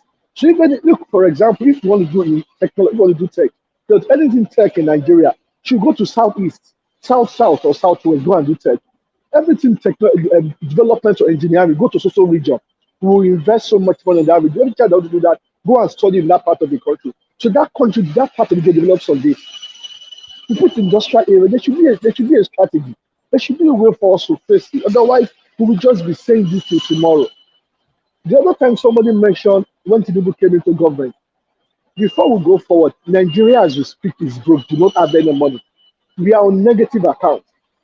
If he tries to employ 100 people into government, we will go into more debt. Until we rise up, until we have money, something to show for it, we cannot take any action. And I concur with Ojukwu Nigeria or Italy that said that, look, as a nation, we must do, there's no slow path. You must take an action. You don't slow drive it. You take it and let us fight it. Look, one of the reasons why we like Trump in the US, you know why? He took a lot of executive decisions, executive actions. He stamped his foot on the ground. This is how I'm going. This is how I want to achieve it. And everybody will fall in line. For us as a country to move forward, some steps we have to take a step. This is what I want to do. Everybody fall in line with me. Then you do what we play politics. Listen, look at Nigeria today. Something it's not like Tinubu is not perfect. Even if Obi comes into government today, he will have his own problems too, and he will still have his own things to fight. But as a country, we must allow ourselves, we must fight for our country, not for any tribe. Look, if we push anybody down, the whole country will suffer. Right now, we are suffering. The Yorubas are suffering. The Igbos are suffering. The Hausas are suffering. You know why? Because we turned everything in Nigeria into tribal and religious war. We shouldn't be like that. We are youth. We are younger people. We should not even see religion in everything we say. We should not bring religion to everything we discuss or talk about. But because of our politics, they've used that everything to divide us. When they share money, there's no religion when they share money. When they give themselves appointment, they don't think of religion. But as myself, you see myself, I'm a 40-something-year-old man. I'm a 50-something-year-old man. And before I see anything, I will say, you're not a Muslim. Why should that be a reason for me to take a decision that concerns you? Until we see beyond all these lines, all these things they set down to divide us, to separate us. We as youth, we as people cannot do anything in our country. We must have a plan, and we must stick to that plan to succeed. Until we stick to that plan, we'll be going in circles. That's what I mean. Now you can't do wait for your enemy to drop dead. You have to decide that, you know what, I have to work for my people. I have to put my people first. We can't have a country with IDP camps everywhere. Tinubu, they knows it. They all know this. But when they get into office, they start doing something else. And this is what our people should be questioning them and asking them, where is your security policy that you say you're going to do? You are the one that you say you're going to increase the size of all our security establishment, but you're not doing it. And now people are getting this thing attacked in the Midwest. That's this in the plateau areas in the Zamfara. They have IDP camps, and our resources are being stolen. In everywhere in Nigeria, there's always an issue. And even if there is no, like in some areas that are even safe, there's also that fear of crime. If the fear of possible harm in Nigeria is so high that whenever people are going to somewhere they don't feel safe, they have to check with their family members. They have to check all the time, because can you imagine if you are coming from overseas to invest in such a country? You don't feel safe. And our GDP is being depressed by it. We are losing at least $50 billion of what of GDP value, this in economic activity, just because of insecurity alone. So fixing security is an economic investment. But yet these leaders will pretend as they mean to do something, and they start running around the world asking for money, asking for loans, pretending as if they are doing something. You recruit teachers here. They are peppering over the cracks, because in reality, the truth is that nothing has changed from 400 years ago. If you know how to look at things over time, you are going to realize that our situation now is actually worse than it was 400 years ago, because at least 400 years ago we could push back and it's going to affect other people. But now we are worse we have than granted where so we much were power last to year. them. This time last year, we are worse off. But you and I know that to build a nation, you must first step back to find a solution going forward. Look, the government in power, I keep saying we must they give know the them the opportunity. solution. They refuse to do You it. And until cannot we force put them to do it, they are not going to do it. the current government only took key decisions, and there's a fight back already. One decision was no more subsidy. The second decision was there will be a single exchange rate, no more double exchange rate. There's kickbacks from the country. There's a lot of fight right now. People fighting great front and back. And in The police, addition to add to just what you just said, now sorry to cut in, you can see that the minister are back in action. Can you believe that Nigerian immigration can clear 60,000 backlog of passports in just only 1 week? Oh, So they when I cleared that. renewed my you have to passport give To make in them New passport, York time. 2 years to make ago, passport here in it the UK took is Let 5 me them months. prudent. It's not for it 2 or took when I 3 renewed months. my passport in New York 2 years ago, it took me about 3 to 4. I went there October, I got it back in February. Do you know that since I took my pictures for I went to take my picture in October, they did not input my picture to generate the passport until a week before my passport got to me. That means they kept the passport there. They just kept my information there at the backup for over 3 months. And some people will go from where we are here within a week they will get their passport. Let me say this way, your Adeoyo. Let me just say something to your Adeoyo. You see what he's saying, that I'm using North Korea. Where's that noise coming from? Please, top man. I think your audio, something is going on in your background. See, this thing that we do, where we think you have to compare yourself with a country that is shining on the top of a mountain, is the wrong idea. You have to do the hard work. You always have to start from the bottom and rise. In the case of Nigeria, we don't even have to start from the bottom. What you see in North Korea today, you might think it's not good. They are like, it doesn't look good. They are better than us. Their literacy rate is 100%. Hold on now. Oh, stop it. Their literacy rate is 100%. Let me finish my point. Why not get a visa and go over there? Their literacy rate is 100%. Which literacy rate? Hold on Go now. go Can I over finish there. talking? Can I finish talking? their literacy rate is 100%. Let me finish my point so you understand what I'm saying. Their literacy rate is 100%. Their crime rate is almost non-existent. Their life expectancy is way higher than ours. Just name in short, in terms of health, they are better than us. What are you talking about? So Then if that is hold the on case, now, why hold are on, they trying to hold escape on now. to Let me South make my Africa, point. Let me South finalize my. Let me Korea? finish my point. Let me finish my point.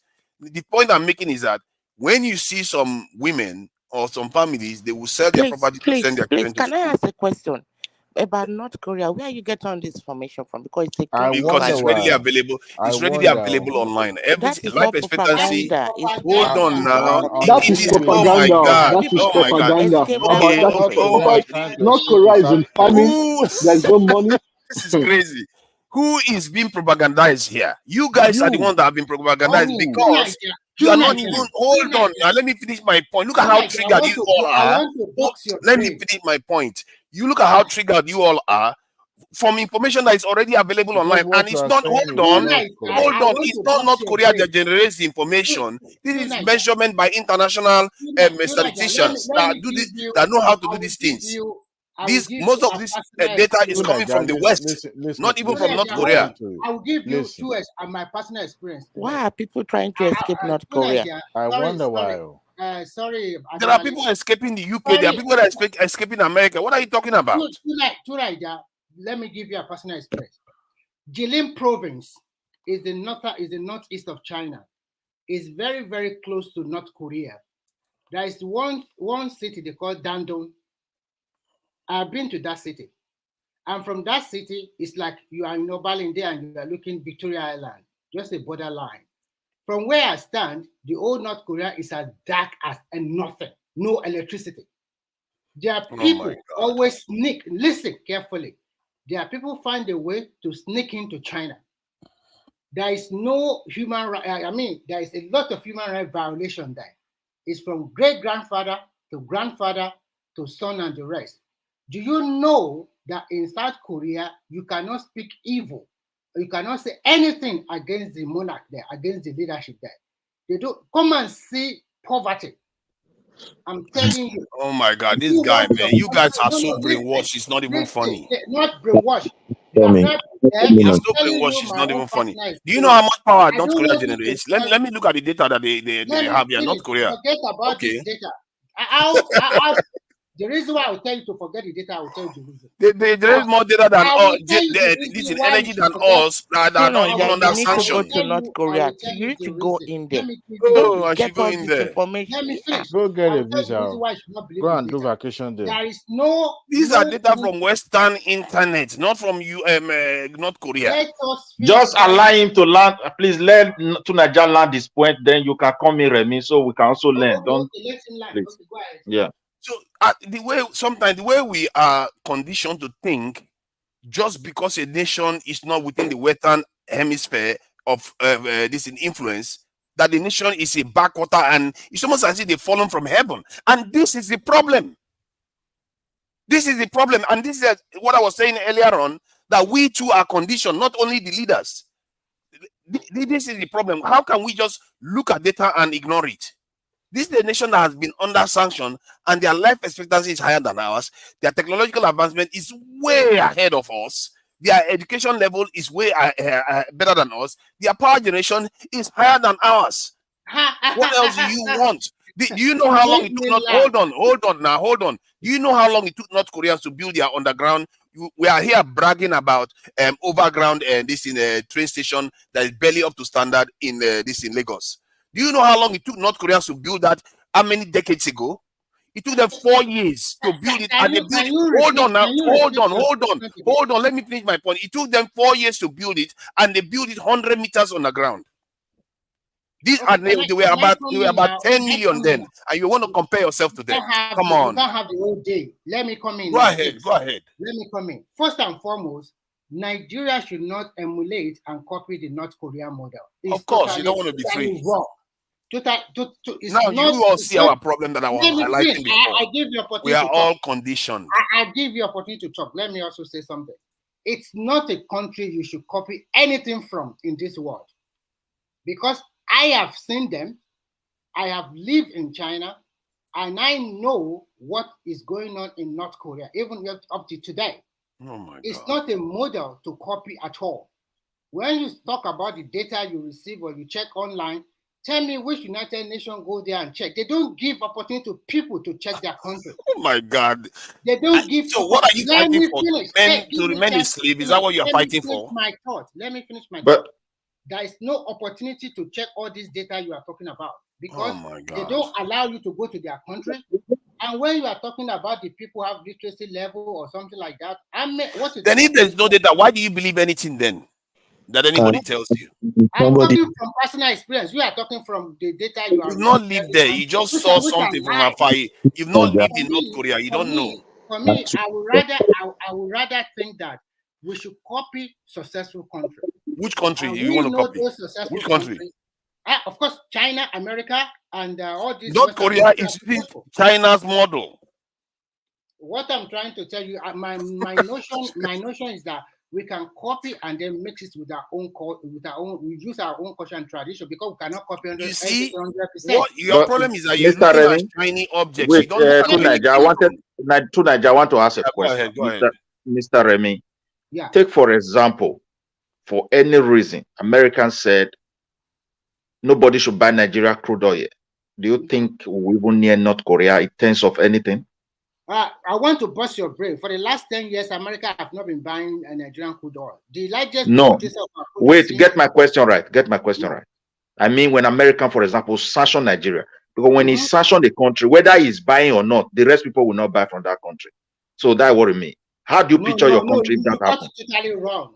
You got totally wrong. When America sanctions you, there's always a back door. You cannot. America is not everything they do. Remy, the question is, if Nigeria is not able to sell its crude oil, what's going to happen to us? If we are not selling crude oil to America or to all of these to anybody, let's sell to other people. To anybody. Let's say we are blocked from selling to anybody. In other words, he's saying regarding the sanctions. Nigeria was sanctioned on North Korea during the Abacha regime.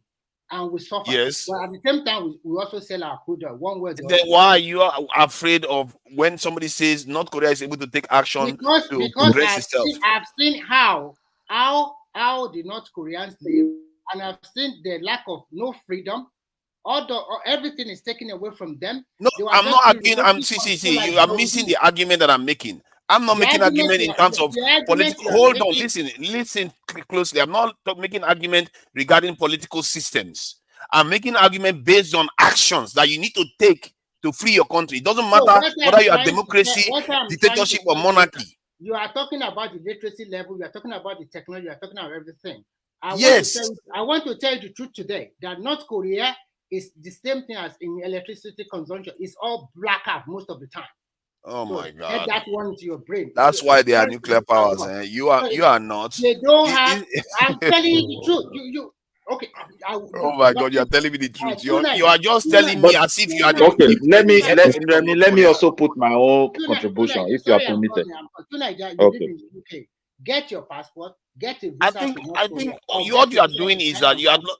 I'm not talking about the political system. Do you understand what it means? I'm talking about the action you need to take. You can't wait to please the West before you take action. You go to North The Korea. moment you came, I knew there would be propaganda. You see a lot of people coming in now because your propaganda kind of prompt everybody. That's nothing to do with. You see, let me tell you something. Like I said, don't make me repeat myself because it's going to be looking like some people don't know how to listen. I never said anything about political system. You're not facing facts. I never said anything about political system. Let me repeat that again. I never said anything about political system. I'm talking about the act that you need to take to develop your development in the country. It's the propaganda. Once you oh my God, there's no development in the country. That is why Russia is meeting them. That's why Russia is meeting them. Who is meeting Nigeria? Who is Russia not meeting? Any who is meeting Nigeria to come and rescue them? Can we please? Please. This type of thinking, you see, it's not only our leaders that are compromised. Many of us are just as compromised as our leaders. To Nigeria, a lot of us have been here waiting to talk. Go ahead. Sorry. Let's pass it around. What I'm trying to say is I'm not interested in the Korea and the Nigerian comparison. For me, Korea is not a good model to compare Nigeria to. I don't care what the parameter is. You can't divulge a country's development away from their political status quo. You cannot. You can't Wrong change it. again. Wrong again. I don't understand how we think. You know, the whole Let me world has land. different political system, and many of them are also developed. Can we Jesus Christ, land? why do we reason like Let this? him land. Let him I'm land. just exhausted. This is exhausting. We have to be rational here. Tonight, I let know him the land. propaganda has come since the moment you step in. No, but you have to be rational. How can you Come say it on, doesn't man. matter You when have no clearly idea what you're there talking are about. different systems? See, Can I you don't let others understand. talk? We have to elevate our critical thinking Give here. him the You opportunity can't to talk. say that You've been all talking based since. on Tonight, political Let system. others talk. No. Let We them. have to get certain. See, my own kind of You discussion can't is impose your cannot even idea get on his I'm own not people. words out. Let imposing. I'm others not talk. imposing. Hold on. Let I agree others with talk you. for goodness Let me just say sake. something. Let me say something. Let me You've say just something been so we talking. understand where I stand. Let Let me say this something new so we guy understand talk. where I stand. Hold on, you're interrupting me now. Let me say where I stand. Read We that, have to everybody. elevate ourselves because I don't have the energy. My brain cells are going to keep dying if we cannot think critically. If there are different type of systems in the world and you have development happening in different all of them, that tells you that it's independent of the system. You have to look at any other actions that the people are doing to develop their country. So don't keep going on about the model. Worry about what they Why are you did. using North Korea as a model? Why not South Korea? No, I'm Why not saying any North other Korea. country? What is consistent Get about your all these visa countries and is go that live there. what is consistent about these countries is that they decided to do what they need to do to develop their countries. They do whatever it takes. Whether they need to be friends with the West or against the West, they do it. They don't compromise and they're ambitious for their people. That So is what is common to all of them. can I talk now, please? Tonight? Go ahead. Thank you. And I would appreciate it if for the few minutes I'll be talking, I'm not intimidated by you because I don't really want to go into an argument. What I'm trying to say is this: the truth is, Nigeria is a blessed nation, and we really don't have this technological advancement, as it were. And if you want to catch up in terms of technological advancement, you want to start building your own from scratch, it might take you a long time to get there. So the best thing is to partner with nations that can actually help you out. We look at India. It's not as if India is the El Dorado of the world, but India is there. And they are using their capacity, their human resources to the best of their ability. Japan is Japan, but technologically Japan had to copy from Germany, this technological transfer from Siemens and Co. So what I'm trying to say is that Nigeria should start looking at some other nations that Nigeria can copy that are closer to us. If I would say it, I say, okay, we might start looking at countries that are as diversified as us, divided as us um, in terms of cultural and number of the cultural groups and everything. Because you want to say it that it's not part of our problem, but on this platform alone, we cannot seem to agree to what will lift our nation forward. There's this sentiment, tribal sentiment, divide in terms of political camps and things like that. Until we come together as one, until we can speak with one voice, until we are on one front, that's when it is even possible to charter a developmental plan for a nation. You don't say you want to. Tinubu is there now. There are a lot of people that are against Tinubu. We're talking about security. We're talking about security now. Tinubu is there. We are already having IPOB that can never like Tinubu. We have IPOB already that doesn't like Tinubu at all. Okay, thank you. Princess Rosie, I know So you have a Niger, lot let to me say. come in. I want to say something. Who is that? Sorry, I don't It's know. A guy. Midwest people. Okay, go ahead. So Princess Rosie can go. We are Yeah, supposed to my be brother. rounding up soon, you know. You guys just started jumping in because I just opened my mouth. Yeah, We are going to be rounding up. Good morning. The thing is this. No, Every I want country, you through Nigeria to go live in North Korea, since that's your model country. If you are so keen, you are going to go together. through Nigeria, the thing is this. Yeah, where did the hairstyle you?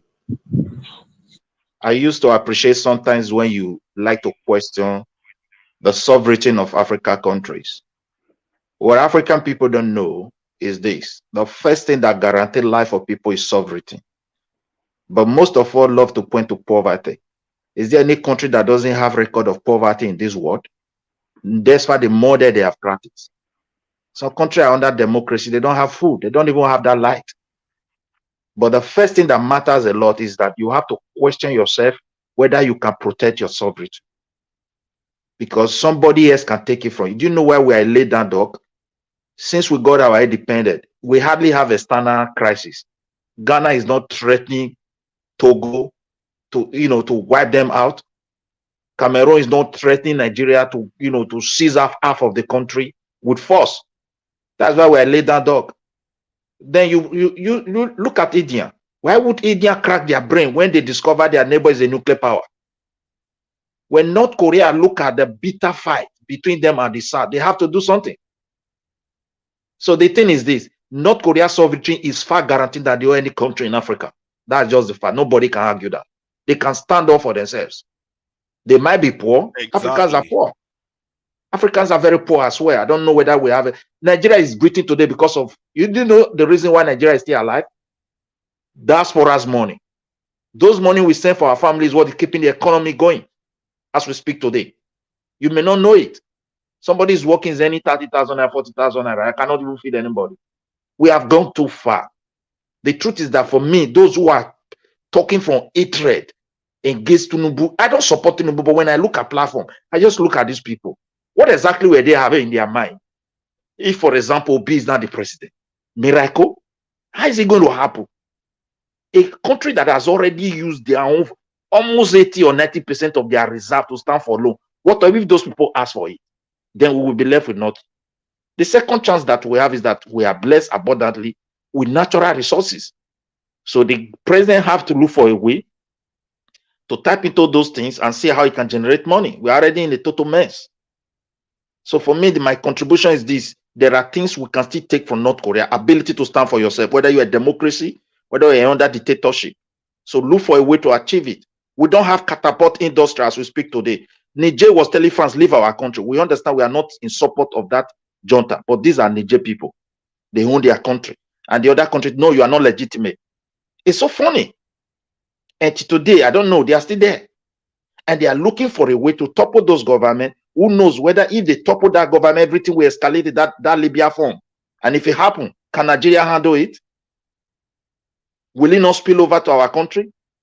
So let African people ask themselves, because when it comes to war stage, inability to defend ourselves, our sovereignty, has relegated us. That's why they don't count on us. Isn't a powerful country like Russia is happy to meet North Korea today? Whether good or bad, they are discussing deal. They are taking up their own stand. It's left for those leaders of the world to change their policy, whether they will work with them or not. But they are able to defend themselves. They don't care. And that's the most important thing. On our own, economically, we cannot defend ourselves. Military, we cannot defend ourselves. Nothing. So, and we say, oh, we don't want to be like these people. We don't want to be like that. Let's use our democracy to build our power. Let's see it. If it can work. If it cannot work, let somebody else take it and build it for us. May God forbid today people just decide to say, okay, we are tired of this map of these people, these black people. We want to reshape it. We only make noise. Only 1,500 French troops is already holding the country hostage. They tell you they are not good. Oh my God! 1,500 troops. Only the nation of 20. How many million to hostage? Just imagine, and they are not that they are being deployed outside. They're just in one place now, and any order given to them, they can do any shit, and nobody can stop them. And we they are need to deploying crack into our Niger brain. A lot Republic. is They are going beginning on. to surround our country and Niger. They are deploying to Benin Republic. They are deploying to Cote d'Ivoire. They are French troops moving into all those areas. This is our problem. We leave ourselves fallow. I'm worried about our country because France is not going to leave that country. Burkina Faso or this Mali, they will do everything. Either they destabilize that government. Exactly. And That's those why things, I'm against this gradualist approach, because they will keep okay, undermining it. They are right Libya. around us. Let us use our surrounding as an example. When Gaddafi was alive, we all hate that dictatorship, the way they use propaganda against him. But you hardly see Libya citizens outside. They were okay. Many doctors from Bulgaria, Poland, they were working for them in Africa for many years. They were working there, doctors and nurses. They have been working for these Libya people. And he's also helping his neighbor. Now they remove him. Look at the democracy by force. What is he yielding for the people suffering? And now he has destabilized, that action has destabilized the entire Sahel. That is why you have all these bad guys occupying that places. Now those bad guys have split into Mali, Burkina Faso, Nigeria, and the rest, Niger. And they are growing momentum. And these guys that pretend to be guardians to us, like France, they are not there for the interest of the people. And tomorrow, if they destabilize all this government, the more they destabilize it, the more this thing is spilling over to our country. And if that happens, what measures have we put in place? Eternally, we are already having displaced people, and we are not able to return them back to their places. Even more territory have been taken, and more people are even more displaced every day. So what are we talking about? We can't stand up for ourselves. Whether they gave us democracy, whether we are in monarchies are doing well. Is UK not monarchy? Is Sweden not monarchy? I don't know what they're talking about. Monarchy. Is Norway not a monarchy country? Are they not okay? Though the monarchy don't rule direct, but they still use that democracy, mix it together where people vote and hold their leaders accountable, and they are able to protect their cultural heritage, and that's all. It depends on the model you want to design for yourself.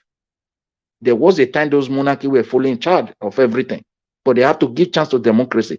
Let us ask ourselves, what do we want? But currently, as that my brother said, we are divided politically. It is always like that in everywhere.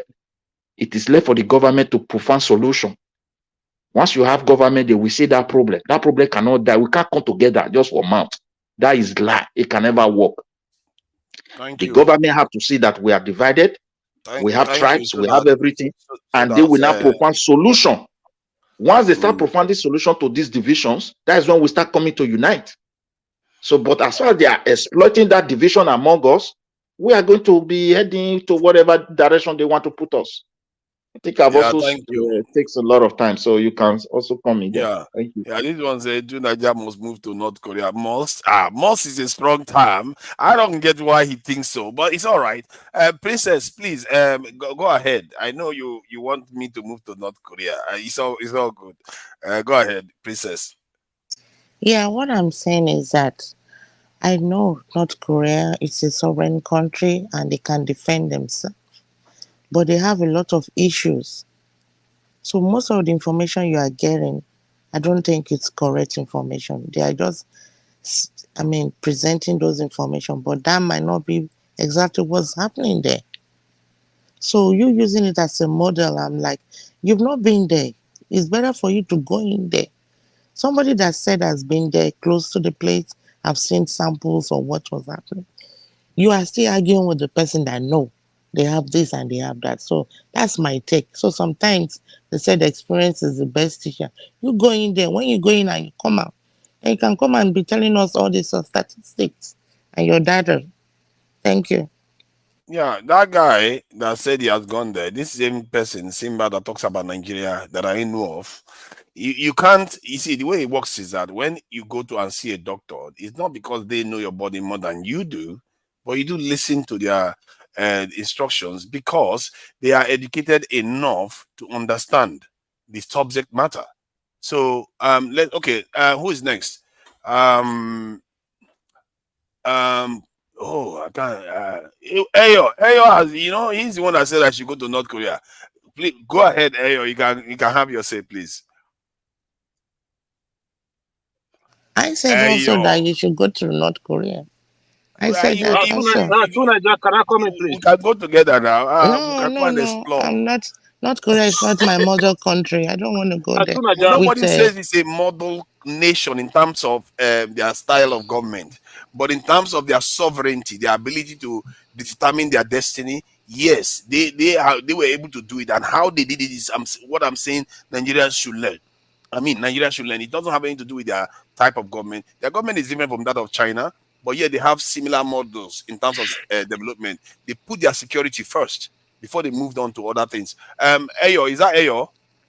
This is the progressive. Can I come to Nigeria? All right, go ahead. You are here first.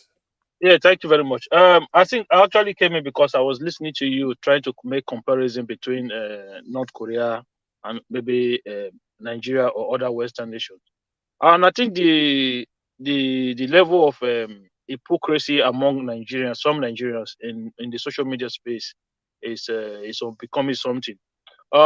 If look, have you seen a millionaire or a billionaire that is in prison, right? It's almost like the money he has is just useless, because at the end of the day, you don't have this freedom to determine how you spend that money on yourself. So if you are in North Korea, the way a lot of people come to social media spaces to criticize, to say all sorts of things about Nigeria and Nigerian government, do you think you can even try half of it if you were to be a North Korea, or even a Chinese, or even a Russian? The leader of the Wagner group last time, who tried to do some level of insurrection against Putin, what happened to him recently? He was killed. He was sorry. He was taken out recently. So when you want to make comparison, and you live in the in these Western nations, and you come around as if the West has done some is doing some significant damage to our nations, right? Whereas we have leaders that we elected, or in some cases that overthrow power and make themselves governments, like what you have in Niger and Mali and other places. This is our own decisions that we make as people. Like you are saying, true Nigeria is enjoying all the benefits of the Western society. Yeah, no, I'm still coming there. I'm still coming there now. So when people who live in the Western society, who enjoy the fundamental freedoms of humans, that goes with being a Western, that goes with your Western ideas, and then you turn around and then you're supporting a country whereby you know for sure, 100% that if you live in that country, there's no way on earth that you have those rights. How do you do that? I don't understand, Tunanja. How do you come up with such Thank you very level of much. mindset? Thank How you. do you come up with such level of mindset? Let me answer you then, because I The think this old concept thing, is something that is hold critical on. to. When you live in the UK or America or Germany, or you come on social media, you don't even have to change your VPN, and you make all sorts of comments. Whatever you want to say, you are allowed to say it. I just want to indulge you to try it in China. I'm not even saying Russia. In China, or in that, even North Korea, they will not even allow you to enter in the first place. Or maybe in those other countries that you are saying, oh, we should copy their model. Why would you want to copy such thing? Let me say this. One, model. I don't care about model in terms of types of government. When people use model, you use it loosely. When you are using model, I didn't say anything about types of government. I don't care about politics. I don't care about economic systems. I don't care whether it's capitalist, socialist, You whatever. can't divert. I mean, don't you care. cannot divorce that Can I? No. See, that's your mistake. You don't care about freedom. That is too, your right? mistake. That is. You don't care that about is your freedom. mistake. See, when the survival of your entire race is at stake, you shouldn't worry too much about that, because death is worse than the ability of suffering. So our problem is that we think that this in the systems of government, and that is the problem, isn't it? We think that why are you worried about the systems of government when you are I've not said Let me finish my point now. I've not said anything about system of government tonight. I'm talking about rights. I'm talking about fundamental rights. You said model. When you say model, you mixed it up. When if you are being, you were saying the model that they use to free themselves from the influence of the West, that you don't want that, then that's what you are being specific about. If you say that, is that what you are disputing? That you are against the way they free themselves from the control of the West? Is that what you're against? What do they free themselves from? Who were holding them from that the they free control themselves of from? the West? Do you know? Would you want to be in North Korea, or would you want to be in South Korea? Oh, you see, your problem is No, I'm asking you two questions now.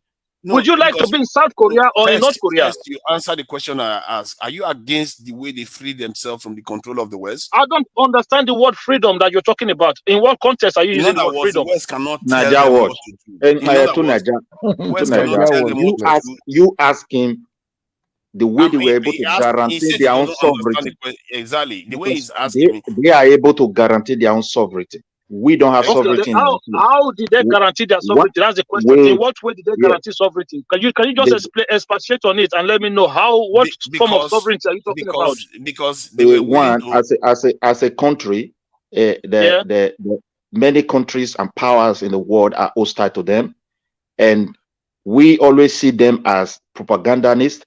Whereas the true propagandists are also the same power to be that we are praising here. You go and look at the European news. Yeah, Wait, hold on. when you want to see true propaganda, listen to news that have to do Niger from all these European media, Hold on, and you see Midwest. what they are saying. Midwest, hold on 1 second now. Okay, this is very good. I like this. You have two countries side by side. Are you telling me that South Korea is not a free country? It's a free country. It's a model. It's a good model that we want to have. Thank you very much. In South Korea, they manufacture Samsung. They manufacture Hyundai. They manufacture Kia. The citizens live a freedom, a free life, right? They have everything. They can speak the same thing the way they can. They have all the fundamental rights. Yeah. Who is taking their land? Has anyone gone there to take their land or take their sovereignty? I don't understand. These are two countries side by side. Well, I don't want to dwell on that, but I think Midwest. Let me just say this: what you don't understand is the reason why South Korea is doing well today is because of China that is right there. The reason why Japan is doing well today is because of the United States. Let me finish my point. Is because of China right there. The reason why North Korea is doing relatively well today is also because of the existence of China right there. See, the reason why America is supporting South Korea to develop and support Japan to develop, because they need those allies in that region to be able to check China. The same way America went and Nixon went to China and signed that deal with China, not because they love China, but because they want to check Soviet Union. Today, hold on. You have to understand geopolitics. I'm asking you, which of the two countries would you like to live in? Would you like to live in North Korea or South Korea? Of course, you would like to live in South Korea. So what is your point? That is a no-brainer. But what you don't understand is that South Korea is even more sovereign than us.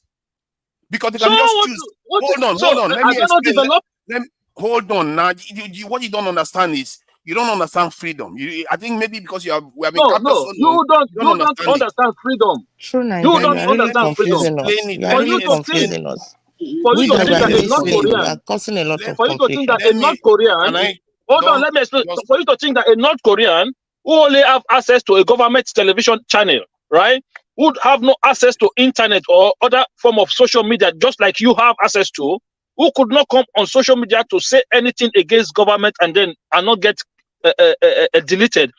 For you to think that is freedom, then you don't understand what freedom is. Okay, maybe your own definition of freedom is different. Your own freedom is what got the way you understand freedom is what got us into the mess we are in today, because you understand freedom from the point of view that comfort is freedom. You understand freedom from the point of view that if you can talk too much for the sake of it, is freedom.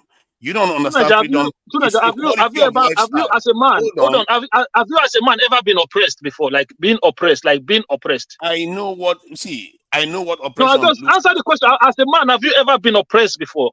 Do you know what it is for? Do you know what it is for you not to have for you to lack self-esteem as a human being? Nigeria. Do you know what it is? Do you know what it is for you not to be able to challenge? You're asking too many questions without allowing somebody to reply. When you talk about freedom, Lee Kuan Yew that built this thing, not Singapore today, he was called the worst dictator of all time. That he was doing all kinds of. They thought he was like the devil incarnate. This is a country of about 5.something million people. They went on down. Do you know how much their debt is? 1.something trillion. Nigeria cannot even be able. We will collapse on that. But yet they are striving. Why? because these people chose, and North Korea chose, and Singapore also did. They are a democracy today, but they also chose that we have to take charge. This has nothing to do with it, because when they mention North Korea, you people are all triggered and say, oh, North Korea is backwater because of the propaganda you have heard. But in reality, how about Singapore? How about Singapore? The leader was a dictator too. They called him the most evil guy ever. But what they have in common is that these people went on to develop their country. That even Russia is seeking the help of North Korea. Who is seeking our help to save them? How many Singaporeans were executed or were deleted by the leader that you're talking about? How many of them? They are still doing it. They are still. If you mess up in Singapore today, you get death penalty. They are still That's if you commit a crime that carries that penalty. That's so you think other leaders just go about? You see, your problem is that you just think other people just go around just start killing people randomly. If you commit a crime that carries that penalty, then you go through the process, and then that penalty is then. Wait, Naija, let me put this one, please. I want to put this one for my brother. Akim. Even in America, Akim, please let us. You commit a crime that deserves death sentence, you go. Hold on. Naija, Naija, please let me put this one. For example, let us not just dwell on these faraway people. Let's come back to our continent. I think we Africans, we don't really know our problem as a country, because there are many players to play that are already there, and their hands are strong upon these countries. Tinubu campaign, Obi campaign. Once you get into that office, at least every country have what is called top national secret that me and you cannot see. President and those who handle those powers, who swear strong oath. So, and when you come across this fire, you now understand what is really around your country, how entangled it is by these powers. Let's look at French colony, for example. Will you call any of these countries sovereign countries, whereby another person is to print your money for you? Sometimes they just take these resources when they don't have money to pay for it. You don't even see euro or dollar in your face. They will price it in euro. They will print your local currency and pack it to you and take these resources away. Now, your reserve, you don't even see it with your eyes. You are not the one to sign those documents. Someone else have to keep it. And not only that, most of your military structures, there must be a French citizen on top of all of them. So you look at all these countries, do we really, let's ask ourselves as an African, if today, this structure that America is strongly to hold, that guarantee us like some levels of freedom, if it collapses, we can't even stand up for ourselves. The powers we just came here, I own here, this one I take here, this one I take here, that's all. We need to be worried. Sometimes when we refer to these countries, we shouldn't breathe freedom. Everybody understands that they don't have freedom. Everybody understands that they are suffering.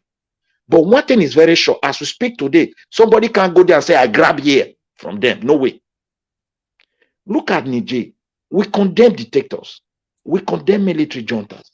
But when Midwest. Akim, when the people of the country, North Korea is an exporter of power. One of the countries, one of the leaders. Hold on, let me tell you something. You see, North Korea don't have. There's no value to North Korea as a country. Oh my God. I did not say value. Please to North Korea. Don't use. So what is anybody going to go and take in North Korea? What is anybody going to go and take there? But wait now. Wait. See, what I'm trying to point to you is this. Look at our neighboring country. You analyze Niger's situation very well. When the junta, who is already in charge of the country, whether good or bad, country can be ruled by monarchy. People can take it by force. As a military general, they taught us, they once experienced it as a European. And those generals will say, please leave my place. Someone is having 1,500 men. He said, I'm not going. And the country can't do anything. Imagine if those things now, all these things are just imagine them very well. You will discover that they are just there for the interest of France only, not for the people. We should talk about our own self.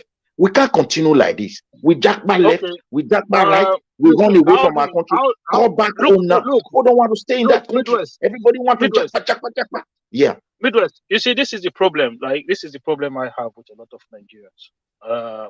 you know, the people, a lot of these countries that you see today, like there were times whereby they had their own challenges. There were difficult times.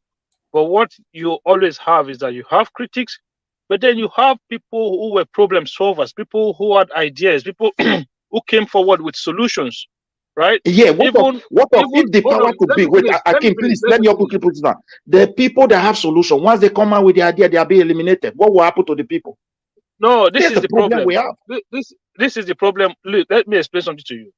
So you see, when you want to create a problem solving a movement, right? You come up with set of rules, set of ideas, and you create followership behind that ideas. That is why if you look at most of the country you see today, you have political ideas. Some people are of the left leaning, some people are of the right leanings.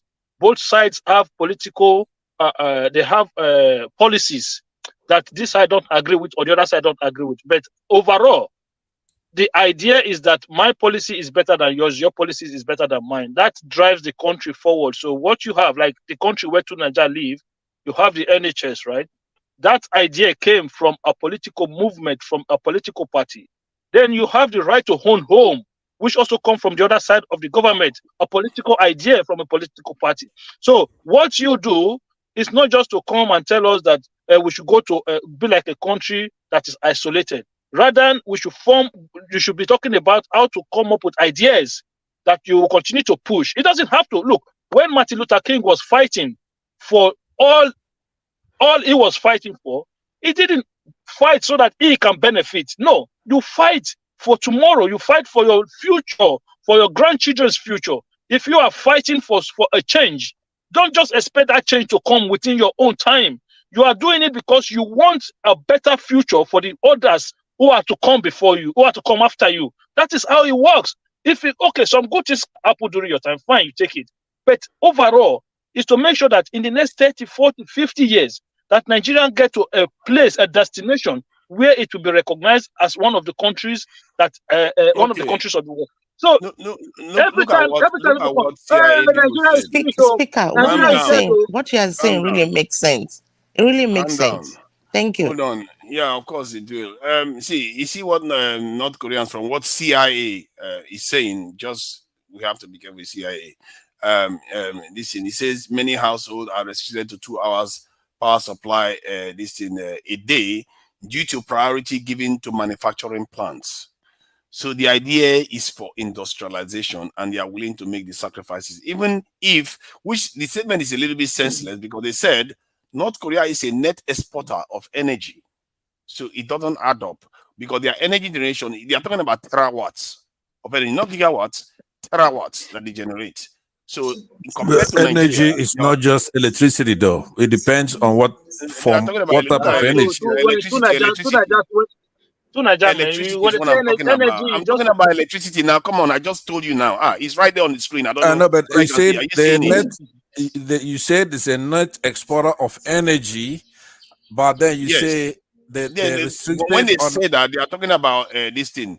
That is about electricity mainly. That's what they are talking about. As you can see, electricity. So Naija, if you want to, I Electricity want is to different advise from you, energy. better we move away from North Korea because the way It's just people will one. come in, Yeah, let me. By the you're way, going to confuse us more. You're going to confuse the whole situation. Electricity But is I not took shown one thing.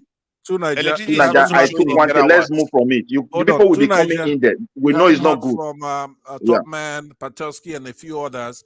But so let me go ahead and be an arbiter. I've heard both sides of the argument, the debate, and I think that the mistake you're making, I think Nigeria is right in part and wrong in part. And of course, what's his name? The last guy with an H, and his name I can't remember the name unless you show everybody's name right now. He's right. They got you when you juxtapose North Korea with South Korea, right? So there's no comparison. Political system and economic system, we're using them interchangeably. So to make a long story short, you're both right, and then you're both wrong as well. Nigeria is right in the sense that nobody can go to take anything from North Korea. China did the same thing after 1949. They were able to secure their place from outside influence and were able to develop themselves to what they are today. North Korea is along the same path. It's not easy to go against these people. They're doing the same thing, but you cannot live there. They have the political system, like you say, is wrong. It's not good. There's no freedom. So let's move on from that. I believe that both sides have points. So you both defended your positions very well on that. So I yield back. So let's hear from Top Man. How much power they are generating, well beyond Nigeria, and this is a small country compared to Nigeria. And what they are willing to do, if TIA is correct, that they sacrifice power for manufacturing. That is a people. Do you know the Chinese were living on rations? They were living on rations. The way some of our Nigerians think, they think life owes us a living. We went through slavery. We went through colonization, and you literally think you have to enjoy your way through to success. Yes, I'm in the West. I was one of those people that was brainwashed. It's called consumerism. That's what we have in Nigeria. It's consumerism. Who brainwashed you? Just like you are brainwashed. I was brainwashed from Nigeria. I was brainwashed for. Hold on now, Pansat. I was brainwashed from Nigeria to think that the solution is in the West. This is not a personal matter. This is a people matter. It's a macro level thinking here. That's what we are talking about. Individuals can make their own decisions, but when individuals are being shown some of the facts and they still hack on to this thing, the basic conditioning, it means that you are buying into the propaganda more than you're looking at reason. Hold on 1 second. I want to quickly ask you a question, right? I'll give you 2 minutes now. Okay, prefer solutions to Nigerian problem. Easy. Security, transparency, and technological revolution. Those are the key areas we lost out on. And in short, I can take transparency out of it. Technological revolution and security. That's the area we lost out on gravely. You can also go into. Yes, you think the leaders? You think the leaders that are there now didn't know? They don't know that. They don't know. They know that, but they have sold out. They've chosen to believe in the West guaranteeing our security. When I say Akim, the leaders know, but they don't know how to reach there. Exactly. That is why I was asking to Nigeria. That is why I was asking to Nigeria. You want security? How do you get there? What do you do? If I'm to do it, you rapidly recruit into the military, rapidly move into manufacturing, rapidly create the accountability system. Even if you have to build prisons to ensure people answer for what they have done wrong, if you create a country that is secure, our economy is going to grow rapidly because the country is secure. IDP camps close. No more kidnapping, no more of that nonsense. If you tell business people to come into your country, they will come knowing that the environment is secure. They will come knowing that the future of the country is also secure, because if you have security, generally that nation is stable. Then they also know that because you follow the rule of law, that you are going to follow rule of law when it comes to them too. Now you're going to invite this investment, if only from Nigerians alone that are in the diaspora, not to mention other groups that will start. Can I answer that question? Can I proffer a solution for the country? Yeah, can I proffer a solution, please? Okay, let me proffer my solution. And now you know that sometimes some things are not politically correct, but you need the answer, so I have to give it to you straight. See, there are a few things that plague any country's development. All through history, we know what they are for every single country. In our country, our problem is fundamental Islamism. Please. I'm going to give you a solution. I first have to identify the problem, which is Islamic problem. That's what we have in Nigeria, nothing else. That's it. If you tackle that, we're going to progress. That we need a massive education in the north. Wow. Massive. What of IPOB? What of IPOB is not a problem? Let me answer that, because you have IPOB. Listen to me. You have IPOB. The South is doing very well, right? Please, that is your solution. Please let me land now. At least give me 2 minutes. After 2 minutes, you can interrupt me. Okay. IPOB is a problem because of the same thing. It's this Islamic problem. Right? If you don't have Islamic problem in Nigeria, you won't have IPOB. So what you have to do, you have to look at our genesis when we first started. First of all, with our what do they call that when you have a baby and you want to win it and all that. Our teething problem. I haven't landed. Now. 2 minutes. You will continue. Is that what you are doing? Is that not religious bigotry? In a way, it is, except that the truth has bigotry in it, right? The truth, you see, the truth is it's not even-handed. Do you follow what I'm saying? The truth They're biased in the truth. Now, do I take delight in saying this? No, but it's something that we have to first identify. Don't accuse me. How do you Let explain me DRC? How do you land. explain all the other African countries that are not doing well without one Muslim in them? Okay, like what? Start one example. DRC. What is Rwanda? DRC? Hold on. Democratic Republic of Congo. Okay, Democratic Republic of Congo. All the other African countries that Funaga, you went too far. Hold on, I'm gonna What answer about that. Southern Nigeria? Let me first answer. Let me Oh first my answer God. the pending question. Then I'm going to answer how it relates to that. Right? You have to know there's a sphere of influence for every country. Say in the United States here, the sphere of influence for this region is the United States. So you have Mexico, Pansa, you have excuse Canada. me, sir. Please. Excuse me, sir. Please, Let I me have a land. question before you continue. Please, for a second, please, sir. Sure. You were saying the IPOB is Islamic problem that caused. Yes, it is. Yes, it is. I mean, okay. Okay, if you want me to answer that first, I can later. do that. Okay, let me explain that very first. First of all, what do the IPOB want? They want an independent. What does IPOB stand for? Independent indigenous people of Biafra. That's what I mean. The Biafran issue is an Islamic issue. Without it, who doesn't want to be in Nigeria, a bigger country and all that? But you can be there and have people come and kill you, exterminate your people. So if you talk to Nnamdi Kanu, he's going to tell you that his problem is from Northern Muslims. That's it. Let me finish. Okay, whether he's wrong or right, that's his opinion, right? So I'm a Biafran, so I'm telling you what the problem is for us, right? We went but through if you are diagnosing the wrong problem, you are diagnosing it wrongly. Let me land. Okay, please. Let me land. I'm not lying to you. I'm telling you the truth. So now you can find a way to ameliorate the problem. It's a simple problem to ameliorate if you at least admit that's what it is. I just stood here and told you that even Gowon, that fought as a hero for the Nigerian side, he has an Islamic problem right now. And nobody here wants to even help him out. He doesn't have an Islamic problem. He has a Nigerian problem. No, he does not. Now, he has a black man problem. To Niger, you have been beaten to death here. Let me just land. Just give him time. Okay. Just let him land. Use 30 seconds to land. Otherwise, he's not going to finish today. I saved your ass from the progressive. They had you in a chokehold, but I came in there and I answered my question. So now answer your own question. Nobody had me in a chokehold. I'm answering it, but listen to me. True Nigeria, nobody had Pansa. Nobody had True Nigeria in a chokehold. I don't know what you're saying. For goodness sake, now that you started, you're not going to finish. Look, you're going to, for the next 1 hour, you're still going to be saying no, Islamization. just give him time like 2 minutes. More than give him time like 2 minutes. We tell us this is a long time, man. He's been talking for how long? I just use 1 minute to answer. Hold on. He asked you a very good question, and you skirted it. And I asked him, "Can I answer it?" And he gave it to me to answer. You could have hit it out of the park, but you didn't. He asked you, proffer some solutions for Nigeria. Now I'm telling you, my own solution to Nigerian problem is that if we could, now preferably through education, if we can have the Northerners educated for them to understand that we're a country and we have external enemies, but at least we're one country. There's no need to keep killing the thieves, or you go to the Yoruba land and you occupy their forests, you come to the southeast and you do this and you do that. When it comes to sharing power, we just had a Islamic president. Now we have Islamic president and vice president, right? And you keep just dumbing the country down. You have to respect that doctrine that we have in our constitution that wants to make everybody to be one country.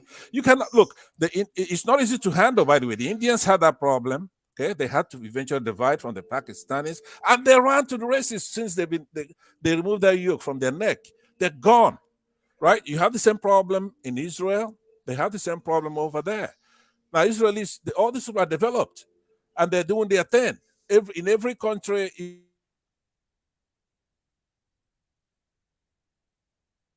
It's not a Christian dichotomy because the Indians, they're Hindus, right? So now what I am proposing for Nigeria,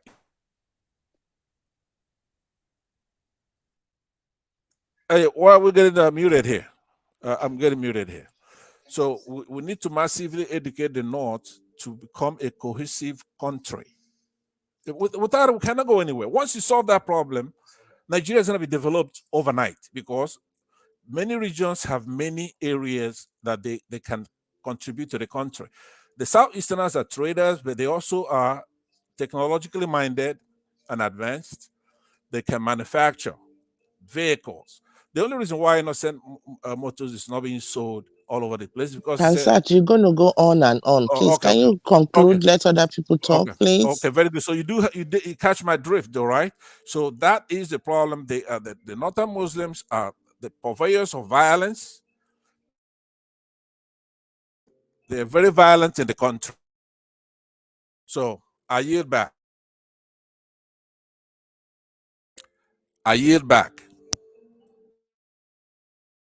So IPOB is not violent, right? They're very peaceful. They're defensively violent in a way. They have to defend themselves. They're not going to let you come in there and kill them off. Oh, good. I accept that. We're not going to let you kill us. We have to fight you if you try to kill us. Pansa, let me also come in. You see, the problem is this. If we want to have a solution, I think our leaders should put their heads together. I don't see Northerners as my problem, neither do I see Igbo as my problem. Me, I'm from Midwest region, the only region democratically created as far as Nigeria history is concerned. So I still hold on to it. And when people is talking about that BRIFA you just said, or IPOB, it's not Nigeria that is actually holding BRIFA. The question that is holding BRIFA is, where is BRIFA? See, and how do you explain it? Midwest, don't fall for and that. I want, yeah, just give us a solution for Nigeria. So the solution for Nigeria is that we all have to come together, because one fundamental thing is missing, and that is called the right of the minority. Nigeria is not serious to give right to people. Everybody's just ruling from top. Why they don't even know what is going on at the bottom? So the minority can no longer voice their voice. Everybody is having that pain. If we're able to solve that, I think we will start from there. Talking of industry and talking of industry. Sorry, let me ask you a specific question, because it's part of the solution for Nigeria. How do we get out of the control of the West? How do we industrialize? Please go ahead. The control we have to do out that, as I said, if we are able, take for example, if you want to get out of the control of the West, it's simple. When you recognize the right of the minority, you are almost 50% out of the control of the West over your resources. How does it happen? I will use Sweden as an example. The federal government will go out for the federal, that is the top government, we go out for a deal, how to attract investors into their maybe natural resources, because we have reliance on our natural, they have few. But when that natural resources is the contractors are coming, because the right of the minority is recognized, the region will not come in with their power. Okay, we accepted this. Then it will not go back to the community, who we also now said, sorry, this thing, we don't need it. It's going to destroy our water. There come a very fundamental issue. It means one person cannot adjust the top and succeed. The way it is, we put everything in the hands of president. So president also have his own issue. Sometimes people can manipulate him. Once he say yes, even when the rest people talk, it doesn't hold. That country cannot move forward. We have to take power to the people and let it be effective. Agreed. No, nobody's arguing with that. Is anybody? There's nobody against that here. 50% of this stronghold will be cut off totally. Imagine if your king, your chief have autonomy to even say, okay, this area that you want to do, what is your plan about the pollution if it happens? Or maybe your local government have that power constitutionally to say, look, if there's anything pollution, the federal government must pay so amount for compensation. Then those companies coming must be liable. Then the regional government also said, look, this area is sacred to us. We don't need these things here. It's better we farm there. It's okay. Because farming can produce enough also. Then you spoil the soil, you are taking gold. Just imagine somebody in China will corner your president with different promises, and they start telling you they want to take gold in your land. Because president has agreed. You see bulldozers coming. But it's not responsive to the question. That's not one of Nigeria's. That's not what's going to make. No, I cannot buy your own idea. I agree with you. Your idea is to champion your own people. Is to champion your own people as the best, who doesn't create problem, and the rest people are bad. I don't support those kind of ideas. Yeah, thank you, Midwest. Thank you, Midwest. I'm very, very eager to hear from Princess Rosie. Because she thinks I should go to China, this in North Korea. All right, Princess, please. What is your solution for Nigeria? Midwest, I agree with you. You're still attacking me. Pansat, can other people talk, for goodness sake? Okay, my solution to Nigeria, we need good leadership. Once we have good leadership, then the problems will be solved. Number one problem is security. If that one is solved, then there'll be room for economic development. Wow. You know, oh my God, I can't believe we disagreed. She Sheila, basically you spoke my heard the same. language. How did That's we all you manage want to to hear. disagree now? That's all you want to hear, What right? kind of And she knows it too. She did that on purpose to brush your ego. How do you No, think she I'm not knows going it? to North Korea with to Nigeria. I'm not going, but that's my solution to Nigeria. The suffering is too much. The You have to masses. protect your women and children. You have to protect your That land. my own Jesus. security is the number one problem. Once that is solved, then there'll be room for economic development. Okay, Rosie, can I ask you a question on that? Just Ayo, briefly. it's Ayo's turn. We are going to be rounding up soon. Ayo, Can I please. ask Rosie a question on that? Not yet. Let other people have their say because they are waiting. All And right, you know we don't pay them to be That's here. fair. That's fair. That's good. Go ahead. Ayo, please go ahead. You know you two want me to go to North Korea. So I don't know why suddenly everybody wants me to visit them. Go ahead, Ayo. What is our solution? How do we create a nation that is not, governing it at the whims of Western interests? Yeah, thank you to Niger. It's a pity we've moved on from the where I wanted to come in, but let me I don't want to draw us back. Otherwise, I really want you to go to North Korea. I really want you to live there so you can understand how life is over there. But from my own perspective, I don't think. Man, I think we are too fixated on the West as the problem of Africa in general and Nigeria, which I don't agree with with that ideology. I don't agree with Tunaja on that. As a matter of fact, I believe we need the West, okay, to develop because they are the big boys. They have the money. Okay? So even if you look at countries like China that Tunaja constantly keep talking about, how did China develop? It's because they opened the door to the West. Okay? When the West started coming in and started, Okay, now um, let me letting, let you know something. letting, I get where you're coming from. See, I'm not disagreeing totally with what you're saying, but the Chinese, before the West went there, they secured themselves first. They built their nuclear technology, they built their Thank you, military, my brother. and the West to went there. to Nigeria, Thank you. they built their nuclear technology, but I mean, is that what they're eating now? To Nigeria, I Yeah, think but you my point is fixated. that we have not done that. We have not even gone through that stage. That is a problem. Look. I agree with you about internal security, not nuclear weapon. You're going. It's an extreme. Okay?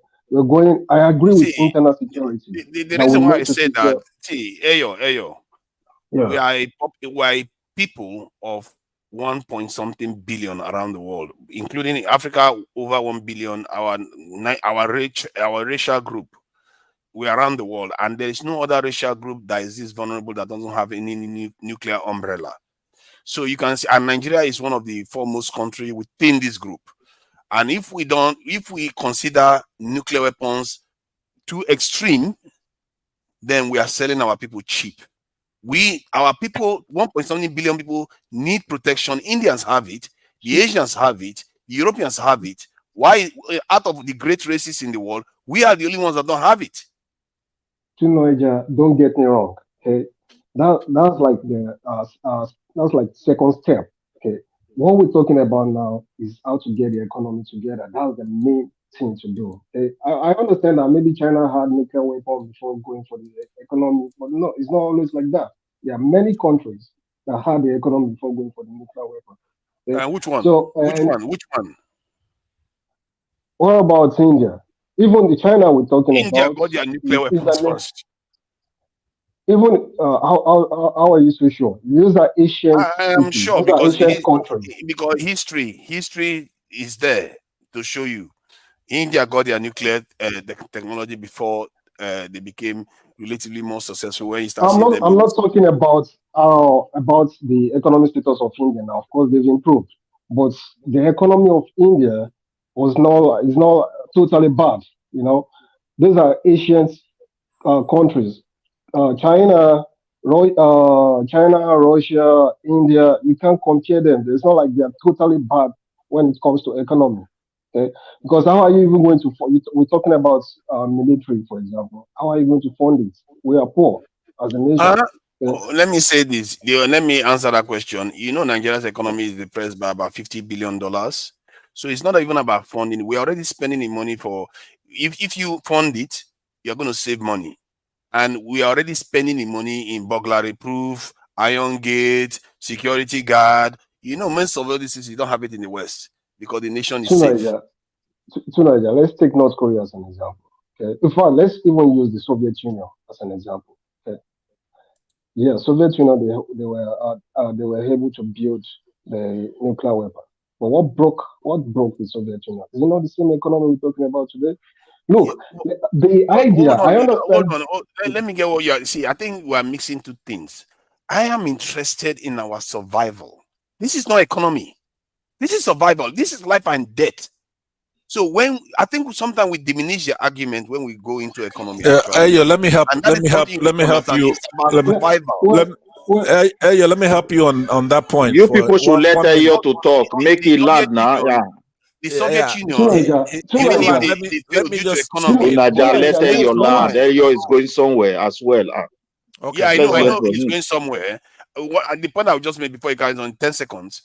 The Soviet Union failed because of economy, but they will survive because of their strength.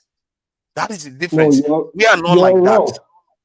Nigeria, you're wrong. If Soviet Union is going to survive, okay, they won't break up, and they will just be another country. Who is going to go and destroy this thing, Russia now? Good luck. Go and destroy Soviet Russia. Union broke up without America firing a shot. But the people are still there without being invaded. Okay. Hold on. Look at all the. Hold on. You are missing what I'm saying here. Okay. What I'm saying, I think you are missing it. They can literally come here and kick us out of the continent. That is what you don't understand. Why are you getting this? See, let me tell you something. Yeah, but you don't understand. They can literally come to the continent. No, because when you don't understand what power does, when you don't understand what power does, UN recognize every nation as a sovereign nation. They're not just going to go into Africa. Let me ask you a question. What are you talking about? The UN is created let me by ask you a question. Yeah, go ahead. Have you ever lived in China, North Korea, and Russia before? I mean, have you lived there or been there? No. Okay, so where are you getting this idea, or the people are brainwashed or by propaganda? And okay, let me break it down. I lived in Russia. Okay, in fact, I was a teenager when I lived in Russia, so I know what I'm talking about. And as a matter of fact, I'm a marine engineer and power plant. So I've been in and out of so many places. I've been to secret places I shouldn't even have. I mean, the foreigners were not even allowed to, and I'm married to a Russian. Okay? So I know what I'm talking about. When I hear you, sometimes I'm just like I can't even know where you're getting. When we do this thing, I told you I came to the West too because I was brainwashed. Just because you are there doesn't mean you are an expert in the subject matter. Like I said, if you are disputing that, then tell the doctor not to tell you what to do with your body. You're living and enjoying the West, but you are propagating for some other stuff. You're really even the Russia you're talking about now.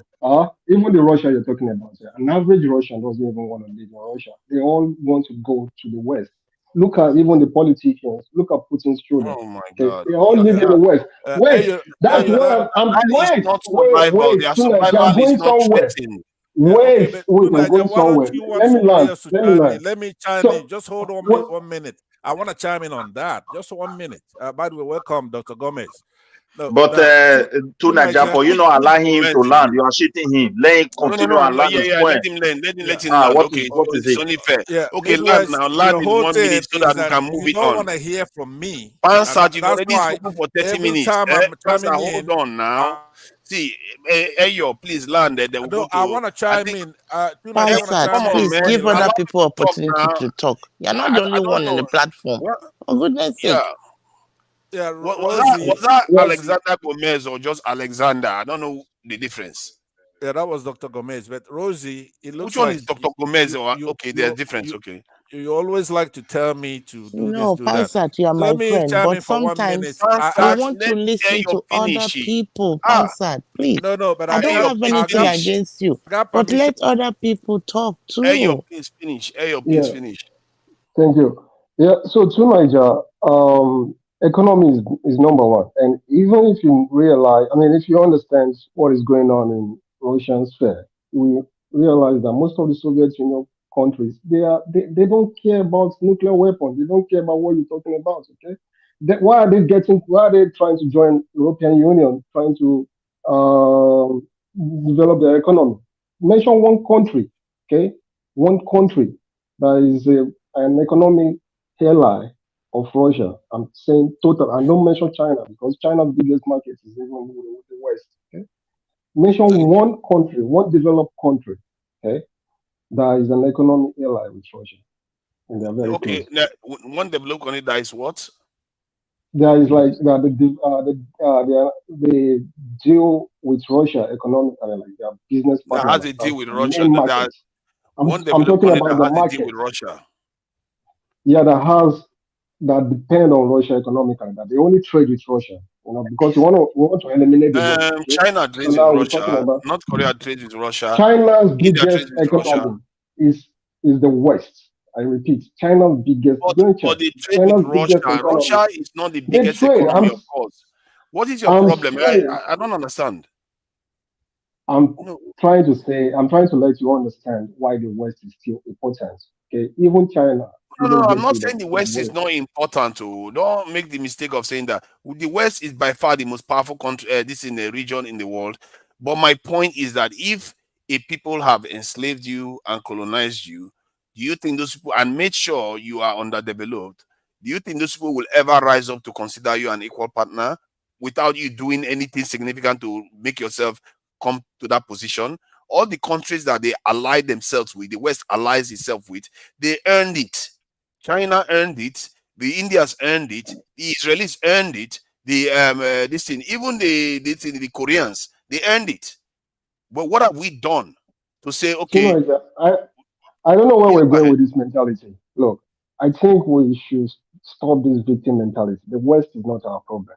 Okay, the problem we are facing is an internal problem. Okay, we You need see what you are doing economical now. You see what you are transformation. doing.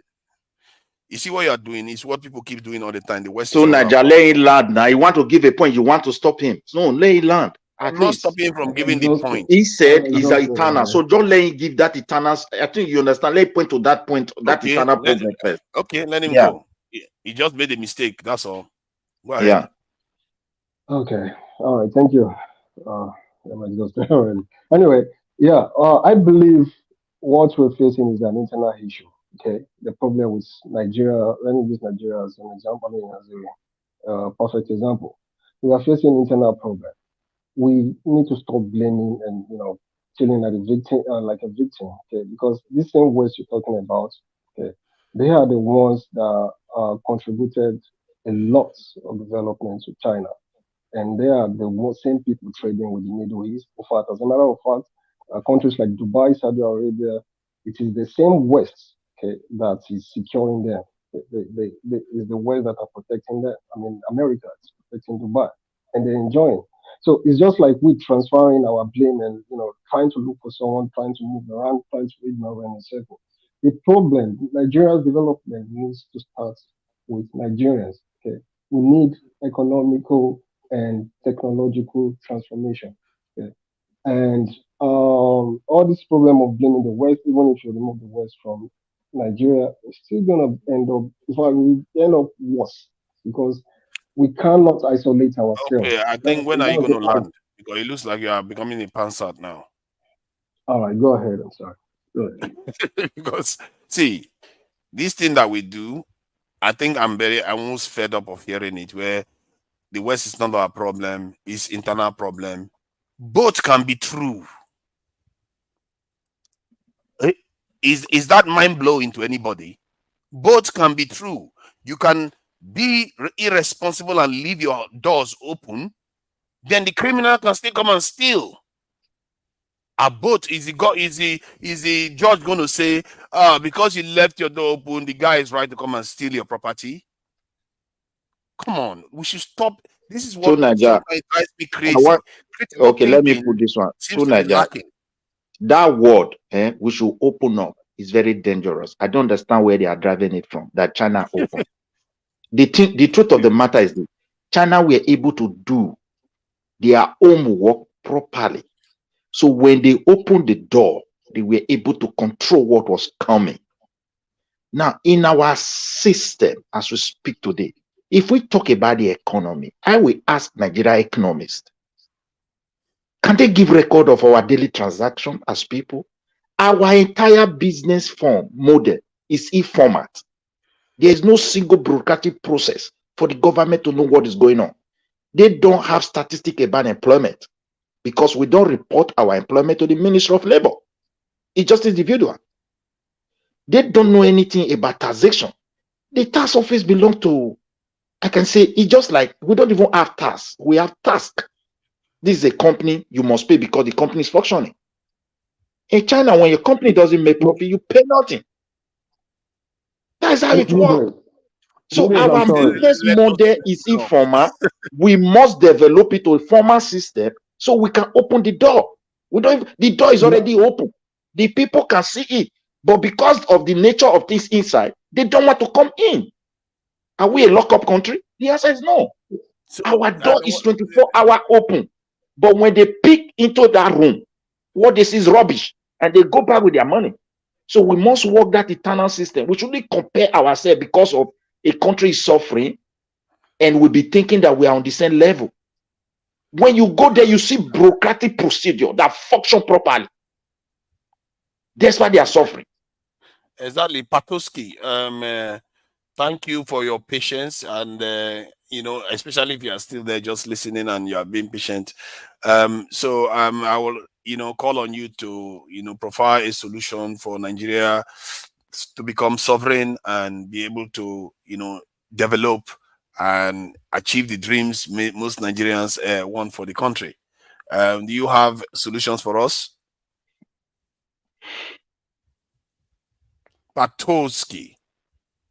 It's like a Russian name. All right. So it appears it's not there. So point is, both can be true at the same time. And the idea that just because America is working with Saudi Arabia and a few other countries, why are they not working with us like that? That's what you should be asking yourself. Even the Saudi Arabia they mentioned is a monarchy country. Dubai is a monarchy. Why they don't say you must elect a leader the way it is everywhere? You must elect someone. It must change. Why are they not campaigning? And even Saudi Arabians are they understand that this is the only Monday that can sustain these people at this very moment. See, let me finish my point. They force a model to other people and destabilize them. And look at Gaddafi. What is coming out from Libya today as an African? You know, Midwest, we're on the same side. Let me explain this to him. The reason why I often say security is the most important, because even if you go back in time, this is where we failed most. See, technological advancement, this is where we failed most.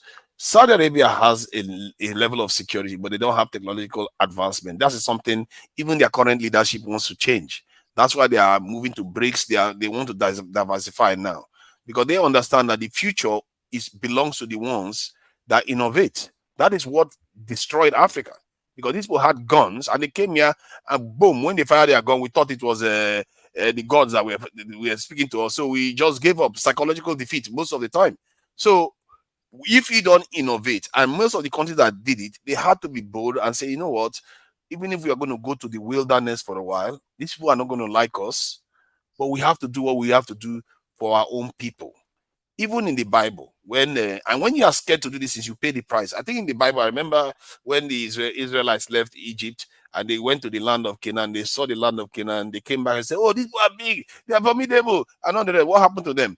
They had to wander the wilderness for 40 years before their eyes clear and said, what needs to be done needs to be done. And they had to take action. In the end, you have to lean forward and act on behalf of your people, because it's the survival.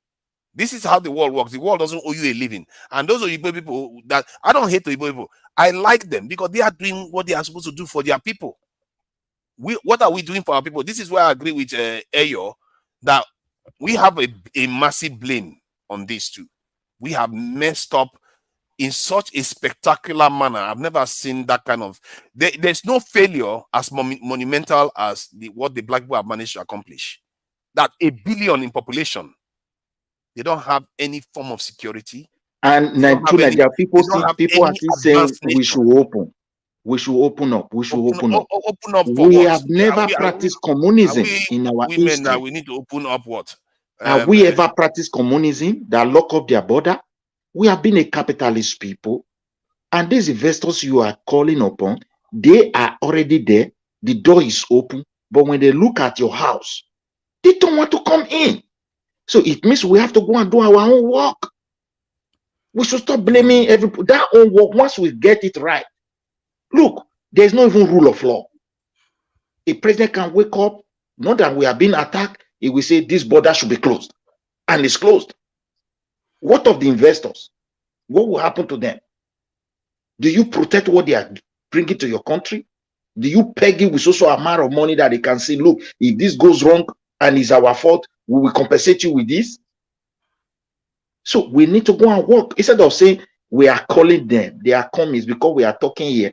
My brother, I keep telling people, every single European embassy in your country, they have commerce there. People who are in charge for their country to know exactly how your commerce is working. They have police attaché. Your level of security, they are aware. They have military attaché. They have everything you can talk of. People who gather intelligence against your country.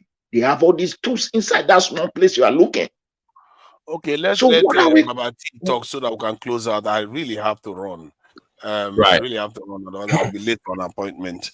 Right. Baba T, yeah, Good please morning. give us the ultimate solution. Oh, but before I even say that, good morning. It's 4 o'clock in the morning. I'm just getting home from work. Congrats to Banky W of Its local government. The courts gave him a second chance. They just forced the rerun. Wow, that's good news. I'm happy for him. He gets to actually win because I think he deserves that. Yeah. And Labour so far this morning, they have about 11 House of Rep members cases that they've lost already.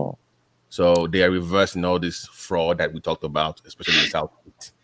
We knew they were stuffing the ballots, but particularly for Banky W, it gets the second chance to at least let's get. Really happy for is that a Labour candidate? No, it's a PDP. You know Banky W now. Banky W is a popular R&B. Yeah. It's the one we all knew about before Badebo came up now. Right. So he gets a second chance to. So they are forcing a rerun between APC and PDP. No Labour, because they figured out they were a fraud. They stopped the ballot. So Badebo was fraud. Yeah. So no, for that local government council. Okay, for that. Okay. Yeah, so I'm so happy for him. That's just what I came up to say. Let me go make some sandwiches. Yeah. All right. Yeah. All right. Baba D, give us a solution from your point of view. Leave him now. Thank you all, gentlemen, for coming in, and let me say some this in and ladies. Now we have a lady here. I'm used to saying gentlemen. The ladies here.